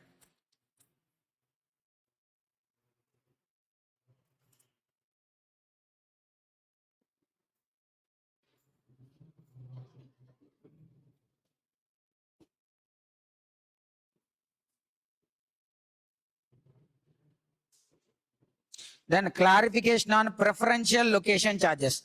Sir, like let's say here, this side there is sea, and a building has been constructed near the seaside. Now, all the flats in that particular apartment may not be having the sea view. Only towards the seaside they will be finding the sea view. Whereas for the other side, okay, because if a tower being constructed, they will not be constructing only one flat in a floor, right? There may be 3 or 4 flats. So one side of the flats will have sea view, whereas the other side of the flats may not have sea view. So obviously everybody wants the sea view related flats only. That's why for the ones which are having sea view, they'll be charging little extra, which is called preferential location charges. So if any preferential location charges are levied, those preferential location charges also form part of construction service, and they also need to be added into the building or the construction related services because it forms part of composite supply, and the GST rate on construction itself has to be levied on the preferential location charges also.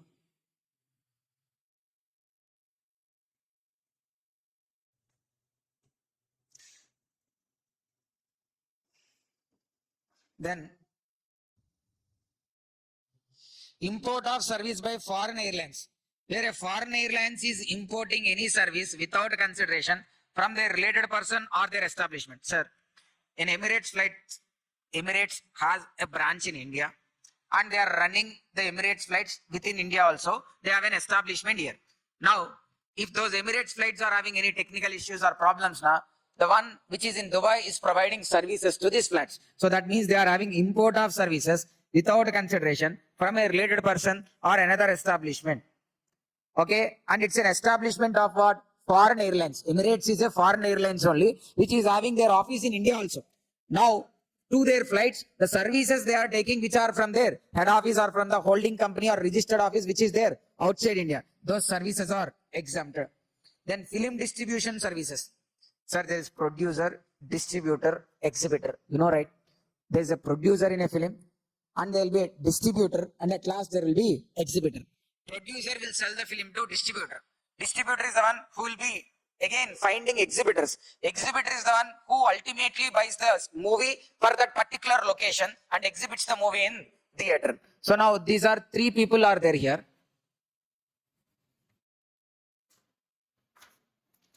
Now if you see, distributor gives the right to exhibit the films. Sorry, distributor, like let's say for one particular place to be called as like, okay, in Vijayawada, for Vijayawada alone, the distributor is giving the exhibition rights only in Vijayawada, and he is giving the exhibition rights of for 1 crore. The film can be exhibited in Vijayawada alone. Okay, for that the distributor is charging 1 crore. On this, GST is applicable, and the rate of tax applicable is 18%.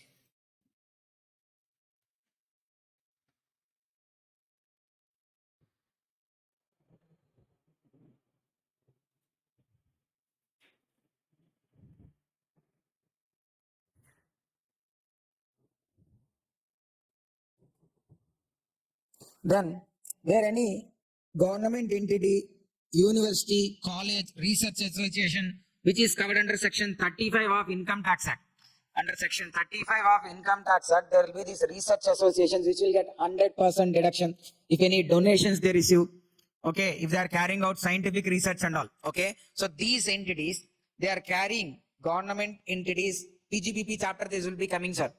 Section 35 only. Okay, when the entities are carrying any approved scientific research or statistical and scientific research, so those kind of researches, if they are doing either a university or a college or a government entity or university, so when they are providing R&D services, those R&D services are exempted, whereas the consideration they will be receiving in the form of donations or grants, that is also exempted. Okay, so to these research organizations, if they get any grant, further they are doing researches, right? So those research activities are completely exempted. Okay, now straight away we'll move on and discuss the question, sir. We'll start with question number 1 first.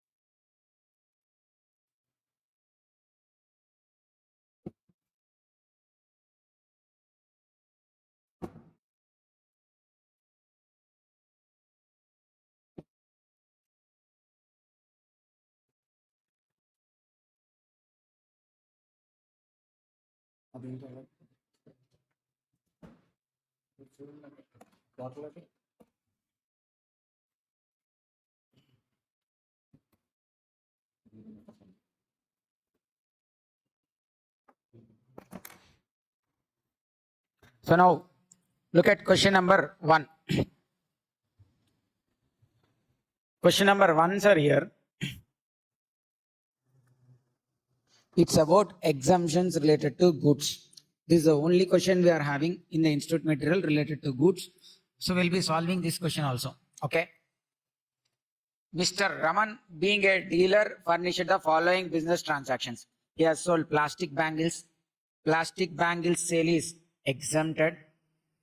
Sale of mobile phones, taxable. Sale of printed books and newspapers, exempt. Sale of dates, exempted. Salt, exempted. Sale of organic manure, exempted, whereas chemical fertilizers are taxable, out of which 30% subsidy received from Government of India.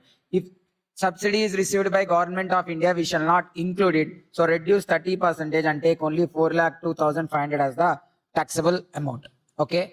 So now by doing this question, we have clarity like plastic bangles are exempted, printed books and newspapers are exempted, dates, salt, organic manure are also exempted from GST.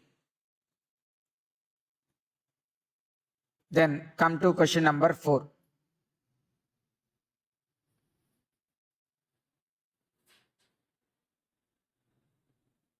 Sorry, question number 2 also needed, sir. Let us first solve question number 2. This is with respect to charitable entity services, sir. Charitable and religious entities. Charitable and religious entity related services. Look at here. If any entity registered under section 12A or 12AB or 1023C of Income Tax Act provide charitable activities in relation to public health, advancement of religion, education, environment, spirituality, yoga. So with respect to these, if any services are provided, then they are exempted. And then if these religious and charitable activities, those organizations being providing religious pilgrimage, providing what? Religious pilgrimage, that also by KMVN or by Hajj committees. KMVN, they are providing to Kailash Manas Sarovar Yatra, exempted. And Hajj committees to Mecca, those are also exempted. Okay, so services, specified organizations providing religious pilgrimage of KMVN, Kailash Manas Sarovar Yatra, and Hajj committees were to Makkah, these are exempted. And then these charitable and religious activities providing services by way of a person by way of conducting religious ceremony. I mean, priest services are also exempted.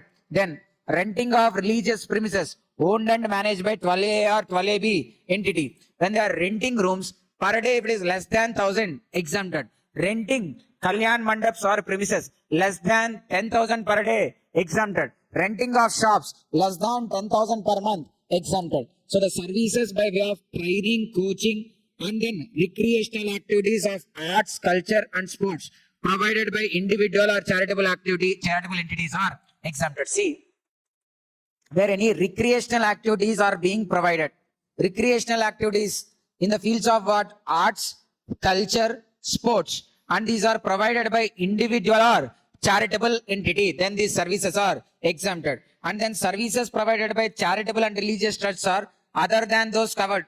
Okay, other than this, if any services are provided by charitable institutions, those are taxable. And then residential programs, the spirituality centers and all, they'll provide bundle of services.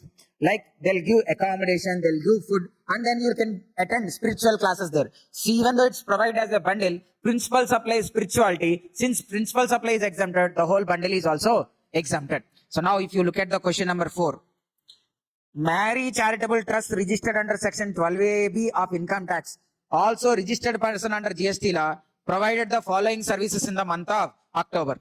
Services by way of training or coaching in recreational activities related to sports.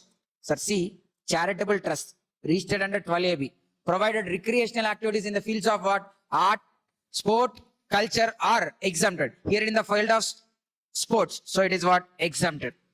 Then fee for organizing yoga camps or other fitness camps. Sir, here yoga, even though yoga is mentioned here, they are mentioning yoga as like part of fitness here. So their sentence, if you see, yoga or fitness camps. So it's like a gym providing yoga camps and all. It's not like advancement of yoga. They are not to promote yoga, they are using yoga as a fitness tool. So in such cases, it is taxable. If it is like advancement of yoga, teaching yoga, then that is exempted. Here as a part of fitness now, so it becomes taxable. And others also taxable, like fitness camps in Reiki, aerobics, and receive donation from participants, 2,25,000. That is also taxable. Then services of public libraries. Sir, library services. Library, you pay membership fee and library will provide you books. The services of library are exempted. Okay, so if you could see, training and coaching in recreational activities, exempted. Fee from organizing yoga camps, not exempted because not covered under advancement of religion, spirituality or yoga. It's like a part of fitness. It's not like to promote yoga. So it is not exempted. Organizing fitness centers are taxable. Public libraries is exempted. So question number 2 is done. Come to question number 4. Tirumal Tirupati Devasthanam, sir. The question is simple. TTD Tirumal Tirupati Devasthanam has lot of cottages in Tirumala. So there they'll be giving rooms on rent to the devotees whoever come to Tirumala. So now they are charging more than 1,000 per day. Therefore, the SSC was liable to pay GST. Whereas SSC is saying like they were running guest houses without any profit motive. Whatever they come, they are using for the maintenance only. So they are not having any profit. So they are saying like it's not taxable. Decide whether the SSC contention is right. Renting of premises, the whole provision you need to write. Less than 1,000. Rooms exempted. Kalyan Mandaps less than 10,000 exempted. Any other shops and all less than 10,000 per month exempted. After writing all this, thus the law gives a leave return exemption only for religious premises up to 1,000 only. Since it is above 1,000, it is taxable only, even though they are running with non-profit motto.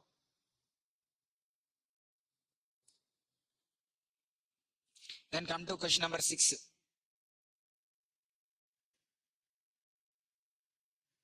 Sir, if you see question number 5 also, question number 5 is related to artist services. Artist. Question number 5 is related to artist. If you look at here, the services by like an artist performing in folk, classical or art form.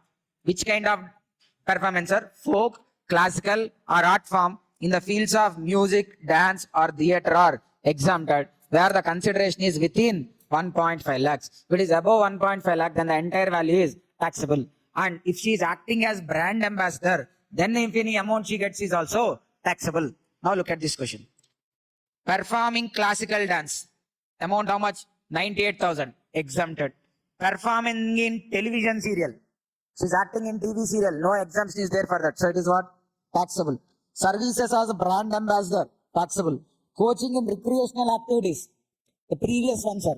Coaching in recreational activities in the fields of arts, sports, culture by an individual or charitable entity. He is an individual here, so it is exempted. Then activities in sculpture making. With respect to sculpture making, there is no exemption. Sculpture making, no exemption is given, so it is what? Taxable. Performing western dance, it is also what? Taxable. Sir, only those exemptions which are covered only exempted. Sculpture making, nowhere it is covered, so it is taxable. Able to understand? Then come to question number 6. Question number 6 is related to healthcare, sir. Healthcare services. In material also I am showing you. Veterinary clinic will provide services to animals and birds. The services provided under a veterinary clinic are exempted. And then to whom the services are provided to animals and birds, those are exempted. And services provided by way of transportation of a patient in ambulance. Where any services are provided by way of transportation of patient in ambulance, those are also exempted. And then healthcare services provided by a clinical establishment. The service is provided by whom? By a medical practitioner or paramedics. Medical practitioner na doctor, paramedics na nursing staff. And it should be in recognized system of medicines. Which are called recognized system of medicines? Ayurvedic, naturopathy, allopathy, siddha, Unani, yoga, any other system na homeopathy. So these recognized systems are then it is exempted. Then healthcare services related to heat transplant, cosmetic, plastic surgery, if they are to reconstruct the anatomy, the person got any accident or by birth itself there is some kind of abnormality, to treat them if this kind of services are given, heat transplant, cosmetic and plastic surgery, then those are exempted. If it has like a beauty enhancement, kind of, then that is taxable. Okay, so now let us see the question here. Well-being nursing home has received the following amounts in the month of January with respect to various services provided. They are asking us to calculate the GST liability. Palliative care. Palliative care, sir, if you see the recognized medical systems, Ayurvedic, naturopathy, allopathy, Siddha, Unani, yoga, homeopathy. There, palliative care is not given. But still, palliative care intention is like it cannot treat a disease, but it relieves the pain of the patient, it soothes him, and even it increases the quality of life of the patient. Okay, instead of he suffering severely, the pain will be relieved. So at least, okay, the disease or the the disease or infections cannot be cured, but his quality of life can be made better. That's what. Okay, I mean his pain can be relieved. That's what it can do. This palliative care is also covered under the recognized medical systems only. It is exempted only. Palliative care for terminally ill patients. Palliative care improve the quality of life of patients who are having a serious or life-threatening disease. The goal is not to cure, but to improve the quality. That is exempted. Then, services provided by curd blood bank units by way of preservation of stem cells. So previously, 2 years back, there used to be exemption for preservation of stem cells. Now there is no exemption, it is taxable only. Then heat transplantation services, taxable. Ambulance services, exempted. Transportation of patients in an ambulance on behalf of the state government. If you see here, sir, state governments are running 108 services, right? Those vehicles which are running on 108 are not owned by government. They are private people, private agencies related vehicles. They are running them on behalf of government. Now government has to pay fees to them. They are not running freely. Government is paying them. For us, public, it is free. But for them, it is. They are paying consideration. But still, see, private vehicles run and operate ambulance for behalf of government. Then government is providing ambulance services to the public. So now, whatever the consideration government is paying to those private vehicle operators for running them as ambulance, that is exempted because the service is taken to provide the functions entrusted to municipalities in Article 243G and W of Constitution. That's a responsibility of government to take care of public health. To take care of that, they are taking certain inward services which are exempted. Then naturopathy, sir, exempted or taxable? Naturopathy, Siddha, Unani, Yoga, naturopathy, there it is covered, exempted. Then plastic surgery is performed to a child to restore the anatomy. To restore anatomy. Plastic surgery usually taxable, but since it is a plastic surgery is a taxable. Here to restore the anatomy, so it is exempted only. I'm saying taxable. I mean, I didn't understand. Does it? I'm also saying exempted only. Okay. Plastic surgery to restore anatomy is also exempted. Pranic healing treatment. Pranic healing, you know pranic healing? It's like they'll try to hypnotize you and make sure you believe, they'll hypnotize you that you believe you don't have any pain. Okay, for joint pains and all, they'll do pranic healing. Okay, you'll have to attend the sessions. They'll make you sit in like a meditation state. Then they'll give so much of vibrations, like it takes 3 months, 6 months also.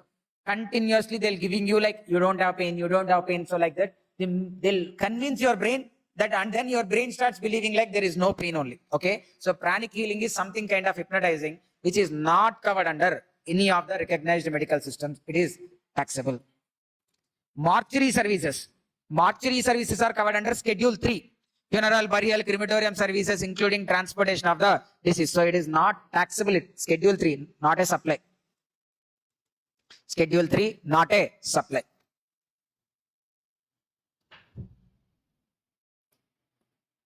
So now we'll move on to question number 7. Synergy Waste Management Private Limited provide following services to Apollo Hospitals Chennai during the month of February. Synergy Waste Management Private Limited provided following services to Apollo Hospitals Chennai during the month of February. It has collected, transportation, treated and disposed the biomedical waste for 5,25,000. Sir, medical waste cannot be disposed like that as in the dustbin in the normal step because lot of infections and virus will get transmitted. So they need to be disposed in a specific way.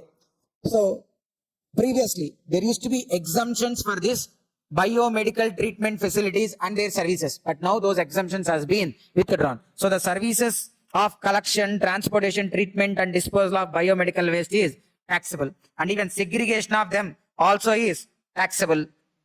Laundry services taxable. Common biomedical waste treatment facility services to Arvind Pharma. So any biomedical waste treatment facility is taxable only. There is no exemption. Laundry services are also taxable only. Okay. But if this kind of question is asked, we'll be usually be having a doubt. 4 points he asked. Maybe at least one should be exemption. So you'll be thinking like maybe some of these are exemptions. So even though you know they are taxable again, we'll think at least 1 point he might be giving us exemption. So somewhere we are going wrong, and then we'll put something as exempted.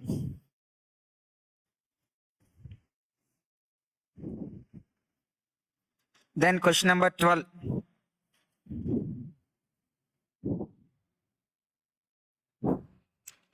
Farm labor related.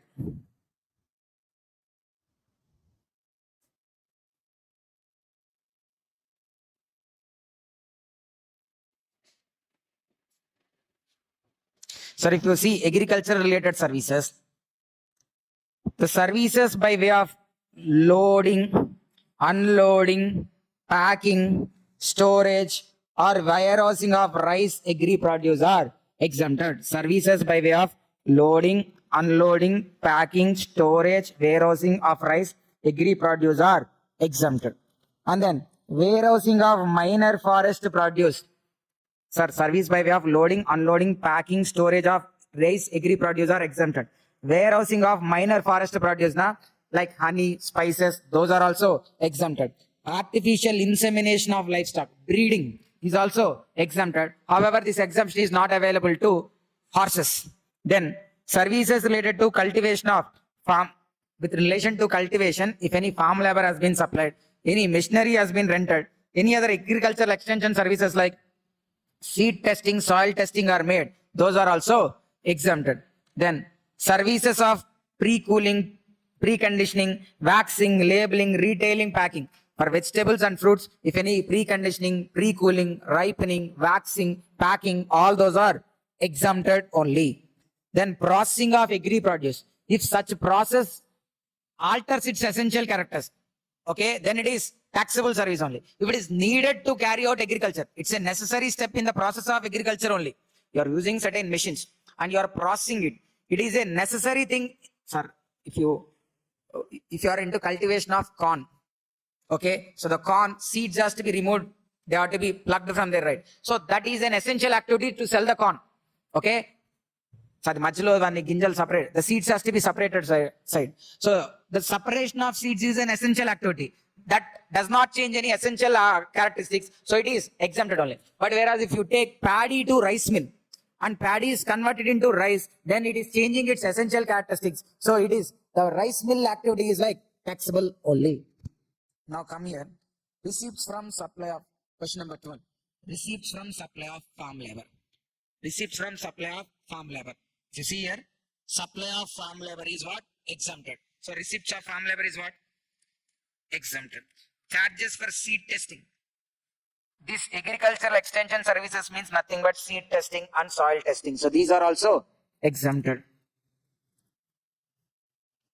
Charges for warehousing of potato chips. Taxable. Only agri produce warehousing is exempted. Potato chips are not agri produce, so these are taxable. Commission received on sale of wheat. With respect to agricultural produce sale, if any commission is received, that also will come. See, selling of agri produce on commission basis is exempted. So the commission received on sale of wheat is also exempted. Then charges for training farmers on use of new pesticides and fertilizers. This comes under agriculture extension service only. Agriculture extension service. So this is also exempted. Renting of vacant land for a stud farm. Stud farm now for horses, sir. Stud farms are for what? Horses. So it is what? Taxable. Whereas vacant land to a cattle farm, exempted. Charges of warehousing of rice. exempted only because if you see clearly they have mentioned rice. Rice is not agri produce. Paddy only agri produce. But still for rice there is a specifically exemption given. So warehousing of rice exempted. Warehousing of cotton fabrics. Cotton fabric means cloths only. So for them they are not agri produce. So this is taxable. And then retail packing and labeling of fruits and vegetables. See, pre-conditioning, pre-cooling, waxing, labeling, retail packing are exempted. So this is also exempted.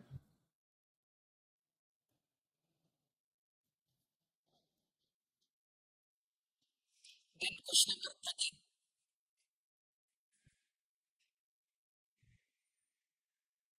Transportation services. Transportation services, if you see through airways, if they are embarking or terminating from Assam, Sikkim, Tripura, Arunachal Pradesh, Manipur, Mizoram, Meghalaya, Nagaland, and Bagdogra, which is located in West Bengal. If from these 8 ports, either they are boarding, embarking, or terminating their journey, then GST is not applicable. Only when it is through economy class. Business class, again, it is taxable. From these states, from those locations related airports, either the flight embarking or terminating, and the travel is through economy class, then they are exempted, airways. Then, if they are waterways, inland waterways other than tourism, the transportation is through what? Inland waterways, and that also not for the purpose of tourism. Sir, in Andaman Nicobar, there will be group of islands. If you want to go from one village to another village, one village in one island, the other village will be in a different island. So they will be using these inland waterways only. So those inland waterways are exempted, provided they shouldn't be for tourism. They should be for transportation only. If they are used for tourism, then it is taxable. Then railways, non-AC class, exempted. Metro monorail is also exempted. Sir, here they are talking even about, simultaneously we are talking about even transportation of goods. Where the transportation of goods is through airways, taxable. Where the transportation of goods is through waterways, inland waterways, it is exempted. Through railways, passengers now, non-AC class exempted. And then metro monorail exempted. With respect to goods, goods are being transported through railways. Then if they are relief materials, what are called relief materials? If any flood affected area, okay, or any earthquake affected area, or now let's say now war, if any war is happening and there any particular area has been affected there, so the other the people from other parts of the country might be sending food items, clothes, all these things will be sending. Now those are called relief materials. If those relief materials are being transported, no GST on it. And if they are onam means organic manure, newspaper, agri produce, military equipment, milk, salt, edible oil. If these are being transported through railways, those are also exempted. And then roadways, passenger transportation, sir, where through roadways the passengers are being transported through non-AC contract carriage. You have hired a car. You've taken a car on rent. If it is non-AC car, exempted. AC car, taxable. This was kept somewhere in 2012-13, service tax time. From there, they didn't update it. They kept the same non-AC contract carriage only. That time there used to be non-AC and AC, but now everything is AC only, but still they don't have such differentiation. Non-AC contract carriage exempted, other than radio taxi. And stage carriages, this city buses and all, they'll be going stage wise. Stops will be there. And non-AC exempted. And if the same stage carriage, if it is kept for tourism, taxable. And metered cabs, autos, public transport are exempted. However, if they are booked through e-commerce operator, the same auto, if you book normally, exempted. Book through Ola, Rapido, taxable. Transportation of goods through GTA, other than through GTA and courier services, are you are transporting goods, and the transportation of goods is through bullock cart, exempted. Through a rickshaw, exempted. If it is through GTA or through courier, then exemption is not applicable. Even they are transporting through GTA and courier also, through GTA also. If they are relief materials or onam, then they are exempted. Relief material. Onam means organic manure, newspapers, agri produce, milk, salt, edible oil, and military equipment. Now see, R Limited is engaged in providing services of transportation of passengers. The service of transportation of passengers by national waterways. National waterways na inland waterways. So it is what? Exempted. Then services of transportation of passengers by stage carriage, which is non-AC, exempted. Service of transportation of passengers by contract carriage for tourism, taxable. Transportation of passengers from Mumbai to Chennai in a vessel, and such service is not for tourism. Inland waterways only, Mumbai to Chennai also it is exempted. R Limited is willing to avail exemption benefits if any. Taxable supply of R in the previous year was 22. That is irrelevant, but they given. Okay. So now if you see contract carriage for tourism alone is the taxable. All the others are exempted. Then goods related. Question number 14. Compute taxable value of transport of goods by rail within India. First one. Transportation of postal mails and postal bags. Sir, through railways, what are exempted? Relief materials and Onam. Onam means organic manure. N means newspaper. A for agricultural produce. M for military equipment, milk, salt, edible oil. Are there any postal mails and postal bags covered there? No, taxable. Transportation of household effects. Nothing mentioned. Taxable. Transportation of petroleum products. Nothing mentioned. Taxable. Transportation of relief materials. Relief materials specifically mentioned. Exempted. Newspapers and magazines covered under Onam. Exempted. Milk. M for milk, salt, edible oil. Exempted. Alcoholic beverages. Taxable. Then defense and military equipment. Exempted. Chemical fertilizers taxable. Organic only exempted. Chemical na taxable only. Then any other goods taxable.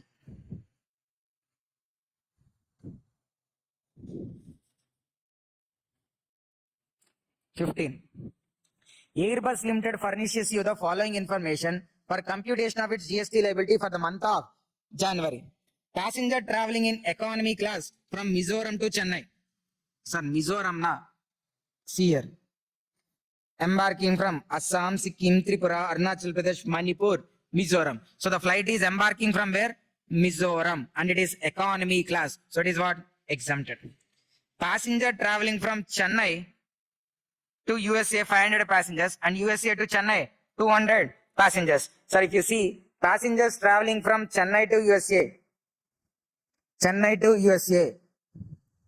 how many passengers are 500 passengers?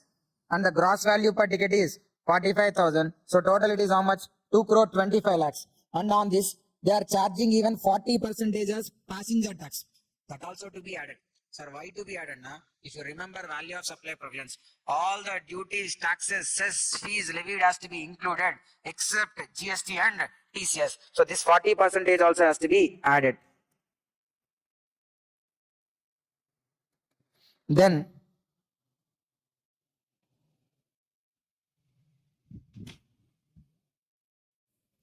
sir, with respect to passenger transportation service, place of supply provisions is like the place of supply is where the passenger embarks for continuous journey is the place of supply.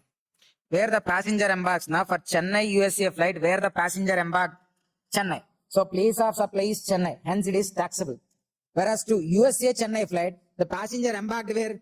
US. So place of supply is USA. So hence it is not taxable. That's why USA to Chennai is not considered. Only Chennai to USA wing only has been considered. Then passenger traveling in business class from Mumbai to Tripura, Tripura to Mumbai.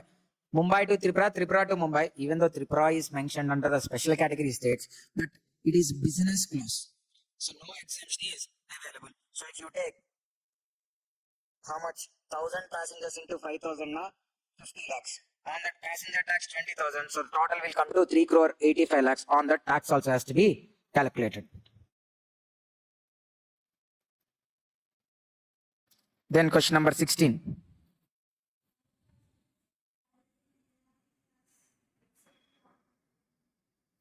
Where? No. Here they have given like in business class only. Now this only will be considered. Okay.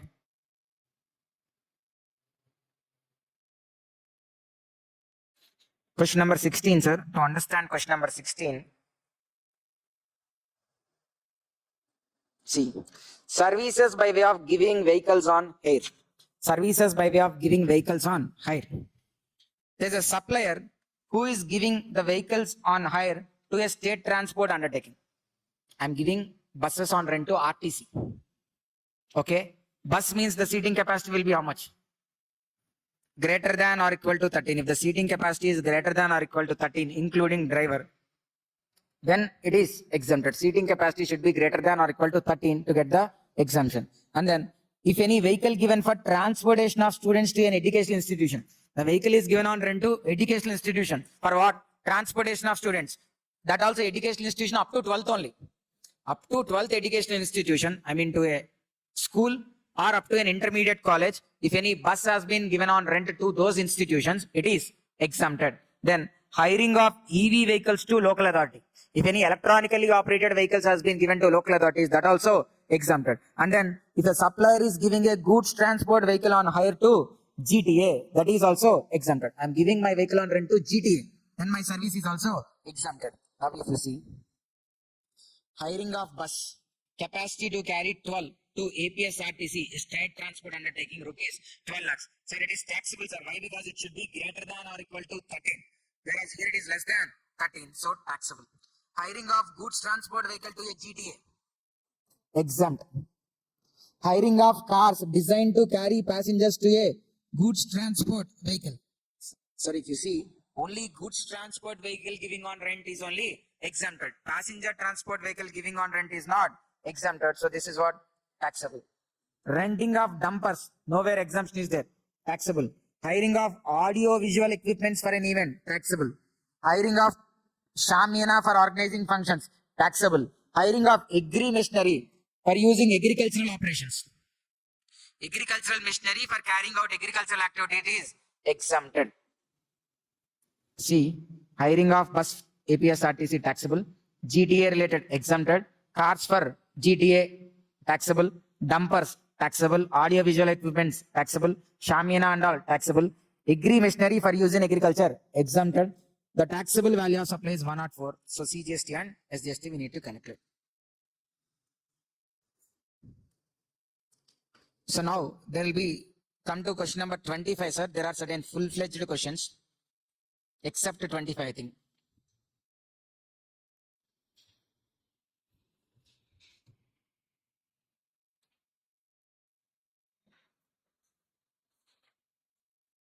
See,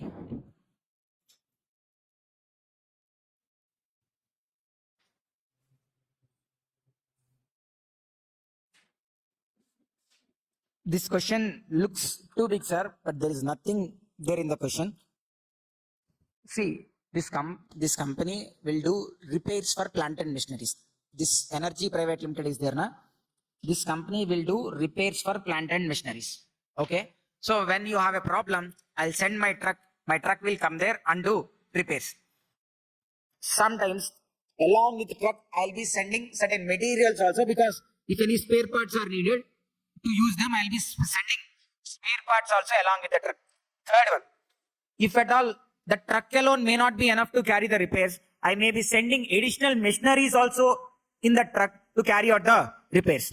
Are you able to understand? So to carry out the repairs to a particular client, I'll be sending trucks, and the truck itself can, through the truck itself, you can solve the problem and can come back. Second one, not only just the truck, you'll be sending certain stores also, which are needed to carry out the repairs also might be sent. Third one, not only stores, even machine, another different machines also needed also, that would be sent along with the trucks to carry out the repairs. Once the repair is done, all those will be coming back. Now see. Okay, the first till here, whatever I have said only is explained. From here to here, whatever now I said, that only has been explained. Okay, now if you see from here, trucks sent to own location in Tamil Nadu. Sir, this company is actually there in which place means Bangalore. From Bangalore, they sent the truck to Tamil Nadu. From Bangalore office to, they sent this truck to where? Tamil Nadu office, not to client location. Where they send now? To their branch only. From one branch to another branch, they send. See, trucks sent to own location in Tamil Nadu. Whereas their head office is located where? In Bangalore. That means from Bangalore, the truck has been sent to Tamil Nadu, not to client location.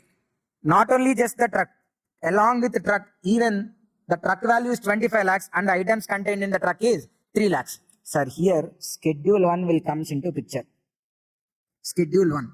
Under supply charter, there is schedule 1, which says like, where any transfer of goods, services, or both between related persons or distinct persons, it amounts to supply even though there is no consideration. From Bangalore office, if they are sending to Tamil Nadu office, from Bangalore office, if they are sending to where?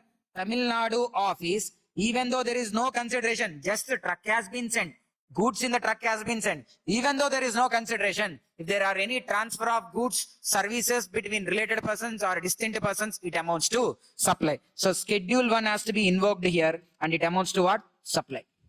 In the first point, it amounts to what? Supply. Second case, truck sent to a client location in Tamil Nadu for carrying out repairs. Standalone machine is also sent in the trucks to the client location for repairs. Sir, when the vehicle, spare parts or machine has been sent for carrying repairs, the value of those machine trucks is not supply.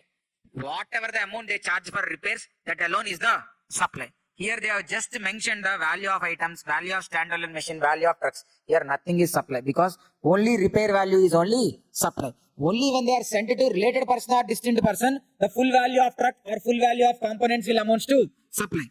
Again, truck sent to client location in Karnataka. Here also it is not a supply. Whereas invoices raised for repair were carried out in Tamil Nadu. This 70 lakhs. Sir, for sending all these, the repair work they sent, the amount is 70 lakhs. This 70 lakhs is supply.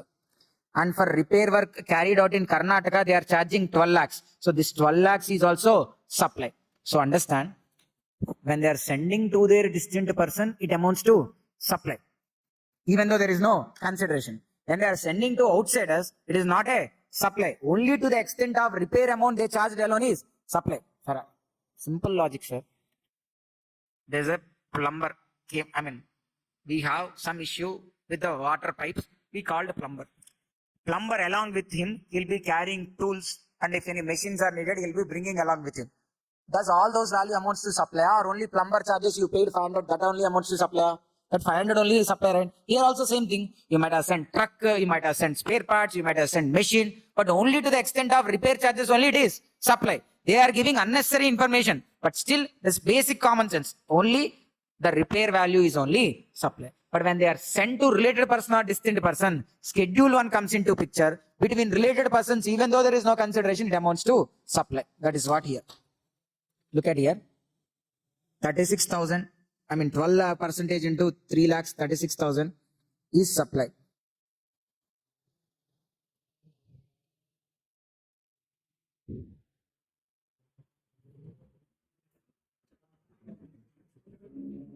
Sir, here, why container truck is not treated? Only this value of items is only treated as supply. Why not truck is not treated as supply means, let me show you that particular clarification in supply. Only truck value they treated as supply because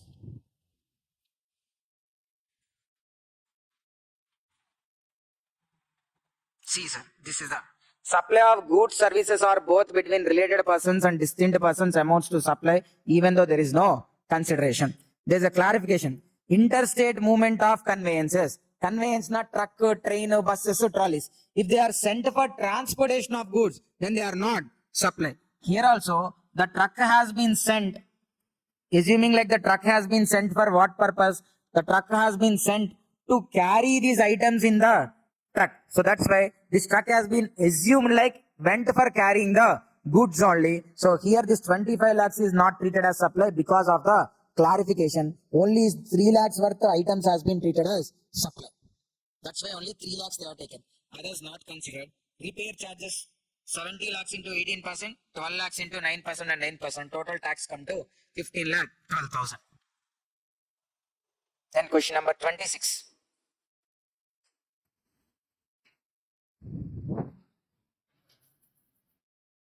Basant, a registered supplier of Chennai, received the following amounts by him. First one, actionable claim received from normal business debtor. Actionable claim. Is it a supply or not? Schedule 3. First, the lecture started with schedule composite supply, then schedule 3. If it is specified, taxable. Is it specified? What are called specified actionable claims? Betting, gambling, lottery, online money gaming, card games. It is not that one, right? So it is not a supply. It is not a supply. Then commission received as a recovery agent from NBFC. If any recovery agent services are provided, for recovery agent services, the tax has to be paid under RCM. Where recovery agent providing services to bank, those services are covered under RCM.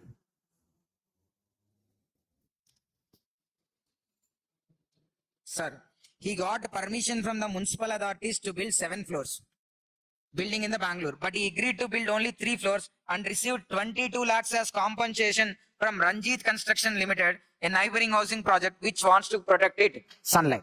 Sir, this is for restraining to do. They have the right to construct 7 floors, but still they are allowing themselves to construct only 3 floors.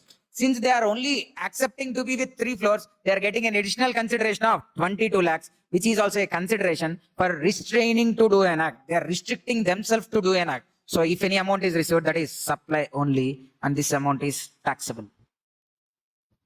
Next, amount received from GHK Limited for performance of classical dance in one program. Classical dance. Actually exempted, but here the amount is more than 1.5 lakhs, so it is what? Taxable. Amount charged for providing services by way of fumigation in a warehouse. Sir, with respect to fumigation means pest control, sir.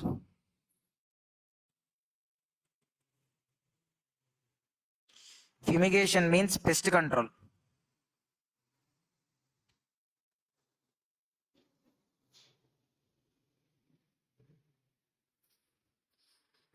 So there is no exemption related to fumigation, sir. Previously there used to be exemption, now it is not there. So take it as what? Taxable only. Then consideration received for 1 month rent from a registered individual person for renting of residential dwelling for use as office. So he has received 1 month rent from whom? Registered individual. Who uses it as for what? Office purpose. If he used it as for residential dwelling, then it is exempted. Whereas he using for what purpose? Office purpose. So it is what? Taxable only. So it is taxable, and again it is taxable under RCM. Taxable under RCM. Then amount charged for composite supply of goods and service by way of milling wheat into wheat flour along with fortification to Karnataka government for distribution of such wheat flour under public distribution system. It is exempted, sir. If they are supplying it to pulses and cereals, if they are sending it to whom? Government. And government is using it for what? Ration distribution only. So this is exempted. So now if you see, the answer might not be the same, sir. What they have given 22 lakhs and then 1,99,500, 1,20,000. Add these three, sir. 22, 1 lakh.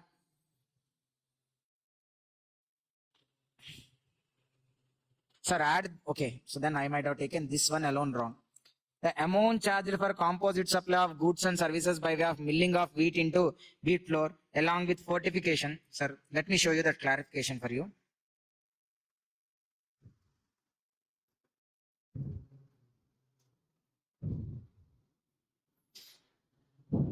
Here if you see, pulses de-husking splitting is taxable, paddy milling is taxable, and then with respect to this wheat also, if the same thing if you are taken, milling wheat into wheat flour can also be treated as what?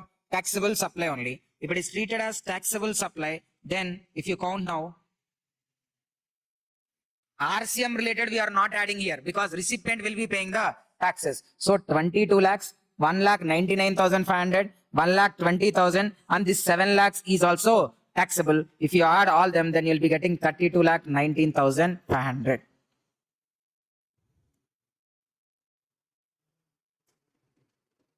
'27. Vishnu Charitable Trust registered under 1023C of the Income Tax Act gives a community hall on rent, and the rent charge is only 9,550. So look at this point and tell. Vishnu Temple Charitable Trust has rented their community hall and charged only 9,550. Exempted or taxable? Because less than 10,000, so it is exempted. A company secretary makes payment of LLP registration 4,000 on behalf of client and charges is professional fee 16,000 along with 4,000 incurred in the form of payment. So how much is supply? 4,000 is not supply because to the extent of 4,000 is pure agent. Only to the extent of 16,000 it is taxable. Rule 33 provides that expenditure incurred by a supplier as pure agent need not to be included. So only 16,000 is supply. Third one, a pharmaceutical company supplies free samples to doctors. So here they will be first purchasing them now. When they first purchase, if they already availed ITC and then subsequently they are distributing, then it is supply. Such samples, understand here. To give samples, first I should have bought or purchased, right? At the time I purchased, if I already availed ITC, then subsequently I am giving as samples, which amounts to permanent transfer or disposal of business assets. Hence it is to be treated as supply. First itself I didn't avail ITC. Then I have supplied it to the doctors freely. Then it is not a supply.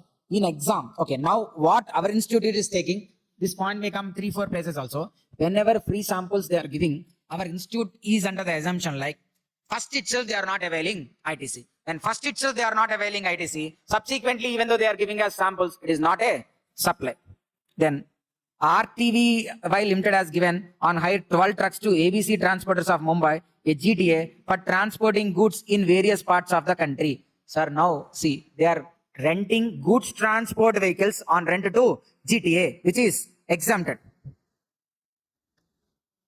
Provides exemption to service by way of giving on hire to a GTA, a means of transportation of goods. The last question, sir, now. PNR, a proprietary concern registered under normal provisions of GST, the concern has provided following services. Amount collected for loading, unloading, packing and warehousing of potato chips. Fee paid for yoga camp conducted by a charitable trust. Sir, here it is yoga camp only. Whereas in the first question, it is like fitness. Here it is like in yoga camp, promotion of yoga only. So it is exempted. Then interest received. Interest received exempted or not? In supply chapter only I said. Interest, if any received interest or discount, it is exempted. Whereas if it become part of another supply, sir, when goods are sold on credit basis, then there is supply of good and extension of credit. Interest is becoming an incidental activity there. In such case, interest is exempted. Whereas in normal cases, interest is when interest is being clubbed with other supplies, then it may become taxable. If interest is an individual transaction, then it is exempted. So here interest is exempted. Professional services to foreign diplomatic mission. Foreign diplomatic missions now US embassies. The services provided by foreign diplomatic missions are exempted. Here it's not by foreign diplomatic mission, to foreign diplomatic mission. These are taxable. Receipts of running an educational institution for providing residential dwelling 18,20,000, and the educational institution is an institution defined under notification. So educational institution services are exempted. Even they are providing residential accommodation also, it's a part of naturally bundled only. The whole bundle is exempted.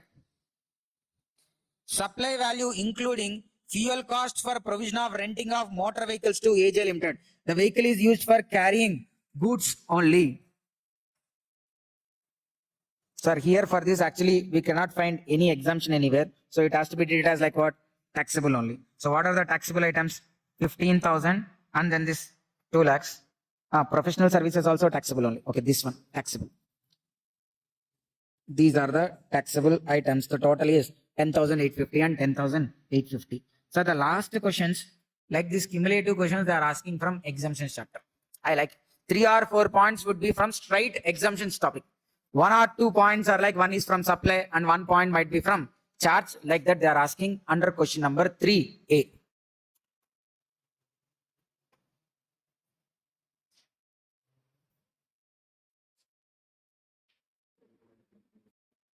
So we are starting with ITC, input tax credit. ITC is to eliminate double taxation. The main purpose of introducing ITC is to eliminate double taxation. What happens with ITC? Like by way of ITC, let's say there's a registered person, and if this registered person is having invoice, on this invoice, if he has paid any tax, such a tax will be given as credit to registered person. And when this registered person is making any outward supply, when this registered person is making any outward supply, while making this outward supply, the credit will be, okay, on this outward supply, again tax has to be paid now. To pay this tax, this input tax credit can be adjusted. So, the ITC arising on inward supplies can be used to discharge the tax payable on outward supply. By way of allowing this set off of credit, at every stage, you will be technically paying only tax on value addition. On purchases, whatever the tax you have paid, that has been taken as credit.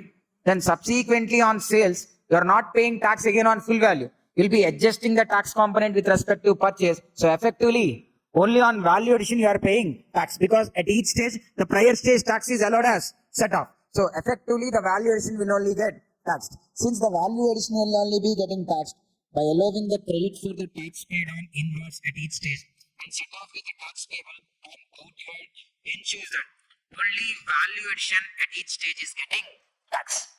ITC eliminates double taxation by allowing credit for tax paid on inwards at each stage and set off with the tax payable on outwards. It ensures that only value addition at each stage is getting taxed. Okay, now inwards.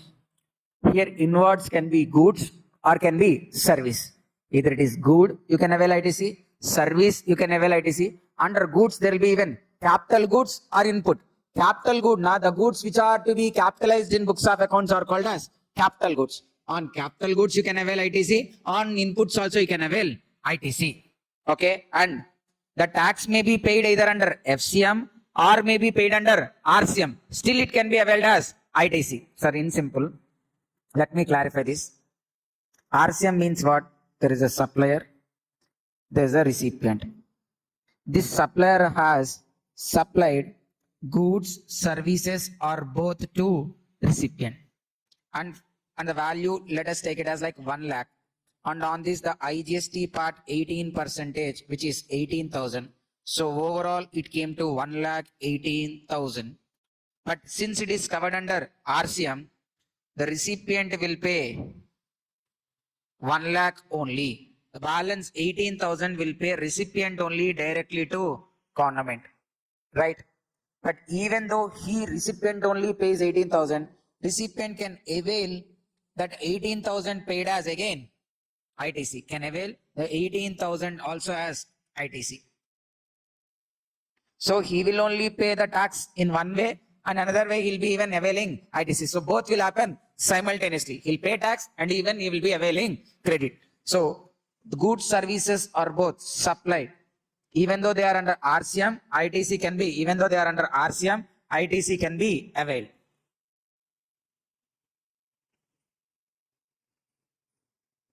Then one more rule, sir. The tax payable under RCM.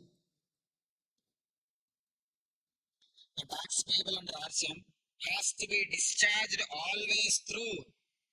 The tax payable under RCM has to be discharged always through cash ledger only. If any RCM liability is there, such RCM liability shall always be paid through cash ledger only. Sir, even though this is paid under RCM, you can take it as credit. But while paying this 18,000, you cannot use ITC. You should pay it through only cash. RCM liability shall always be discharged through cash ledger. Okay. Then manner of apportionment of ITC. IGST credit can be adjusted with what? First with IGST liability. IGST credit has to be first adjusted with IGST liability, then with CGST or SGST in any proportion. And next one, unless until IGST credit is completely utilized, you cannot start using CGST credit or SGST credit. Then CGST credit has to be used to first discharge CGST liability, then with IGST liability, but never with SGST. Same way, SGST credit has to be first used with SGST liability, then with IGST liability, never with CGST liability. Cess can be adjusted only with cess liability. Clear? So on this, there is a problem, sir, in ITC, the first question in the ITC chapter.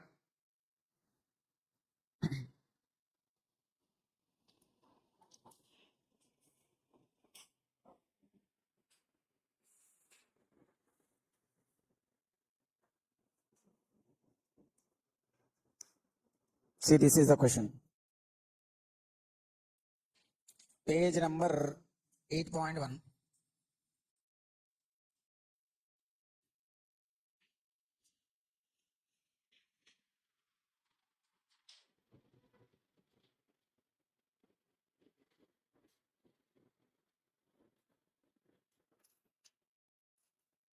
NY, a supplier of goods, pays GST under regular scheme. Mr. NY is not eligible for any threshold exemption. He has made the following outward supplies during the April. Intrastate supply of goods A and B. Interstate supply of goods, again A and B. So he has given his supplies outwards. And then he also furnished the information in respect of supplies received by him. Supplies received na inwards. Then they also intrastate product A, product B. And then interstate also product A, product B. They are given his sales and purchases. Outwards given, inwards also given. And the ITCs are as follows. CGST credit 40,000, SGST credit 25,800 and IGST 44,600. CGST 40,000, SGST 28,000 and IGST it is 44,600. Okay. So these are the, I mean, this is a standard question, sir. We might have did in regular classes, FASTRACK also we might have did so many times in the initial classes only. First chapter time only I'll be discussing this concept. Okay. Now, what we need to do, this kind of sums will solve in 3 steps. Step 1, we'll find out the total ITC available. First, we'll take opening balance. Then on inwards, we'll find out whatever is the ITC available. Step 1. Step 2 will be finding out the liability on outward supplies. And step 3 will be adjusting the credit with the liabilities. And finally, we'll be finding out the tax payable in cash. If you see here, step 1, computation of ITC available. Particulars, IGST, CGST and SGST. Here if you see, look at the question, the opening balances given are like IGST 44,600, CGST 40 and SGST 28,000. So the same 44,600, 40,000 and then 28,000.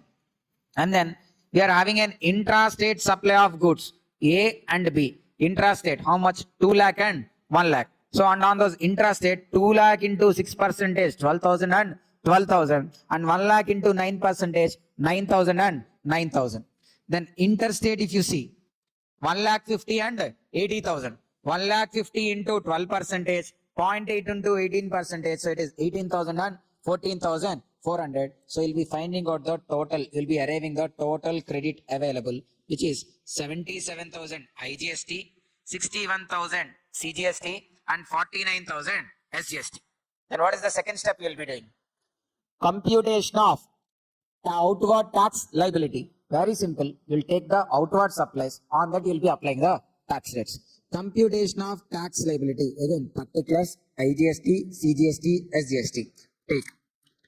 What are the outward supplies? Product A, 8 lakhs. 8 lakh into 6% na, 48,000, 48,000. And here 2 lakhs into 9% na, 18,000 and 18,000. If you see here also, 48,000, 48,000 and then 18,000 and 18,000. Then interstate. 3 lakhs into 12% means 36,000. 1 lakh 50 into 18% means 27,000. So the same 36,000 and 27,000. If you take, the total liabilities are 63,000, 66,000, 66,000. Now what we need to do? We need to adjust the credits and find out the tax payable in cash. We'll be adjusting the credit and we'll be finding out the tax payable in cash. So first we'll take what? Liability. What is the liability? 63,000, 66,000 and 66,000. Whereas the credit of IGST we are having is how much? 77,000. Whereas the liability here is only 63. So after adjusting 63, still you have 14,000 surplus. Sir, 14,000 where we need to adjust? If you look at the question, sir, the CGST credit is 61,000, liability 66. Whereas SGST liability is 66, but credit is only 49,000. I mean SGST is having less credit. That's why I think And I'll be doing like, I'll be adjusting with what? SGST. Because SGST has less credit now, so we are giving priority to SGST. So the surplus 14,000, I'm adjusting with what? SGST. Then CGST grade adjusted with CGST, SGST grade adjusted with SGST, and the total tax payable will be 5,000 CGST and SGST 3,000. Overall, the tax payable will be 8,000. In our material, they'll give two alternative answers. The first answer is wrong only because whichever the answer gives us least cash outflow is the best answer. There will not be any other possibility to get less than 8,000. 8,000 is itself is the best possible answer, so it is correct only. Okay. When the what institute will do now, this 14,000 they will adjust with CGST instead of SGST. Then there will be the tax payable will be more than 8,000. So that is not a correct answer. They give alternative 2 also, but still there is no question of alternative also. This answer will only be the correct answer and best answer. Okay.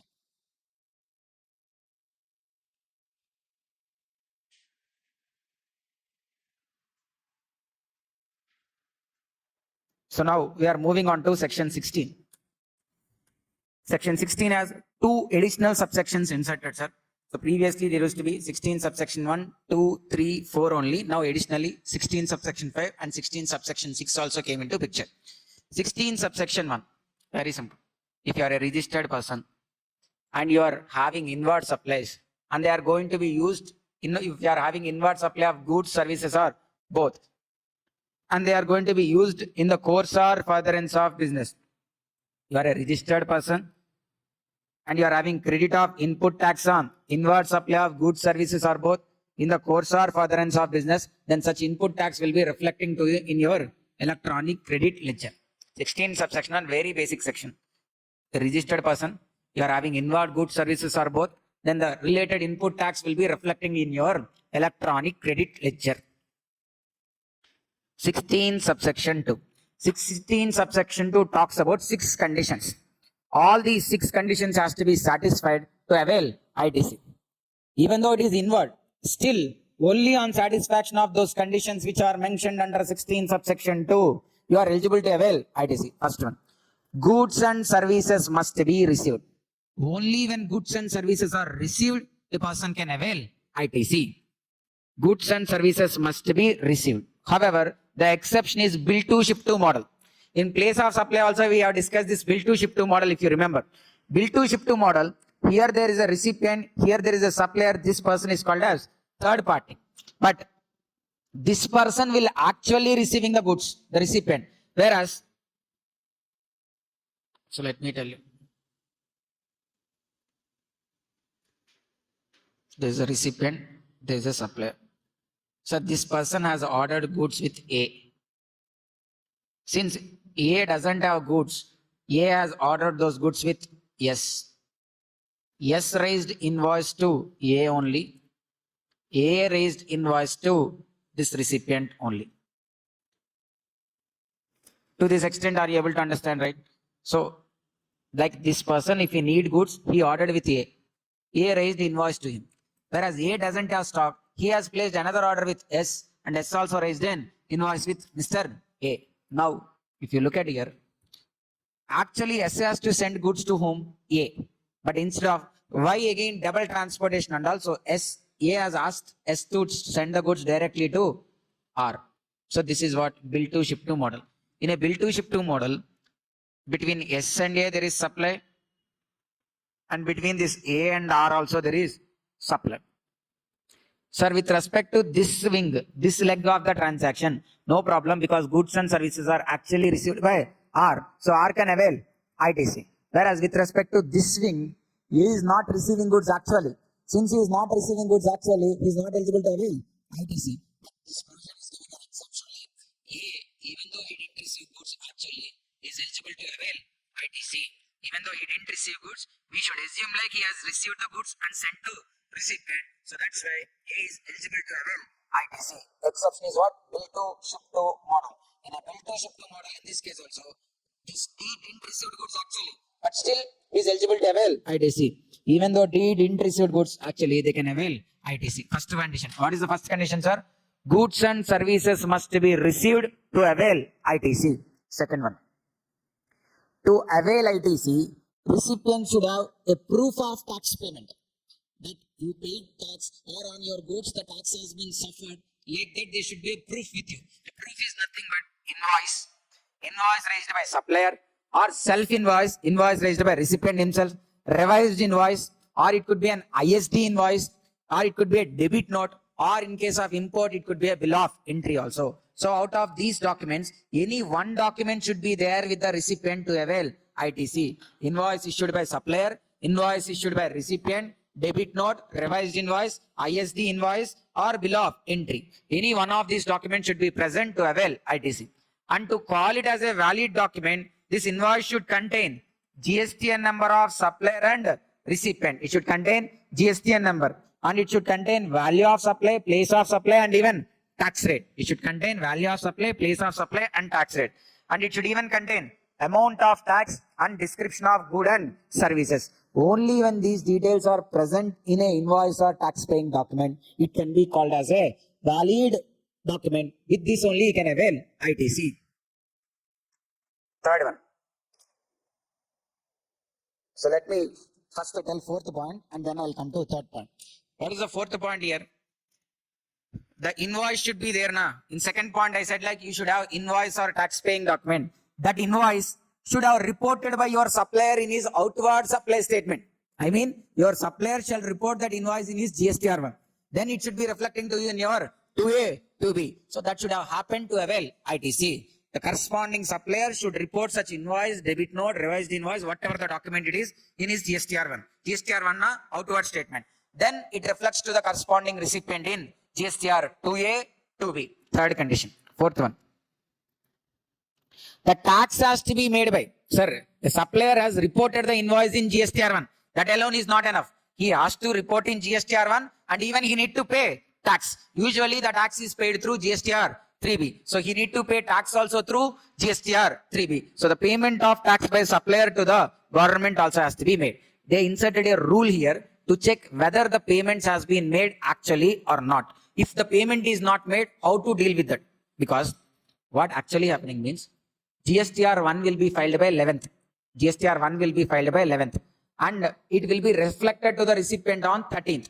So 13th or 14th. From then the recipient avails ITC, he'll uses it.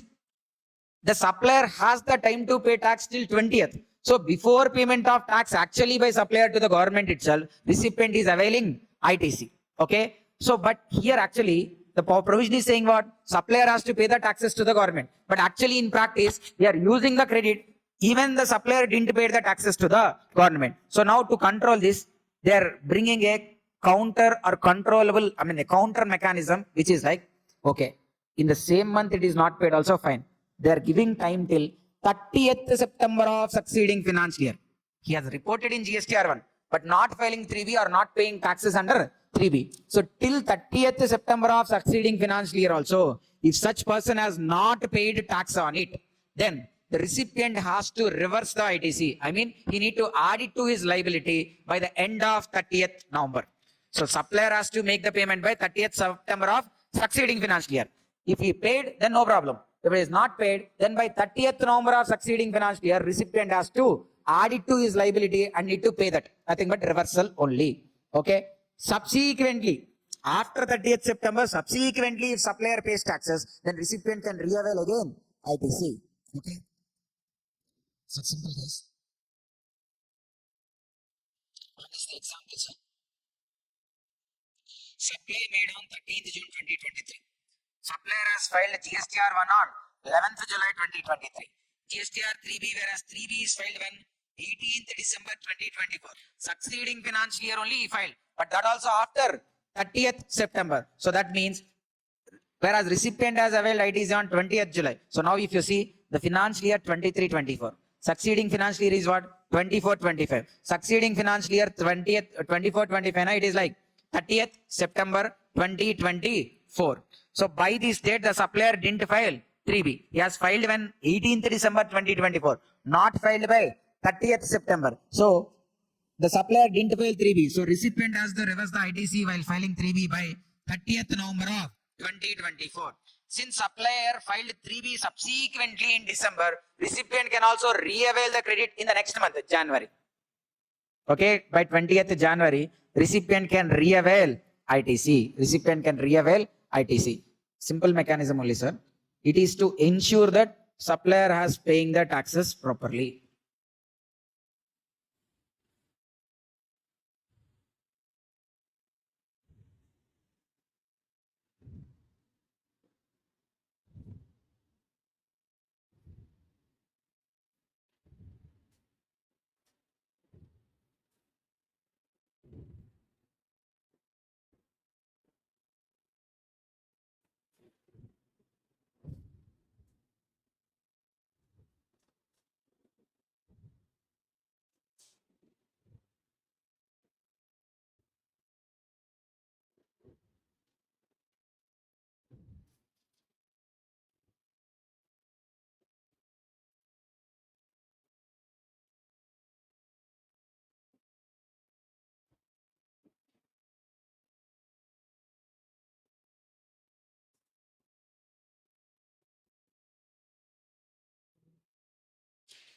So payment of tax price. So 4 conditions, sir. What is the first condition?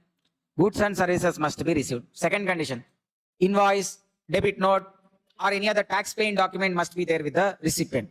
Third one, supplier has to pay the taxes to the government. If he not paid, instantly not paid also fine. But at least he should have paid by 30th September of succeeding financial year.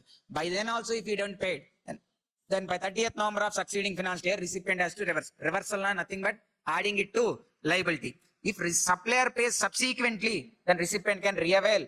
So, once again.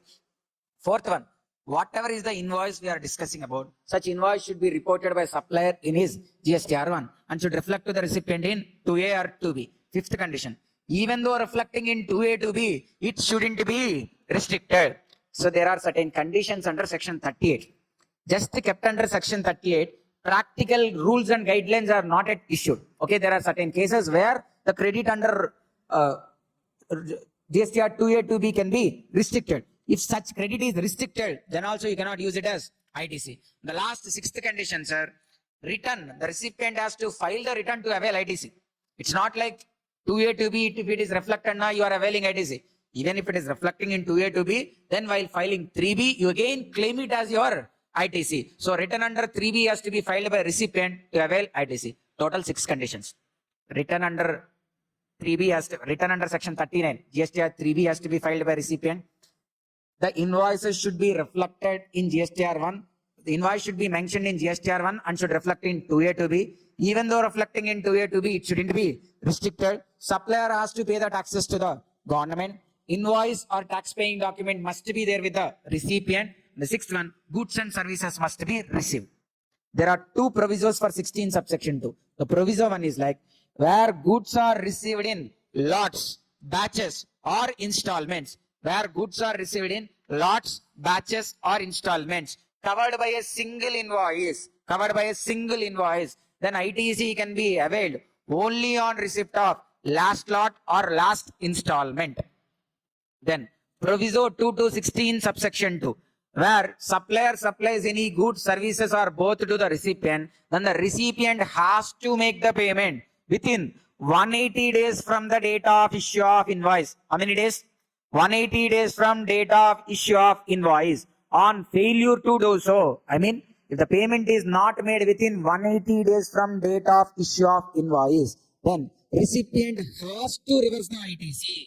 Whatever he has claimed, reversal nothing but it will be added to his liability. He need to reverse along with interest at 18% per annum from date of availment to the date of reversal. C.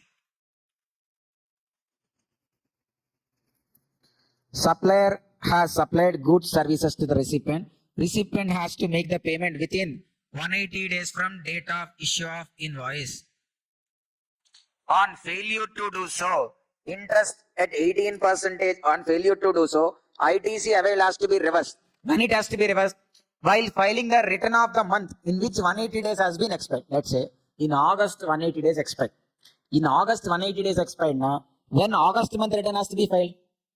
August month return, September 20. By September 20, while filing August month return, he need to add it to his liability and pay that. Along with interest at a rate of 18% from the date he has taken credit till the date of reversal, payment.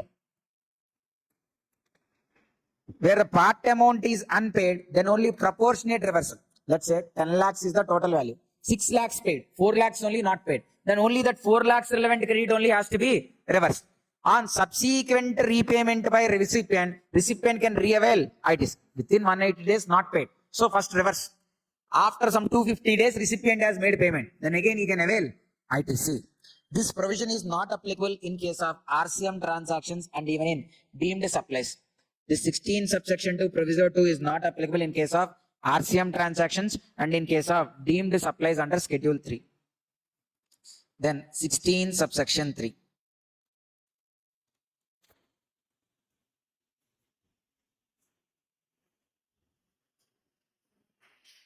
Depreciation claimed on GST, then ITC is not available. Sir, simple thing.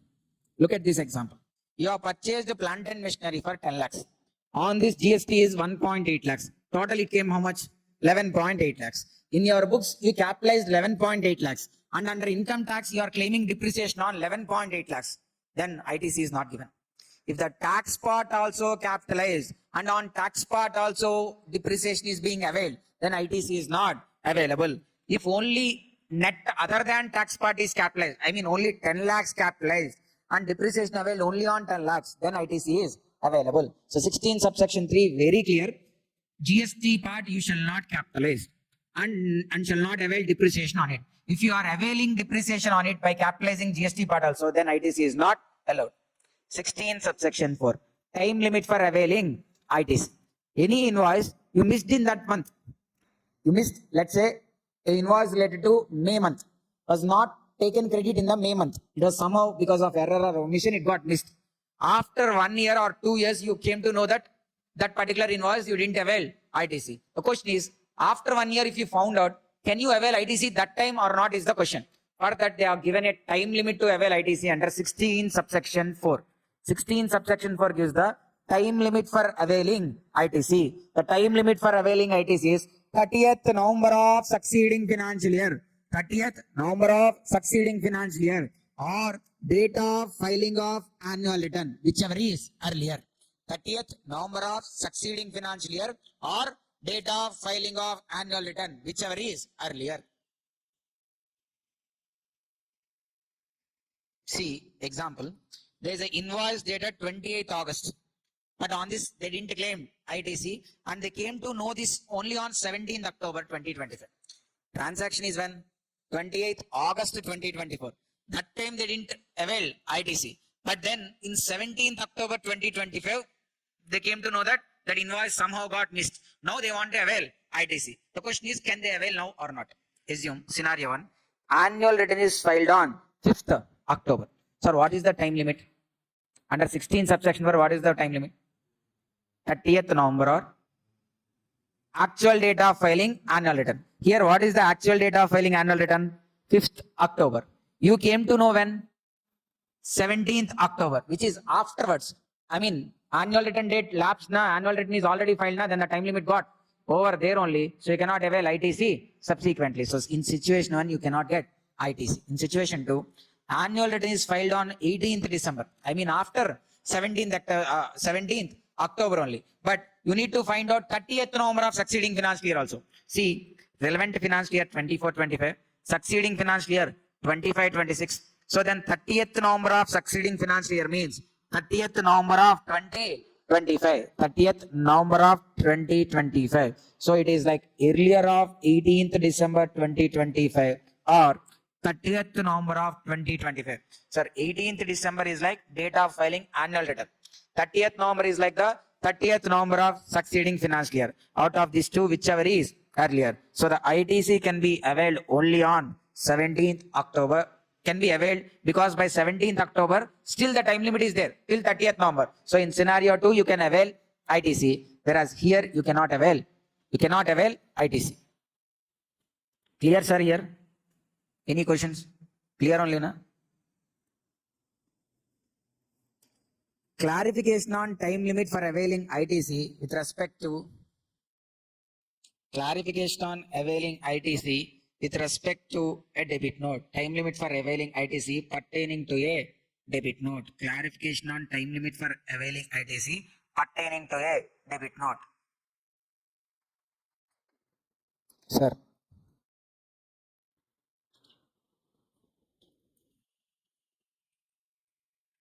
Invoice dated 28th February 2025. I mean, which financial year? Invoice dated 28th February 2025. Which financial year? 24-25. With respect to this invoice, a debit note has been raised. A debit note has been raised on 16th May 2025 related to that invoice. A debit note has been raised. What is the relevant financial year for debit note now? 25-26. Now, this debit note relevant IDC you have to claim. For this, what is the time limit is the question. Time limit na succeeding financial year 30th November na. So take succeeding financial year, whether 24-25 is the base or 25-26 is the base. That's the question. You should take 25-26 only as the base. The financial year in which debit note raised is only the relevant financial year. Okay, see. Original invoice related to it, a debit note has been raised. So date of issue of debit note shall determine relevant financial year for the purpose of 16 subsection 4. Then 16 subsection 5, which was newly introduced. 16 subsection 5. It's a simple provision only, sir. It doesn't have much scope also, very limited scope for 16 subsection 5. It gives extended time limit for certain transactions, not for everything, only for certain years. For financial year 17-18, 18-19, 19-20, 20-21. As per 16 subsection 4, what is the actual time limit? 30th November of succeeding financial year. Or date of filing of annual return, whichever is earlier. Whereas this provision is saying like, for them the time limit is still 30th November 2021. So, what are those financial years? Financial year 17-18, 18-19, 19-20, 20-21. For financial year 17-18, succeeding financial year 30th November, it is actually 30th November of 2018. Right. Here it is 30th November of 2019. Here it is 30th November of 2020. Here it is like 30th November of 2021. This should be their actual time limit as per 16 subsection 4. But 16 subsection 5 is saying like, don't follow 16 subsection 4 time limit. They are giving a separate time limit like 30th November 2021 only constantly for all these 4 years. 30th November 2021, 30th November 2021, and here also the time limit is 30th November 2021. So because of this, for 17-18, there is an extra 3 years time limit because it should be actually 18 only. But now it has been enhanced to 21, 3 years extra. For 18-19, 2 years extra. For 19-20, 1 year extra. But whereas 20-21, the same actual time limit only. So these are extended time limits given for these 4 years under 16 subsection 5. Now anyhow those years are completed. Okay, now that part doesn't have much relevance also now. So it doesn't have any practicality also. We could leave that one. 16 subsection 5. Now 16 subsection 6.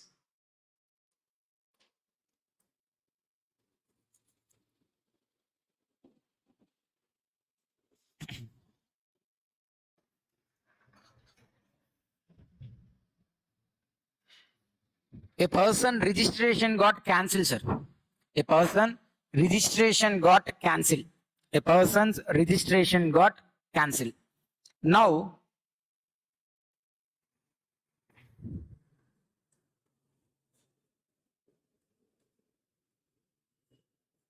February 2023 registrations got cancelled. Now on this date, he has certain invoices. On 28th February, he has certain invoices on which ITC not availed. Since he has time, he thought like ITC can be availed afterwards also. But on 28th February, his registration got cancelled. On the date of cancellation, he has some invoices on which he not yet claimed ITC. Then on 20th May 2025, his registration got revoked. His registration got revoked. I mean, his cancellation has been revoked, not registration.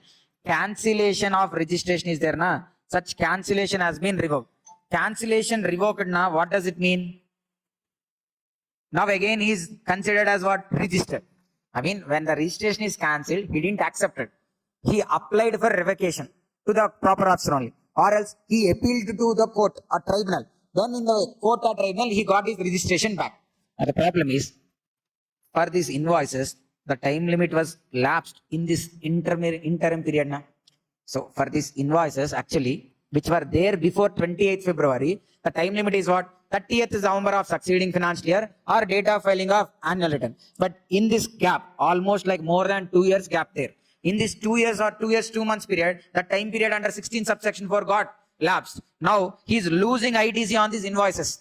And then in this period also, he might have did certain transactions. He might have did certain supplies. All those supplies related also he didn't avail ITC because his registration got cancelled. Now to avail, the time limit might have got completed. For certain invoices, maybe time period is there, but most of them time period got lapsed. So it is something which is undue to the taxpayer because his registration, he didn't ask for cancellation. Proper officer cancelled summarily, and then he questioned that, went for an appeal, and then fought back, and he got his registration back. But because of this, with respect to this interim supplies and the invoices which were there on the date of cancellation, is not availing or is losing ITC. That's why 16 subsection gives an additional time limit in these cases. 16 subsection 6 gives additional time limit to avail ITC for these kind of situations.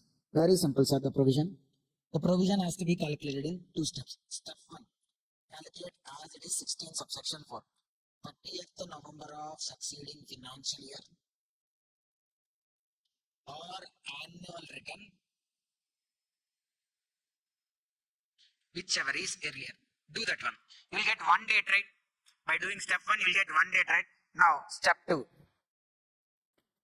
Take step 1. Whatever you found in step 1, na, take that. Here, out of these two, 1 will be earlier, na, take that one. And then, in step 2, take the step 1 or 30 days from revocation order.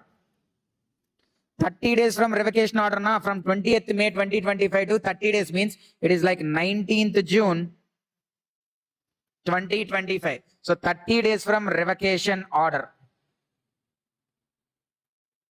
Whichever is latter. Whichever is latter. Whichever is latter, na, for most of the cases, at least for these invoices, mandatorily it would be what? 30 days from. So this is the time limit. So now they are getting additional time limit. Even after revocation also they can avail ITC because this 30 days time period is there. Na? So this 16 subsection has given this extended time limit. Simple thing. Calculate as per step 1. Step 1, calculate whatever it is given under section 16 subsection 4. Step 2, what you calculated in step 1 and 30 days from date of revocation order, date of revocation of cancellation order, whichever is latter, whichever is latter. See, 30th November of succeeding financial year or date of annual return for relevant financial year, whichever is earlier. This is what? Step 1. Step 1 or 30 days from date of order of cancellation of revocation of registration, whichever is latter, whichever is latter.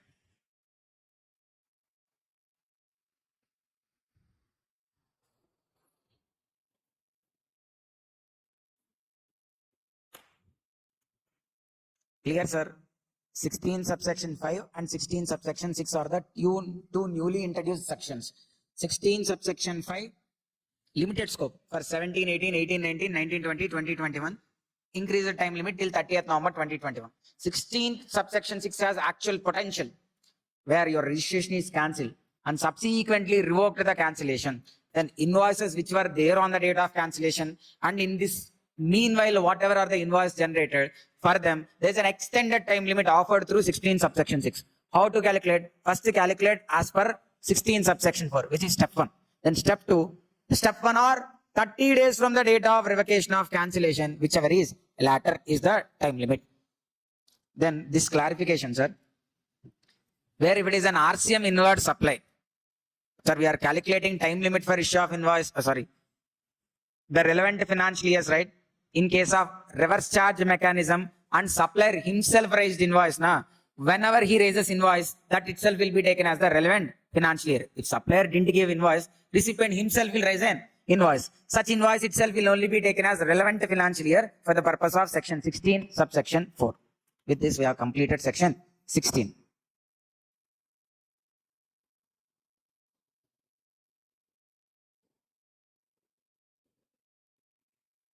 So now we'll solve question number 6.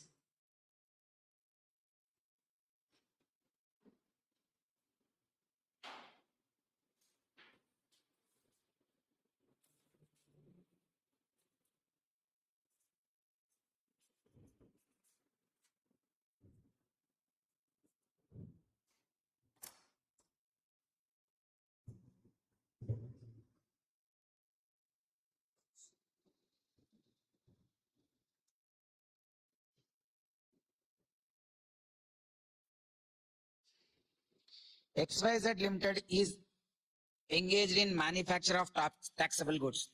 You need to compute the ITC available with XYZ Limited for the month of October 2018 from the following particulars. Input A, input B, capital good, and input services. They have received input worth 1 lakh. Out of them, one invoice with respect to 10,000 GST is missing. Invoice is not there, sir. Can you avail ITC? No. So out of 1 lakh for 10,000, invoice is missing. So how much you can avail? 90,000 you can avail. Second case, input B, 50,000. These inputs are to be received in 2 installments. First installment only received in current month. When you can avail ITC? Only on receipt of last lot or last installment. I mean, you cannot avail ITC. Only after receipt of second lot only you can avail ITC. Then capital goods, 1,20,000. XYZ Limited has capitalized the capital goods at full invoice value inclusive of GST as it will avail depreciation on the full invoice value. 16 subsection 3. Credit allowed or not allowed? Input services, 2,25,000. Out of this, one invoice is dated 20th January 2018, on which GST payable was 50,000, which has been received in October 2018 only. October 2018, so they are testing whether the time limit is there or not. Time limit is there or not. What is the time limit actually? 30th November of succeeding financial year or date of filing of annual return, whichever is earlier.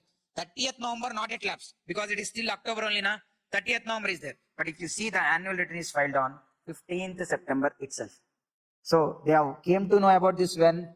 After 15th September, I mean after filing the annual return. So this 50,000 part they cannot avail as ITC. Out of 2,25,000, this 50,000 cannot be availed. So how much they can avail?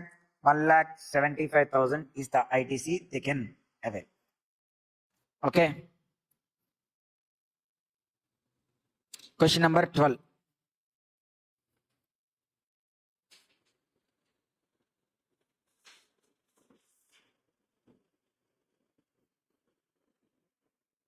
Okay, so the 12 is related to block the credit, sir. We'll solve that one. Now we are discussing about blocked credits.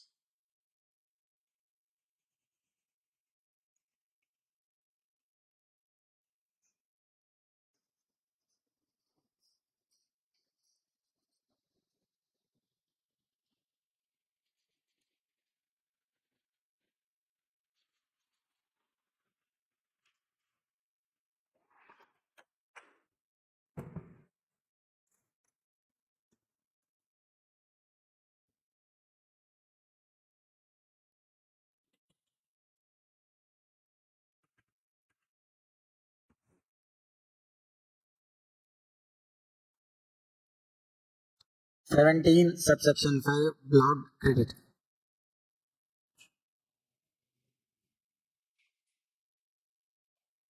With respect to immovable property, whether it is a works contract or a construction service. Works contract means both goods and services supplied together.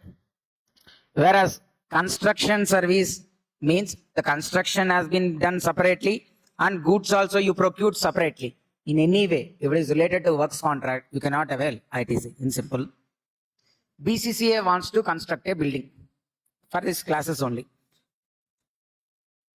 For 3 crores, a contract has been given. For 3 crores, a contract has been given to construct the building. which includes they only have to bring cement, iron, everything. The building is used for the purpose of business only, to take classes only. But still, on that 3 crores, whatever is the GST component is there, that cannot be availed as ITC. It's a blocked credit. It's a so with respect to X contract, the ITC is blocked. The same way, instead of agreeing like 3 crores, we have given only 1 crore to the contractor. Whatever the cement, iron, other items are needed, they are brought separately. In that case also, the GST component cannot be availed as ITC. But understand, if a contractor buys cement, iron, or any other labor services and all, for contractor he can avail ITC because he also into construction service or that works contract service, then he can avail ITC. BCCA cannot avail ITC because BCCA business is not construction. BCCA business is like coaching services or education. So other than BCCA, if he is a real estate agent, real estate developer, if he is a works contractor, if he is a construction company, then he has any inward works contract services, inward construction services, inward cement, iron, those kind of supplies on them, he can avail ITC. Okay. However, here, immovable property excludes plant and machinery. Immovable property excludes plant and machinery. That means plant and machinery, on plant and machinery you cannot avail. Sorry, on plant and machinery you can avail ITC even though it is immovable property. However, plant and machinery excludes mobile towers and pipelines laid outside factory premises. Okay. Plant and machinery excludes mobile towers laid outside factory premises and mobile towers and pipelines laid outside the factory premises. Whereas this point, if you see, if both supplier and recipient are in same line of business, then ITC can be availed. If they are into different line of businesses, then ITC cannot be availed. Then clarification regarding availability of ITC on ducts and manholes used in the network of optic fiber cables. So this optic fiber cables, now these telecom companies will lay their network lines, fiber cables and all, they will be laying inside the underground. So from there they will be providing us the high speed LAN connections are being provided because of this optic fiber cables only. To protect them, okay, those cables will be kept in like a PVC pipe or a metal pipe. So those PVC pipe and metal pipe which they cover, inside them these wires and all will be kept. So that outside pipeline will be there. And to lay that pipeline, they will be digging manholes.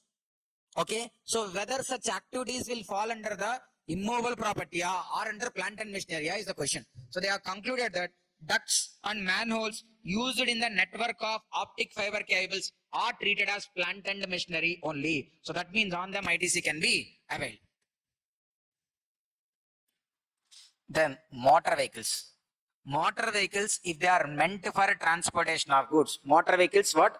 Meant for transportation of goods, blindly you can avail ITC.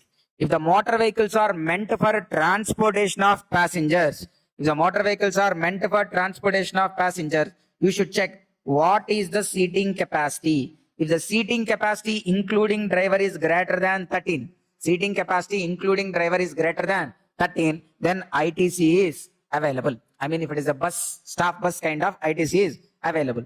Where the seating capacity is less than 13, even though used for business purpose, in general ITC is blocked. Where the seating capacity is less than or equal to 13, in general the ITC is what? Blocked. Where the seating capacity is what? Less than or equal to 13, then the ITC is blocked. However, there are certain exceptions here. Okay, usually even the seating capacity is less than 13, ITC is blocked.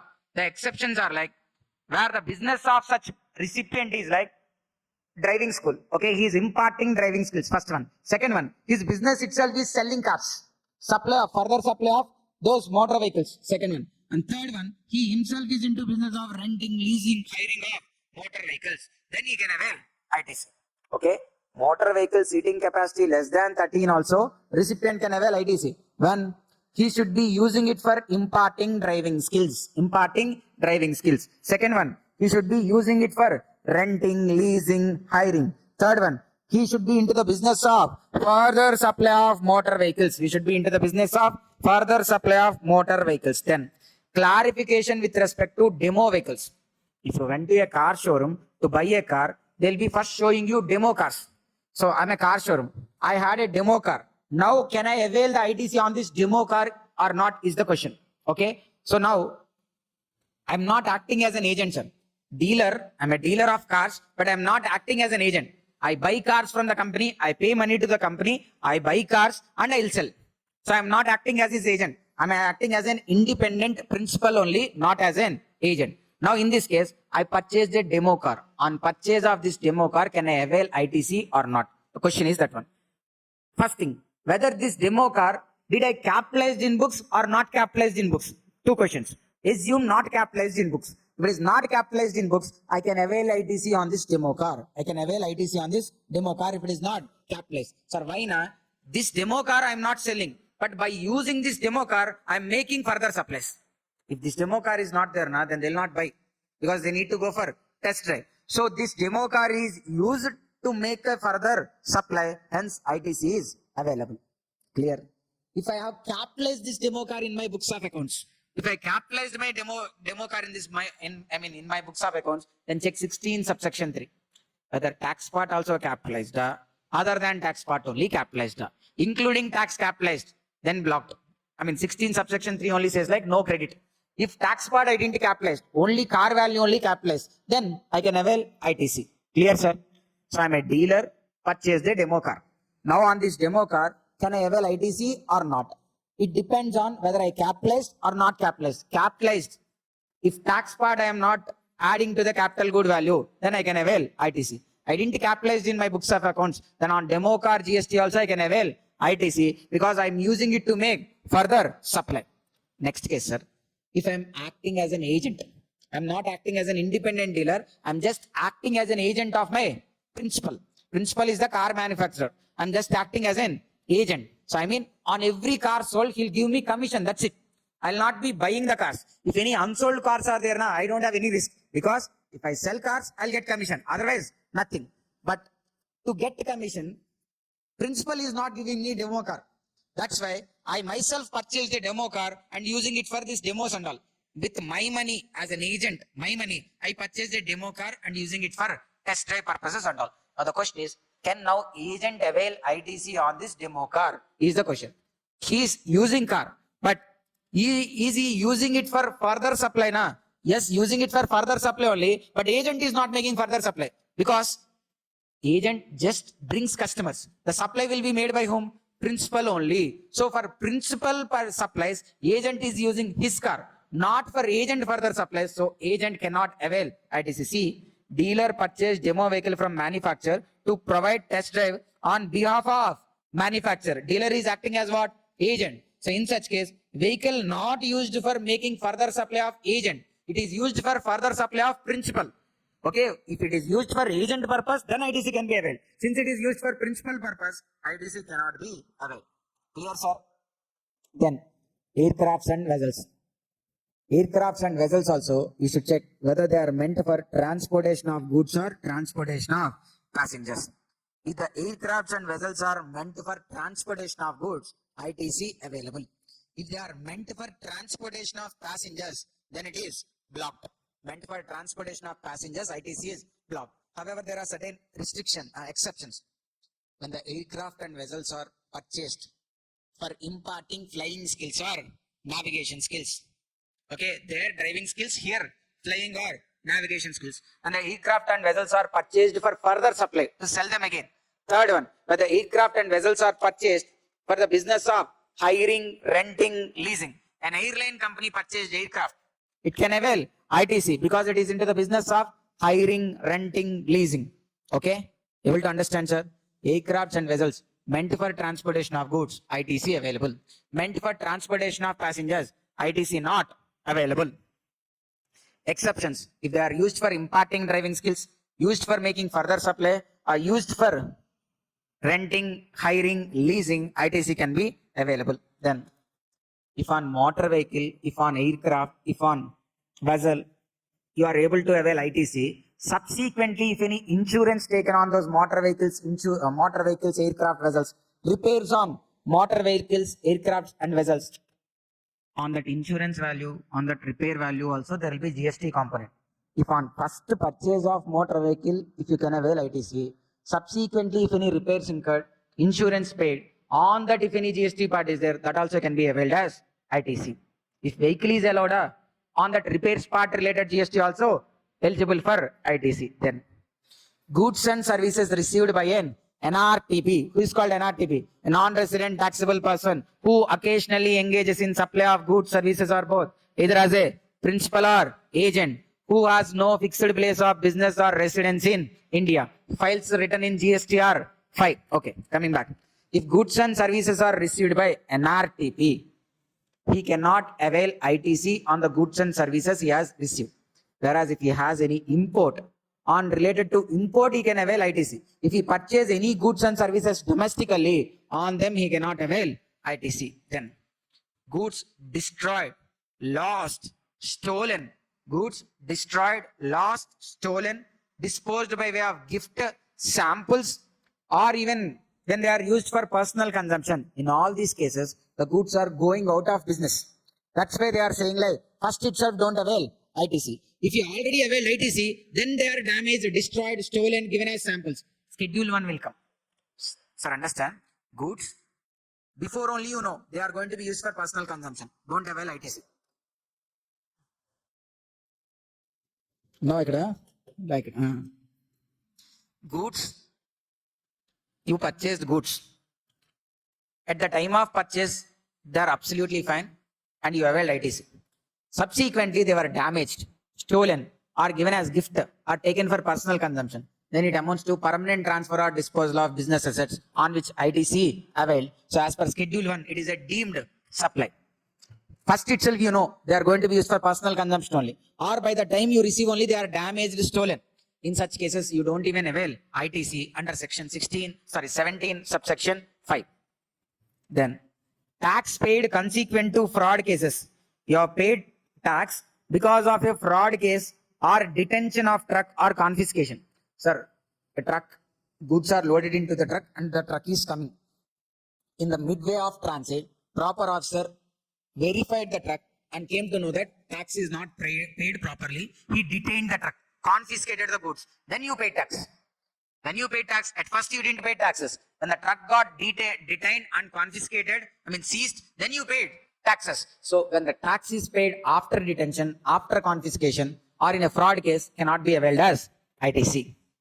Then, with respect to healthcare service, plastic surgery, cosmetic and beauty treatment, catering, food and beverages, membership of club and fitness center, rent-a-cab service, and travel benefits extended to employees on vacation. So once again, reads are very important. These are also health service, plastic surgery, cosmetic and beauty treatment, catering, food and beverages, membership of a club, fitness center, rent-a-cab service, and even travel benefits extended to employee. All these are blocked. When they are allowed now, sir, usually these are provided to employees. Like perquisites kind of, these are provided to employees. But that is a business expense only to the company. So on them, can it avail ITC or not is the question. It's 17 subsection 5 said like they are completely blocked. Now the question is, even though they are blocked, if they were provided by the company because there is a statutory obligation on it. Let's say for example, Telangana state government has passed a rule like for every female employee, mandatory cab has to be provided.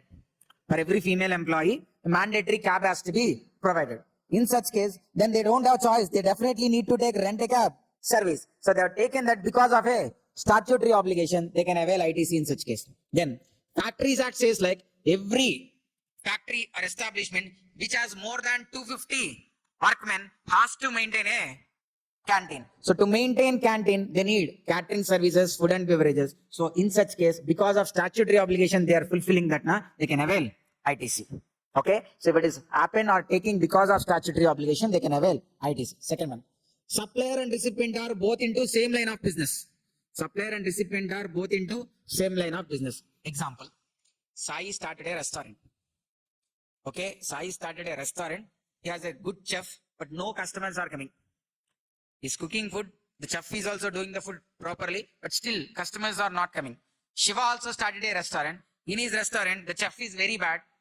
The customers are coming, but because of this chef's bad food, the customers are turning out. So now they both came to an agreement like Sai who is into this food and beverages only. He cooks food from his restaurant and supplies to Shiva. Then Shiva supplies that to the customers.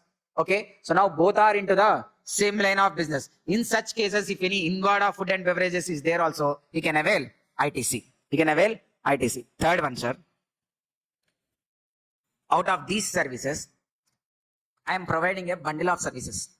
To provide bundle of services, like I have promised, I'll make 3 or 4 services, which is a bundle. To provide this service, one of the essential element is, out of this, let's say, railways has Rajdhani Express, you know, Rajdhani train, composite supply. So the same Rajdhani train, what they promised to transport and even to provide food. To provide food, they are taking food and beverages contract. Catering contract or food and beverages they are taking. Now, their railways and the food and beverages person are not into same line of business. But railways has promised here a bundle of service. What is the bundle of service? Food plus transportation. Now, in the meanwhile, if railways didn't provide you food, will you accept? They already charge for food also now, so you will not be accepting. So they are obligated to provide food also. So for providing that contract, they are taking an inward of catering contract or food and beverages contract. So now that inward is becoming an essential element of outward composite supply or mixed supply. Hence they can avail ITC. Okay, so that is becoming an essential item of either composite bundle or mixed bundle, but it is an essential element. Then they can avail ITC. See, okay, it's not mentioned here. So let us solve the questions are here. Then we'll take break. 15, question number 15. Sorry, 12 also we need to solve, right? 12. Let's look at question number 12. Determine the amount of ITC available with respect to Arihant Manufacturing Limited in respect of the following items procured by them in the month of January 2023. Raw materials. The tax paid is 72,000 allowed. Food and beverages and catering services are used in the guest house primarily for the stay of newly recruited employees. It's not as part of composite mixed supply, not same line business, and not like statutory obligation. So ITC is not eligible. Inputs are used for making structures for support of plant and machinery. Plant and machinery related now, so ITC is available. Capital goods used as parts and components for used in the manufacture of final product. ITC is available. Except this, all the others are allowed. Now question number 15.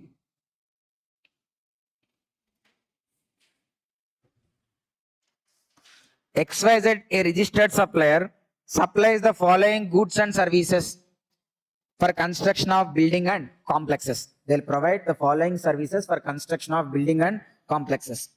The excavators are supplied like hourly rate. If you want for 5 hours now, they'll send for 5 hours. And they'll even send manpower for operating the excavators. And they even do additionally soil testing and seismic evaluation also they'll do, not for agriculture purpose.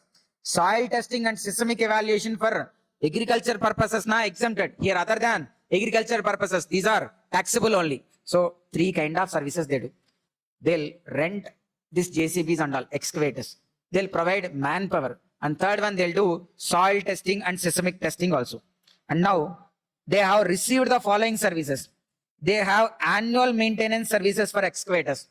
Annual maintenance na eligible only ITC. They have paid health insurance for operators. Health insurance. If you see the blocked credits, health insurance is covered or not? See, health insurance is there under the health service. Okay, sir, here health even includes health insurance. This is also what? Blocked credit only. Health service even includes health insurance also. So health insurance is blocked. And they have taken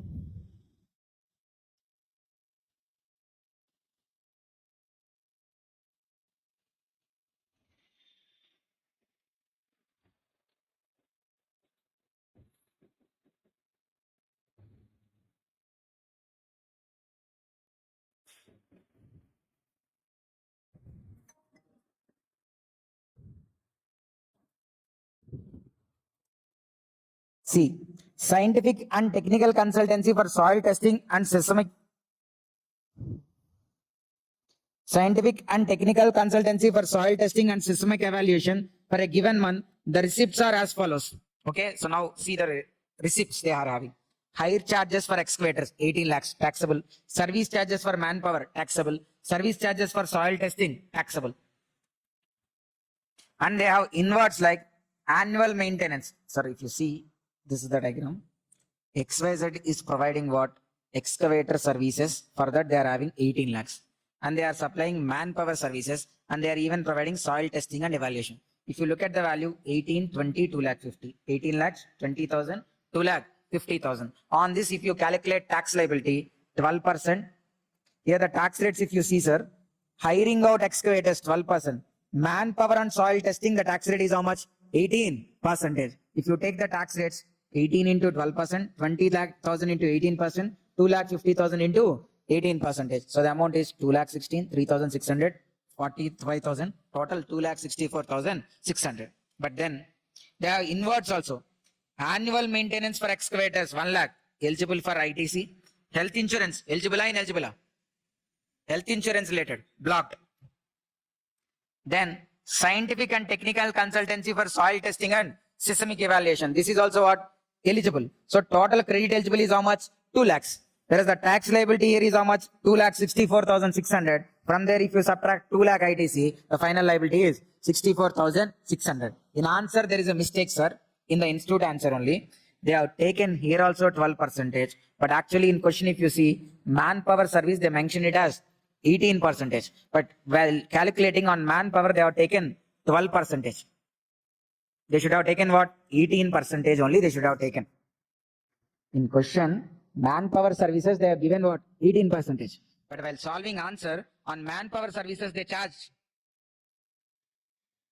12%.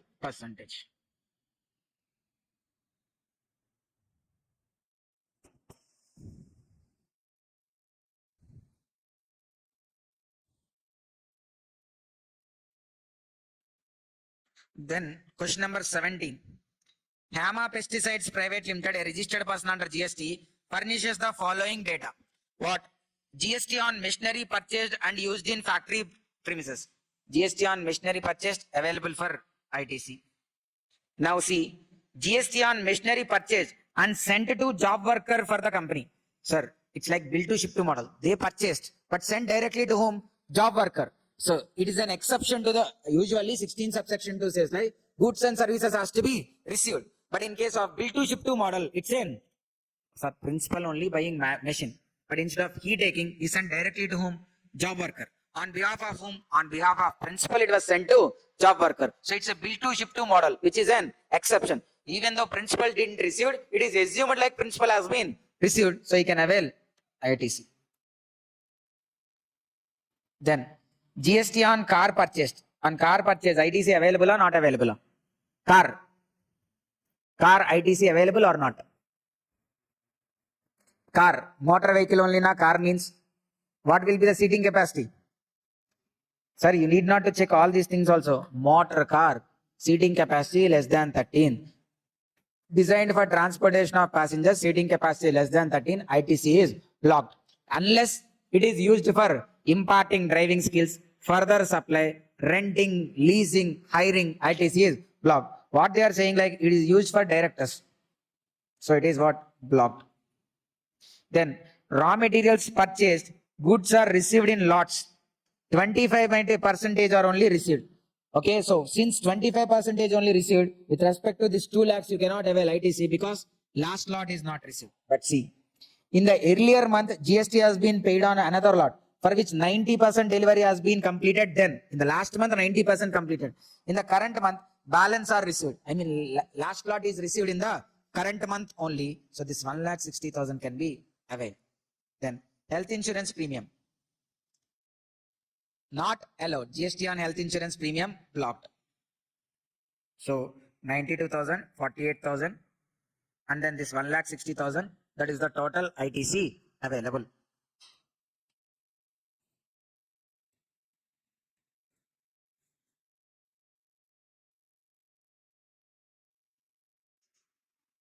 So last question, sir, before taking the break. Inputs used to manufacture the final product. Inputs used for manufacture of final product, 35,000. ITC is available. Goods destroyed due to natural calamities. Goods lost, destroyed, stolen. ITC is not available, blocked. Food and beverages used in a dealer's meeting. Dealer's meeting, food and beverages, not for further supply, not as per the statutory obligation, or else like same line of business. So it is also blocked. Food and beverages purchased by the employees during our office hours. The same situation. This is also blocked. Goods used for setting up telecommunication towers being immobile property. With respect to immobile property, ITC is not allowed. Telecommunication towers are not plant and machinery, because plant and machinery, there we have said clearly, mobile towers are not plant and machinery, and this is also blocked. Accounts paper for photocopying machine used in administrative office. There is no restriction here with respect to paper and all. Nowhere it is mentioned. So it is what available. Then goods used for providing services during warranty period. Warranty period na, you should only bear all the expenses. So you can avail ITC. So first and last two are only the points on which you can avail ITC. So now there are 4 questions, sir. We'll take a break now. Rule 42 and Rule 43. So I cannot tell in this hurry-burry moment. So we'll take time. Some 1 hour it takes, or less than 1 hour, 45 minutes like that it takes to complete Rule 42 and Rule 43. By completing Rule 42 and Rule 43, we can close the sessions. Okay. So now it's 1:15, 3 o'clock we'll start. We'll discuss Rule 42 and Rule 43, then we'll close.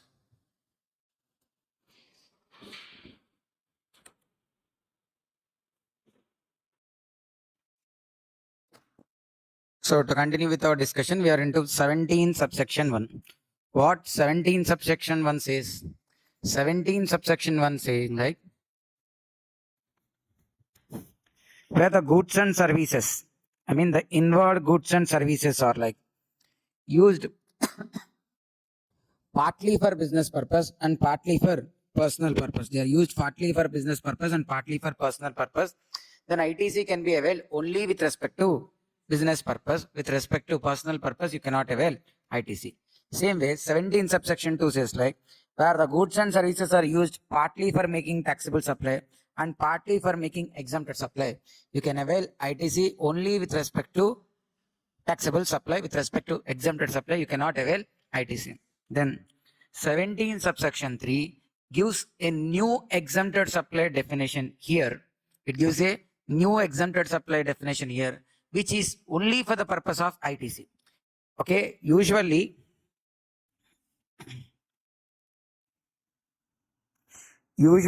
exempted supply means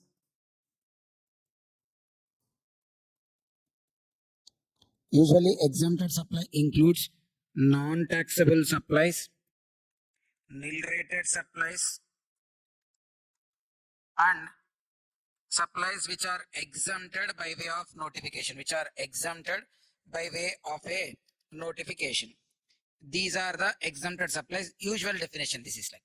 But for the purpose of Rule 42 and 43, this definition only we should follow. For the purpose of Rule 42 and 43.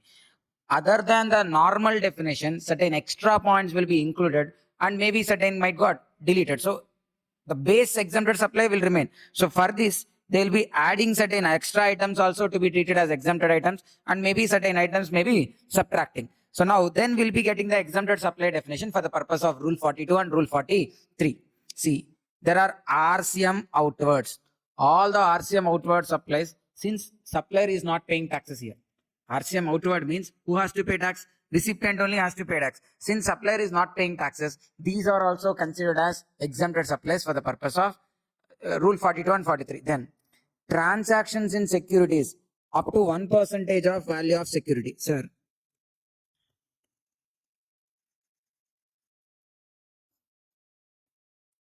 there is a CA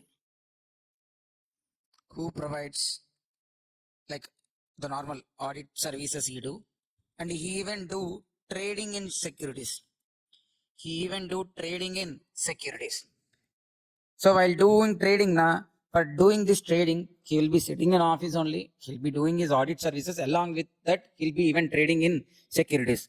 His office machinery, his laptop, other things, is not only used for doing audit services.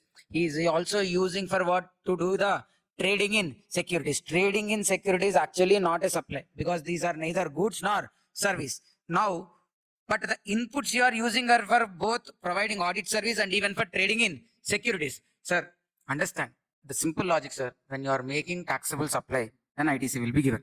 If you are making other than taxable supply, then ITC shall not be given. Why? Because there is no double taxation. On trading in securities, there is no tax. But with respect to this also, you are using your laptops, computers, printers, other various things you are using, not only for providing audit services, you are using even for doing the trading in securities. I mean, certain inputs, okay, not majorly, but at least to a limited extent also they are doing for trading in securities. So now the question is, whatever is related to this trading on securities should be reversed, because for this related you cannot avail ITC. So how the reversal for the trading, the gross value of trading, sir, trades now buying and selling, they'll easily be so much of turnover. Okay, so let's say the turnover they made in trading of securities is like 10 crores. Out of 10 crores, just multiply it with 1%. 10 crores into 1% now, it come to 10 lakhs now. It comes to 10 lakhs. So this 10 lakhs alone, you will be taking it as the turnover of trading in securities. To the extent of this 10 lakhs, you will be reversing ITC. So for reversing ITC only, for the purpose of reversal of ITC only, you are adding it into your exempted turnover. Okay. So, sir, professional, when he is even doing trading means, knowingly or unknowingly, he'll be using certain inputs even for doing trading in securities. They want to reverse that extent also. That's why they included here. Third one, sale of land and building. This is covered under negative list. Sir, let's say an immovable property is being constructed. An immovable property is being constructed. Okay. And it consists of 50 flats. Out of this 50 flats, 30 flats related, 30 flats are sold during construction only. Sold during construction only. Whereas 20 flats, entire consideration after completion only. Entire consideration received when? After completion only. Since the entire consideration received after completion, this is covered where? Schedule 3. Schedule 3. It is what? Not a supply. But the question is, while constructing this building, he might have purchased cement, iron, other services that he has availed fully na. But out of 50 flats, only 20 are getting, 30 are being taxed. The other 20 are not getting taxed. But he has availed full ITC with respect to cement, iron, whatever he has purchased. That means with respect to this 20 flats, he cannot avail ITC rate because these are not taxable. So since they are not taxable, no double taxation. So with respect to them, he cannot avail ITC, but already he has availed. That's why this 20 flats related turnover, they're asking to add into exempted turnover. Once you add them to exempted turnover, the proportionate credit will get reversed. Okay, so the sale value of land and building where entire consideration is received after completion need to add. And this fourth point is not relevant, sir. Don't worry much about. Then fifth one, supply of service by way of accepting loans and advances, and the consideration is in the form of interest or discount. Sir, interest or discount is exempted supply. From the beginning, I am saying interest or discount is exempted supply. For banks and NBFCs, you'll include in exempted turnover. Whereas for individuals, don't include it in exempted turnover. Sir, let's say my turnover is like, I have 40 lakhs because of professional services. And I have 10 lakhs, which is interest from FD. Which is interest from FD. So my total turnover now coming to how much? 50 lakhs. Now, since this 10 lakhs is exempted turnover, you'll be reversing the credit equivalent to this 10 lakhs. But understand, to earn interest on FD, do we use any of your inputs? To earn interest on FD, will you use your computers? Will you use your printers? Any of your machinery will you be using? No, right? Then with respect to this 10 lakhs, no input has been used. So you shall not reverse the proportionate credit because no credit has been attributable to it. So you cannot do any reversal. That's why for individuals and all, don't add into the exempted turnover. Whereas for banks also generate interest revenue. But to generate in revenue by banks, the whole, sir, what is the main purpose of banks, sir? Earning interest only, right? Earning interest is only their main income. For that only they are having branches, computers, those offices, furniture, everything. So for them, they are using inputs to generate the revenue. But whereas normal individuals like us, to generate interest income on FD or any on loan, we are not using any of our inputs. So for us, credit reversal cannot be made. That's why exempted turnover, where if it is interest or discount other than banks and NBFC na exclude, whereas for banks and NBFCs na include. Sir, understand the logic? Why we are including, why you are excluding? Because for banks and NBFCs to generate such interest income, they are using systems, staff, buildings, everything they are using. Whereas other than banks, NBFCs, normal individuals, they'll just deposit in bank. Nothing they do. They'll just eat 5-star. Okay, they just eat 5-star, nothing they do. And then the interest income will be generating. Since no input has been used, proportionate credit shall not be reversed. That's why they're adding here. And then only land and building which is mentioned in negative list has to be included in exempted turnover. The other negative list transactions and all, you shall not need to include it in the exempt turnover. Only which has to be included, land and building, where the entire consideration is received after completion. With respect to others, you don't need to include them into the negative list. And if any central excise duty, state excise duty, VAT, CST is there, such amount also has to be excluded while calculating the exempted turnover. So this exempted turnover is the base for Rule 42 and Rule 43. See now, we are moving on to Rule 42. Manner of apportionment of ITC when the input or input service are used for making both taxable supply, exempted supply, and for other than business purpose. See, what is Rule 42? Manner of apportionment of ITC. When you are using input and input services, not only for making taxable supply, for making taxable supply, exempted supply, and even for non-business purpose also. Let us understand through this example. BCCA is providing 11th and 12th education. Is providing 11th and 12th, I mean intermediate first year and second year, which is exempted from GST. And it is providing CA, CMA, CS and other coaching, which is taxable. And even assume this one, it is providing even education camps in rural areas out of some voluntary purpose without any income intention, non-business purpose also they are doing, like they'll assume only. Okay, so it's not done actually. So for the sake of example, I am saying certain educational camps are kept in rural areas, like to educate them, to bring awareness among them. So if any such camps are being conducted, those are non-business purpose. 11th and 12th na exempted. CA, CMA, CS coaching are taxable. Now the third one, this education camps, if any conducted in rural areas and all, those are not even related to business, non-business purpose. Like this, BCCA is having taxable, exempted and non-business. Now, the turnover from 11th and 12th is like 20 lakhs. And the turnover from CA, CMA, CS coaching is like 50 lakhs, assume. Okay. Now, there are books or tabs. Okay, either books or tabs has been given. Then for 11th and 12th education, sir, will all these levels, the books will be same or different? For intermediate level and for CMA coaching and for education camps, for all these, will the books will be same or different?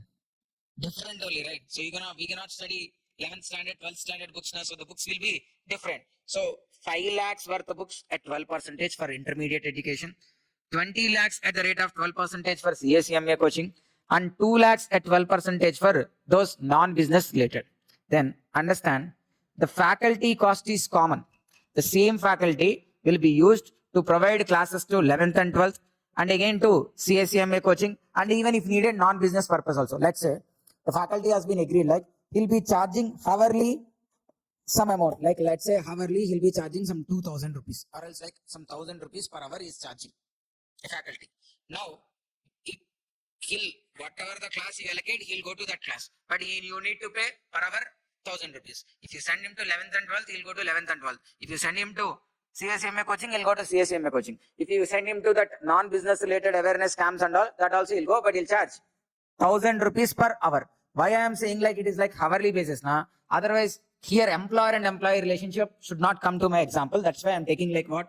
Hourly basis the faculty is charging. That is like P2P basis only. It's an inward service. So now we cannot allocate how many hours or how much has been used. The total faculty cost is 25 lakhs. On this 18%, 4 lakh 50,000, which is commonly used. Not just for exempted, not just for taxable, not just for non-business. For everyone it has been used. And then for the purpose of this classes and all, BCCA has constructed a building also. And the building is like 50 lakhs value. And on this, the tax rate is 12%. Total is 6 lakhs. But for BCCA, will this ITC will be allowed on building? BCCA has constructed a building, 50 lakhs worth. On the 12% is the GST, 6 lakhs is the ITC. Can BCCA avail ITC? Why? Immovable property related input tax credit is not allowed, blocked by 17 subsection 5. So now, if you see here, there are both taxable, exempted, non-business. And the inputs are also used. Books are used exclusively, separately books. But when it comes to the faculty service, it is common for all the three. So now we need to find out what is the eligible credit finally. And if with respect to this exempted and non-business, if anything has to be reversed, how much is the amount that has to be reversed, that we need to find out. So for this, there is a format. First of all, forget about blocked credit, all those. Find out whatever is the ITC available. How much are here? 60,000, 2,40,000, 24,000, 3,24,000. Plus this 4,50,000 and this 6 lakhs. What is the total of this until? 60,000, 2,40,000, 24,000, 4,50,000 and 6 lakhs. 60,000, 2,40,000, 13,74,000. That is the total credit available. Let's call it as T. The total credit available is called as what? T. How much it is? 13,74,000. See, the total amount of credit available is T. As per our example, we are taking it as like 13,74,000. From there, first we subtract the credit which is exclusively related to non-business. The credit which is exclusively related to non-business. Out of this, which is exclusively related to non-business, this 24,000. Because those books are separately for non-business purpose, subtracted. If you subtract that 24,000, first you should subtract that 24,000, and that non-business purpose we are referring it as T1. Total credit T. Non-business exclusively related T1 we are subtracting. Then find out anything exclusively related to exempted. Exclusively related to exempted, how much is there? 60,000. So this 60,000 is called as T2. Exclusively related to non-business, this is called as what? T2. Then, is there any blocked credit here? Any blocked credits here? The building related 6 lakhs is blocked credit only. So that blocked credit, you take how much? 6 lakhs. Okay, that blocked credit related like 6 lakhs also you take here as T3. T1, T2, T3. T1 is related to what? Non-business related. T2, exempted. T3, blocked credit. So exclusive related and non-business and blocked credit you have subtracted. After subtracting all these, you will be getting 6,90,000, which you call it as C1. This 6,90,000 you take it as credit. The 6,90,000 you are taking it as credit. If you look at the example, 6,90,000 how it came? This 4,50,000 and this 2,40,000 you are taking. Out of this 4,50,000, we know this 2,40,000 is fully eligible. Out of this 4,50,000, a part is ineligible. But what I am saying, first take the total 6,90,000 to your electronic credit ledger. Then afterwards we'll reverse again. Whichever is related to exempted and non exclusively related to exempted and non-business, we excluded. Common thing is only there in this 6,90,000. But first we are availing ITC. Then afterwards again we'll reverse. Then from this 6,90,000, now subtract which is exclusively related to taxable. Which is exclusively related to taxable now what it is? 2,40,000. If you subtract this 2,40,000 T4 also, then you'll be getting C2, which is called as common credit. You'll be getting common credit, which is called C2. How much it is?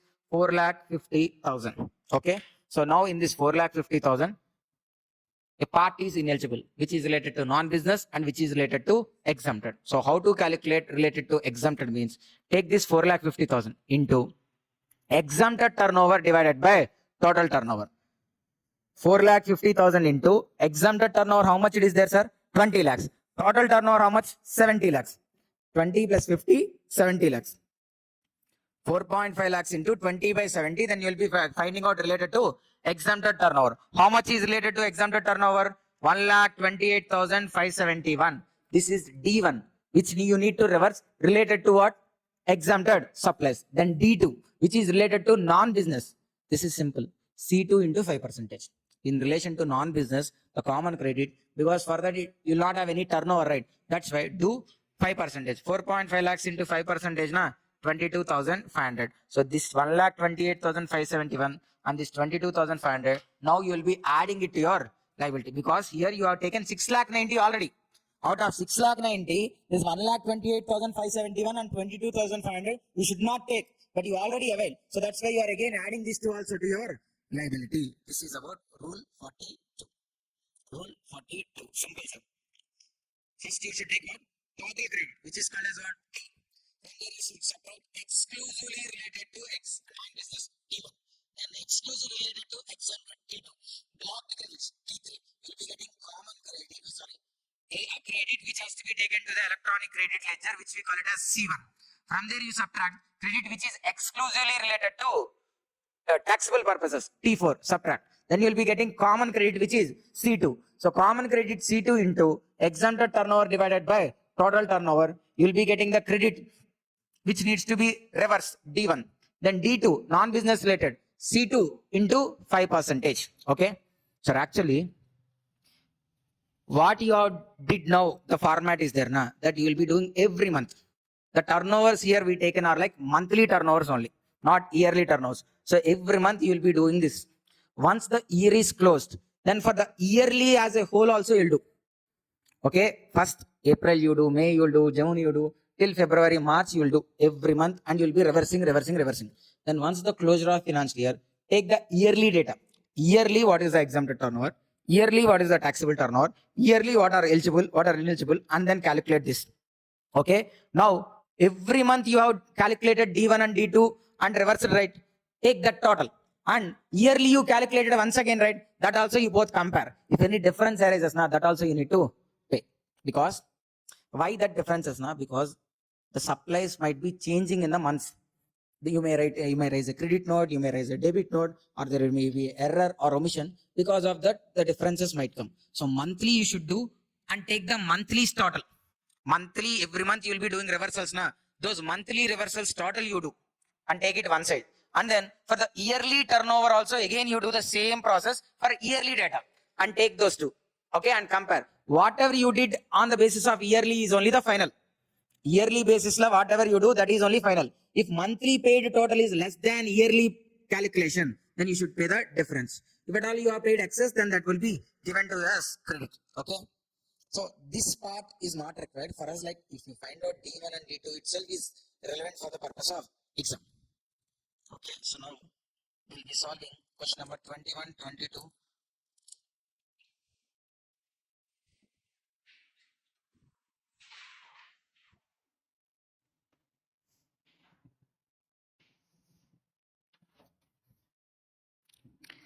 Lips Limited manufactured 4 types of nail polishes, namely Sweetie, Pretty, Beauty, Tweety.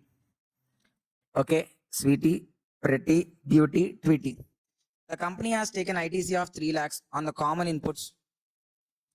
Hello. The company has taken input tax rate of 3 lakhs on the common inputs which are used to be in the manufacture of nail polishes. Common inputs also used partly for non-business purposes. They are even used for non-business purpose.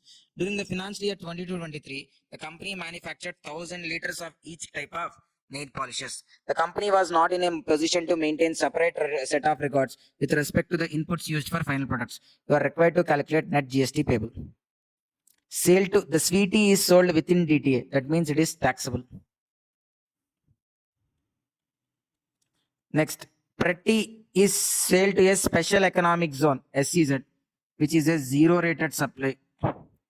Sale to A Limited of USA, which is an export. This is also what? Zero rated supply. Sale to Defense Canteen, which is exempted. This is exempted. So, but for your understanding, sir, zero rated supplies are also part of taxable supplies only. Zero means don't take it as like exempted. Exports and supplies to SEZ are also part of what? Taxable supplies only. Zero rated are also taxable. So that means here the first 3 are taxable. This alone is the exempted. Okay. So now they have given these details and they said like the company manufacture 4 types of nail polishes, namely these 4. Company has taken how much ITC, sir? 3 lakhs on the common inputs used in the manufacture of nail polishes. The common inputs are used partly for non-business purposes also. Okay, so the common credit they are having is how much? 3 lakhs. There is no other data also. During the financial year, the company has manufactured how much? 1,000 liters of each type of nail polish. Okay, now we need to find out. 1,000 liters is there for each one. 1,000 liters, 1,000 liters, 1,000 liters, 1,000 liters. We need to find out the sale value. Turnover they didn't given us clearly. So how to calculate?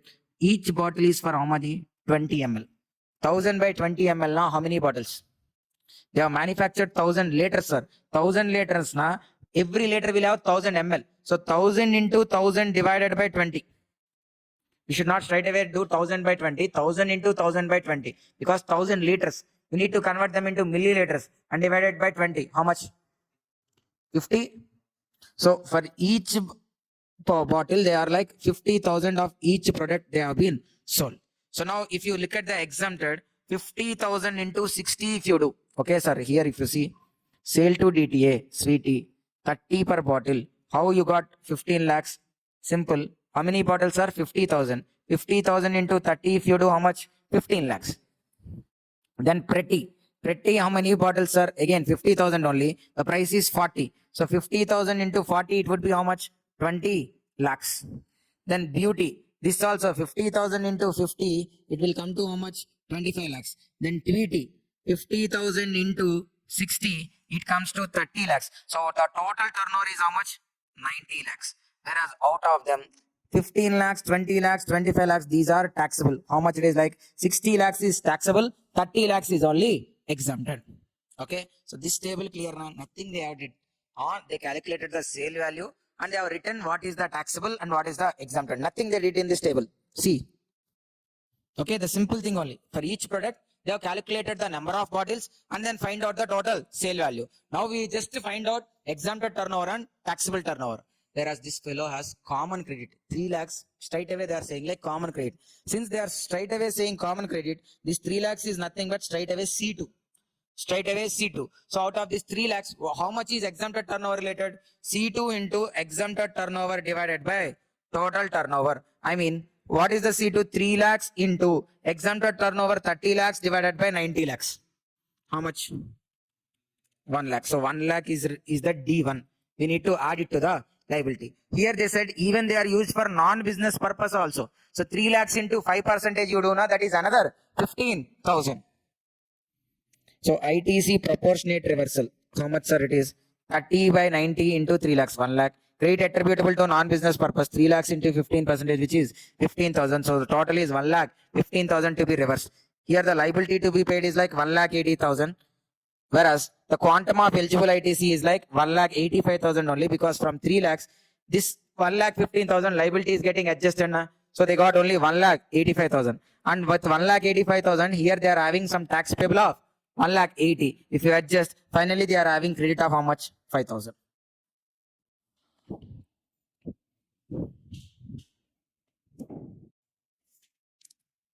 So then read question number 22 also, sir.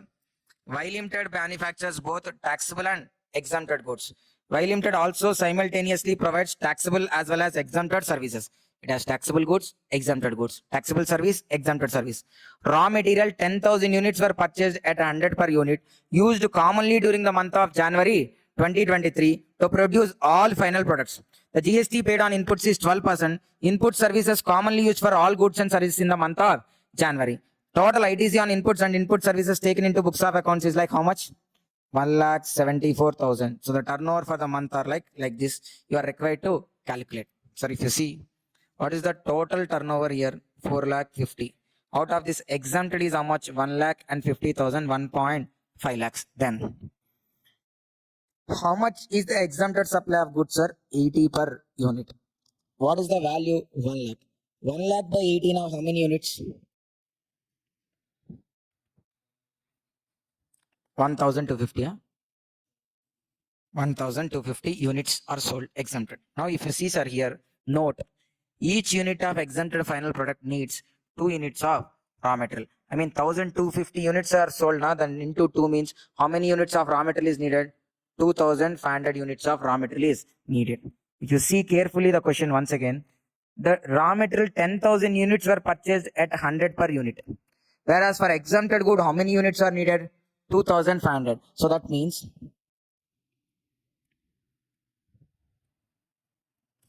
total raw material how much, sir? 10,000 units.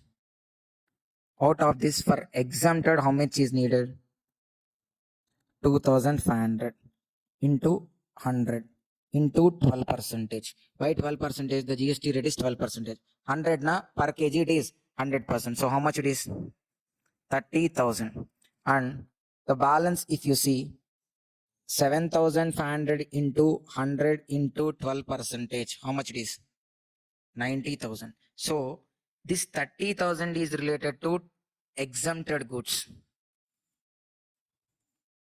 whereas this 90,000 is related to taxable goods. I mean, with respect to raw material, you can easily find out which is exclusively related to exempted. This 30,000 is what? Exclusively related to exempted. The balance 90,000 is what? Exclusively related to taxable. What is the total credit he is having? They are given the total credit also. The total credit he is having is 1,74,000. Out of this 1,74,000, 30,000 is exclusively related to exempted. 90,000 is exclusively related to what? Taxable. So now let me take it as T, which equals to 1,74,000. From there, non-business, nothing is there given in the question. So I subtract T1, nothing. T2, exempted. How much exclusively related to exempted? 30,000. If you subtract that, you are getting how much?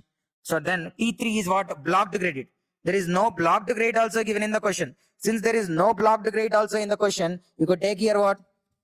Nil. So then you got C1. C1 is the credit which you are availing, which is how much? 1,44,000. Then from there, you will be subtracting exclusively related to taxable, which is T4. How much? 90,000. If you subtract 90,000 also, then the C2 common credit is how much? 54,000. So this 54,000 only we should find out how much is eligible, how much is ineligible. In questions are, they didn't mention about non-business. Only exempted only they mentioned. They didn't add any word relating to non-business. If non-business is not there, then you need not to do C2 into 5%. Only exempted related reversal only you do. Non-business is also there, then you do that C2 into 5%. So here the reversal is D1 equals to C2 into exempted turnover divided by total turnover. That means 54,000 into, what is the total turnover here? 4,50,000. Whereas the exempted turnover is this goods 1 lakh, service 50,000, 1.5 lakhs. How much it is? 54, 18,000 is the D1 which you need to reverse. And then they will be calculating the liability on their outwards also. What is the liability on their outwards? 2 lakhs into 12%. 1 lakh into, what is the tax rate on here? So I don't. Okay, they also just found out the reversal amount only 18,000. That's what we also calculated. Then question number 3. Ram and Co being a registered person under GST supplied the following in the month of January 2023. Taxable supply of goods 20 lakhs. Exempted supply of goods 5 lakhs. Exempted supply of goods 5 lakhs. Then 5 lakhs. Then sale of land. Sir, sale of land and building, even though it is covered under negative list. If you remember the definition of exempted supply, sale of land and building where the entire consideration is received after completion, it is covered under negative list, but should be includable in the exempted turnover. So this is exempted, this is also exempted. Then recovery agent services supplied to OK Bank. Recovery agent services are covered under RCM. If you look at this definition, sir, RCM transactions has to be what? Included in the exempted turnover. So this recovery agent service is what? RCM transaction. So this also exempted. Then Ram and Co being a registered person. Sir, he is an individual only. Ram and Co is an individual only. Deposit on which interest received. Interest received, to whom it has to be added? To banks and NBFCs only it has to be added. Other than banks and NBFCs, it need not to be added in the exempted turnover. So it's need not to be added into the exempted turnover. Ignore. So now, what is the total turnover, sir? 42 lakhs. But what is the exempted turnover here? 20 lakhs. 12 lakh 50, 2.5 and 5 lakhs, 20 lakhs. 20 lakhs is the exempted turnover. Total turnover is nothing but 42 lakhs. The common input straight away given, 2 lakhs. So what you will do? 2 lakhs into 20 by 42. If you do, how much is the ineligible, sir? 95,238. So simply they are calculating now. On taxable supply of goods 20 lakhs, they applied 28%. The tax is 25 lakhs into 28. Sorry, this outward supply 20 lakhs is there now. 20 lakhs into 28%. How much? 5 lakhs 60,000. And then this credit reversal also has to be made. How much? 95,238. Cumulatively, the liability is how much? 6 lakh 55,238. From there, the common credit 2 lakhs. Sir, You cannot subtract. Understand? If ITC reversal you are adding means, then you should subtract 2 lakhs. If at all this 95,238 if you are not taking, then instead of 2 lakhs here, what you will do? 2 lakh minus 95,238 only you do.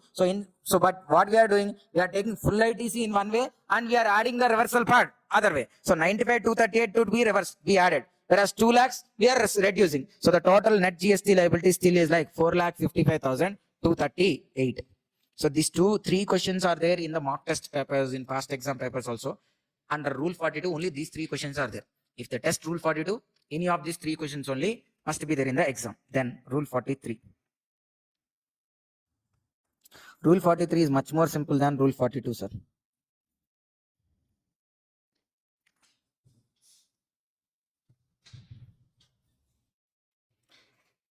(42) is about inputs now. 43 is about capital goods. You have purchased capital good, and the capital good is used for making. Okay. 43. You have a capital good. So there may be many purchases. In the current month, you have purchased a capital good which is used exclusively for exempted purpose or non-business purpose. You have purchased a capital good which is going to be used exclusively for exempted purpose or non-business purpose. Exclusively for exempted or non-business, no credit available. Clear. Second one, you purchased another capital good which is exclusively used for taxable purpose. That is available or not? Respond. You have purchased a capital good which is used exclusively for non-business purpose. No credit. Second one, you purchased a capital good which is used exclusively for taxable purpose. ITC available. Third one, you have purchased a capital good which is used for common purpose. Then also take ITC, but you should have a separation between exclusively for taxable purpose and common purpose now. So whichever are the capital goods used for common purpose, mark them as A. Denote them as A. So 3 capital goods you purchased in the month. One is exclusively for exempted or non-business. Can't avail ITC, ignore. Exclusively for taxable purpose, avail ITC. Exclusively for, not exclusively, for common purpose, then take ITC and denote it as A. So this is the first point. Capital goods solely, okay, then first you will be taking like the capital goods, if they are solely taxable, take credit to electronic credit ledger. ITC is eligible, no need not to mark them as A. Capital goods exclusively for exempted or non-business purpose, no credit, no A denotion. Capital goods used for common purpose, take ITC and even mark them as what? A. Then step 2. You didn't, the purchases in the month already decided. You had purchase of capital goods which were like 1 year back or 2 years back. That time they are for exclusively exempted purpose. That 1 year back they are exclusively for exempted purpose. Now they are changing to both taxable and exempted. So in the beginning when they are purchased, they are for what? Exclusively exempted. So you didn't avail ITC then. But now you are converting them for common purpose. That means you can avail ITC now. So now what the provision is saying, like avail ITC now. But is it used for exclusive taxable or common purpose? Common purpose. So you should denote it as what? A. Capital goods used for common purpose or exempted purpose, now change it to common purpose. Take ITC and even denote it as A. But simultaneously, already for a certain period it was into exclusively exempted purpose now.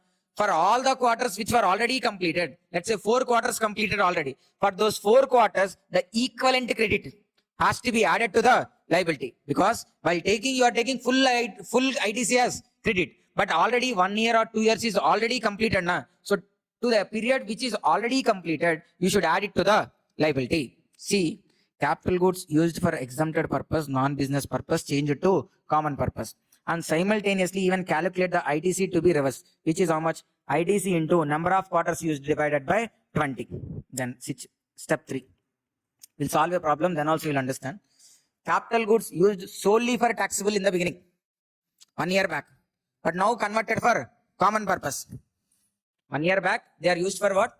Exclusively taxable purpose. Now they are converted for common purpose. Do we need to avail ITC now or already avail? Already avail, because that time itself it is exclusively used for taxable purpose. So avail ITC there only. Now you converted into common purpose. So don't need, you need not to avail ITC once again, but denote it as A. Capital goods used for solely taxable, shifted to common purpose. No ITC, but denote it as A. Then you will be getting ITC, which is credited to electronic credit ledger, and even you will be getting an aggregate of A. So now take this aggregate of A. All the credits which were used all the capital goods which were used for common purpose, their relevant credits are marked as what? A. So now you'll be taking the total of all those A's. Now, out of these capital goods which were marked as A, check any of the capital good useful life 5 years is expired. If 5 years life is expired, then their value subtract. The balance of total A only you need. From the total A's, the assets which were the capital goods whose 5 years expiry life is or whose life is more than 5 years, that relevant amount subtract. The balance net aggregate of A only we need. The net aggregate of A will be dividing it by 60. We are dividing it by 60 because here while framing this provision, they are assumed like the capital good useful life is 5 years. 5 years means 60 months, 20 quarters. That's why there 20 quarters, here 60 months. Okay. So why they are doing it by 60?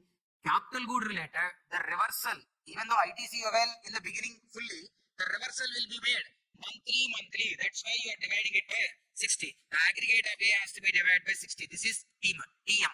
So this TM is nothing but like C2. You'll multiply it with exempted turnover divided by total turnover. Then you'll be getting the ineligible credit. Okay. Then we'll see, sir, simply the question, the last question for us in this Super 50.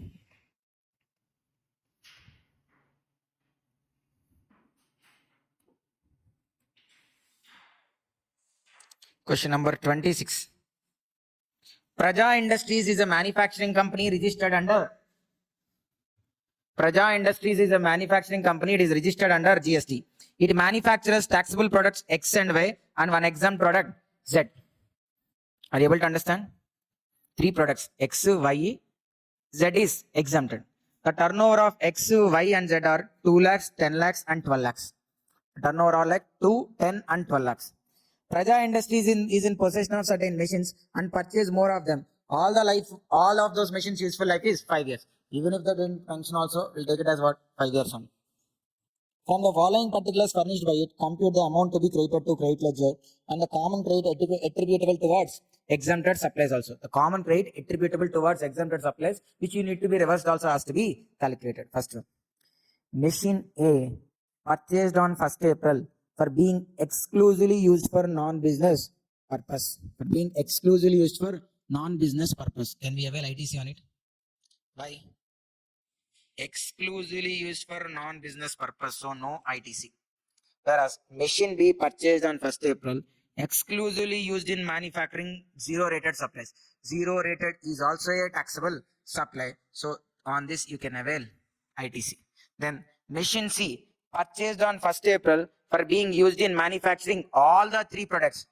Common purpose. If it is common now, ITC you can avail and you should even denote it as what? A. Let me write down as a statement also, sir. Particulars ITC and A. 2 columns I am taking. What are the 3 machines as of now? Machine A, machine B, machine C. Machine A is exclusively for non-business purpose, so no ITC, no A denotion. Machine B is exclusively for taxable purpose, so 38,400 ITC can be availed, whereas A we need not to denote. A only when common use. 96,000 is there now. This is for common purpose. So take ITC 96,000 and even under A column also will take because this has to be marked as A. Then they purchased machine D. Machine D on April 1st, 2 years, sir. So this was purchased 2 years back. And then it was used exclusively to produce manufacturing product Z. Product Z is what? Exempted. From 2 years, it was used exclusively for exempted purpose. But now, it was also used to produce X and Y. I mean, from exempted to common. Exempted to common also what we'll do? We'll avail ITC and mark it as A. Machine D. How much, sir, the credit? 1,92,000 and even denote it also A as like how much? 1,92,000. But simultaneously we should do another thing also. For the number of quarters expired. How many quarters? 1,92,000 is the ITC. Simultaneously for the part which is already used. 2 years now, how many quarters? 8 quarters. 1,92,000 into 8 by 20. 76,800. This will be adding to liability. This This will add to liability. This 76,800 again will add to liability. This is simultaneously will do. Then come to machine E. Come to machine E. Machine E. What about machine E, sir? Purchased 1st April 3 years before 1st April for exclusively manufacturing what product X and Y. But from today, such machine is being even used for producing manufacturing Z also. I mean, taxable to common. Taxable to common now, already ITC availed. So you need not to again avail ITC. So with respect to machine E, no ITC, but you should denote it as A. How much it is? 2,88,000.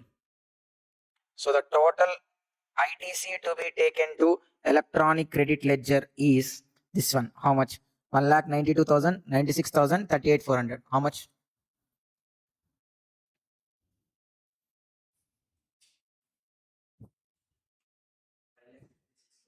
Five lakh 76,000. Whereas the aggregate of A is how much? This is how much? This is 5,76,000. So what is like ITC?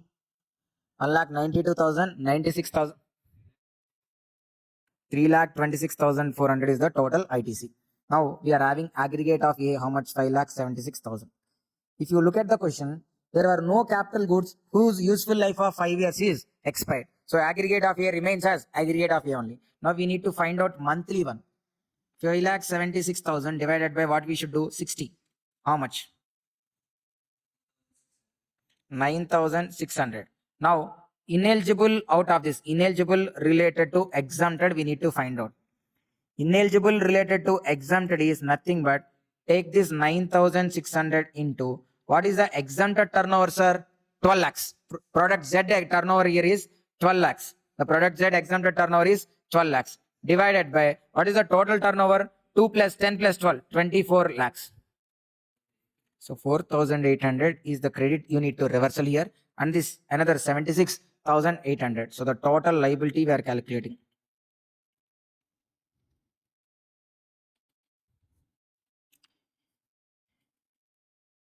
Machine C related reversal is there. How much? 76,800 will be adding to liability. And then common credit reversal. Common credit reversal, there is another 4,800. And they have made even supplies of X and Y, which are taxable. So supply of X, supply of Y. What is the supply of X turnover? 2 lakhs. And Y it is like 10 lakhs. We should know the tax rates. Tax rates given us are in the question. Not given, huh? Okay, if it is not given, then the sum is done over. So we need not to do all this also. Here itself the sum is done. The eligible credit is like 3,26,400 and the credit to be reversal is like 76,800 and 4,800. So look at the answer. That only. The reversal here is to be made is like 4,800. The credit available is like how much? 3,26,400. That we arrived here only. And here it is 4,800. And with respect to machine B, where they calculated? Here they calculated. What? That only they did. Here they did not 76,800. But only it is 76 only, right? It's a here they're given 76,800 only. Calculation mistake. It's like, I mean, it's a error. 76,800 only. Here they given correctly only. It's a error only. 76,800 only we should take.